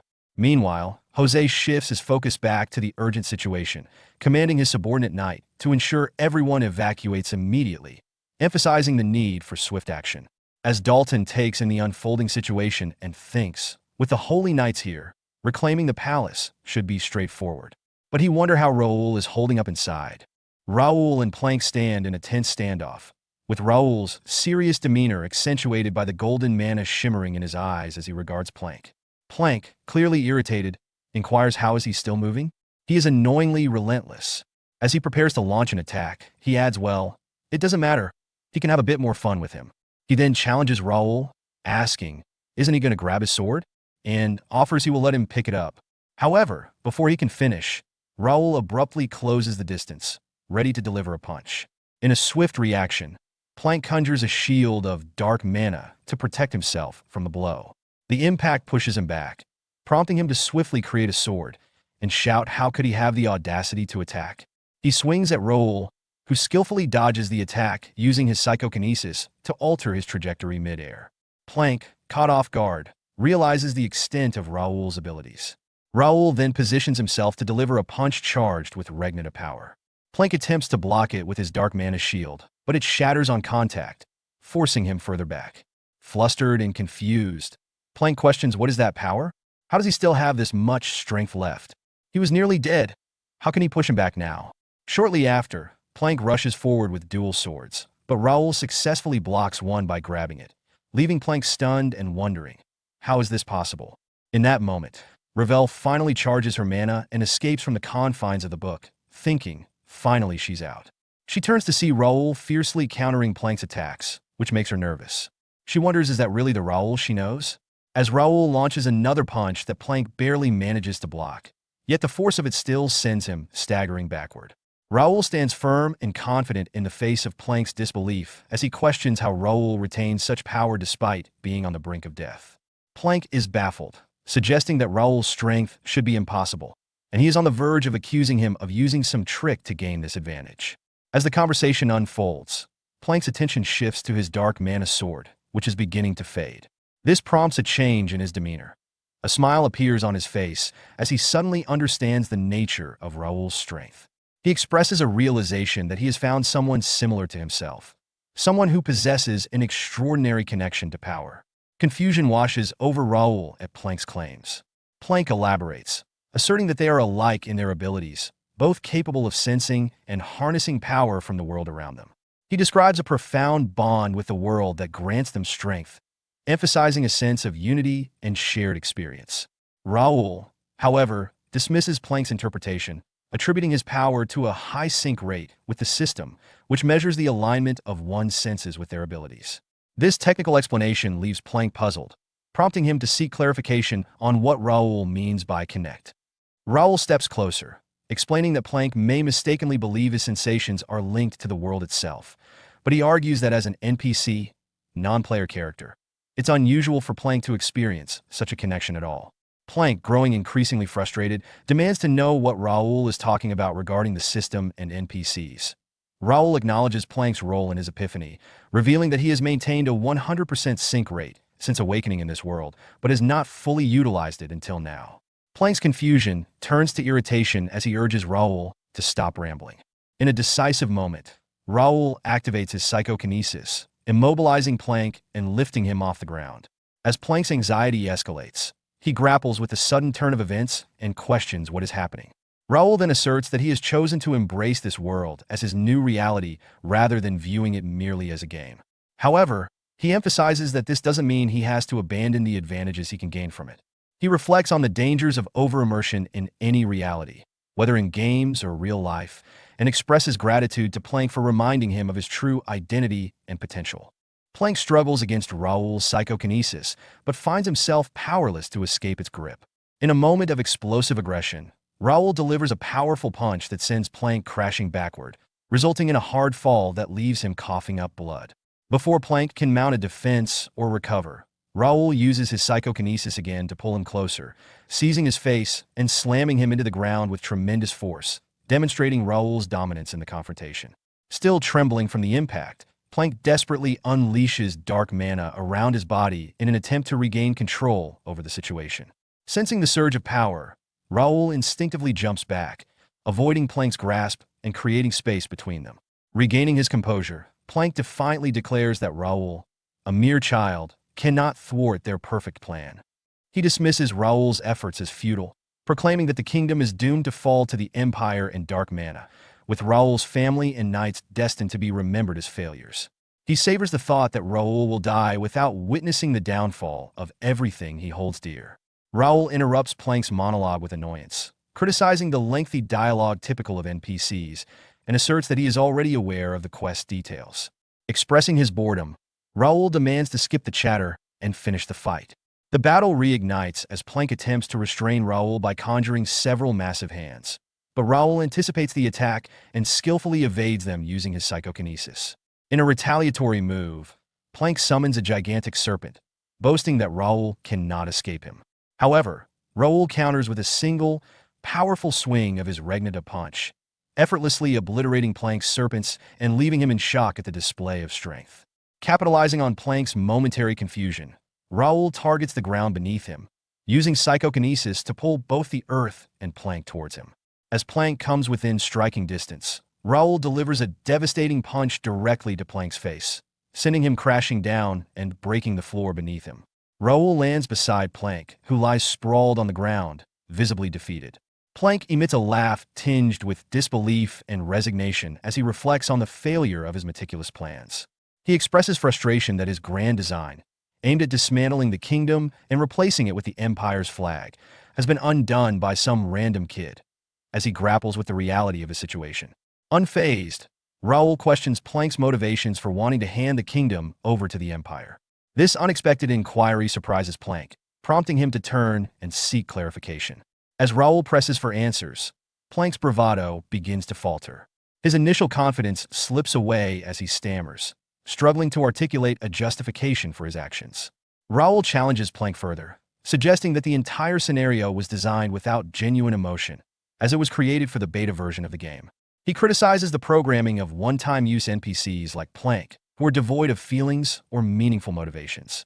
Plank responds with a comment that hints at an understanding of his own emptiness. Yet Raul's anger flares as he confronts Plank with the real consequences of his actions. Raul points out the death of innocent people, the pain endured by families, and the fear that has gripped the kingdom, underscoring the gravity of Plank's failures and his responsibility for the chaos unleashed. As the tension escalates, Raul emphasizes his commitment to accepting this world as his new reality, making it clear that he cannot forgive Plank for his attempts to destroy it. In a moment of defiance, Plank questions Raul's identity. Raul, standing firm and ready to strike, responds with clarity, declaring himself the player. He then delivers a powerful punch to Plank's face, rendering him unconscious and ending their confrontation decisively.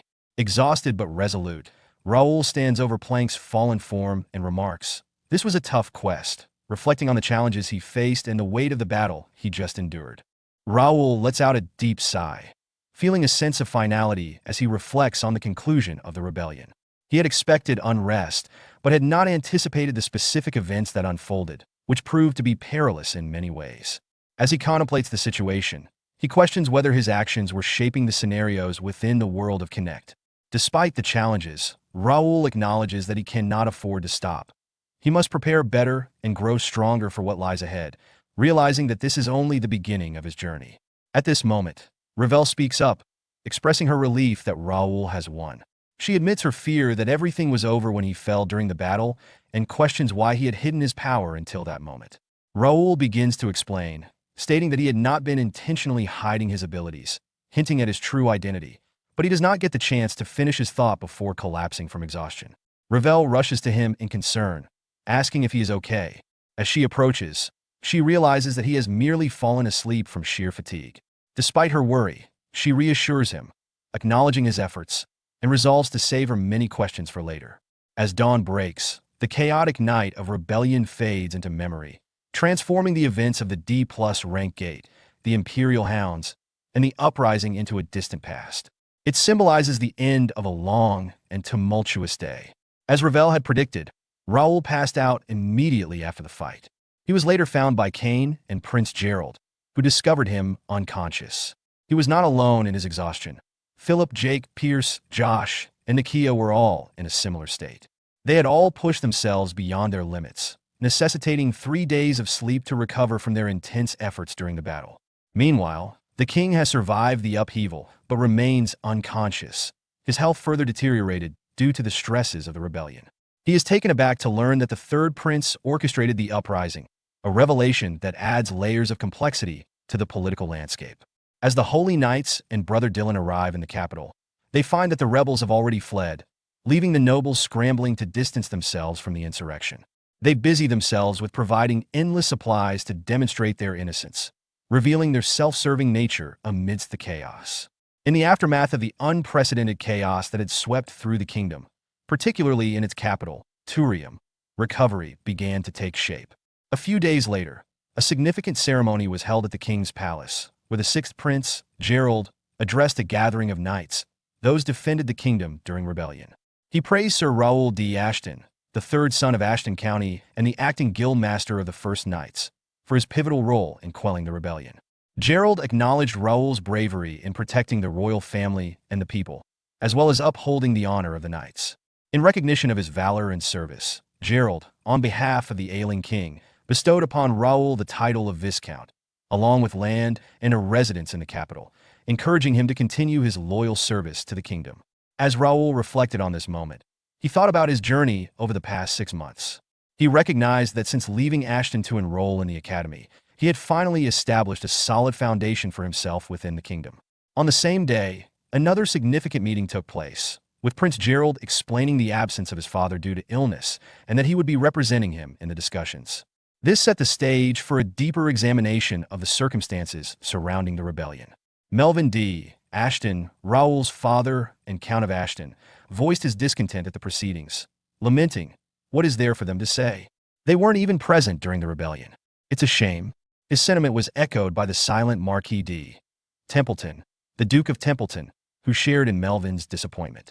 However, Pidel D. Greer, the Marquis of Greer, raised a critical question. How could a single individual orchestrate this rebellion? How did no one in his department notice? Carson interjected to clarify the complexities of the situation, stating he didn't act alone. The third prince, Randall, and other nobles aligned with him collaborated with the empire. Medeiros contributed to the discussion by reframing the event, suggesting some might refer to it as a rebellion, but it was essentially an invasion by the empire. This situation should be viewed as war, not merely as civil conflict. Clifford D. McNeil, the Marquis of McNeil, mocked the situation, laughing derisively and calling the empire of warrior families foolish. Meanwhile, Dylan, who chose to remain silent and not partake in the mockery.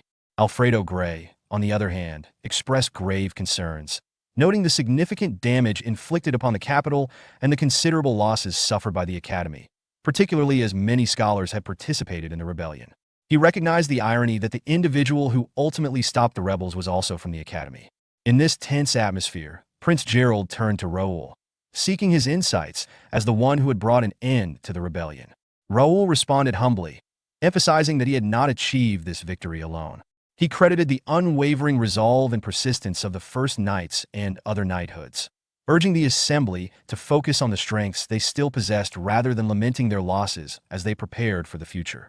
Count Melvin Ashton, Raul's father, felt a surge of pride as he listened to his son's words. Supporting Raul's sentiment, Prince Gerald asserted the need for unity among the warrior families, declaring that while the empire may currently be silent, a state of war had effectively been declared. He stressed the precarious position of the kingdom due to their losses and the importance of collaboration to protect their realm. Meanwhile, Raul's internal reflections acknowledged the empire as a legitimate threat. However, he sensed that an even more significant challenge loomed ahead, realizing that the true troubles had only just begun. The scene then shifted to introduce a young man with blue hair, Kim Il-woo, who expressed excitement about the situation, exclaiming, "Wow, this is awesome. This is actually a game." This character was identified as a 25-year-old player who had just entered the Connect world. In that moment, a system window appeared, announcing the completion of a significant update, stating Connect's open beta update has been completed. Kim Il-woo marveled at the immersive experience of the game he had entered, stating this game is amazing. It feels just like the real world.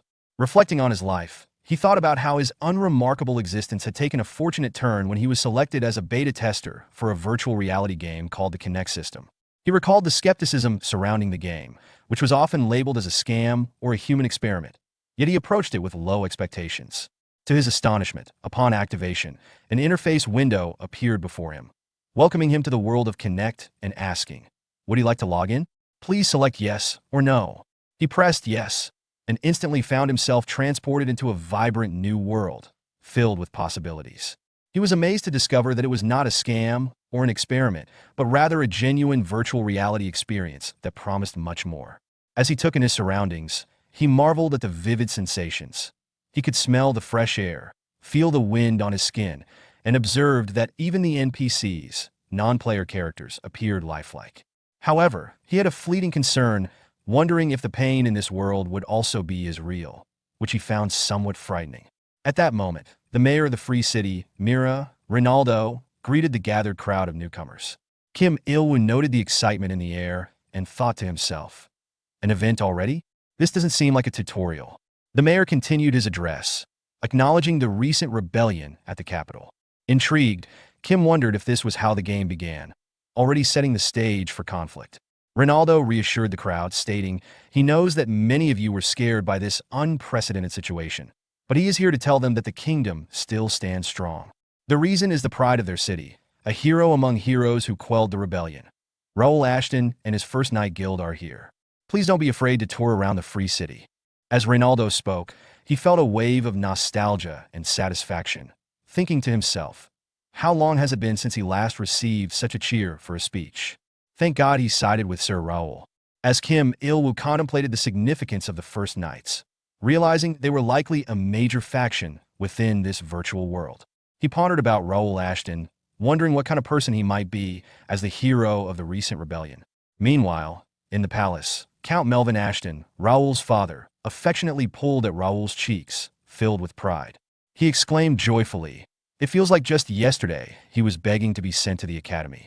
He has already accomplished so much and brought great honor to their family." Raul, modestly downplaying his achievements, stating he was just lucky. At this moment, Dylan, Raul's older brother, interjected, asking about the fate of Randall, the instigator of the rebellion.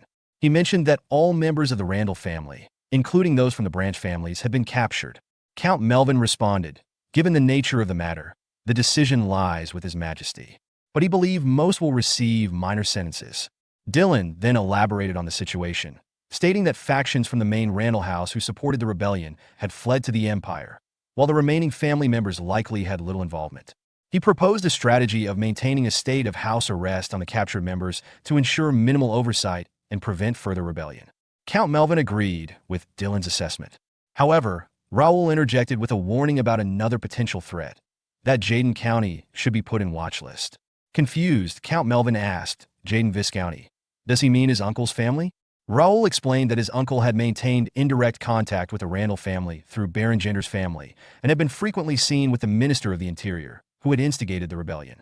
He expressed concern that, while it may not be apparent, Jaden County likely had a deeper involvement in the rebellion. Dylan supported Raul's claim, asserting that youngest is not wrong. They've been quiet for years, but he think it would be wise to be cautious.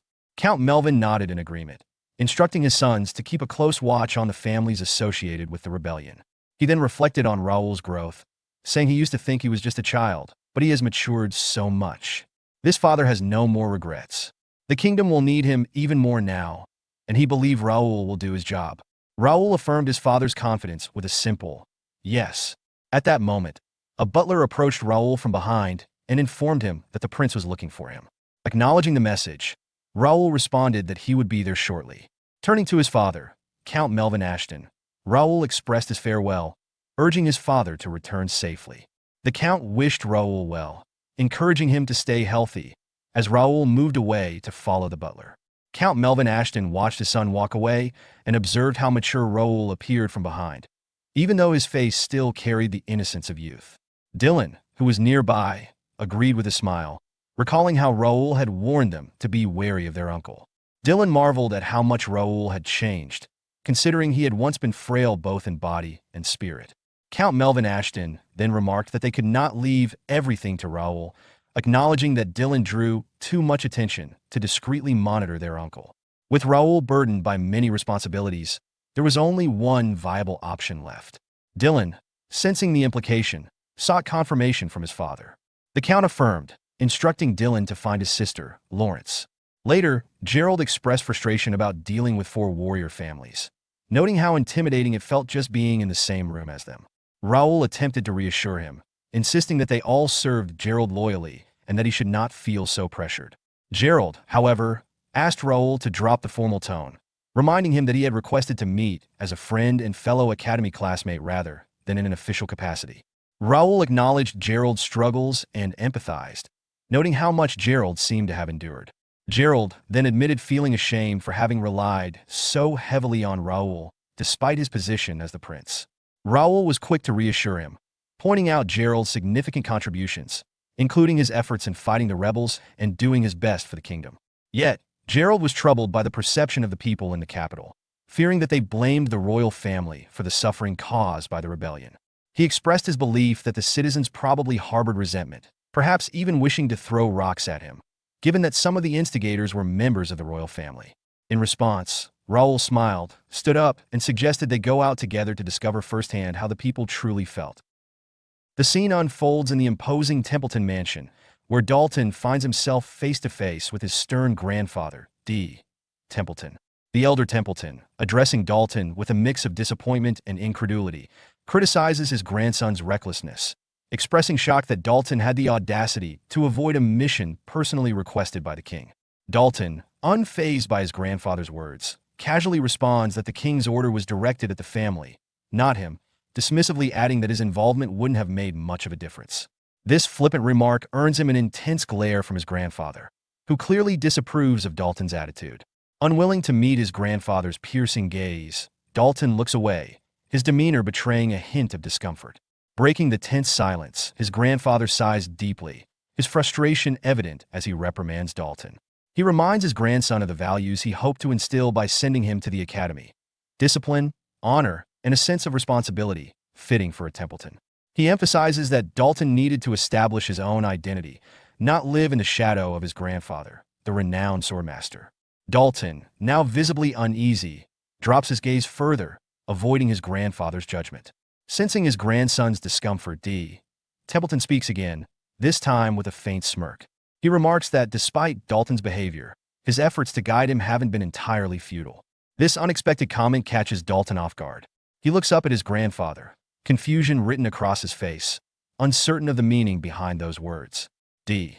Templeton expressed his surprise upon learning that Dalton had joined the Gate mission and fought against rebels to protect the people, a stark contrast to Dalton's usual indifference and lack of initiative. Dalton, amused, asked, "Really?" D.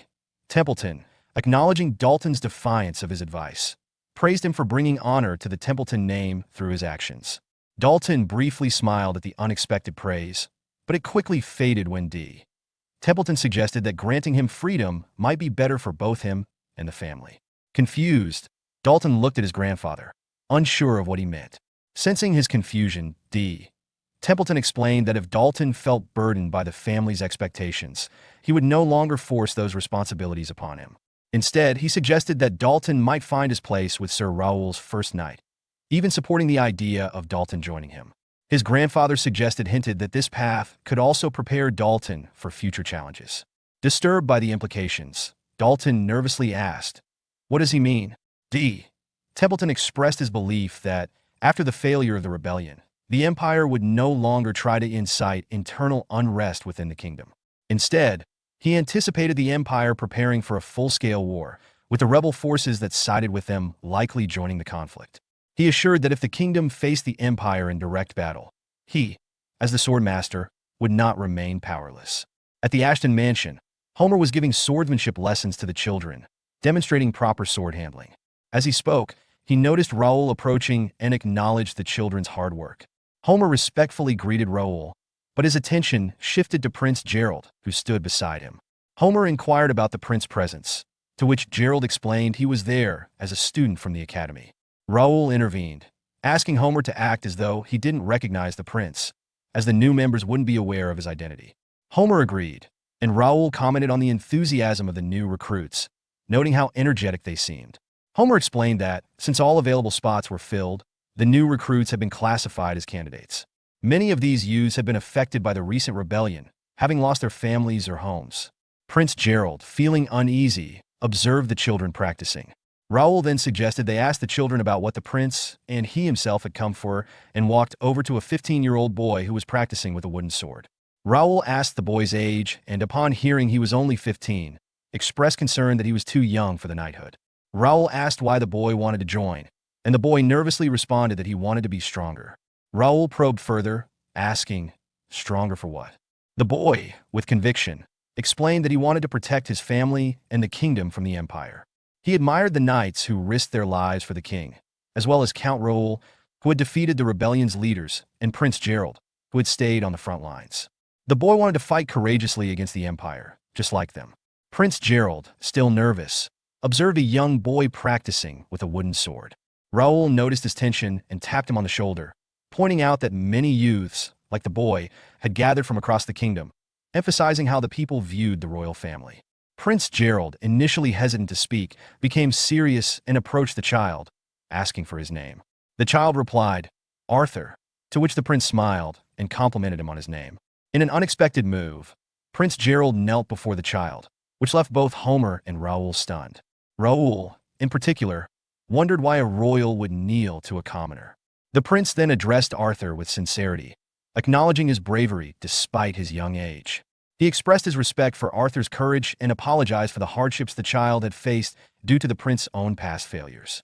Prince Gerald vowed to carry on Arthur's bravery and protect the kingdom, pledging that he would never again be weak, even if it meant sacrificing his own body. His words, filled with determination, reflected a commitment to lead with strength and honor moving forward.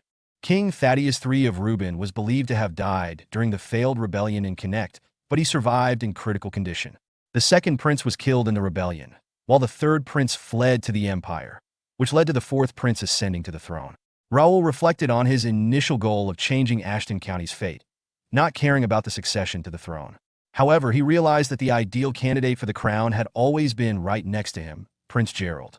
Gerald addressed a young boy, Arthur, telling him he would remember his name and hoped Arthur would one day become a knight of the kingdom. Arthur agreed, and Raul watched, thinking that Gerald embodied the qualities of a leader the kingdom needed in times of war: brave, unifying, and humble. Raul recognized that Gerald, the sixth prince, was destined to be the next king of Reuben.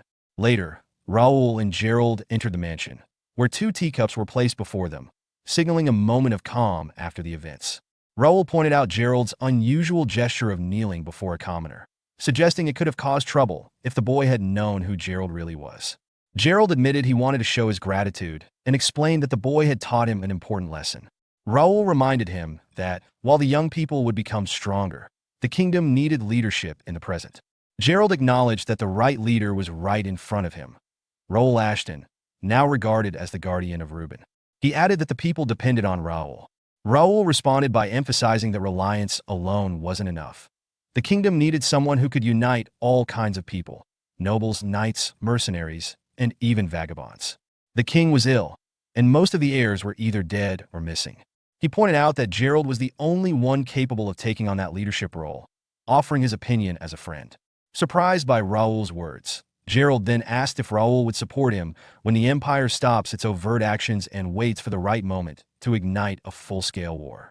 He anticipated chaos in the nobility and royalty during that time and wanted to know if Raul would stand by him as he tried to manage the turmoil. Raul, responding with confidence, agreed to stand by his side in that moment. At the same time, in the hidden basement of Viscount Plank's mansion, Pierce and Philip were inspecting the area, while Nakia focused on a door.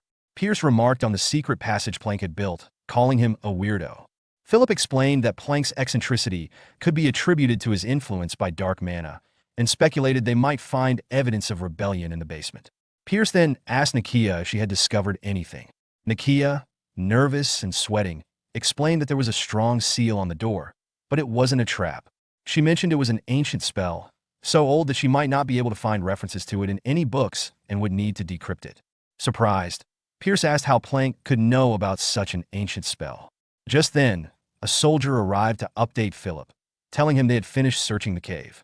Philip asked what they found, and the soldier revealed that the cave was man-made and appeared to have been constructed at least 1,000 years ago. Shocked, Pierce wondered if this meant the cave had been there for that long, and Philip confirmed that Plank hadn't dug it out. Instead, he had built his mansion on top of it. Nakia, feeling nervous, asked what was hidden inside the mysterious area, wondering what Plank was trying to conceal. Philip responded that they needed to report it to their master. The scene shifted to the Reuben Kingdom's prison, where guards were on duty. Inside one of the cells, Kane confronted Plank, who was chained to the wall. Kane sarcastically remarked that he never expected to see Plank again, calling him a rebel, but now just another prisoner. He expressed a desire to kill Plank for his role in hurting Kane's guild members, but refrained, as he had questions to ask. He demanded to know who in the Empire was behind the rebellion, how Plank had contacted their army, and whether there were other rebels beyond those already known.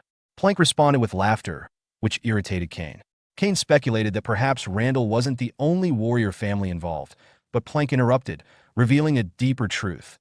Both he and Kane had been born into lies. This cryptic statement shocked Kane, who asked what Plank meant by lies. Plank then revealed that the truth he had learned was a painful one: Raul Ashton. He dismissed the rebellion and the Empire, claiming that the world itself meant nothing. He went on to explain that Raul had made him aware of a cursed truth, that the world was an illusion, and soon, everyone would realize it. Plank claimed that the cracks in this false world had already started to appear. Meanwhile, Kim Il-woo was exploring the city. At the Imperial Hound headquarters, Silver Zero called for a report. Imperial Hound 3, reporting via a blue crystal ball, stated that their search of the refugees yielded nothing suspicious. Imperial Hound 7 added that while the royalty and nobility appeared calm, some were still in panic, seeking to align themselves with the warrior families to consolidate power. Silver Zero reflected on their failure, acknowledging that it had only strengthened the enemy's position. He then asked about the status of Plank, number 8. Imperial Hound 1 responded that Plank was imprisoned in the kingdom, rumored to be insane due to the side effects of dark mana, spouting incoherent words. Silver Zero, growing serious, reminded the group that the Emperor was deeply disappointed in their failure. He asked Imperial Hound 1 if he was aware of the consequences. Imperial Hound 1, nervous and shaken, took responsibility for the failure and vowed to do everything possible to make amends. It was revealed that Imperial Hound 1 was Viscount Jose, the captain of the Royal Guard of Reuben Kingdom.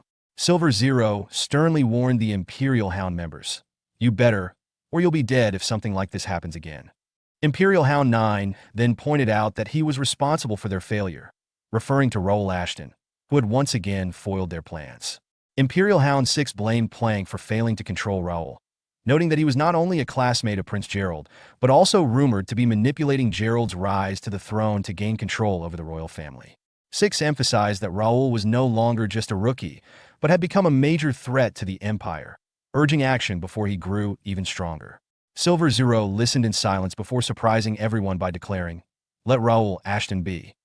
Both Imperial Hound 9 and 6 were stunned by this response. Angered, Silver Zero's red aura flared as he asserted that he would personally monitor Raul Ashton from now on, stressing that it was time to take him seriously. Meanwhile, at the training center, Jose and Dalton were sparring against each other. During their sparring session, Jose launched a powerful sword strike, but Dalton was surprised when Jose's attack pushed his sword backward. Jose maneuvered Dalton into a vulnerable position and attempted another strike, but Dalton used his left-hand sword to deflect the blow, causing Jose to fall to the ground. Sitting on the floor, Jose muttered in frustration, acknowledging that his attack had failed. Dalton reassured him, praising his technique and explaining that if he hadn't been dual-wielding, he would have been in danger. He noted that he had underestimated Jose's technique, thinking he relied solely on strength. Jose, feeling disheartened, admitted that while his skills weren't enough to match Randall, the sword master, Dalton pointed out that every knight aspired to reach that level. However, Dalton questioned why Jose focused specifically on Randall, as he was so different from Jose. Jose, trembling with emotion, confessed that Randall was not his goal, but rather an opponent he wanted to defeat. He recounted his failed attempt to fight Randall, where he couldn't land a single blow despite giving his all. He felt the gap between himself and the sword master was insurmountable and, at this point, didn't feel motivated to pursue that level of mastery any longer. Dalton smiled and remarked that despite Jose's challenges, he still wanted to defeat Randall. Dalton acknowledged that most people would give up after facing such overwhelming odds, but But Jose was different. He was seeking a way to overcome the impossible. Dalton admired this resilience, calling it the attitude of the first night. While Dalton pondered the interesting people around him, he wondered where Raul had hurried off to. Meanwhile, Raul had arrived at the basement of Plank's mansion, where he was inspecting a powerful seal on a door. Nakia explained that the ruins beneath the mansion were unfamiliar to her, but the seal appeared dangerous, requiring careful preparation to unseal it. Philip added that whatever was sealed likely wasn't good, given its connection to Plank. Pierce suggested leaving it alone, but Raul, reflecting on his past experiences exploring ruins, decided to take on the task alone. He assured the others that he could escape quickly if things went wrong and told them to rest while he worked. Surprised but understanding, all of them left, and Raul continued studying the seal. Alone, he muttered to himself, ready to begin his exploration of the ruins. Raul was contemplating how to open the door, realizing that even Nakia couldn't identify the seal, making it seem nearly impossible to unseal. He considered that it might be an ancient or fairy spell, but he wasn't sure. Suddenly, an idea came to him, and he called out to Ravel. When she appeared, Raul asked if she knew about the seal. After examining it, Ravel identified it as a fairy seal, an ancient spell used by fairies. She wondered why it was there, noting that only a few fairies had the ability to use such a spell. Raul then asked Ravel if she could unseal it, to which she replied that it couldn't be unsealed. She explained that while many people view seal spells as locks, this one was more like a guard. You can open a lock, but a guard can only be bypassed by someone with the right qualities. Raul reflected on this, considering whether the guard without a soul was more complicated or simpler than he initially thought. Raul, after pondering for a moment, stepped up to the seal and declared his identity as Raul Ashton, seeking to visit the owner of the seal. Ravel nervously watched as Raul closed his eyes to concentrate. Suddenly, a guard's voice emerged from the seal, questioning Raul's claim to be Raul Ashton and accusing him of lying. The guard refused to open the door, insisting that Raul leave. Raul, visibly shaken, began sweating at the guard's response. Ravel, angry, defended Raul, insisting that there was no lie and that only fairies would use such deceptive tricks. However, the guard remained silent, offering no further explanation. Raul, deep in thought, wondered if the guard knew about his previous life before he was reborn as Raul Ashton. He became determined to get past the guard, believing that there might be answers inside, particularly regarding why he had awoken in Raul Ashton's body. Resolute, he touched the seal once more, this time stating his previous identity as Bae DoHyun, a player from the game Connect, hoping to unlock the door. Ravel, anxious, asked if it had worked. The basement began to shake, and a bright blue line appeared on the seal, signaling that the gate was opening. Raul, observing this, wondered how the seal recognized him and what lay beyond it. Ravel, nervous, called out to Raul. He reassured her, explaining that the process had been easier than expected, and though he knew she had many questions, they should finish what they came to do before discussing it. Ravel agreed, and they both moved toward the now open door.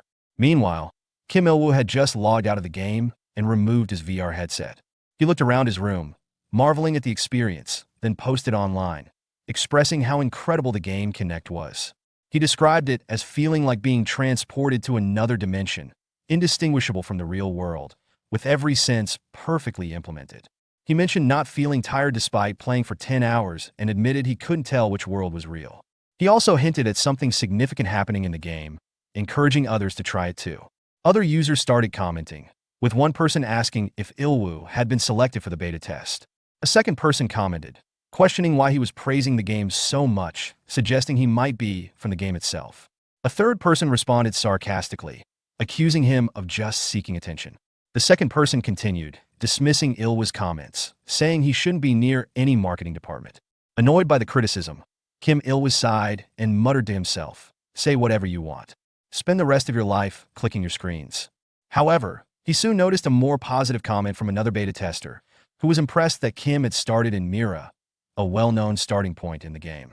The tester shared that Mira was a great starting place with many quests and helpful NPCs, and asked if Kim could share more about it. Kim Il-woo saw an opportunity and decided it was time to focus. He thought he understand now. With that, he picked up his VR headset again, determined to learn more about the game before the open beta. Raul and Ravel entered a cave through a sealed door. As they moved deeper, Ravel grew nervous and questioned if it might be a trap. Raul reassured her, emphasizing that nothing could threaten a fairy like her. However, Ravel pointed out that a seal is a form of fairy magic, and anything a fairy conjures could still pose a danger. Raul observed the cave's strange atmosphere and noted the unusual concentration of magic, which seemed to light up every corner. Ravel warned that the further they went, the denser the magic became, urging Raul to be cautious. Raul thought to himself that the magic concentration was so high that the cave might be one of the highest-level dungeon ruins. He wondered how he had missed it when he was Crash and questioned whether the scenario had changed due to his presence. Despite his thoughts, he acknowledged that such a place shouldn't have appeared out of nowhere. Suddenly, Ravel spotted something ahead and shouted to Raul, directing his attention to a bright light shining at the far end of the tunnel.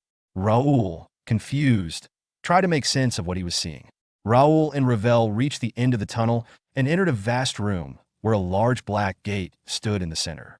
As they approached, Ravel noticed the black miasma surrounding the gate and questioned its origin, remarking that no fairy would release such magic.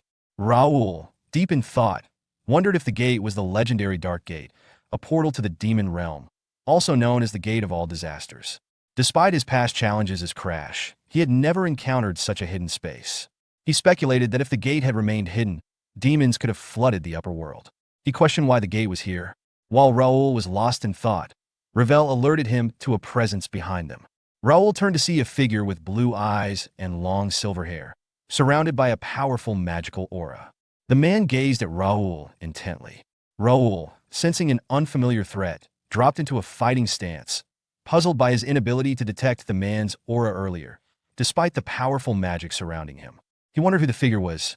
The man spoke, addressing Raul. "Sheath his sword, stranger wearing the face of Ashton.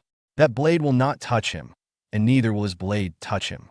After hearing the man's words, Raul sheathed his sword, initially intending to ask about the sealing magic, but instead asking, "Are you the owner of this dungeon?" The figure, identifying himself as Cardenas, responded that the title of owner didn't fit him. He described himself as a lingering vestige, a ghost from the past, and explained that he was the guardian of the Dark Gate, the bridge connecting the demon realm to the human world. Raul and Ravel both considered the gravity of Cardenas' title, Guardian of the Dark Gate. Noticing Ravel, Cardenas asked if she was a fairy, as it had been a long time since he had seen one. Surprised, Ravel asked, "You can see me?" Cardenas confirmed that he had learned many spells from the blue-haired fairies of Lake Velardia, adding that it had been 1,000 years since then. Ravel was astonished and recalled the legends of fairies from Velardia, exclaiming, "Wait, really? Did you say 1,000 years ago?" Cardenas reaffirmed that he was merely a specter bound to protect the gate, but he then turned the conversation to Raul, asking, "Stranger wearing the face of an Ashton, who exactly are you?" Raul, feeling nervous, became the focus of Ravel's questioning gaze. Raul, after a deep sigh, placed his sword into his inventory and admitted that there was nothing left to hide, as he had already confided in Ravel. He explained that his real name was not Raul Ashton, but Bae DoHyun, also known as Crash. He revealed that he was originally from Earth, not from this world or the demon realm. Raul had been murdered by his enemies, but mysteriously woke up in Raul Ashton's body. Although he didn't fully understand the reasons, he viewed this as a second chance at life and had chosen to live on as Raul Ashton. Cardenas then inquired if Raul's motivation was driven by revenge. Raul acknowledging his bitterness, but explaining that revenge was not as simple as it seemed.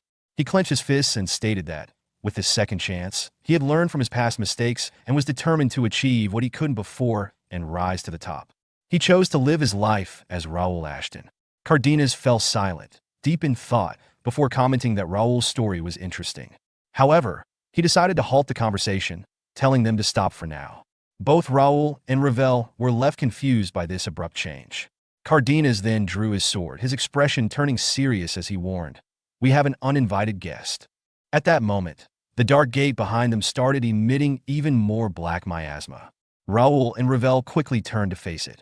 A demon emerged from the gate, greeting Cardenas. "It's been a long time." The demon taunting Cardenas for his apparent decline in strength and failure to surpass his mortal roots. Fumus, ranked 98th among the demons of the demon realm, maintained his haughty demeanor, reveling in the perceived upper hand. However, Cardenas, unfazed by the insult, stood his ground, pointing out Fumus's enduring foolishness, which had persisted across centuries. His firm declaration underscored his resolve to confront and stop the demon. Fumus, unfaltering, responded with a sinister smile. He remarked on Cardenas' unchanged personality and dismissed any notion of civility, channeling dark energy to forge his weapon. The air grew thick with tension as he declared the start of their battle. Meanwhile, Cardenas firmly instructed Raul, an onlooker, to stay out of the fight, asserting that this was his battle alone and warning the mortal to keep his distance. With a grim determination, Cardenas vowed to banish Fumus from this world once and for all. Fumus, still confident, remarked that he had a debt to settle and readied himself for the clash. The two adversaries charged at each other, their weapons brimming with energy. Fumus's blade wrapped in a foreboding dark aura and Cardenas' sword glowing with a vibrant greenish-white light. Their strikes collided with intense force, creating a dazzling display of sparks and shockwaves. Outside the sealed door in the underground passage of the Plank Mansion, Nakia, Philip, and Pierce anxiously awaited Raul's return. Pierce expressed his growing concern over Raul's delay, wondering if something had gone wrong. Philip, ever the voice of reason, speculated that Raul might be struggling with the complexities of the seal or searching for a solution to break it. He urged the group to trust Raul's abilities and remain patient. Nakia, however, appeared visibly uneasy, her discomfort betraying a deeper concern. Pierce noticed her distress and questioned her about it. Though she initially brushed it off with a nervous chuckle, Philip pressed further, asking if her worries stemmed from the magic circle they had encountered. Nakia admitted that the unfamiliar nature of the spell unnerved her. She revealed that since their arrival at the mansion, she had sensed an otherworldly energy, a faint but unmistakable presence that felt foreign and overwhelmingly ominous, as if it did not belong in their world. Inside the sealed gate, the intense battle between Fumus and Cardenas reached a fever pitch. Their swords clashed with incredible force, releasing shockwaves that reverberated throughout the chamber. Raul, observing from a distance, was forced to step back as the sheer power of their blows disrupted the air around him. As he steadied himself, Raul couldn't help but marvel at the scale of the fight. He thought, even without a mana blade, this demon, Viscount Fumus, wields power beyond anything I could handle. And yet, this so-called Guardian Cardenas is able to stand toe-to-toe with him. Just who or what is this man? The duel raged on with neither combatant managing to secure a decisive advantage. Cardenas' unyielding resolve clashed with Fumus's calculated ferocity, their strikes lighting up the dim chamber with bursts of energy. But the stalemate broke when Fumus, with a mocking sneer, abruptly retreated toward the altar housing the dark gate. With a sinister grin, he drove his sword into the altar, shattering it in a single decisive act. The consequences were immediate and catastrophic for Cardenas. His once brilliant aura dimmed and flickered, and his very existence began to distort like a fragile projection on the verge of collapsing. Raul and Ravel froze in shock, their disbelief written across their faces as they watched Cardenas stagger, his strength draining rapidly. Fumus, relishing his apparent victory, erupted into triumphant laughter. As I suspected, he gloated. This altar was the source of your immortality and power. Its long abandonment has already weakened you over time, but now, with it destroyed, you've lost everything. I should thank those pathetic humans who let this place fall into ruin. They've unwittingly paved the way for me to finally settle my debt. Wrenching his sword free from the broken altar, Fumus stepped forward. Cardenas collapsed to the ground, his flickering form barely holding together. Fumus approached with an air of satisfaction, looking down on his fallen foe. Most demons, he mused, are little more than mindless beasts driven by bloodlust and stupidity. They'd have charged in recklessly, trying to overwhelm you with brute force. But I'm no mere beast. I'm an executive of the demon realm. I use my intellect.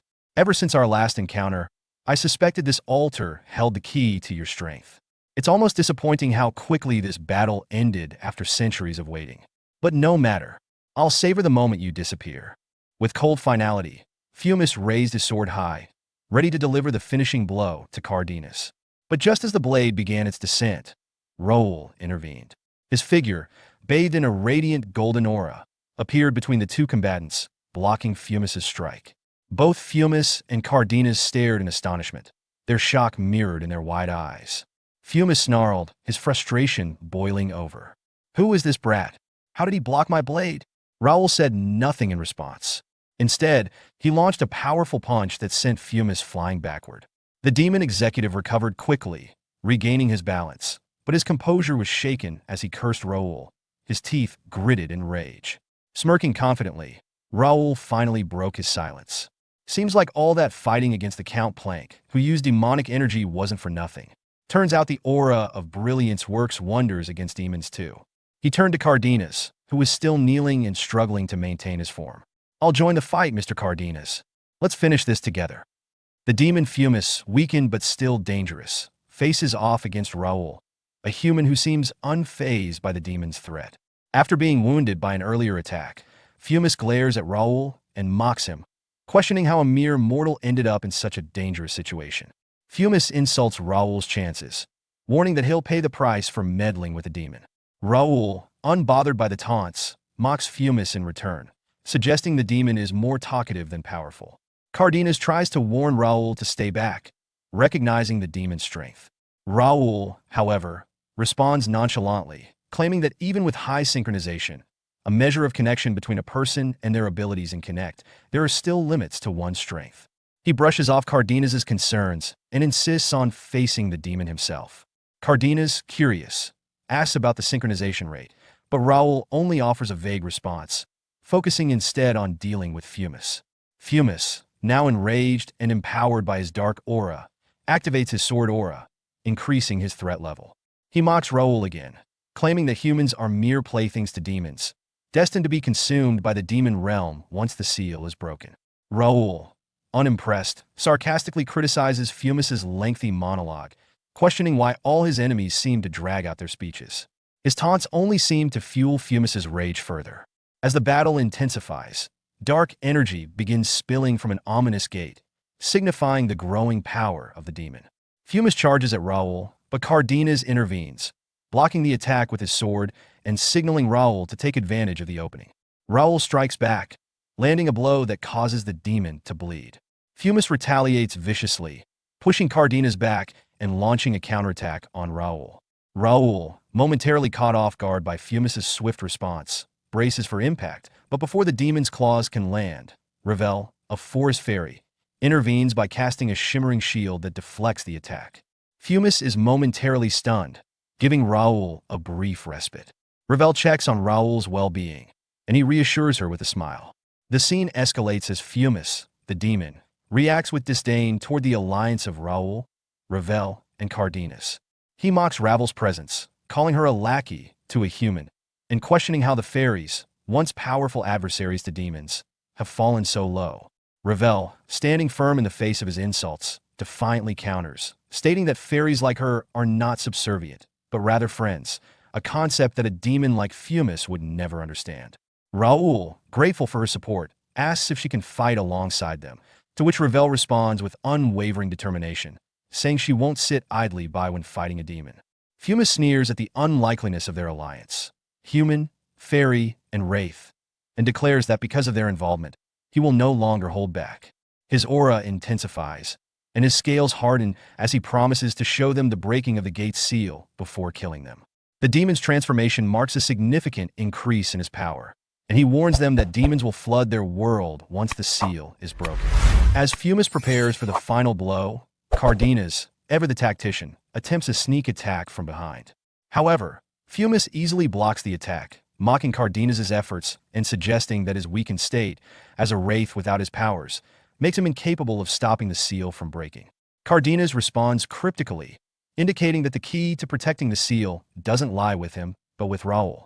Fumus, skeptical, turns toward Raul, who uses his psychokinesis to hurl several rocks at the demon. Fumus dismisses the attack, breaking the rocks with ease, thinking it to be an insignificant distraction. But as Fumus focuses on the rocks, Raul closes in, using the moment to attempt a sneak attack of his own. Fumus, realizing too late, prepares to strike Raul, but Ravel intervenes, casting a restriction spell that immobilizes the demon. With Fumus momentarily incapacitated, Ravel shouts for Raul and Cardenas to act, and the two warriors charge forward, unleashing a flurry of strikes with their mana blades. They overwhelm Fumus in a series of swift blows, causing the demon to fall, heavily wounded. His body lies still, seemingly defeated. Raul, breathing heavily and sheathing his sword, thanks Ravel for saving him, acknowledging that without her intervention, he would have perished. Ravel, ever modest, downplays her role but adds a crucial point. Being a fairy, she is inherently a demon's natural enemy. Despite their apparent victory, Cardenas remains uneasy, warning that the battle is not over. The trio turns their attention to Fumus's fallen body, which begins to emit a dark, ominous aura. Cardenas explains that the altar, which was holding the demon's power in check, is weakening. If it collapses completely, Fumus's strength will be restored, and the situation will spiral out of control. They need something powerful to replace the altar and maintain the seal, something with immense suppressive force. Raul, considering the situation, realizes that there might be a solution. He recalls the Regnator, a force capable of suppressing magic, and concludes that it might be the key to stabilizing the seal and preventing disaster. Cardenas, a guardian bound to the palace for centuries, asked Raul about the artifact in his possession. Raul, recognizing the artifact as Regnator, an ego, item meant to contain a soul, explained that while the armor currently lacked a soul, it had the ability to replace the broken seal. Internally, Raul understood the implications. Transferring the seal would involve moving its power into Regnator, effectively binding Cardenas to it once more. This decision would bring Cardenas' thousand-year-long guardianship to an end and force him to decide whether to continue his duty or choose a different path. Cardenas reflected on his long, grueling role as the protector of the seal. For a millennium, he had been tethered to the palace, training nobles and knights and defending the kingdom against invaders and traitors alike. Though the years had been fraught with challenges, he had remained steadfast in protecting the seal, fulfilling his purpose despite betrayal and hardship. Before Cardenas could voice his decision, disaster struck. The roof of the chamber collapsed, sending debris and sand cascading down upon them. Raul and Ravel reacted quickly, retreating to safety. From their position, they surveyed the now-buried chamber, relieved to have escaped unharmed. Raul sighed deeply, grateful for their fortune. In the midst of the chaos, a system window materialized before Raul, capturing his attention. The announcement outlined significant changes to the world of Connect. Mana density had increased, enhancing people's mana compatibility and proficiency. Plant and animal growth had accelerated, leading to a higher chance of mutation. Dark forces were beginning to stir, raising the risk of hidden seals being exposed. Some non-player characters, NPCs, had transitioned into scenario NPCs, gaining heightened relevance in unfolding events. Raul understood the gravity of the update. The changes heralded the arrival of stronger and more dangerous enemies. However, there was a silver lining. While NPC growth would remain slower than that of players, the accelerated rate offered hope that NPCs could eventually narrow the gap in strength. Cardenas' voice interrupted Raul's thoughts. The Guardian questioned Raul's confidence in Regnator as a suitable replacement for the seal. Cardenas warned that he could potentially transform into a curse, urging Raul to consider his decision carefully. Undeterred, Raul reassured him, stating that even if it became a curse, he would use that power to grow stronger. Impressed by Raul's conviction, Cardenas finally relented. He nodded, signaling his acceptance of Raul's plan. "I trust your decision. I accept your offer, outsider," he said. Raul smiled and replied, "You can just call me Raul, Sir Cardenas." The Guardian responded with a rare gesture of camaraderie, offering his own name, "And you may call me Carl." Their bond newly forged, Raul began the intricate process of transferring the seal into Regnator. The day after the pivotal events with Regnator, Raul sat in his mansion, lost in thought. He reflected on the current state of Connect and anticipated the changes that would soon ripple through the world. It should be about time for it to appear in Connect, he mused, though his exact meaning remained unspoken. As he pondered, a system window appeared before him, detailing the results of a major update to the Connect system. Update completed. The Connect system's open beta has been successfully updated. Additional players will now enter Connect. 16 free cities have been designated as player protection zones. These areas will exempt players from revive penalties and prevent them from leaving during the protection period. New features like streaming, uploads, and an in-game browser have been added. A Connect-exclusive bank system, trade market, and auction house have been introduced. The initial main quest, the first gate outbreak, was completed with a low success rate, leading to adjusted difficulty. Gates will now transform into dungeons instead of causing chaotic outbreaks. A new scenario, Birth of Chaos, is set to begin alongside a player-exclusive main quest, Entrance of Savior, and an open event, Defeat the Instruct. Raul reviewed the changes with a mixture of detachment and understanding. This isn't much different from my previous life, he thought, recalling the events he had lived through before. However, the next system update captured his attention. Scenario: Birth of chaos. Gate outbreaks have engulfed Connect, and villages and territories are overrun by monsters. Humanity has lost significant portions of its domain. The 4 ancient seals that once restrained the dimensional gates have been weakened due to an unknown plot. The guardians who once protected each kingdom have all perished, leaving royal families vulnerable. The balance of power is shattered, and hidden factions have begun to rise, seizing opportunities in the chaos. The world is descending into a survivalist state where only the strong will thrive. Raul's thoughts grew increasingly grave as he considered the implications of the scenario. He reflected on recent events, noting how powerless baronies and civilians bore the brunt of destruction, while stronger noble families, safeguarded by their troops and knights, managed to minimize their losses. That's the issue, Raul realized. This chaos will be seen as an opportunity by powerful nobles, not just warrior families. Vulnerable lands will be targeted, claimed, and exploited without hesitation. He shifted his focus inward, contemplating his own situation. I've gained 3 territories, he acknowledged.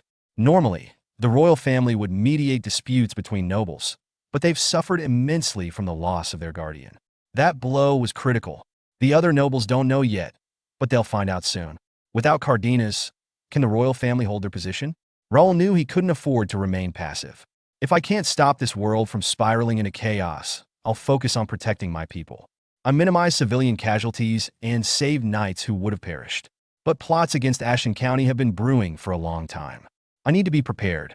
As Raul strategized, his attention shifted to Ravel, who stood frozen, her eyes fixed on the system updates. Her intense focus indicated she was processing the changes deeply. After a moment, she snapped out of her reverie and turned to Raul. Are you okay? I called your name several times, Raul asked with concern. Ravel's excitement was palpable. Raul, you must have known, she exclaimed. Known what? Raul asked curiously. That this world and the other are connected. It's incredible. The internet, it's like an ocean linking the worlds. Raul nodded knowingly. I couldn't explain it well before, but I'll try to make it clearer this time.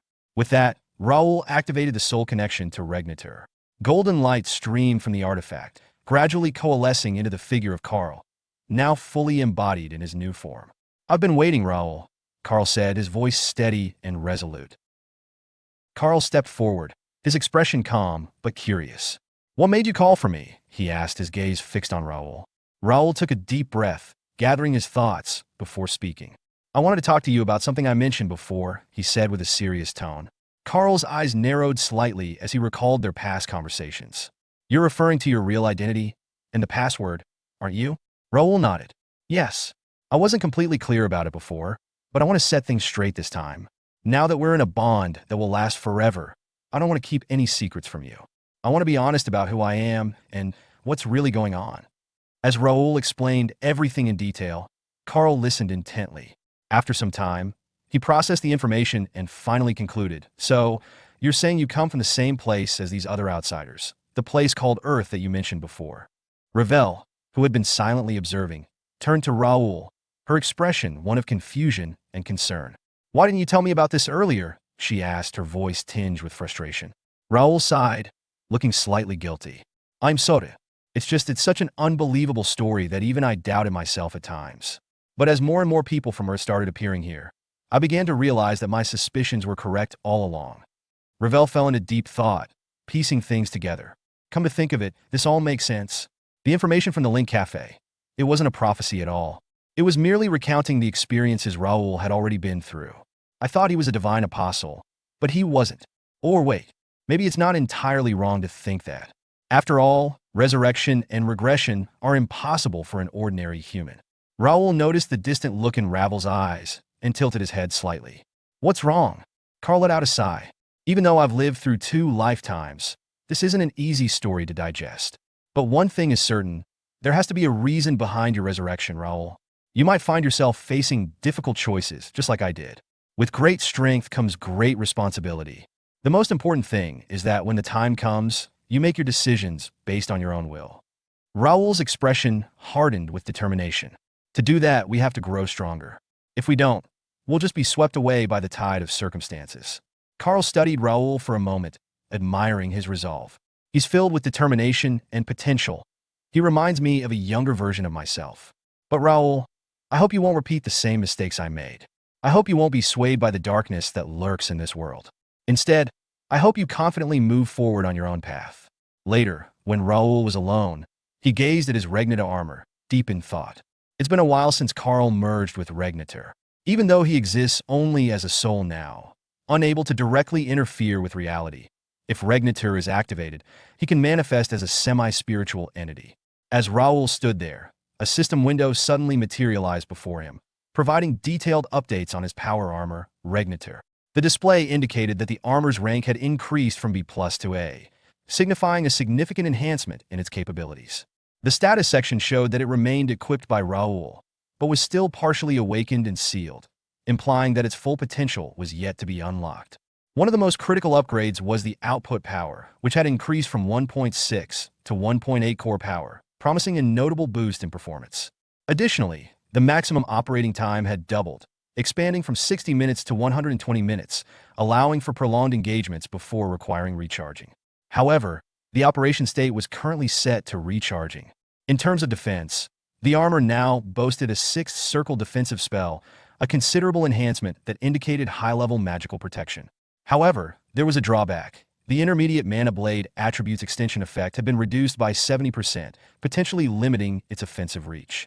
The power armor retained a set of unique special abilities, each with its own potential in battle: Judgment, Stealth, Devour, Illusion Wings, Ego.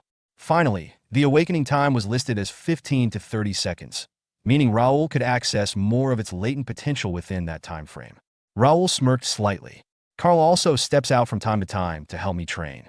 Thanks to that, my swordsmanship has improved significantly. Earlier at the training grounds, in an open field, Raul was practicing his family's sword techniques under Carl's watchful eyes. Carl observed his movements carefully before speaking.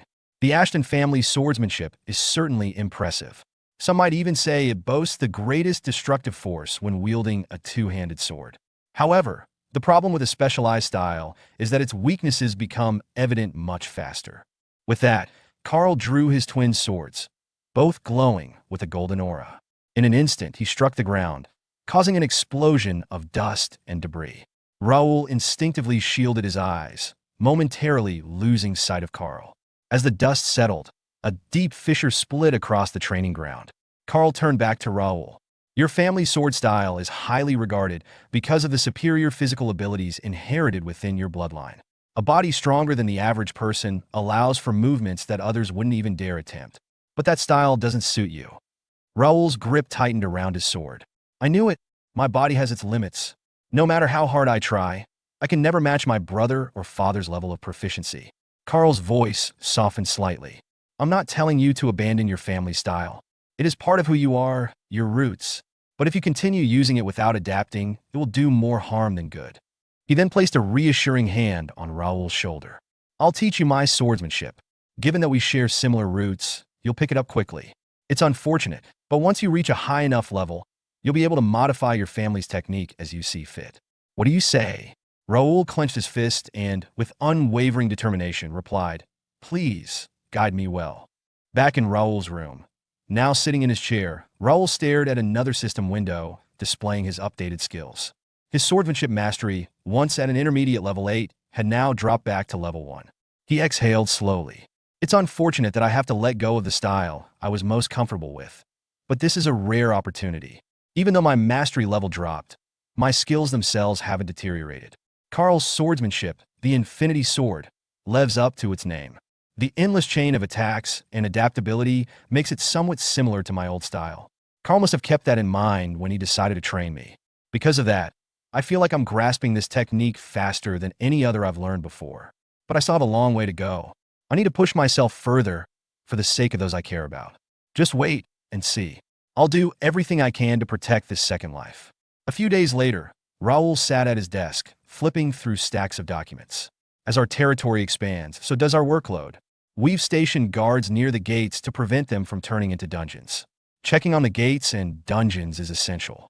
Additionally, for resource-rich dungeons, or ones with valuable monsters, we've assembled a specialized raid team centered around our guild members. Each time we clear out monsters and guardians, the hunting gauge fills up. Once it's maxed out, the final boss, the dungeon master, emerges. Taking it down means the dungeon collapses. However, by strategically managing the guardians, we can regulate dungeon stability and avoid unnecessary risks. Just then, a knock echoed at his door. "Come in," Raul called. Cain entered, carrying a stack of papers. "Master, I brought the documents you requested. We've successfully tracked down nearly all 2,000 newcomers, except for 17 who arrived during the first and second waves, particularly those in Marcus Kingdom's free city, Ignet." Raul flipped through the pages, nodding approvingly. "You did well. It must have been difficult sending scouts so far." Cain bowed slightly. "It's my duty." Raul smiled faintly. "Thank you. This information will do for now. Go and get some rest." As Cain left, Raul's eyes returned to the papers. New players keep appearing each week. Half a month has passed, and we're already on the third wave. If the information I seek is in here, I may need to rethink my plans. Now then, Crash, the top solo player of Connect. "Where are you?" Sometime later, as Raul meticulously sifted through the stack of papers before him, he let out a deep sigh and ran a hand through his hair in frustration. "Nothing, absolutely nothing," he muttered under his breath. No matter how thoroughly he searched, he couldn't find a single mention of Crash. He had exhausted every possible lead, utilizing every scrap of personal information he could recall, yet there was no record of him anywhere. Not in Connect, not on Earth, and not even in relation to Bae DoHyun. The top player of Connect, Crash, seemed to have vanished without a trace, as though he had never existed in the first place. Raul leaned back in his chair, his expression darkening. When I first confronted my past self, I debated whether I should try to involve him in my plans or pretend not to recognize him. But in the end, it was a meaningless dilemma. He rose from his seat and gazed out the window, lost in thought. At this point, it no longer matters. Though, if I'm being honest, I didn't want to meet him. His voice softened as he reflected on the life of Bae DoHyun. He was an orphan, with no family to protect or support him, and only a handful of genuine friends. He lived a life of solitude. A life marked by rejection, alienation, and hardship. But despite how cruel and unforgiving that existence was, Raul closed his eyes briefly before continuing. "That was my life." Bae DoHyun had been distrustful, self-centered, and resentful of the world.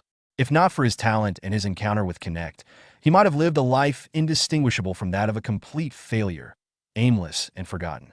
Yet, despite his many flaws, he was also someone who could never turn a blind eye to injustice. Once he made up his mind, he was unwavering, his conviction unshakable. Clenching his fists, Raul grit his teeth in frustration. "I thought that maybe this time, things would be different.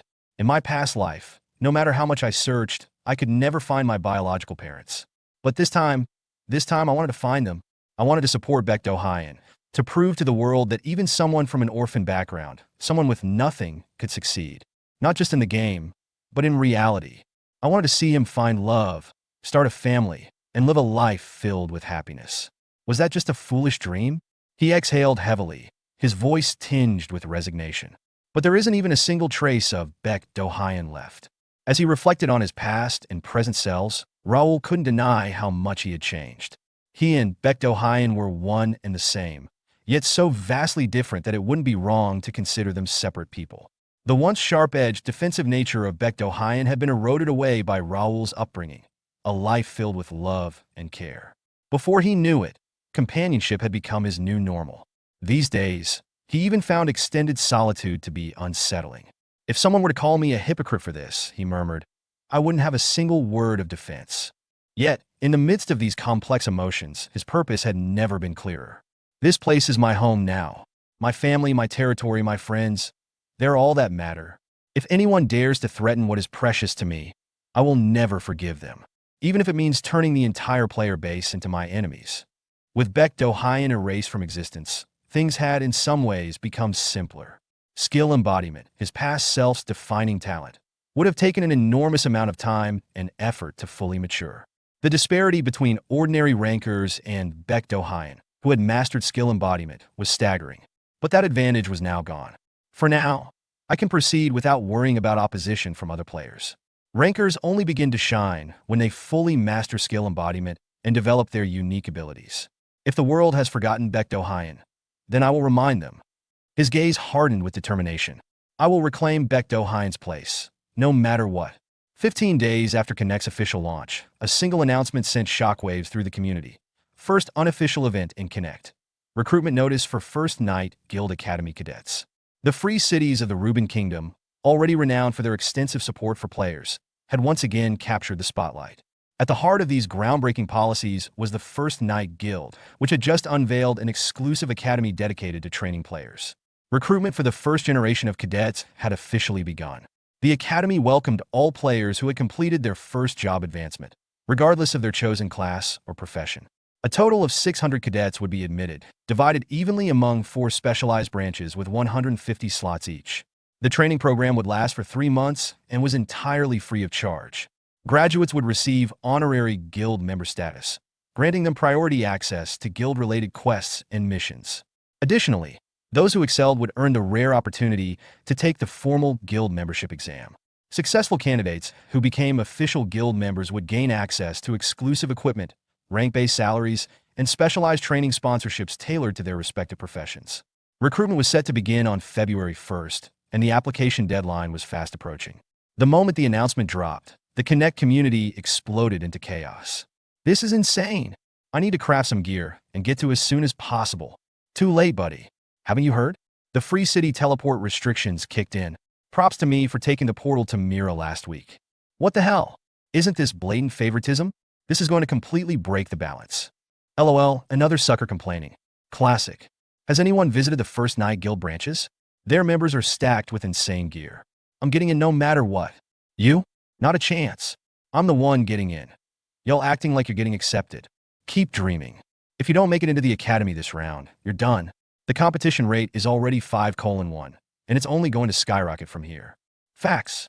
Connect Corp just confirmed they'll be selecting 3,000 players per week. In 3 months, that's 40,000 players in total. Why are they running this event so soon? Shouldn't they wait until there are more players? Quit whining and take it up with the First Night Guild. This isn't even an admin-run event. Raul watched these discussions unfold in real time on his system window. Amidst the sea of messages, one particular comment stood out. Hey, Connect admins, you watching this? Open events in other countries too, or I'm storming your headquarters. Responses flooded in immediately, like you'd even get past the front door. The admins have no say in this. The announcement literally said they can't intervene unless it's a special case. I heard their HQ lights have been on all night since yesterday, but they're scrambling for answers. Raul smirked as he read through the heated exchanges. Players blaming the admins. Some things never change, no matter the era. No matter how well-balanced an event is, someone will always be dissatisfied. He leaned back, reflecting on the bigger picture. Newbie-friendly events make veterans complain. High-difficulty events make casual players rage. But in the end, it's inevitable. When profit-driven corporations select administrators, true balance is impossible. His expression turned serious. The First Night Guild Academy is something I've been preparing for a long time. By securing the free city mayors as business partners, I laid the groundwork for these player support policies. Naturally, players will flock to the free cities of Ruben, where the best conditions await. And when they do, the First Night Guild will be there to handpick those with the greatest potential. His eyes darkened. This is something that must be controlled, because even though I can't see them, they are out there manipulating everything from the shadows. The Connect administrators. To me, they are just as much of an enemy as any other. In the mid to late stages of the game, the original purpose of Connect's management had been entirely eroded. Once a neutral governing body meant to oversee fair play, they had devolved into little more than tools for the powerful, mere puppets manipulated by those with influence. Events that were supposed to be impartial had instead been rigged in favor of guilds backed by massive corporations, and hastily assembled tournaments were used to promote nation-sponsored guilds. Even though Connect's AI worked tirelessly to resist the management's overreach, there were limits to what it could block. The administration's influence in shaping the game's trajectory remained undeniable. However, this time, things would be different. The upcoming recruitment event was never just about scouting new talent or improving the First Night Guild's public image. It was an experiment, one designed to test how much an event like this could influence Connect as a whole. Typically, game events were conceived, planned, and executed entirely by the management. However, Connect was meant to be a world of free will. As an NPC, Raul was pushing the boundaries, testing whether he could create events and issue quests independently. Up until now, he had encountered no interference. The First Night Guild had moved unchecked, free to host large-scale events that directly affected players. That alone proved a crucial fact. Manipulating the players from within Connect was not only possible, but could be done without opposition. The administrators, sitting high above, had likely assumed they would always have complete control over the players. But that illusion was about to be shattered. Things wouldn't unfold according to their wishes anymore. No, not this time. A smirk played on Raul's lips as he contemplated this. The scene transitioned to the free city of Mira, inside the mayor's mansion. The opulent hall was filled with a warm glow as the mayor greeted his esteemed guest with open arms. "Oh my, welcome, young Master Raul," the mayor said with an easy chuckle. My apologies. I should address you as Viscount now." Raul responded with a polite nod. "I hope I'm not intruding. I realize you must be busy." The mayor waved a hand dismissively. "Nonsense. Formalities like that aren't necessary between us." Raul observed the man carefully. The mayor was in a remarkably good mood, which wasn't surprising. Just a year ago, Mira had been a humble rural town. Now, it had risen to prominence as a central hub of commerce and activity. From the mayor's perspective, Raul was likely the architect of his success, a benefactor who had played a crucial role in the city's rapid development. "Well then," the mayor continued, "what brings you here today? Anything you request, Viscount Raul, will be granted without hesitation." Raul turned slightly, gesturing toward the figure beside him. The individual was draped in a black cloak, their face obscured from view. "There's someone I'd like to introduce to you," Raul said calmly. The mayor's eyes gleamed with interest. "Oh, now this is intriguing. You wouldn't introduce me to just anyone." Raul nodded. "This is a player who will be working with me from now on. His name is Crash." At that, the cloaked figure lowered his hood, revealing a sharp gaze and an air of confidence. "Nice to meet you, Mayor," Crash said smoothly. "I'm Crash." The mayor studied him for a moment before breaking into a grin. "Oh dear, it seems I should be the one seeking your favor instead. You're going to be quite the valuable ally to our city." As Crash and the mayor delved into their discussion, Raul remained silent, watching attentively. Some time later, Crash exited the mayor's office after their conversation. The mayor, still beaming, called after him. "Please, don't hesitate to reach out if you ever need assistance. I'd rush to help you without a second thought." Crash turned back with a polite smile. "Thank you, Mayor. I appreciate that. I'll see you again soon." Once he was gone, the mayor turned to Raul and chuckled knowingly. "As expected, I can never get ahead of you, my lord. When did you manage to bring in another outsider?" Raul responded with a faint smile. "It happened naturally. He's a skilled individual, highly capable and full of potential. I figured it would be beneficial for you to know him." The mayor's laughter grew heartier. "With your keen eye for talent, no further explanation is needed. I'll be sure to keep a close watch on him." Later, as Raul prepared to depart, the mayor personally escorted him to the mansion's entrance. "Take care, Viscount. Thank you for your hospitality," Raul replied before stepping into his carriage, where Crash was already seated. As he settled in, Crash turned to him. "So, what did the mayor think?" Raul smirked. "He doesn't fully trust you yet, so he'll be keeping an eye on you." Then, in an instant, the truth was revealed. Raul had been disguised as Crash all along. And he said to Kane, who disguised himself as Raul, "Your disguise skills are terrifyingly good. I can't believe we actually managed to fool the mayor." At that moment, Kane, the one who disguised as Raul's, reverted to his original form. He remarked, "I'm just glad I could be of help."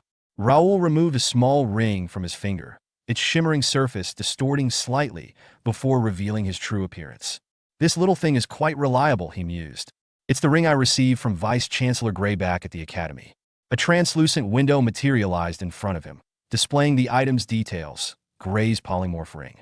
Description: perfectly alters the wearer's physical structure to match a designated appearance. A second notification followed. Second identity. Grade unique. Description: grants the user an alternate identity that can be switched at any time. Applicable for rank calculations, party play, and quest participation. Limitation, experience, and achievements are calculated separately for each identity. Discrepancies in skill level between identities may lead to exposure. Raul smirked. This new update introduced the second ID system, a highly expensive consumable available only in the player store. But the price was worth it. With this and the ring, I've secured a new identity, Crash. Now, I can freely move as a player within Connect. His eyes gleamed with determination. "Now then, Let's return to the real task at hand. Meanwhile, on Earth, inside the towering Connect office building, a tense atmosphere filled one of the company's largest meeting rooms. Several employees sat around a long, polished table, murmuring amongst themselves as they exchanged confused glances. Section Chief Kim, do you know what's going on? One employee asked, breaking the silence. Kim shook his head. Not really. We were all called here so suddenly, and no one's given any details yet. A brown-haired woman frowned, tapping her fingers anxiously against the table. What in the world could be so urgent? Beside her, a red-haired woman leaned in slightly and lowered her voice. Could it have something to do with the first night Guild Academy? She speculated. Their hushed conversation continued for a moment longer, but the uncertainty in the room remained thick. Then, the sound of the door opening abruptly drew everyone's attention. A man wearing glasses and a sharp business suit entered with a composed but serious expression. His presence immediately commanded silence. Is everyone here? He asked, his tone calm yet authoritative. This emergency meeting was called due to an urgent development. The man was none other than Chai Li-wan, the planning director and head of Connect's headquarters. He glanced at his watch briefly before directing his gaze toward the large projector screen behind him. As the lights dimmed slightly, a presentation slide appeared on the screen, displaying bold text. First Night Guild Academy Entrance Exam Special Course, Combat, Live Broadcast Scheduling and Advertisement Negotiation. Murmurs spread through the room as everyone read the title. Before they could react further, Chai Li-wan spoke. I'm sure you've all heard about the upcoming First Night Guild Academy Entrance Exam. He began, his voice steady but edged with something unreadable. One of the exams, specifically the combat assessment, will be broadcasted live by Connect. However, here's the part you might not expect. The proposal for this plan came not from our internal team, but from the First Night Guild itself. The mastermind behind the proposal is none other than their guild master, Raul Ashton, with his designated proxy, Crash. And to top it off, the final approval for this plan came directly from the president. The moment those words left his mouth, a wave of shock rippled through the meeting room. Employees exchanged bewildered looks, and whispers of disbelief filled the space. The First Night Guild proposed it, someone muttered. Another voice, sharper with confusion, followed. Wait, you mean the NPCs? They were the ones who submitted the plan? A third employee, his face scrunched in disbelief, added. And the president approved it? Personally? The rising tension in the room reached its peak when one frustrated employee slammed his fist on the table, his voice bursting with outrage. This is absurd. How is a mere game character submitting proposals instead of one of our employees? How did this even get approved? The room fell silent. The weight of the situation sank in, and the reality of what had just happened began to settle into their minds. Meanwhile, Chai Li-wan remained quiet, gripping the printed proposal in his hands so tightly that the edges crumpled slightly. His jaw tensed as he stared at the document. To think this ridiculous proposal was approved without any discussion. He thought, frustration simmering beneath his composed exterior. His gaze flickered toward the screen once more. Just what exactly is the president thinking? The scene shifted to the heart of Mira, the bustling gathering square, where the air buzzed with energy. A voice rang out from the crowd. One spot left for the street dog elimination quest. Warriors preferred. Another voice called out, selling a warrior's two-handed axe and leather greaves. Great prices. Yet another shouted, looking for a group. Level 17 archer here. The square was filled with players moving around, shouting, and advertising their needs, creating a chaotic yet lively atmosphere. Among them, Raul, disguised as Crash, sat on a nearby bench, watching the players go about their business. As he observed the scene, a thought crossed his mind. Blending in among players while using my past life's appearance. It almost feels like I never reincarnated. A strange sense of comfort settled over him, prompting him to murmur under his breath. It's weirdly comfortable. Meanwhile, his contracted fairy, Ravel, was intently focused on checking the Connect game's main page. As she scrolled through updates, something caught her attention, and she turned to Raul with urgency in her voice. Raul, an announcement just got uploaded to the main page, and there's a commercial alongside it. Raul raised an eyebrow. Really? What's it about? Ravel's wings fluttered as she skimmed through the online chatter. I think it's going viral. Every community is already talking about it. A smirk played on Raul's lips. Nice. We just have to be ready for it. Keep monitoring the main page and the player cafes. Let me know if anything new comes up. You got it, Raul, she said with a nod. As Raul leaned back on the bench, he let his thoughts wander. So far, everything's gone smoothly. Honestly, I expected it to be much harder. I wasn't even sure if a guild with an NPC as its master could successfully negotiate. But the talks went better than I'd imagined. Connect will definitely push this forward. It's their chance to shift player complaints in their favor and boost their business at the same time. They'll prepare for it thoroughly. Everything's going according to plan. Excitement stirred within him. I wonder what's going to happen next. Yet, beneath his confidence, there was one glaring problem with his plan. I'm acting like a regular player, but Crash doesn't actually exist in the real world. If someone from the Connect company ever asks to meet me in person, I'm screwed. That was when Ravel, still glued to the system window, suddenly spoke up. You said an AI manages Connect system, right? Then, can we just ask the AI directly? Raul blinked. Maybe, but I've never heard of anyone contacting the AI itself. Usually, we go through customer support, not the system administrator.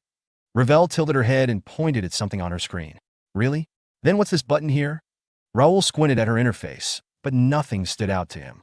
I don't see anything. What does it say? It says, call system admin. Raul's eyes widened. Wait, what?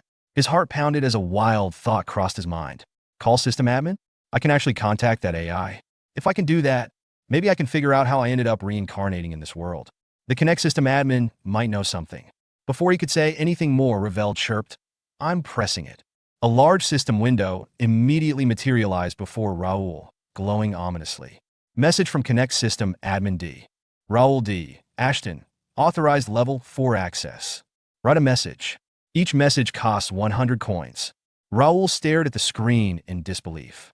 Holy, this actually works. Without hesitation, he typed, Who are you? A reply came instantly. I'm System Admin D. 100 coins deducted. Frowning, Raul typed again. What's your true identity? I'm System Admin D. 100 coins deducted. His fingers moved faster. Where are you? This time, no response came. Instead, a system message appeared. Access denied. 100 coins deducted. Raul tried again. Access denied. 100 coins deducted. Then, another message popped up. Would you like to continue this scenario? Raul clenched his jaw. What the hell is this? Just an automated response? Ravel, hovering beside him, sighed. Raul, stop wasting coins. Ask what you actually need to. Right. He exhaled and typed, I have a suggestion for Connect. Can I submit it here? A new message appeared. Upload your suggestion here. 200 coins deducted. Raul stared at the deduction notification, his expression twisting in frustration. 200 coins just because I wrote 2 sentences? Grumbling, he held up a handwritten note containing his suggestion and hesitated before the system window. Can I just show this? The moment he placed the paper in front of the glowing screen, a bright blue light enveloped it, scanning the contents instantly. A final message appeared. Your suggestion has been submitted. 1,000 coins deducted. A response will be sent to your mail within 24 hours. Ravel glanced at the system window and noticed something had changed. The Call System Admin button disappeared. She immediately relayed the update to Raul, who slumped back against the bench, rubbing his temple. I think I just got scammed. However, the next day, he received a reply, not just an acceptance of his suggestion, but also a meeting time. To his relief, the meeting didn't require an in-person appearance. It would be held virtually. What he hadn't expected, however, was that CEO, Ma Jae-woo himself, would be in attendance. The negotiations proceeded smoothly. In the end, the first guild became an official partner organization, and they secured a revenue-sharing deal for the Academy broadcast. But just as the meeting was about to wrap up, Ma Jae-woo raised his hand. Wait, you said your name was Crash. Raul, still maintaining his disguise, nodded. Yes. His mind raced. Did he notice something? At that moment, a system mail notification appeared in front of him, throwing him off. Ma Jae-woo continued. This is my personal contact. I have a feeling we'll be seeing each other more often from now on. Now, back in the present, Raul sat on the same bench in the gathering square, lost in thought. What did he mean by that? He didn't say a word throughout the meeting. What was that about? His contemplation was cut short by a sudden burst of excited shouts. There's a new announcement. It's about the Academy. Several players shot to their feet as a system window popped up before them. Really? Someone summarize it for me. What's the test like? Did they announce the details? As the players finished reading the notification, a wave of excitement swept through the square. Holy, I just got goosebumps. I don't have time to waste. I need to grind. Another voice joined in. Disbanding party for Street Dog. Need one more to take down Thorn Wolf. Raul sighed. plugging a finger into his ear to block out the noise. What a reaction. His lips curled into a small smirk. Grind hard, everyone. More people will be flooding in soon. His gaze sharpened. It's time for me to get to work. The scene shifted back to the Connect building, inside the CEO's office. CEO Mok Jae-woo stood beside his desk, his sharp gaze fixed on the city skyline through the window. Without turning around, he asked, "How's it going?" Chai Li-hwan, maintaining a composed demeanor, replied, "Everything is progressing as planned." Mok Jae-woo nodded but added, "There isn't much time left until the promotion reveal date. Make sure everything is prepared thoroughly." Chai Li-hwan hesitated for a brief moment before speaking carefully. "Boss, this plan is reckless. The entire company is being dragged along by an NPC and a single player. It's not too late to reconsider and cancel the cooperation." Mok Jae-woo's expression remained firm. "That's not an option." Surprised, Chai Li-hwan frowned. "But why, boss?" Mok Jae-woo sighed and stated, "I don't think you fully understand the situation. This decision wasn't made by me alone. The higher-ups have also approved it." At that, Chai Li-hwan stiffened. His eyes widened as he stammered, "The higher-ups." The chairman himself gave the go-ahead. Mok Jae-woo continued, "Not only that, but he's also taken an interest in Crash." Hearing those words, Chai Li-hwan broke into a cold sweat. The chairman showed interest. He could hardly believe it. Mok Jae-woo's voice took on a more serious tone. "I know this situation seems absurd, but our job is to ensure this plan succeeds. Do you understand?" After a brief pause, Chai Li-hwan responded, "Understood." Meanwhile, in the center of Mira, players and NPCs alike bustled about, completing their quests in the city's main square. Near the square, a first guild forge shop, a muscular blacksmith greeted Raul, who was operating under the alias Crash. "I heard from the master. You want every basic weapon we produce here?" Raul nodded. "Yes." The blacksmith studied him for a moment, his gaze lingering on the scars covering Raul's hands.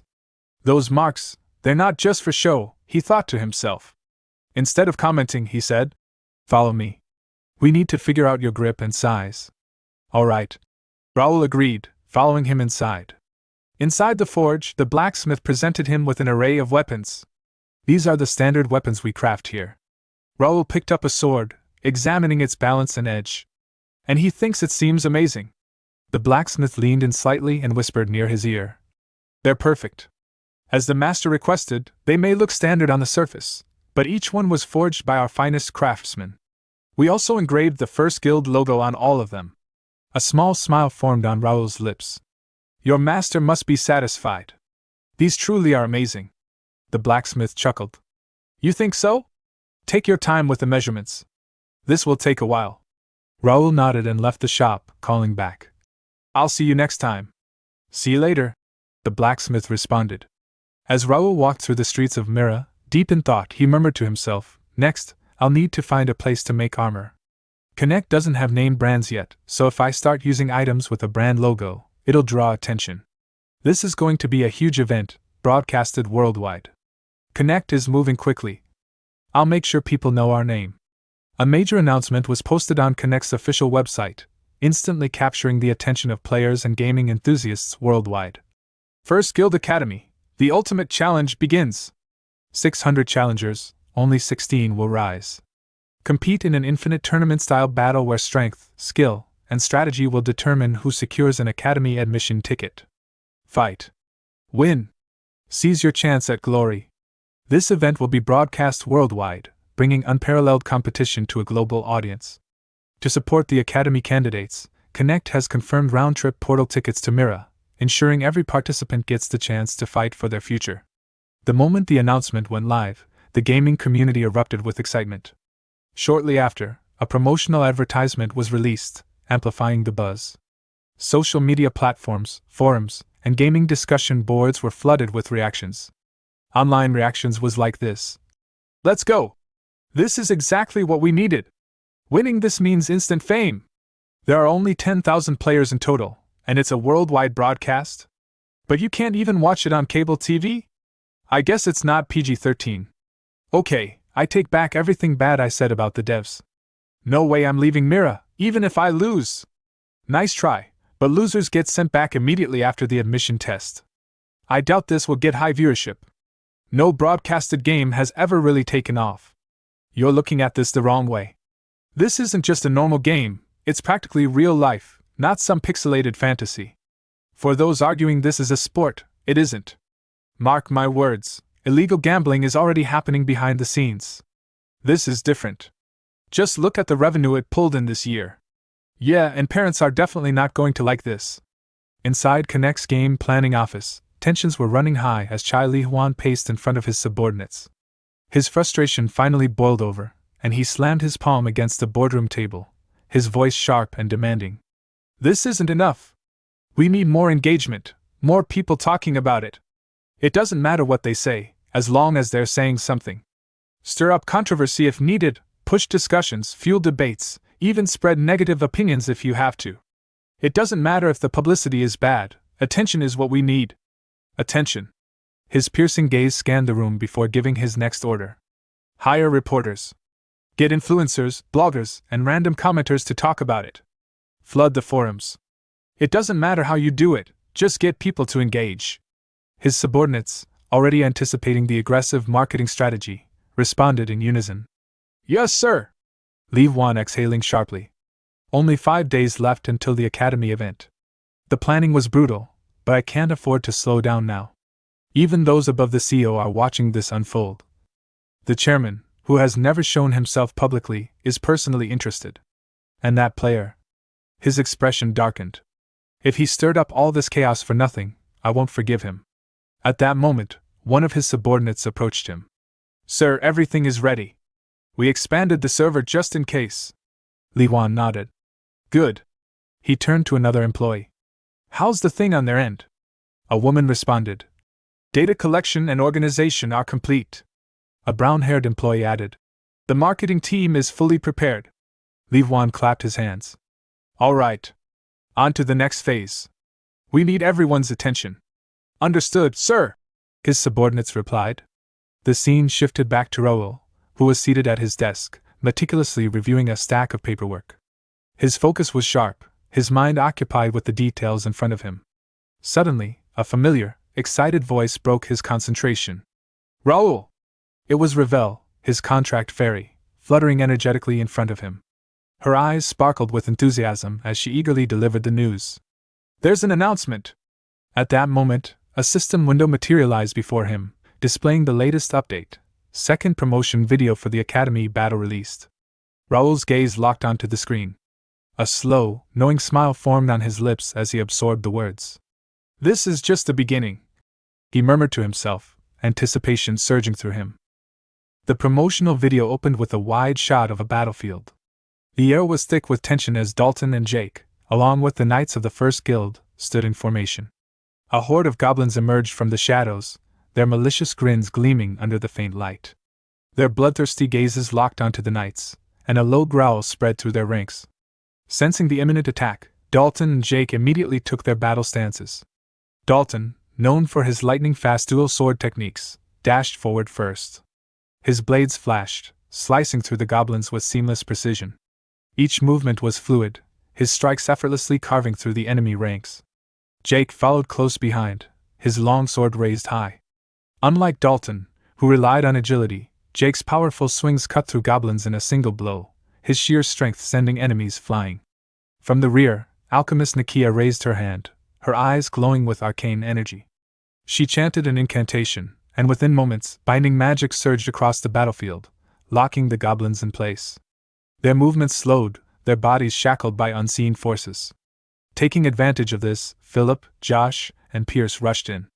With precise coordination, they eliminated the immobilized enemies, their weapons striking with deadly efficiency.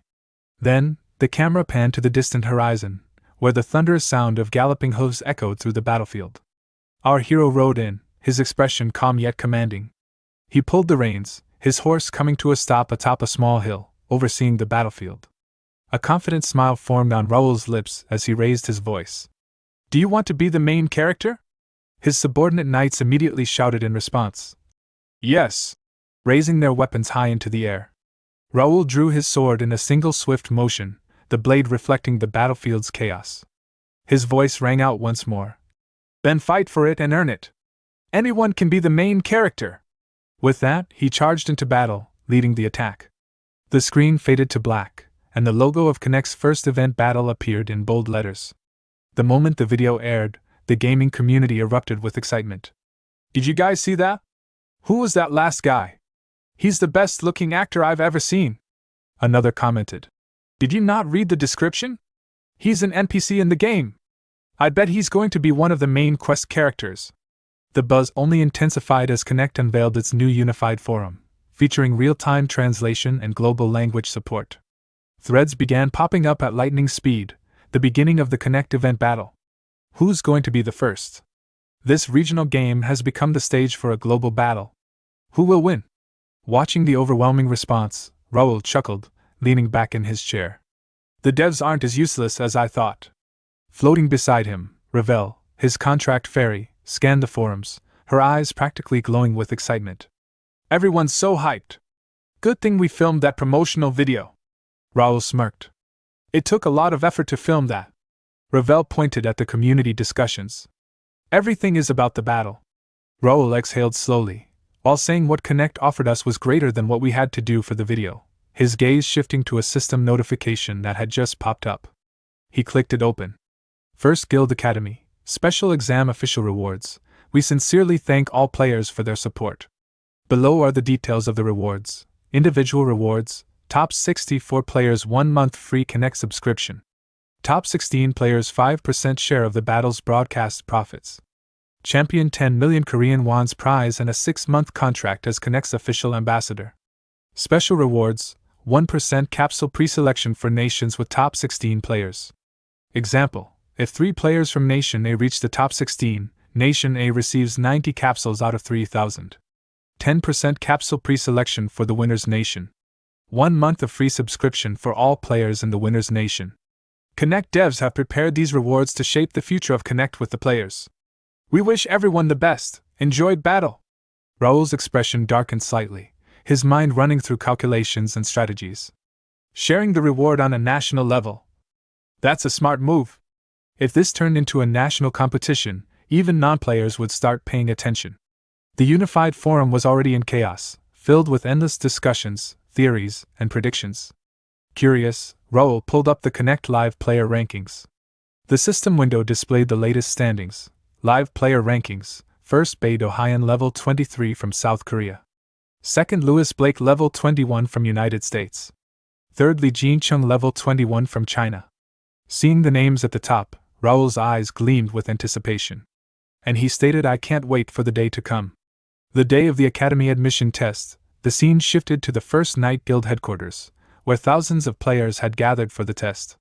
Raul and Ravel stood by a large window, overlooking the massive crowd below. Ravel's eyes widened. There are so many people. Raul silently observed the crowd. 6,500 players had applied for the Academy. Essentially, every player over level 10 had signed up. After a thorough screening process, only 2,000 were selected. Out of them, 1,600 would participate in the battle, chosen based on strict criteria. Suddenly, a few players started complaining from the crowd below. How am I supposed to do this? I have a full-time job. Why did someone lower level than me get selected? Raul narrowed his eyes. He had already anticipated this reaction. Level and playtime. That was the standard. Players who had started at the same time as others but had less playtime and lower levels were eliminated. Talent and personality matter, but passion and consistency matter more, Raul thought. We don't need those who only log in occasionally. A lack of talent isn't an issue. What I want is a player who plays consistently with determination. Inside the guild's central square, a group of mayors from the free cities of the Ruben Kingdom arrived, their expressions filled with satisfaction. Count Raul, congratulations on the foundation of your academy. Raul turned, offering a polite nod. Mayors, thank you for visiting. Reynaldo smiled, and stated, not at all. We are thankful to be invited. It's an honor to be part of this. Raul's gaze flickered to 3 individuals standing a short distance away. They looked uneasy, nervously chatting amongst themselves. Those are the mayors who rejected my idea. He mused. They looked down on me, but now, they must regret their decision after seeing how much the others gained from me. A familiar voice interrupted his thoughts. Master, all the players are here now. Raul turned to see Bernard, his trusted butler, standing before him. A slow smile formed on Raul's lips. They must be waiting. Let's go start the event. Palmer strode confidently onto the stage, standing before the thousands of players who had gathered for this moment. A hush fell over the crowd as they waited for him to speak. Then, with a bright smile, he raised his voice. Thank you for waiting! The first Academy entrance exam, the battle, begins now! A thunderous cheer erupted from the gathered players. Hands shot into the air as excitement swept through them like a tidal wave. Palmer let the excitement settle for a moment before continuing. Hello, everyone. I am Palmer, the First Night Guild's branch manager of Mira. Before we begin, let me introduce the rules of the exam. The crowd quieted, their eager anticipation turning into focused attention. For the qualifiers, 1,600 players will be divided into 8 groups. Each group will consist of 200 players, all deployed onto a battlefield where they will fight until only one remains standing. From within the crowd, a male player turned to the woman beside him, shaking his head.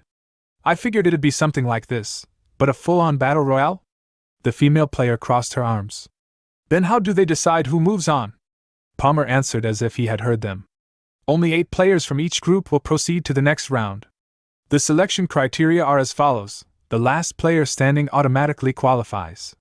The 5 players with the highest number of eliminations will also advance. 2 additional players will qualify by meeting a special condition. A murmur spread through the crowd as players tried to guess what that special condition might be. Palmer raised his hand, silencing them before revealing the answer. Scattered throughout the battlefield will be hidden statues. The first 2 players to collect 5 statues each will secure their spots in the next round. A ripple of surprise moved through the players. Palmer continued. However, be warned, when a player gathers 5 statues, they will form a beacon of light for 5 seconds. Anyone nearby will see it, and you will have to defend your statues for 1 full minute to officially qualify. If you die or lose possession of your statues, they will disappear. Be mindful of this risk. Some players gulped nervously. Others grinned, already formulating strategies in their minds. The time limit for the battle is 100 minutes. If, by the end of the match, more than one player remains standing or no one has gathered 5 statues, the top 8 players with the most eliminations will proceed. Lastly, there are a few hidden rules in place to ensure fairness. You'll understand once you see them. The tension in the air thickened as the weight of the exam set in. Palmer clapped his hands together and gestured toward the enormous system screen that appeared behind him. Now, here are the groups. Good luck, everyone! As the screen lit up with names, the players surged forward, scanning for their own. Players in Group A, please follow the guides.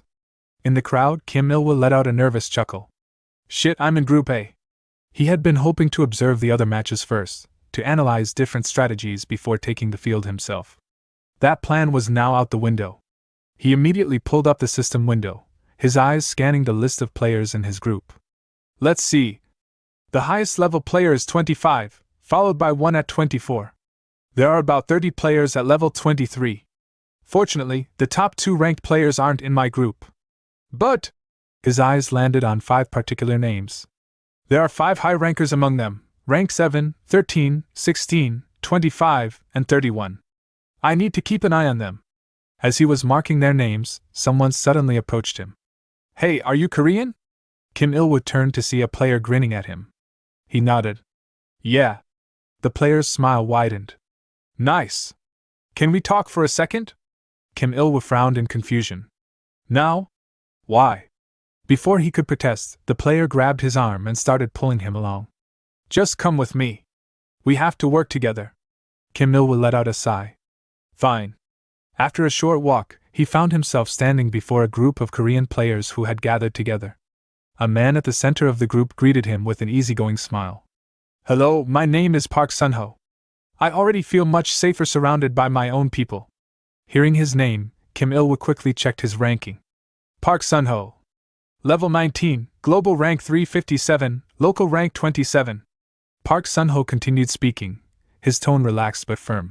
As you all know, this so-called battle royale is likely to turn into a team battle. Let's be honest, no one is actually going to fight alone. A female player crossed her arms. And what are you suggesting? That we work together. Park Sun-ho grinned. The other groups will do the same. Early kills don't matter. No single player can take on a team alone. Instead of fighting among ourselves, we should focus on survival and consistent eliminations. The girl fell silent, considering his words. Kim Il-woo watched closely, his mind racing. He's not wrong. A solo player doesn't stand a chance in this scenario. At that moment, Park Sun-ho suddenly called his name. Is player Kim Il-woo here? Kim Il-woo raised his hand. That's me. Something wrong? Park Sun-ho's eyes lit up. The global rank 16 Kim Il-woo. It's an honor to meet you. A wave of whispers spread through the group. Rank 16? How much did he grind this game? Kim Il-woo frowned. Why is he hyping me up? Park Sun-ho smiled. As you know, this exam also contributes to our nation's ranking. It would be better if more Korean players advanced to the next round. Kim Il-woo felt a bead of sweat form on his temple. Okay? Park Sun-ho's tone remained casual, but his words carried weight. Can you share your kills with the others? If one person racks up too many, fewer of us will advance. Let's distribute the eliminations evenly and ensure more Koreans move forward. Kim Il-woo's eyes widened. What the hell? Park Sun-ho smiled. I'll do the same, of course. What do you guys think? The gathered players hesitated, then quickly began nodding. Sounds good to me. Yeah, let's show our unity. Kim Il-woo gritted his teeth. Bullshit.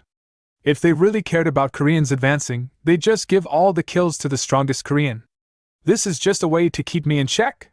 Park Sun-ho turned back to him. So, what do you say? Are you with us? Kim Il-woo felt the weight of their stares. He could sense their unspoken threat.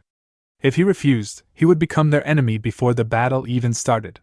With no choice, he sighed and forced a smile. All right. I'll go along with the plan. Park Sun-ho clapped his hands. Great! That's what I wanted to hear. Kim Il-woo narrowed his eyes. I agreed, but I won't take this seriously. This is a competition. I'll use them as much as I can, then I'll leave. As the group erupted in cheers, he could only sigh. The match hasn't even started, and I already don't like this won't be easy. Some time later, all the players stepped into the battle arena, their footsteps echoing against the stone floor. Kim Il-woo's eyes darted around, taking in his surroundings. This is the battlefield? It's smaller than I expected. Is this just a waiting area? The air was thick with tension, players sizing each other up as they waited for the exam to officially begin. High above the arena, in the spectator block, Mayor Reynaldo of the Free City of Mira scanned the crowd, his gaze searching for a particular figure. The moment Count Raul entered, a wide smile stretched across Reynaldo's face. Count Raul, I've been waiting for you. Raul, ever composed, nodded as he took his place. It looks like Group A is ready now. Reynaldo chuckled. I heard you personally designed this exam. Quite impressive. Below, Kim Il-woo continued to examine the battlefield, still feeling uncertain about its size. Something's off. A battle royale needs more space than this. There has to be something I'm not seeing. As if reading his thoughts, Reynaldo spoke again, gesturing toward the arena with a hint of amusement. The space seems a bit too small for a battle royale, don't you think? Raul, unfazed, gave a slight smirk. Don't worry. Special tools have been installed for this exam. Reynaldo let out a hearty laugh. Of course. Count Raul designed this. Naturally, there's more to it than meets the eye. As the players continued preparing, Reynaldo stated, shall we place bets on who the winner will be? His suggestion immediately caught the attention of the other mayors in the viewing area. Oh, that sounds fun! One of them agreed. Turning to Raul, Reynaldo grinned. You should bet too, Count Raul. Raul considered it for a moment before nodding. That does sound entertaining. His gaze swept over the arena, scanning the players below. Many had already begun forming groups, just as he had expected. Just as I thought. People are already clustering together. How predictable. Despite the numerous high-level contenders in the crowd, one figure caught his eye, a player standing slightly apart from the others, his posture tense but composed. As Raul knew him from his past life and his name Kim Il-woo. Raul's expression remained unreadable, but his thoughts lingered. I didn't expect you to be here. Kim Il-woo. Global rank 16 from Korean. To most, he might seem like just another skilled player, but to me, he's something else entirely, an anomaly in Connect. A singularity that shouldn't exist in this game. In my past life, he was the only friend I trusted. We grew up together in the same orphanage, closer than blood brothers. While I threw myself into Connect, Il-woo lived a normal life. He worked at a small company, married the right person, and never once touched this game. Ilwa was my anchor. The only person I could talk to, the only one who never judged me for wasting my life in a virtual world. So why is he here? The Ilwa I knew would never have played Connect. His life was set on an entirely different path. Did my presence in this world somehow change his fate? I thought my reincarnation had no impact on Earth, but I was wrong. What do I do now? Should I convince him to quit before he gets too deep? Or should I help him survive since he's already here? I have no idea what the right answer is. Suddenly, Palmer's voice boomed over the battlefield. Attention, everyone! The test will begin when the number on the screen hits 0. A massive countdown appeared above the stage. Players shifted uneasily, gripping their weapons in anticipation. 10, 9, 8. The tension in the air was palpable. Eyes darted around, looking for threats before the battle even started. 3, 2, 1. Let the test begin, Palmer declared. Large red magic circles appeared across the battlefield, glowing ominously. Confused murmurs spread among the players as they instinctively braced themselves. Then, without warning, a crimson aura exploded outward, blinding everyone. Ilwa winced as his vision was overwhelmed by the red light. The very next moment, darkness. When his sight returned, he found himself inside a small wooden cabin, completely alone. Where are the other players? Did we all get separated? If that was the case, then all the talk about forming groups had been meaningless. He smirked to himself. I wonder what kind of face he's making right now. Then, something shimmered from a hole in the cabin wall. A golden light. Curious, he moved toward it. What is that? He reached in and pulled out a golden hawk. Ilwa's eyes widened, and he couldn't help but grin. Lucky! It feels like this test is going to go amazing. He immediately stored the hawk in his inventory, then noticed something strange, a new icon floating in front of him. What's this? I've never seen this before. He clicked it, and a mini-map opened up. The map displayed 11 distinct areas, with Ilwa currently in Area 4. I need to scout the other areas. His eyes drifted toward the window. Outside, the world was eerily quiet. Is it safe to leave? Or is someone waiting out there? High above, in the spectator block, the gathered VIPs watched the events unfold with fascination.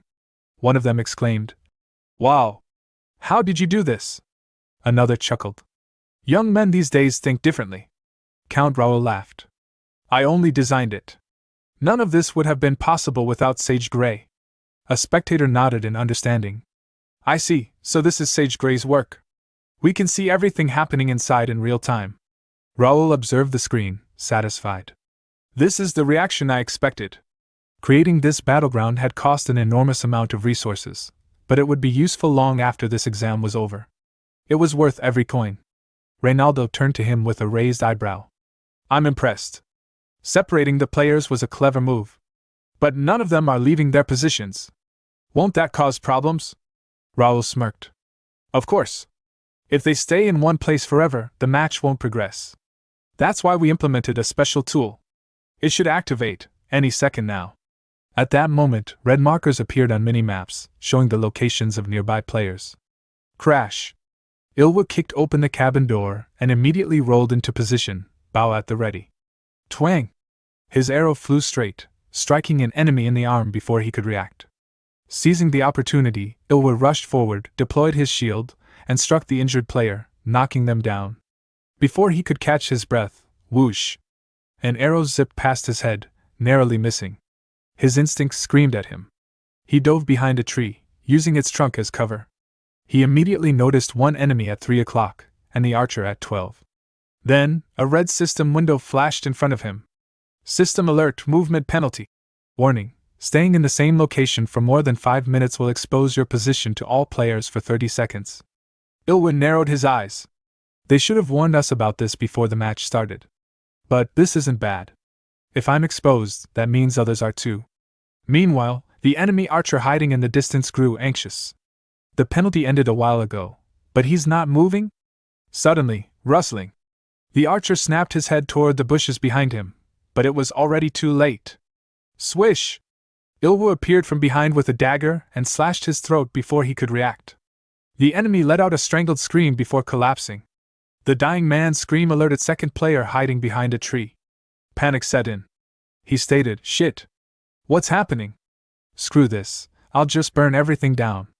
He immediately began chanting a spell, fire gathering in his palms. But before he could finish, a blade pressed against his neck. Unlucky. Ilwa's voice was cold. A mage all alone? Bad idea. With a swift motion, he silenced him. Ilwa let out a deep breath, his heart pounding. That was close. Wiping the sweat from his forehead, he couldn't help but smirk. This is just the beginning. Current status, he got 3 kills and 1 golden hawk. The ground suddenly trembled beneath Ilwa's feet, sending a wave of confusion through him. His eyes darted around as he steadied himself, instinctively tightening his grip on his weapon. What's going on? He shouted. Before he could process the situation, a red system window flashed before him. System alert. 10 minutes have passed since the battle began. The area with the most surviving players is about to disappear. Time limit 1 minute. Players in that area must escape to another zone before the timer expires. Affected area, Area 7. Ilwa's eyes widened in shock. They're forcing us to move? He muttered. Wasting no time, he leaped onto a sturdy tree, quickly climbing to a vantage point. Balancing himself on a thick branch, he scanned the battlefield and saw it. Area 7 was now surrounded by an ominous red aura. Below, chaos erupted as players in Area 7 sprinted desperately toward the nearest safe zone. But just as they reached the border, hidden players lying in wait among the trees rained arrows down on them. Trapped between death and an ambush, many fell before even making it out. A few moments later, another system message appeared. System alert. Time limit expired. Area 7 is now disappearing. A frantic voice echoed from the battlefield. Wait. I haven't escaped yet. But it was too late. A flood of red energy surged over the area, swallowing it whole. In an instant, Area 7 ceased to exist. Once again, the ground trembled violently. A new message appeared. System alert. Battlefield structure shifting due to area disappearance. Watching from above, Reynaldo's eyes widened in awe. The terrain is changing mid-battle? Raul smirked. Now everyone should realize that hiding won't save them. Reynaldo shook his head. No one could have expected this. The battlefield must be in complete chaos right now. Raul's expression remained composed. Exactly. It must feel like purgatory down there. The scene shifted to Park Sun-ho clenched his jaw, frustration evident on his face. Who the hell designed this insane scenario? Gathering the Korean players hadn't been difficult. Many of them were ranked players, and under normal circumstances, their numbers alone should have guaranteed an advantage. But the randomized starting locations had thrown everything into disarray. Still, I had planned for this. If a pre-battle strategy wasn't possible, the next best option was to regroup after the test began. Since the in-game system translated all languages automatically, there's no need to specifically search for Koreans. After spending most of the early phase searching, he had managed to gather 5 teammates. Now, it was time to deliver results. He pulled up the real-time ranking window. First place, Brent from USA, with 7 kills. Second place, Kim Il-woo from Korea with 5 kills. Third place, Bae DoHyun from China with 5 kills. Sun-ho's eyes narrowed at the second name. Kim Il-woo? His grip tightened. When the hell did he get so many kills? His mind raced. That bastard must have gotten lucky with his spawn point. If I had been in his position, I'd be leading the rankings by now. But it wasn't too late. With 5 reliable teammates as his shields, his strategy would work. Enjoy it while you can, Il-woo. Soon I'll crush you. Just as he solidified his plan, the ground beneath them lit up. A massive magic circle glowed ominously. Watch out! Sun-ho shouted. Before anyone could react, teleportation magic activated. In a flash, they vanished. When Sun-ho opened his eyes, he was alone. A system message appeared in front of him. Teaming detected. Unfair play has been identified. As a penalty, players have been forcibly relocated to random locations. Sun-ho's face twisted in rage. He kicked a nearby wooden boundary and shouted. What the fuck is this? Whoever designed this must be watching and laughing right now. Dirty bastard. Elsewhere, Raul sneezed. Rubbing his nose, he muttered. Someone must be cursing me. Sun-ho exhaled sharply. Damn it. Regrouping is impossible now. Even if I could, catching up in kills will be tough. Before he could formulate his next move, a voice called out from behind him. What are you doing over there by yourself? Sun-ho's breath hitched. He knew that voice. Turning around, he saw Kim Il-woo, his expression unreadable. More concerningly, Il-woo was subtly tucking something into his pocket. Sunho immediately changed his expression. Plastering a relieved smile on his face, he called out, "Mr. Il-woo! You're safe! I'm so glad!" Il-woo raised his blade slightly. "Stay where you are." Sunho feigned a hurt expression. "Come on, there's no need for Koreans to fight each other. Since fate brought us together again, why don't we work together?" Il-woo sighed internally. To think he can still spew this kind of nonsense after pulling that teaming stunt earlier. "Let's go our separate ways," Il-woo said flatly. Sunho's face twitched. "Please reconsider." His words suddenly cut off. A visible tremor ran through his body. "Mr. Il-woo," he muttered. "Behind you." Il-woo, sensing something was wrong, turned his head slightly, just in time to see a fire dragon looming behind him. His heart pounded. What the hell? That's not something a level 20 player can handle. Before he could react, the dragon lunged, only for its body to phase right through him. His eyes widened. It's not real. A realization dawned on him. It's an illusion. But before he could move, a dagger pierced into his back. Il-woo's breath hitched. Pain flared through his body. Stumbling slightly, he turned his head, only to see Sunho smirking wickedly and sneering. "You idiot. This is the end for you." Park Sunho's ability, the Trickster, was a rare A-rank trait, granting him mastery over deception, illusions, and persuasion. His words could twist reality, and his illusions could fool even the sharpest minds. Naturally, the flame dragon was his creation. As he pressed his dagger deeper, Sunho sneered. "Stupid bastard. The real attack is right here." Il-woo had been too focused on the illusion, completely overlooking the true threat. Sunho's sharp eyes had already caught sight of the stone sculptures Il-woo had hidden in his embrace. There were several of them. Since I already have 3, stealing his will be enough to secure my place in the next round. However, before Sunho could claim victory, something unexpected happened. Il-woo moved away. Sunho's smirk faltered. How is he still moving? Then, he saw it. Il-woo hadn't been stabbed at all. Instead, he had activated Shield at the last moment, blocking the dagger's strike while pretending to be wounded. Il-woo's voice was laced with amusement. "Did you really think you were the only one who could deceive people? You're even dumber than I thought." Before Sunho could react, Il-woo raised his dagger. "Wait, stop," Sunho stammered. But Il-woo didn't stop. The blade flashed.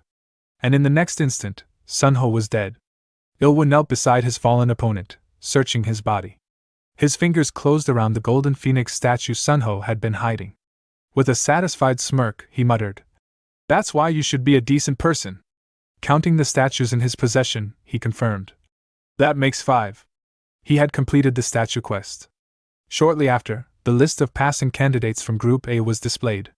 First place is Brent from USA with 11 kills. Statue quest completion by Kim Il-woo from Korea with 7 kills. And Yan Wairyong from China with 4 kills.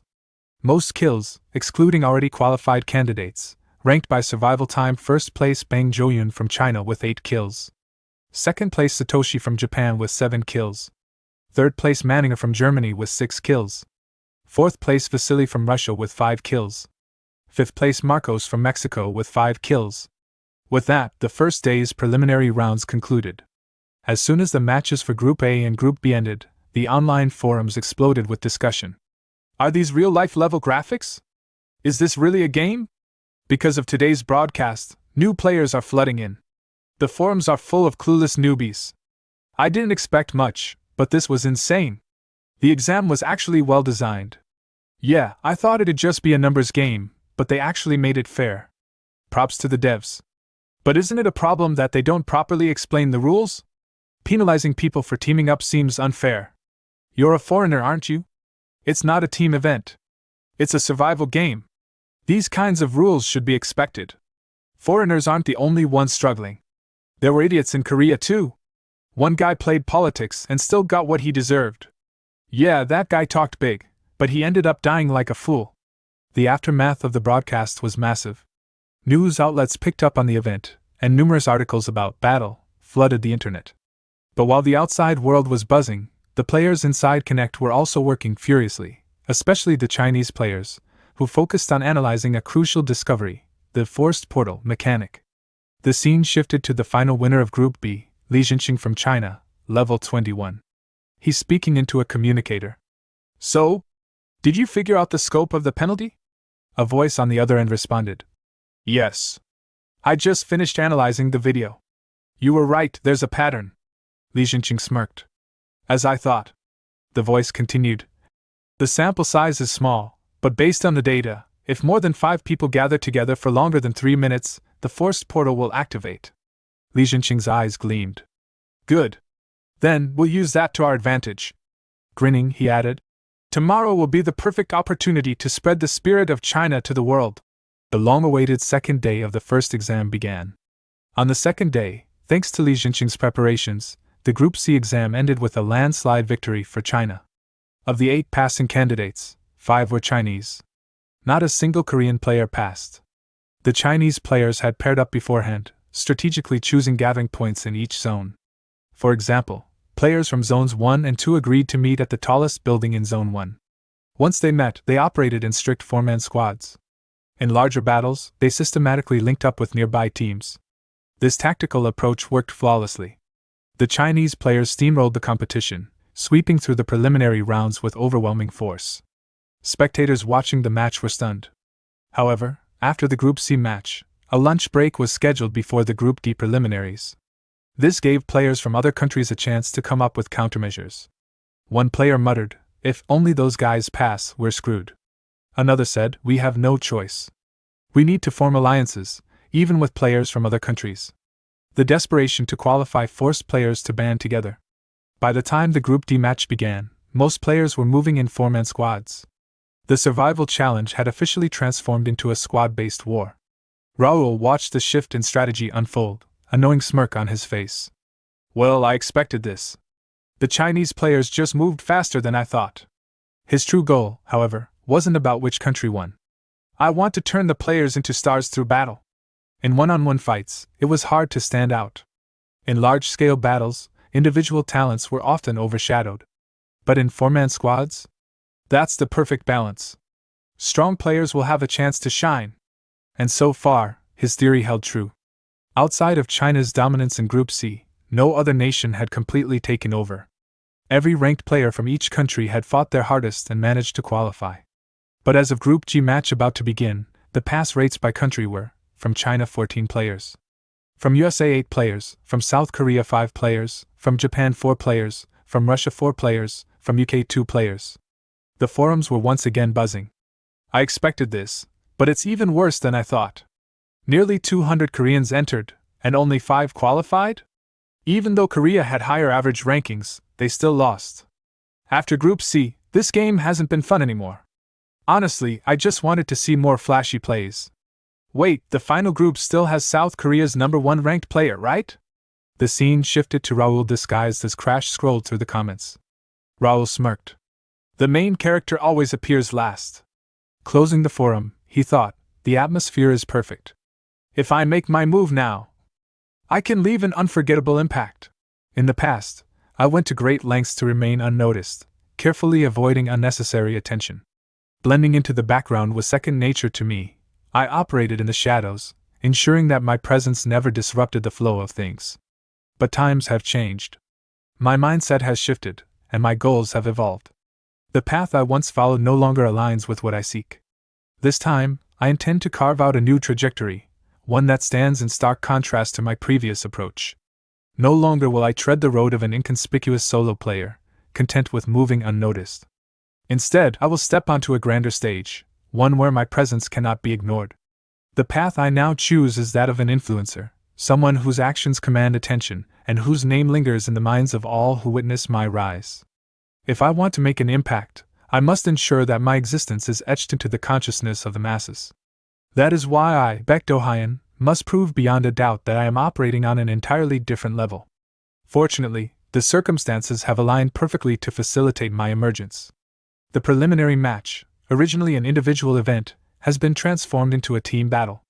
The Korean players, expected to dominate, have instead failed to meet expectations, their performance lackluster and disappointing. Public sentiment is shifting toward frustration and disillusionment. In a moment like this, Where disappointment festers and hope wavers, an opportunity presents itself. If I step in now and deliver a performance unlike any they have seen before, their discontent will turn to awe. Their gazes will be drawn to me, their focus inescapably fixed on what I have to offer. Of course, garnering attention on such a scale comes with its own set of complications. The more eyes that are on me, the greater the scrutiny I will face. And when that happens, problems are bound to arise.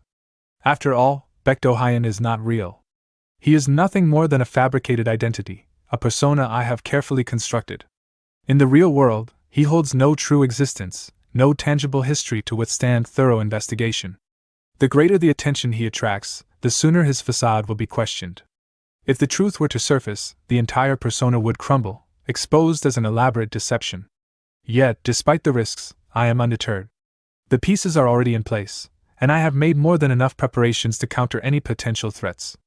I anticipated these obstacles long before taking the first step, and I have ensured that every move I make leads me closer to my goal.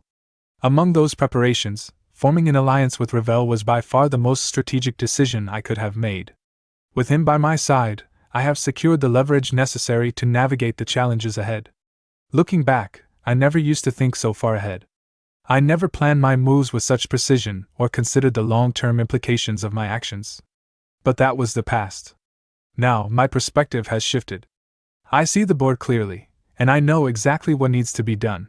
And so, with everything in place, a slow grin spread across his face. "All right then," he murmured. "Let's start the real game." For a brief moment, Raul had forgotten. Ravel wasn't just any contracted fairy. She was a sage who had spent thousands of years accumulating boundless knowledge in the library. Her understanding of the world ran deep, shaped by ancient wisdom. Initially, she began learning about Earth in fragments, simply exploring the internet out of curiosity. But even then, her excitement had been contagious. "This is so simple," Ravel had said, her wings fluttering. "The internet, it looks to me like a vast network of magic circles and barriers. The way information flows through it, it's just like mana coursing through a complex spell formation. And these so-called security systems? They remind me of advanced magical wards." Raul had to admit, at some point, it genuinely felt like she'd surpassed even the most seasoned internet experts, operating on an entirely different level of comprehension. "You said you're struggling because you don't have a legal identity, right?" Ravel asked one day, glowing with confidence. "Give me Bae DoHyun's personal details. I'll handle the rest." Raul blinked, hesitant. "That's not something you can just resolve. Korean law is incredibly strict when it comes to identity records. Just tell me already," she insisted. Reluctantly, Raul passed on the information, thinking, well, if it doesn't work, maybe she'll just drop it. But not long after, Ravel called out cheerfully. "Done! Check your item window, Raul." When Raul opened the system, his eyes widened in disbelief. A digital residence card had appeared, Bae DoHyun's, complete with official details. Still stunned, he turned to her. Ravel chuckled and said, "It's a gift. I sent the data through your mail. You won't need a physical copy. Even if it's a past you can't return to, it's nice to have something to remember it by."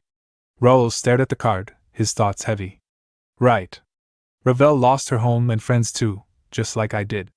He could still look up recent Earth events online, but for Ravel, none of that held meaning. This world, inside Connect, was her only reality now. But her gesture was deeply personal. A precious token of care. "I'll find your kin someday, Ravel. I promise." With a mischievous grin, she added, "Don't worry about the consequences, Raul. Just go for it. Let's show them who Bae DoHyun really is." Raul bowed respectfully. "Yes. As you wish." Present day, First Academy entrance exam. The bulletin board buzzed with updates. "Hey, a new guy just got posted," someone called out. "It's duo-based," another replied. "We need to form squads." Blending into the crowd, Raul, now disguised as Bae DoHyun, watched the other players. Everyone seems too preoccupied with the strategies to notice me. Just then, a voice behind him asked, "Are you Korean?" Raul turned to see a smiling girl. "Yes," he replied. "Great. Come with me, everyone's gathered over here." She led him to a nearby cluster of Korean players. A silver-haired player looked up and smiled as Raul arrived. "You're the last one. Welcome. I'm Park Sunjun. Nice to meet you. I'm Bae DoHyun." Raul responded with a nod. Several of the Korean players tensed, their expressions tightening slightly. Now that we're all here, let's resume the meeting, Sungjun announced. I'm currently acting as the lead. Is that alright with you, Bae DoHyun? I don't mind, Raul replied. But before we continue, I'd like to say something. Sungjun gestured for him to go on. I plan to participate in this match solo.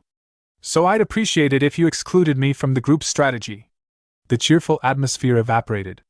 Shock rippled through the group. Are you saying you'll go against us? One player asked, frowning. Raul shook his head. No. I won't interfere with any of you, at least not until I've eliminated all non-Korean players. I have only 2 requests. First, secure as many kills as possible during the early stages. Second, if things turn south or you collect 4 fragments, head straight to Zone 1 when it opens mid-match.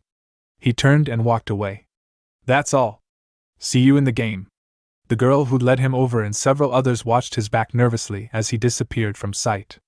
A little bit later, Raul quietly reviewed his system interface, paying close attention to a specialized item, Gray's Polymorph Ring Plus 5. This high-grade, unique artifact allowed the wearer to alter their physical appearance at will.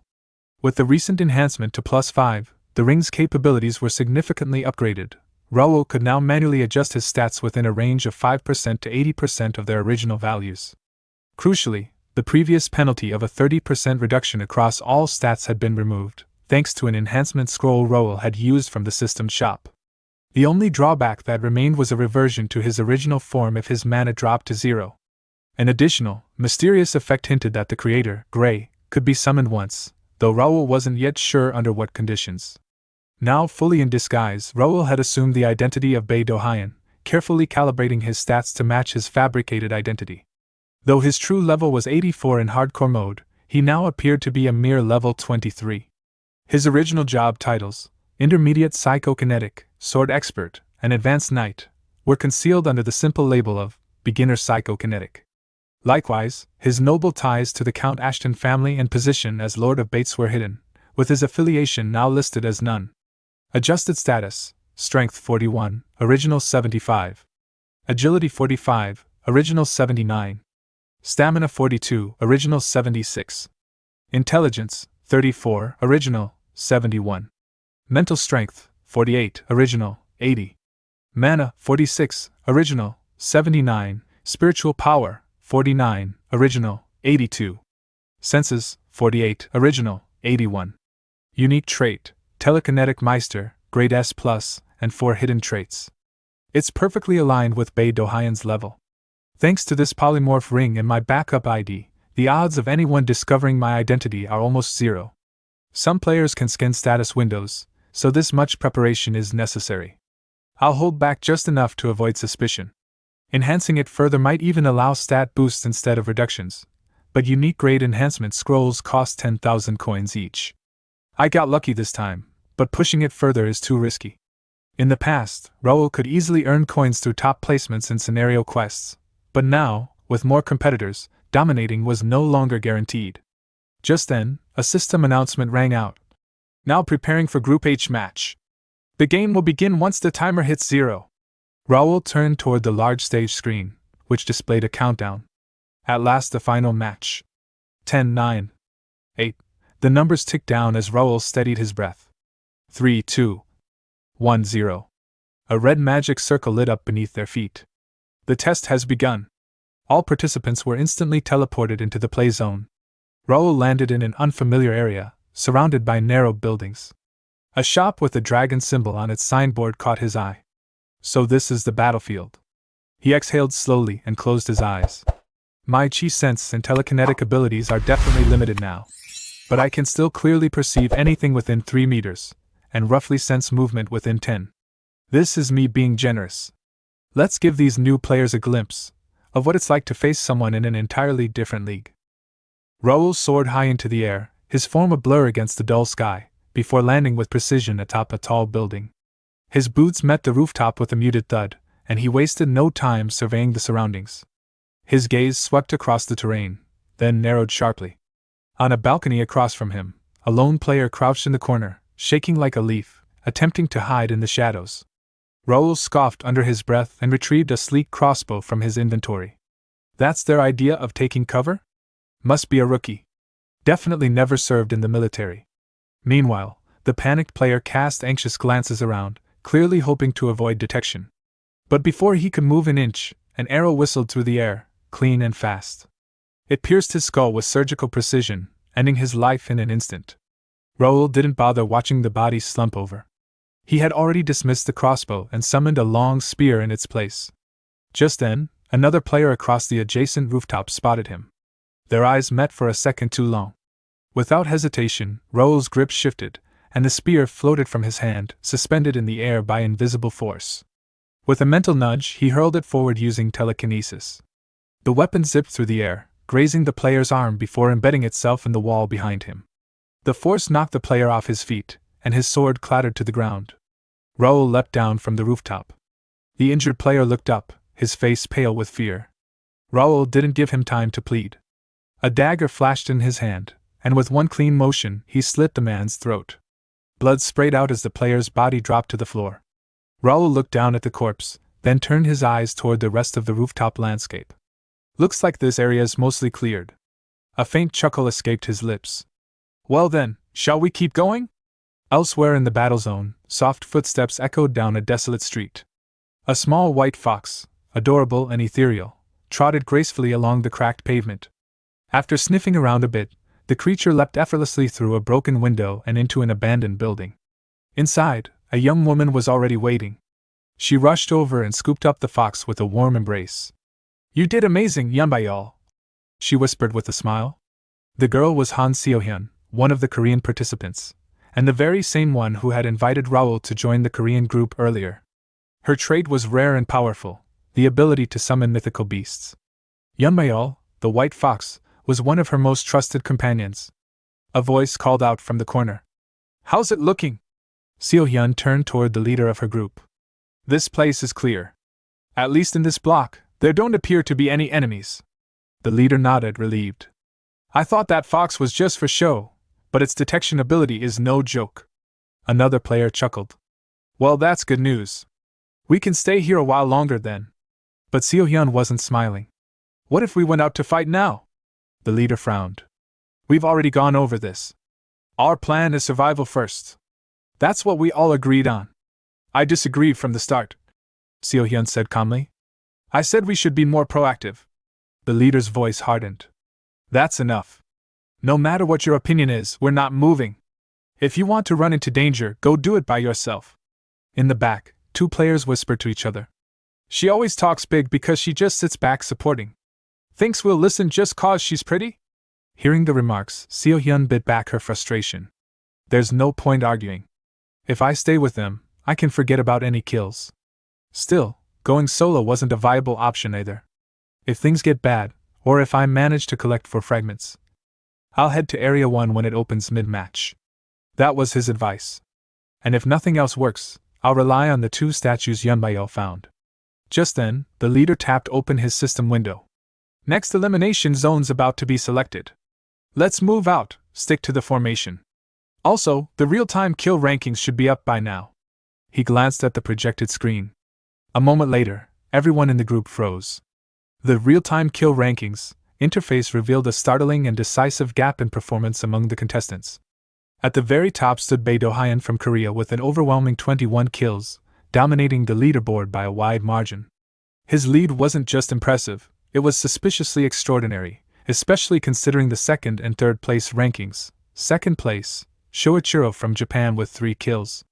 Third place, Gao Xiang from China with 3 kills. The ranking also showed a sharp drop in population, with only 137 survivors remaining. 21 kills, already? Someone whispered in disbelief. Other groups scattered across the battlefield stared at the same rankings in shock. "This is insane," a player muttered. "It hasn't even been 10 minutes yet. Those Korean bastards are cheating, I swear." Another growled. "They must have found a way to group up somehow," a third suggested, nervously glancing at the figure in blue armor nearby, none other than Shoichiro, the current second-place holder. The Japanese players all turned to him. One offered, "Don't worry, Shoichiro. We've got a solid strategy." Another added, "And even if worst comes to worst, we've all agreed to lay down our lives for you." Shoichiro's face darkened. That won't be enough. We need to move faster. That damn Bae DoHyun's kill count just raised the stakes for everyone. But isn't it too soon too? Idiot! Shoichiro snapped. Think. The higher his count goes, the more people are going to panic and form groups. We need to rack up kills now, before everyone disappears into squads. He turned to one of his teammates. What are you waiting for? Recon. Move! The scout quickly responded. Yes, sir! I'll head out right away. As the teammate dashed off, Shoichiro's thoughts churned. Will that guy really slow down? No. If he keeps this pace, things will spiral fast. The number of survivors will drop too quickly, and we'll run out of easy prey. He clenched his fists. Just what kind of monster is that Bae DoHyun? Meanwhile, in another corner of the battle zone, a swordsman lay lifeless, his body limp on the ground.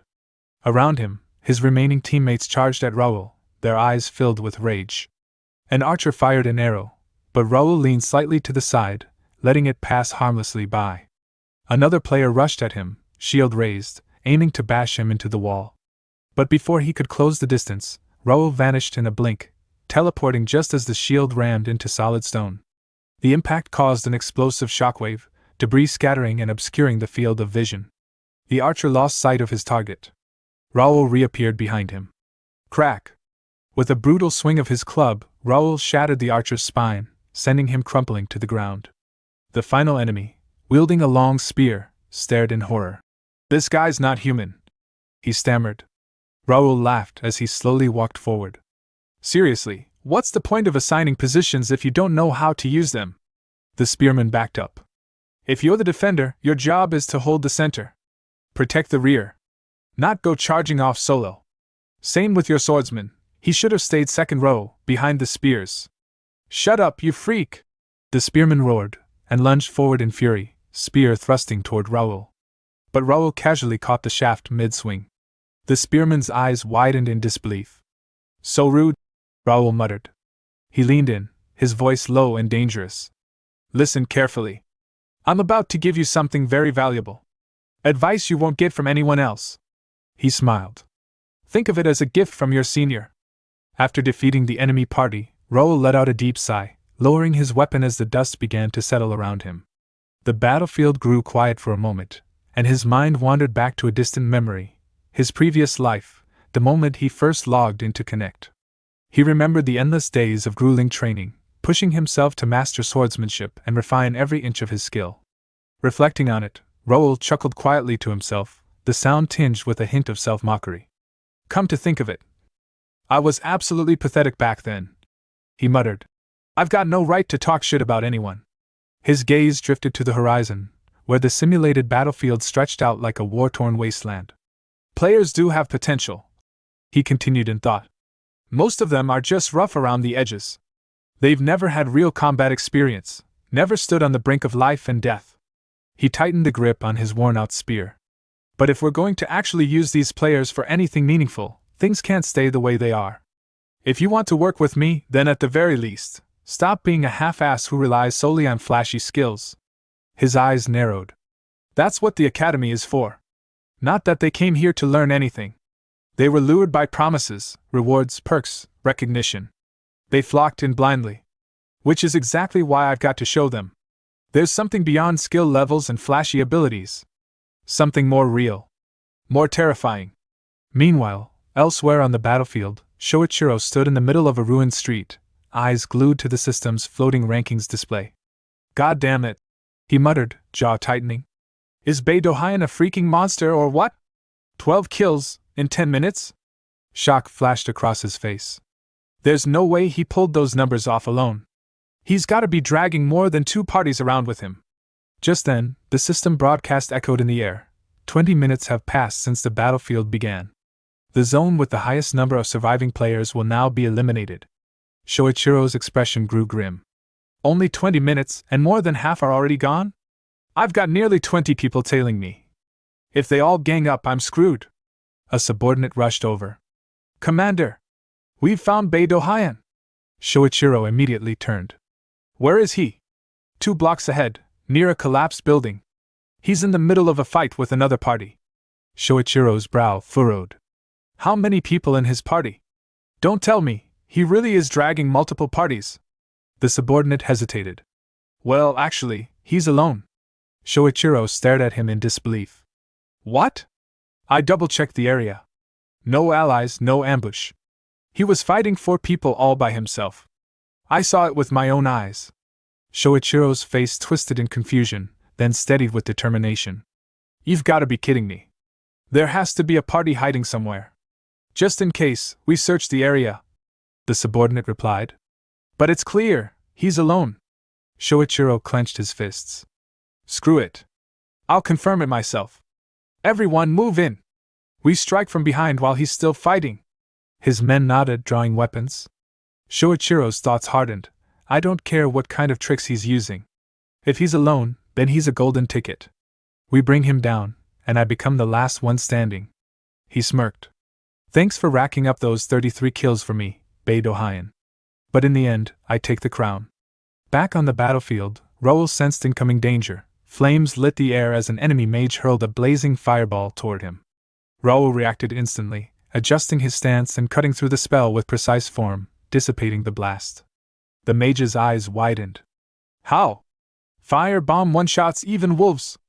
The warrior standing beside the mage cursed under his breath. Damn it! Even that didn't work on him? Got anything stronger? The mage groaned. Where the hell would I pull something stronger from? The warrior scoffed. I'm the idiot for expecting anything, he muttered, abandoning his partner as he rushed Raul head-on. You can't just leave me like this. The mage panicked. The warrior closed in, slamming his shield forward. Raul blocked the blow, the force echoing through the stone-paved street. If I close the distance against his polearm, I've got the upper hand, the warrior thought. Then, as Raul momentarily paused his movement, the warrior saw his chance. Got you now! He shouted, initiating a shield charge. But Raul smirked. That unsettled the warrior. Before he could process it, a sudden strike from Raul's spear swept his legs out from under him, and he hit the ground hard. Trembling, when did he attack me? The warrior thought, stunned. Raul looked down at him, his spear angled toward the warrior's throat. If you're going to use a charge skill, you'd better make sure nothing's in your way. Otherwise, you're just asking to get screwed. He continued coldly. Watch your opponent's hand next time. They'll always give you a hint when adjusting their weapon. Still, not a bad attempt. With a final motion, Raul ended him. The mage turned and bolted, panic driving his steps. But Raul raised his hand, and in response, several blades floating in the air through psychokinesis shot forward like arrows. The swords pierced the mage mid-run, ending his escape. Raul exhaled and turned toward his weapon. The shaft's completely bent, he muttered, examining the warped spear. Damn waste. But I did block a full-on charge. Can't complain. Suddenly, he sensed them, multiple presences on the rooftops. He looked up. Ninjas, more than a few. His eyes narrowed as he focused on one of the figures, and in that moment, a familiar sensation pricked his instincts. That presence. His gaze sharpened. So it's you, Shoichiro. You're here. Shoichiro had been obsessed with ninjas long before Connect even existed.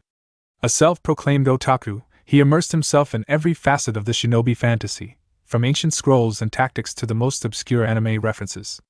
When Connect launched, it was like his dreams had come to life. Backed by powerful supporters in Japan, he founded the guild Rakuen, and rose to its upper echelon as one of the chief executives. Naturally, he put his obsession into practice, creating a full-fledged ninja squad within the game, a deadly and elite unit that answered only to him. But the problem wasn't that the squad existed, it was how it was used. Shoichiro didn't command them from behind the scenes. He led them personally, lurking at the front lines and targeting solo rankers with underhanded tactics. Ambushes, poisons, sabotage during hunts, those were just his opening moves. He'd go as far as kidnapping quest-related NPCs just to lure powerful players into traps. And I, Raul, was one of their primary targets. It wasn't just once or twice that my quests were ruined by that so-called ninja squad. No matter how many times I chased them down, I'd only catch the expendable pawns. The real culprit, Shoichiro himself, always slipped through my fingers like smoke. That cockroach of a man. The one who dogged me at every step in my past life. I've missed you, Shoichiro. I didn't come unprepared. It's time you experienced everything you made me go through. Up on the rooftops, Shoichiro silently raised a hand, signaling his ninja squad. They knocked their arrows and took aim at Raul, who stood alone in the street below. There's no need to waste energy in close combat for someone who's by himself, Shoichiro thought coldly. No matter how skilled he is, he won't be able to block all of this. He lowered his hand. Goodbye, you foolish idiot. The squad fired a volley of arrows, fast, precise, and lethal. But the next instant, their target vanished. The arrows struck only dirt and stone. What? One of Shoichiro's men cried, but before he could finish, an arrow whistled from the shadows and hit him square in the shoulder. He let out a scream and fell. Shoichiro's eyes narrowed. What the hell? From behind? Check the house! He barked. He must have slipped inside. One of the squad members leapt down and breached the nearest building. Shoichiro turned to another operative. I'm heading in too. Sweep the second floor, he ordered. Kenta, keep watch out here. If he's inside, he won't escape. With that, Shoichiro burst through a window, glass shattering around him. As he landed inside, the first squad member called out. You find him? Shoichiro asked, gripping his blade. No. He's not here. A blood-curdling scream echoed from outside. Shoichiro and his teammate rushed to the window and saw Kenta, pierced by multiple arrows in the back, collapsing. Shoichiro's mind reeled. He was hit, from behind? What the hell is this? A cloning technique? Illusion? Before he could speak, another arrow zipped past his ear and struck the scout who had entered earlier. The man stumbled, calling for help. Shoichiro's eyes flicked to the wound, non-lethal. The limbs were targeted. He's not trying to kill, he's trying to draw me out. You son of a bitch! Shoichiro shouted into the empty air.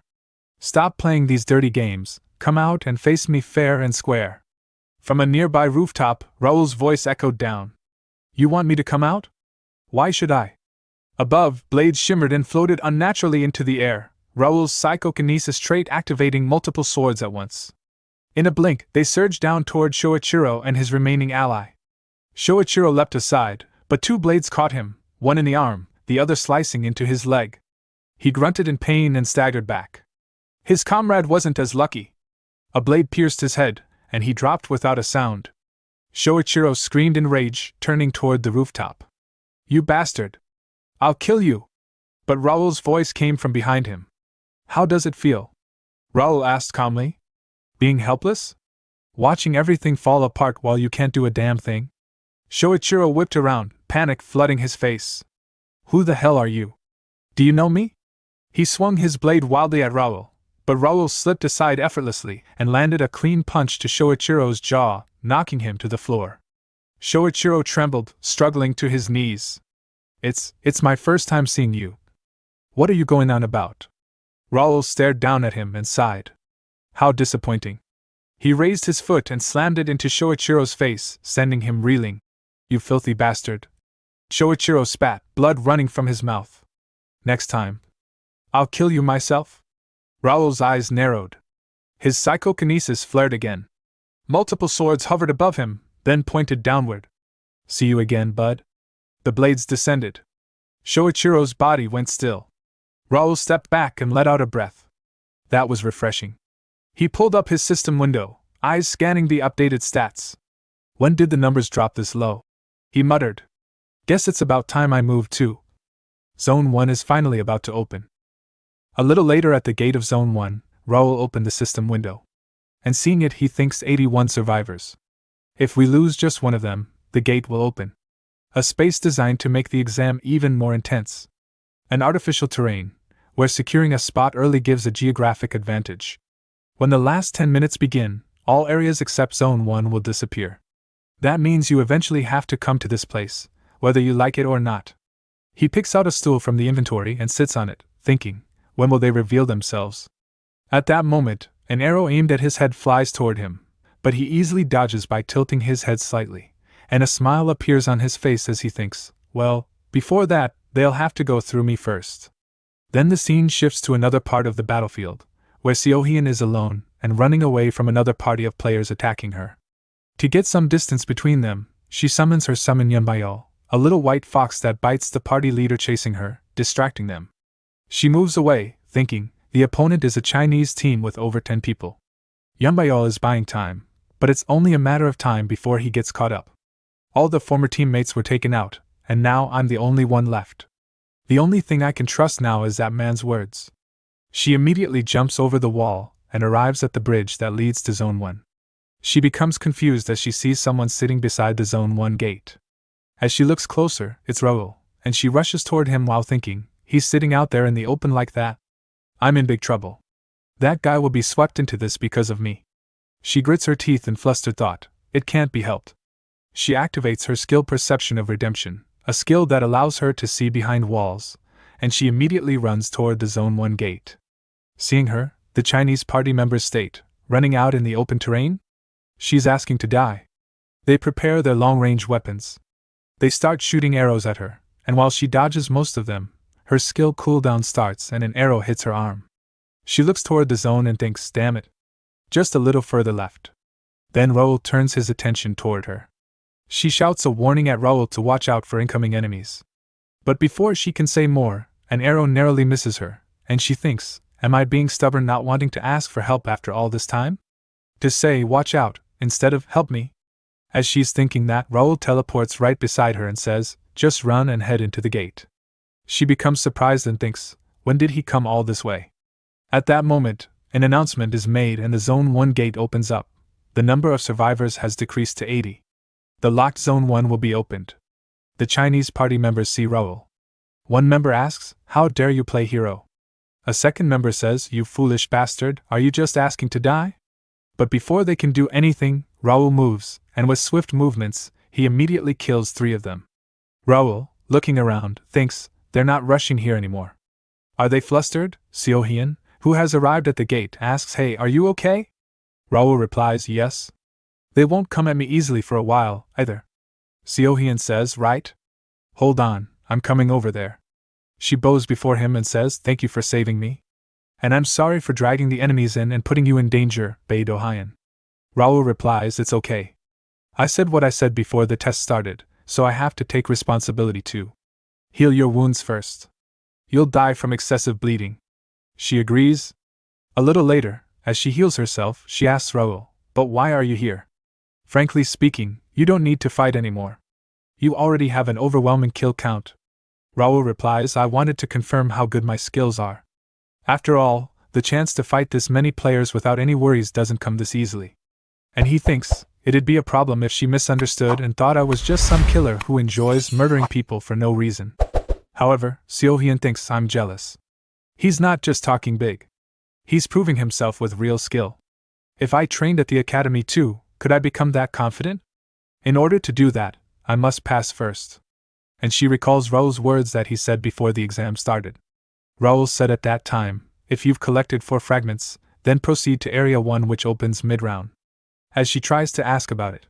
But Raul stops her question midway, saying, wait a moment. Someone's coming. At that moment, Park Sungjun and his party arrive on the scene. Another party starts attacking them, shouting, the Korean guys are coming to Zone 1. Don't ever let them near the sacred gate. Seeing that, DoHyun asks Raul, they're being attacked. What should we do? Raul says, let's cover them for now. Park Sungjun's party blocks the incoming arrows with their shields. 4 of them have shields, while Park Sungjun has a bow, with which he attacks the enemy while the others defend. Seeing the formation, DoHyun states, everyone's so amazing. As Park Sungjun is about to launch his arrow attack, a magic circle appears above their party. Seeing it, DoHyun shouts a warning. Sungjun immediately turns toward the circle and launches his arrow at it, destroying the circle. Seeing that, Raul thinks, he's firing arrows from behind to keep approaching enemies in check, but also intercepting magic. Is intercepting magic a skill effect?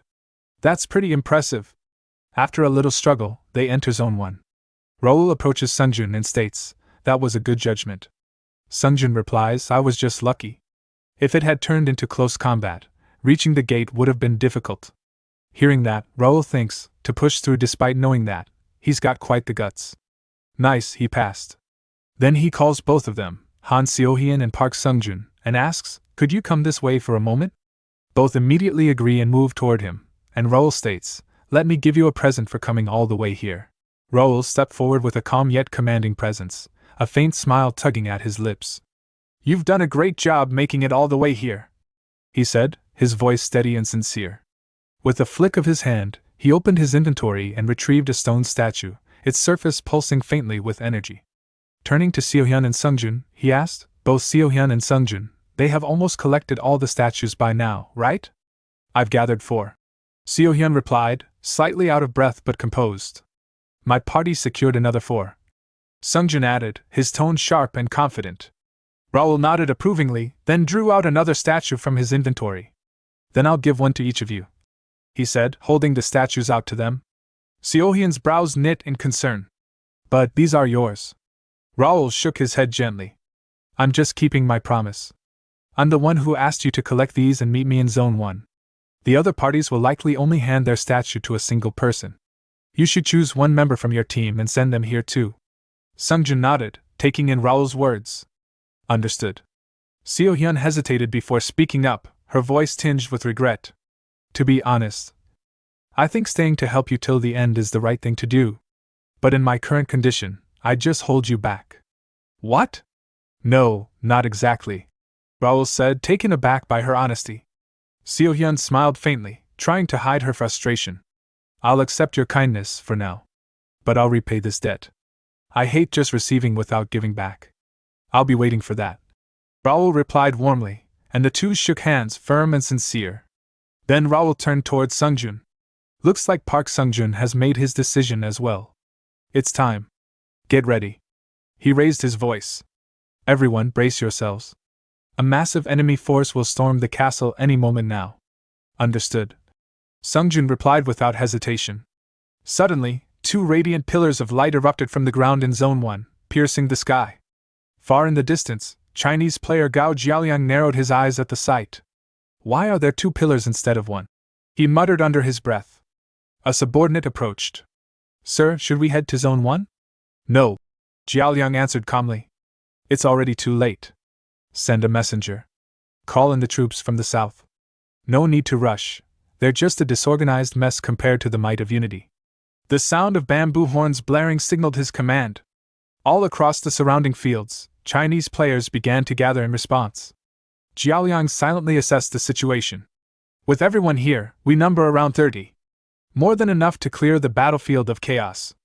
Now then, Bae DoHyun, what's your plan? How will you defend the castle against this many enemies? Back at Zone 1, corpses littered the ground, a grim testament to the battle that had just ended. Raul stood among them and summoned his system window. The real-time ranking appeared before him. At first place is Raul with 50 kills. Second place is Gao Jiaoliang with 10 kills. Third place is Park Sungjun with 9 kills. Remaining survival time is 34 minutes. Raul's eyes narrowed. Soon, every territory except Zone 1 will fall. The final phase is near. Just then, Sungjun's voice came from behind. Aren't you worried? You racked up a lot of kills earlier, but the next wave is coming fast, and we've had no time to recover. Raul turned slightly thoughtful. He's right. We barely managed to hold the pillar for 10 minutes against the swarm. We protected the completed statue, but we lost too many allies. And now, everyone knows how few of us remain. He smiled. Don't worry. This next battle will be the last. Sungjun raised an eyebrow. What do you mean? If it's the friend I know, Raul said quietly. Then he'll gather the rest of the team and bring them here. Sungjun's eyes widened. A friend? Who? Before Raul could answer, one of Sungjun's subordinates rushed over, breathless. Enemies incoming. Sungjun snapped to attention. Already? How many are there? There, too many. We couldn't even count them all. The news hit hard, but Raul's expression didn't falter. He drew his weapon from his inventory, a fierce glint in his eyes. So he's here. Gao Jiaoliang. Gao Jiaoliang, known across servers as an elite tactician and executive of the Super Overlord Guild. His personal skills are one thing, but it's his mind, his leadership, that make him feared. Even low-level guild members flourish under his strategy. A real thorn in my side. In my previous life, I never had a clear shot at him. He operated from the shadows. But this time, I'll confront him head-on. He pulled this all together in such a short time. Is he planning to erase me with sheer force? As Jiaoliang's mages began chanting, a massive magic circle formed in the sky, But before the spell could complete, an arrow streaked through the air, killing one of the mages instantly. "Raul!" Sungjin shouted. "We'll support you from above." In unison, the Korean players raised their bows, yelling in unison. "Let's show them the true strength of Korea. Prove our power, loud and clear." Raul's heart surged. "That's right. This time, I'm not alone. Even the tightest formation has blind spots. When players cluster like this, it stifles their greatest asset, skills. Let's remind them how overwhelming skills can be." Raul activated a teleportation skill enhanced by telekinesis, vanishing from his spot and reappearing behind enemy lines. The same technique that shattered Shoichiro's mind earlier. He unleashed Swallow Waltz, a blinding flurry of dagger slashes that tore through the enemy ranks. This skill was passed down to Kale, the dagger specialist. "And now, it's mine!" Raul moved with lethal precision, cutting down enemies one by one. Sungjin watched in awe. "He's too strong." But Raul wasn't done. He turned to face two heavily armored energy warriors guarding the flanks with large shields. "The formation's tight," Raul said aloud. "But all you've done is dig your own graves." He launched forward again, eyes scanning the battlefield. "Should I keep clearing the path until I reach Gao Jiaoliang himself?" Some time later, strategist Gao Jiaoliang arrived at Zone 1, only to freeze in disbelief at the sight before him. The ground was littered with the lifeless bodies of his fallen comrades. His eyes widened in horror, and his voice trembled as he muttered, "This is impossible." Turning to Raul, he demanded, "How did you manage to do this all on your own?" Raul, watching him tremble like a leaf, calmly asked, "So, are you going to fight, or are you just going to stand there gawking? If you're not planning to do anything, then step aside." Jiaoliang's face twisted with fury at the provocation. In a flash, he activated his wind magic, conjuring a sharp gust imbued with destructive force. "You arrogant bastard!" he shouted. "Don't delude yourself into thinking you've already won. I'm a high ranker of the People's Republic of China." He launched the spell toward Raul, but Raul moved swiftly, slicing through the magical attack with his twin daggers, cutting it down before it could touch him. The sheer ease with which Raul dismantled the spell left Jiaoliang speechless. Before he could react further, Raul flung one of his daggers aside and closed the distance in an instant. Grabbing Jiaoliang by the collar, Raul leaned in with a chilling smile and whispered, "So this is what your face looks like up close." Then, with a single, swift strike, Raul ended him. Jiaoliang's body crumpled to the ground, lifeless. Immediately afterward, a system window appeared before Raul, listing the successful candidates from Group H. Final results: total kills, Raul, 80.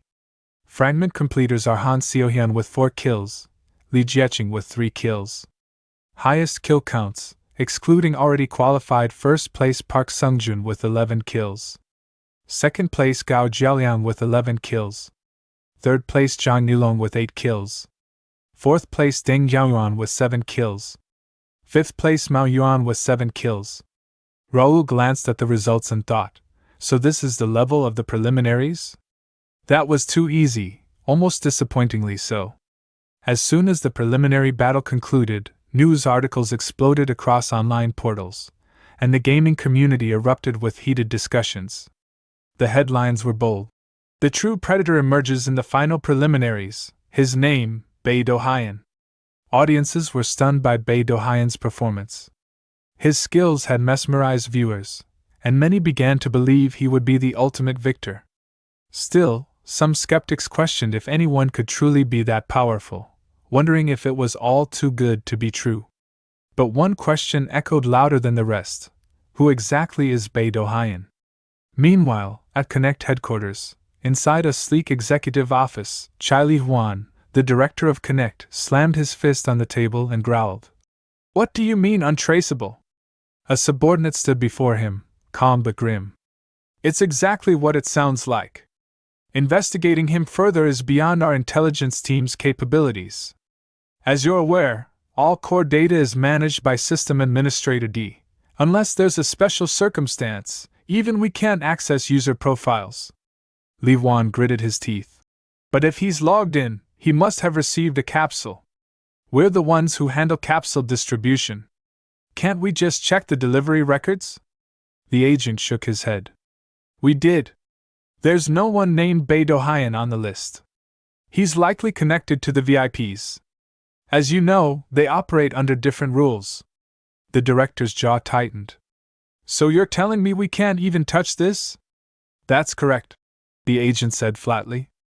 Our team won't be taking this case. With that, he turned on his heel and exited the office. Lee Wan stared down at the report and cursed. What kind of damn company is this? He leaned back in his chair, lost in thought. Sure, we have the company sign out front, but the real management? It's all AI run. We just operate the front. CO Mok Jae-woo? He's just a puppet. Every real decision is made behind the scenes by that mysterious chairman and the AI. And those damned VIPs? A handful of them own shares in Connect, receiving profit distributions and access to elite privileges. One of those perks includes direct capsule delivery, straight from the true headquarters. His eyes narrowed. Connect's sole office, it's just a facade. If I really want power, if I truly want to succeed, I need access to the actual headquarters. Then his thoughts circled back to Raul. That guy, he must hold the key. He's going to rise. It's inevitable. I don't know his real identity, but I need to dig into his background more carefully. Scene transition to the capital city of Ashton County, Conford Castle. Raul walked through the bustling streets of the capital, looking around with quiet nostalgia. Has it really been almost 9 months since I was last home? He murmured to himself. Despite the recent chaos caused by the gate incident, the townsfolk chatted and smiled as though nothing had happened. The warmth and energy of the city remained untouched. As he passed by the local arena, memories flooded in. This is where I competed in the entrance tournament for the Royal Academy, he thought. So much has changed since then, but this place, it still feels the same. So this is what it feels like to return to your hometown. Eventually, Raul arrived at the Ashton family mansion. The loyal butler, Ivan, stood at the entrance and immediately bowed. Young Master Raul, welcome home. Raul smiled warmly and pulled him into a hug. Have you been well, Ivan? Are you in good health? The old butler chuckled. This old man is still doing just fine. I'm more relieved to see you back safe and sound. I would have sent a carriage, but his lordship has been waiting for you. Right. Raul nodded. He summoned me. Please take me to him. Ivan guided him down the familiar corridor and knocked on the study door. From inside, a deep voice answered, Come in. The door opened to reveal Count Melvin Ashton, standing tall behind his desk. Ivan quietly excused himself, leaving the two alone. I hope the meeting goes well, he said as he exited. Raul stepped forward but paused. What's with this atmosphere? He thought. The Count suddenly shouted. Raul! Raul snapped to attention. Yes, father. Count Melvin's eyes blazed. Do you even recognize the gravity of your actions? Do you understand your sins? Raul froze, his expression tightening. What is he talking about? He wondered. What happened? Raul lost in thought. Did I lean too heavily on the family's resources? Or was it when I raided that imperial base and pretended it never happened? He wondered, guilt quietly creeping in.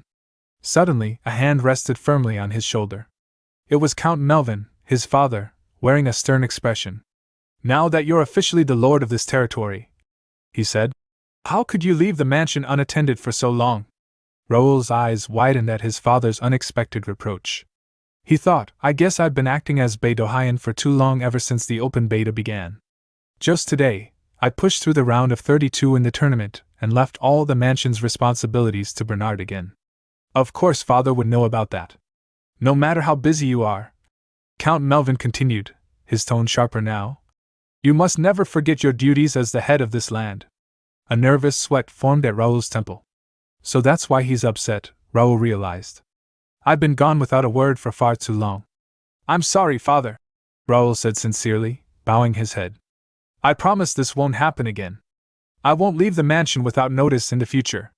If you do, Count Melvin warned, narrowing his eyes, I'll lock you inside the mansion for a month and put you through special training. Keep that in mind. Raul grimaced internally. A full month of father's personal training? That'd be the end of me. Later that day, in Count Melvin's study, a knock echoed at the door. Come in, the Count called. The door opened to reveal Dylan. You called for me, father? Dylan asked, stepping inside. Raul turned to see his older brother and smiled. Brother, you're here. Dylan smiled back. Raul, you're finally home? Their reunion was cut short as Count Melvin spoke up. I summoned both of you because I have something important to discuss, he said gravely. It would have been best if Lorenz were here too, but that boy won't come even when summoned. There's no helping it. Now, take a seat. Raul felt a sudden tension. What's father about to say? Count Melvin leaned forward. As you both know, the continent has been in a state of unrest. I had hoped to wait until things settled down, but it seems we no longer have that luxury. He placed a small, ornate box on the table between them. Seeing it, Dylan tensed. Father, is that the family seal? The Count nodded, opening the box to reveal the emblem of House Ashton. The air grew heavier. Dylan, he said, from this day forward, you will act as the head of House Ashton. I'm entrusting you with the title of Count and the responsibilities that come with it. I believe in your strength and resolve. Both sons sat in stunned silence. Raul was the first to think, brother's always been treated as the heir in practice, but being named the official successor is something else entirely. Why now? Dylan asked, troubled. There's no need to rush this, is there? I'll be stepping away from my role for a while, Count Melvin replied plainly. What? Dylan leaned forward, shocked. Why all of a sudden? What's going on? The Count looked out the window before replying. It's time. I believe I've reached the threshold. The next level is within my grasp. Raul's heart skipped a beat. Is he, finally pursuing the path of the Sword Master? He's really made up his mind. To prepare for what's to come in these turbulent times, Count Melvin continued, I must gain power beyond what I currently possess. That means I'll be leaving for about 2 months, somewhere quiet, where I can fully process the insights I've gained. Father, Dylan murmured, clearly moved. I didn't know you were carrying such determination. What do you need from us? There's no need for alarm, Count Melvin said with a calm smile. For now, just support me as best you can. Dylan, I trust you to manage the house in my absence. Can I count on you? Dylan fell silent for a moment, then nodded. Of course, father. I'll do my best, Raul added with a smile. Congratulations, brother. Thank you, Count Melvin said with a satisfied nod. Raul felt a weight lift from his chest. What a relief. Back when father fell ill and hadn't named an heir, the household descended into chaos. But now, with Dylan officially taking the helm, we finally have stability. Count Melvin turned toward Raul. Yes, father? Raul responded. You may be busy, the Count said, but don't forget that you're still a son of House Ashton. Support your brother, and take responsibility for this land alongside him. I understand, Raul replied, bowing his head. And one more thing, Count Melvin added. There's something I'd like you both to help me with. Both sons looked at each other, puzzled and curious about what was to come. Sometime later, at the estate's training grounds, swords clashed violently. Dylan and Count Melvin were locked in a fierce sparring match, each blow ringing like thunder. Nearby, Raul was on one knee, gasping for breath, struggling to rise after his own spar with their father. Sweat dripped down his brow. Why did it have to be sparring, of all things? He groaned inwardly. What kind of barbaric training is this supposed to be? The last time I crossed swords with father was before I left for the academy over a year ago. I've come so far since then, or so I thought. He looked back at the battle between Dylan and Count Melvin. The air shimmered from the force of their blows.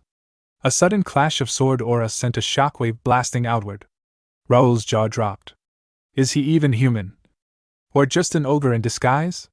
You're relying too much on brute force. Count Melvin barked at Dylan mid-swing. Look who's talking. Dylan shot back. If not for that absurd sword aura of yours, you'd be the one lying on the floor. Watching them, Raul thought bitterly, seriously, you're both the same. You muscleheads just bulldoze through everything with sheer strength. Even though I enhanced my body with mana and used telekinetic reinforcement, I still got blown away. I'll need to change my approach. Count Melvin turned and shouted. Hey, you brat! Stop playing around with those tricks and fight properly. Dylan chuckled and called out. See? I told you to train with us more. You need to build your body if you want to make proper use of your power. Hearing their comments, Raul clenched his fists, indignant. You brawny fools! He rose to his feet and activated his psychokinesis trait. Light burst around him as several glowing swords floated into the air, their edges gleaming with radiant energy. With a steely gaze, Raul declared, Enough warm up. The real match starts now. Some time later, the swords Raul had summoned lay shattered on the training ground, fragments strewn around him like the aftermath of a battle. His chest rose and fell with deep, labored breaths as he struggled to steady himself.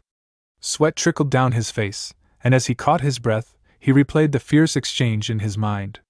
I used everything: expert-level swordsmanship, level 8 intermediate-rank telekinesis, full buff stacks, even psychic abilities like flicker. And I still lost. His fists clenched at the memory of his full-force assault being dismantled so easily. I've fought sword masters in my past life. But he might even be stronger than them. If this is his power without a formal class advancement, what kind of monster will he become when he actually ascends to Sword Master?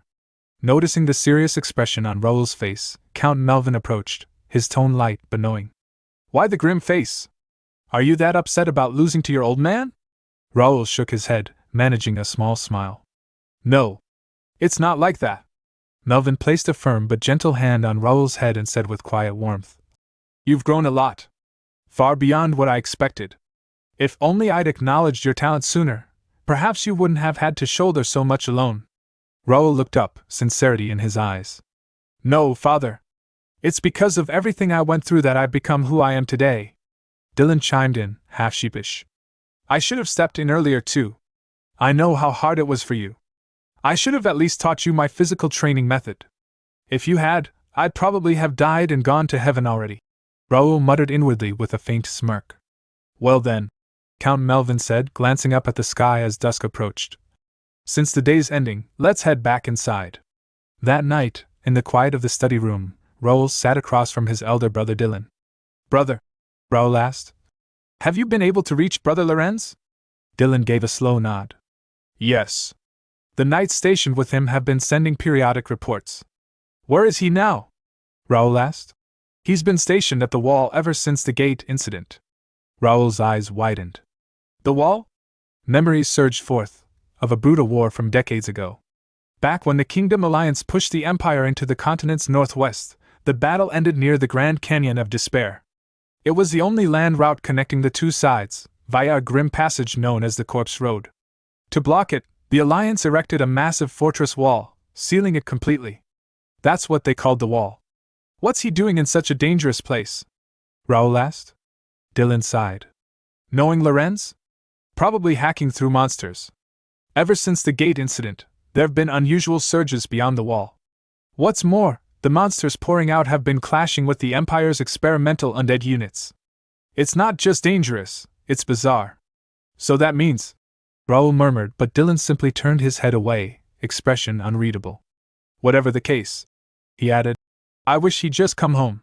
He doesn't have to fight alone anymore. In my previous life, Raul thought grimly, when I visited the wall, it was already too late, just ruins and remnants. According to the scenario, a major catastrophe will unfold there when the Empire's invasion begins. If I don't intervene, something could happen to Second Brother too. Before that, I need to act. Brother, Raul said suddenly, do you remember the proposal I made before? Dylan furrowed his brow. Proposal? I'll ask again. No, I'll beg you this time, please become the advisor for the first guild. I already said no last time. Dylan replied, frowning. I'm not comfortable joining your personal group. Raul leaned in. Don't overthink it. Just think of it as a way for us to stay connected. Now that you're overseeing the county, this guild could really support your work. Dylan paused, then sighed heavily. You're impossible to read sometimes. Fine. If you're this desperate, I'll accept. Thank you, brother, Raul said, beaming. To be honest, sister-in-law joined a long time ago. She's been waiting for you. What? She's already in? Dylan exclaimed in disbelief. Of course, Raul said with a chuckle. With the system, we can message each other instantly, track locations, it's really convenient. I think I'm regretting this already. Dylan thought to himself. This is a huge relief. Raul reflected. With dangerous forces starting to move, bringing family under the guild's protection is essential.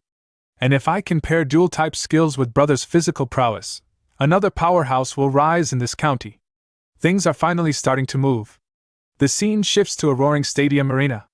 A massive screen flashes with dazzling lights as an announcer's voice echoes across the venue. Ladies and gentlemen, welcome. I'm your caster, Park Jin-hwan, here to bring you live coverage of today's electrifying semi-final match. The Academy entrance exams battle phase is now on its 8th day. The crowd roared with anticipation. The stakes have never been higher. Win this, and it's on to the finals. Today's spotlight belongs to none other than the rising superstar, player Bae DoHyun from Korea. Cheers erupted. Facing him is the dynamic and explosive martial artist from the United States, player Blake. As the two fighters entered the arena, the atmosphere grew electric. The bell rang. And we're off. Blake charges in fast. Blake, a master of multiple martial arts, unleashed a blinding flurry of attacks. His fists cut through the air in a devastating combo, each move designed to overwhelm. But Bae DoHyun barely moved, his body shifting with minimal effort to avoid the strikes. With a sudden leap, he flipped through the air, dodging a powerful kick that shattered the stone beneath them. Bae DoHyun countered with a punch of his own. Blake dodged, but even as he moved, realization dawned in his eyes. He's different from before. He could end this with a single hit, but he's deliberately receiving all my techniques. Blake launched another powerful strike. This time, Bae DoHyun blocked it with crossed arms, the force reverberating through the arena. He grinned. Not bad, he said. Shall I have some fun now? Blake had entered the match expecting a brutal slugfest. Bae DoHyun.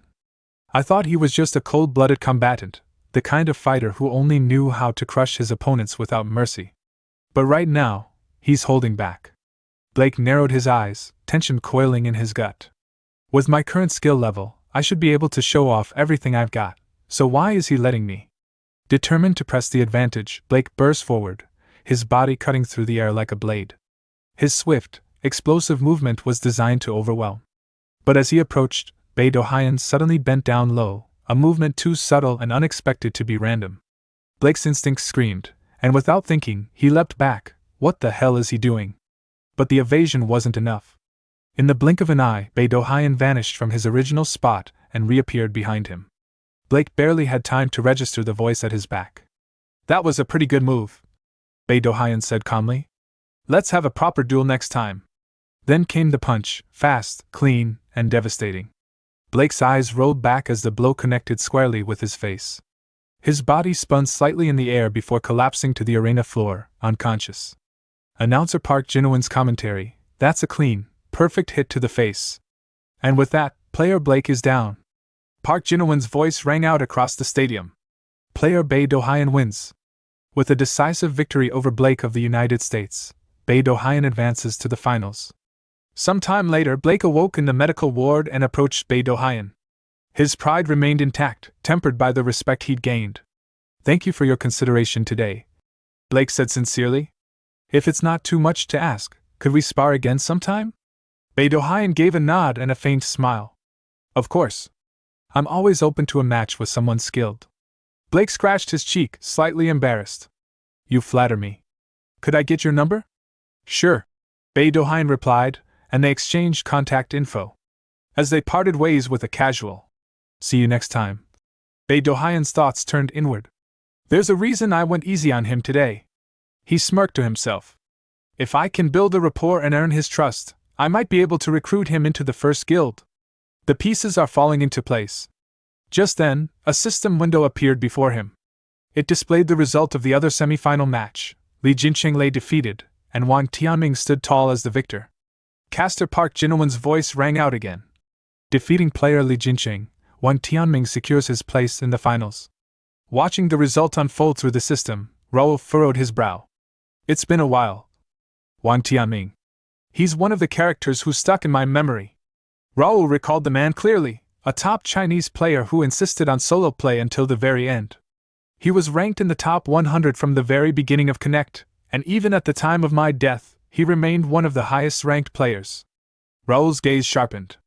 His trait, S-grade Chi swordsmanship, was one of the most dangerous skills back then. He definitely has what it takes to make it to the top. But he's unpredictable, completely absorbed in his martial hero persona. He chuckled wryly. He used to go around declaring that he'd bring the honor of Murim to connect. That eccentric streak led to more than a few clashes between us. I couldn't stand that kind of roleplay nonsense. Raul exhaled deeply. Still, it's been a long time. We're strangers now. No point dwelling on the past. Sometimes later at arena waiting room, Wang Tianming approached Bae DoHyun with a noble air, extending his hand. I enjoyed watching your match, he said with a calm and collected tone. You fight well. Bae DoHyun smiled and returned the handshake. Thanks. I enjoyed yours too. Your swordsmanship is impressive. But then, Wang Tianming's expression changed. His grip tightened on Bae DoHyun's hand, his eyes filled with seriousness. Your strength is undeniable, he said. But you lack the dignity that a true warrior must possess. Power should not be flaunted, it must be accompanied by compassion and respect for the weak.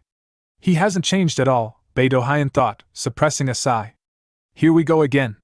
The self-proclaimed champion of justice makes his appearance. Without a word, he tightened his own grip in return, just enough to make Wang Tianming's arm tremble slightly.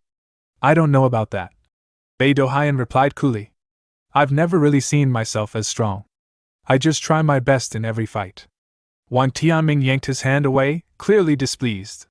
Your way of fighting is wrong. I'll prove it, right here in the finals. Looking forward to it, Bae DoHyun said, smiling. But make sure you prove it with your skills, not words. Wang Tianming turned sharply and walked off, visibly irritated. He's not a bad guy, Bae DoHyun mused as he watched him leave. But his view of the world is way too narrow. I'll break that stubborn mindset of his. First, by beating it out of him. Caster Park Jinwon's voice echoed through the arena once more. First Guild Academy Special Admission Test. Final battle is about to begin. Thank you for your patience, Connect users. The long-awaited showdown is finally here. A quick message popped up in the system chat window. Please refrain from excessive profanity. Offenders may receive a temporary ban. A spectator muttered, Damn, the chat's nasty. Jinwon's voice rose in excitement. The matchup that everyone's been waiting for, South Korea's pride, player Bae DoHyun, enters the arena. And standing across from him, the Grandmaster himself, China's Wang Tianming. As the crowd erupted, Wang Tianming stepped forward with martial flair, putting his fist into his palm in a traditional Murim salute. I shall defeat you, he declared, and show the world what it means to uphold justice and the honor of Jianghu. This guy, he's exhausting, Bae DoHyun thought, exhaling. How does he never run out of that Murim energy? But fine. Let's play this game your way. He drew his sword from his inventory and used its tip to carve a clean circle on the arena floor. Caster Park Jinwon's voice rang out once more. Before the match begins, what's this? Player Bae DoHyun has drawn a circle around himself. Facing his opponent, Bae DoHyun spoke calmly. Wang Tianming, I'll be honest. The difference in our abilities is too large to have a proper match. So here's the deal, in this final, I won't step out of this circle. If I leave it even once, I'll concede defeat. Gasps echoed from the crowd. The atmosphere grew tense. Wang Tianming's eyes widened in anger. He grit his teeth. You arrogant. I swear, I'm going to destroy you. Bae DoHyun narrowed his gaze. All right then, Wang Tianming. If you want to act like a hero of justice, I'll be your villain. Let's see how far your beliefs really go. Wang Tianming relentlessly continued his assault, his blades slicing through the air from every angle in a flurry of calculated strikes. Each swing targeted a potential opening, but Bae DoHyun met every blow with calm, precise defense, parrying them effortlessly. Frustration began to cloud Wang Tianming's focus. Why aren't any of my attacks landing? He thought, teeth grinding. Determined to break through, Wang Tianming flipped midair in a dazzling maneuver, landing behind Bae DoHyun in an instant, and aiming a powerful strike at his back. But once again, Bae DoHyun was unfazed. He reacted as though he predicted the move, blocking it just as smoothly as before. He blocked that too. Wang Tianming stared in disbelief. What the hell is this guy made of? The crowd, meanwhile, was thoroughly enjoying the spectacle, unaware of the frustration boiling inside Wang Tianming.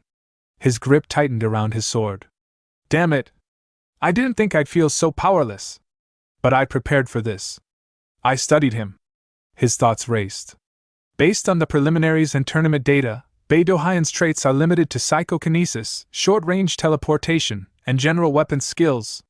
Psychokinesis isn't even that powerful, it's all timing and positioning.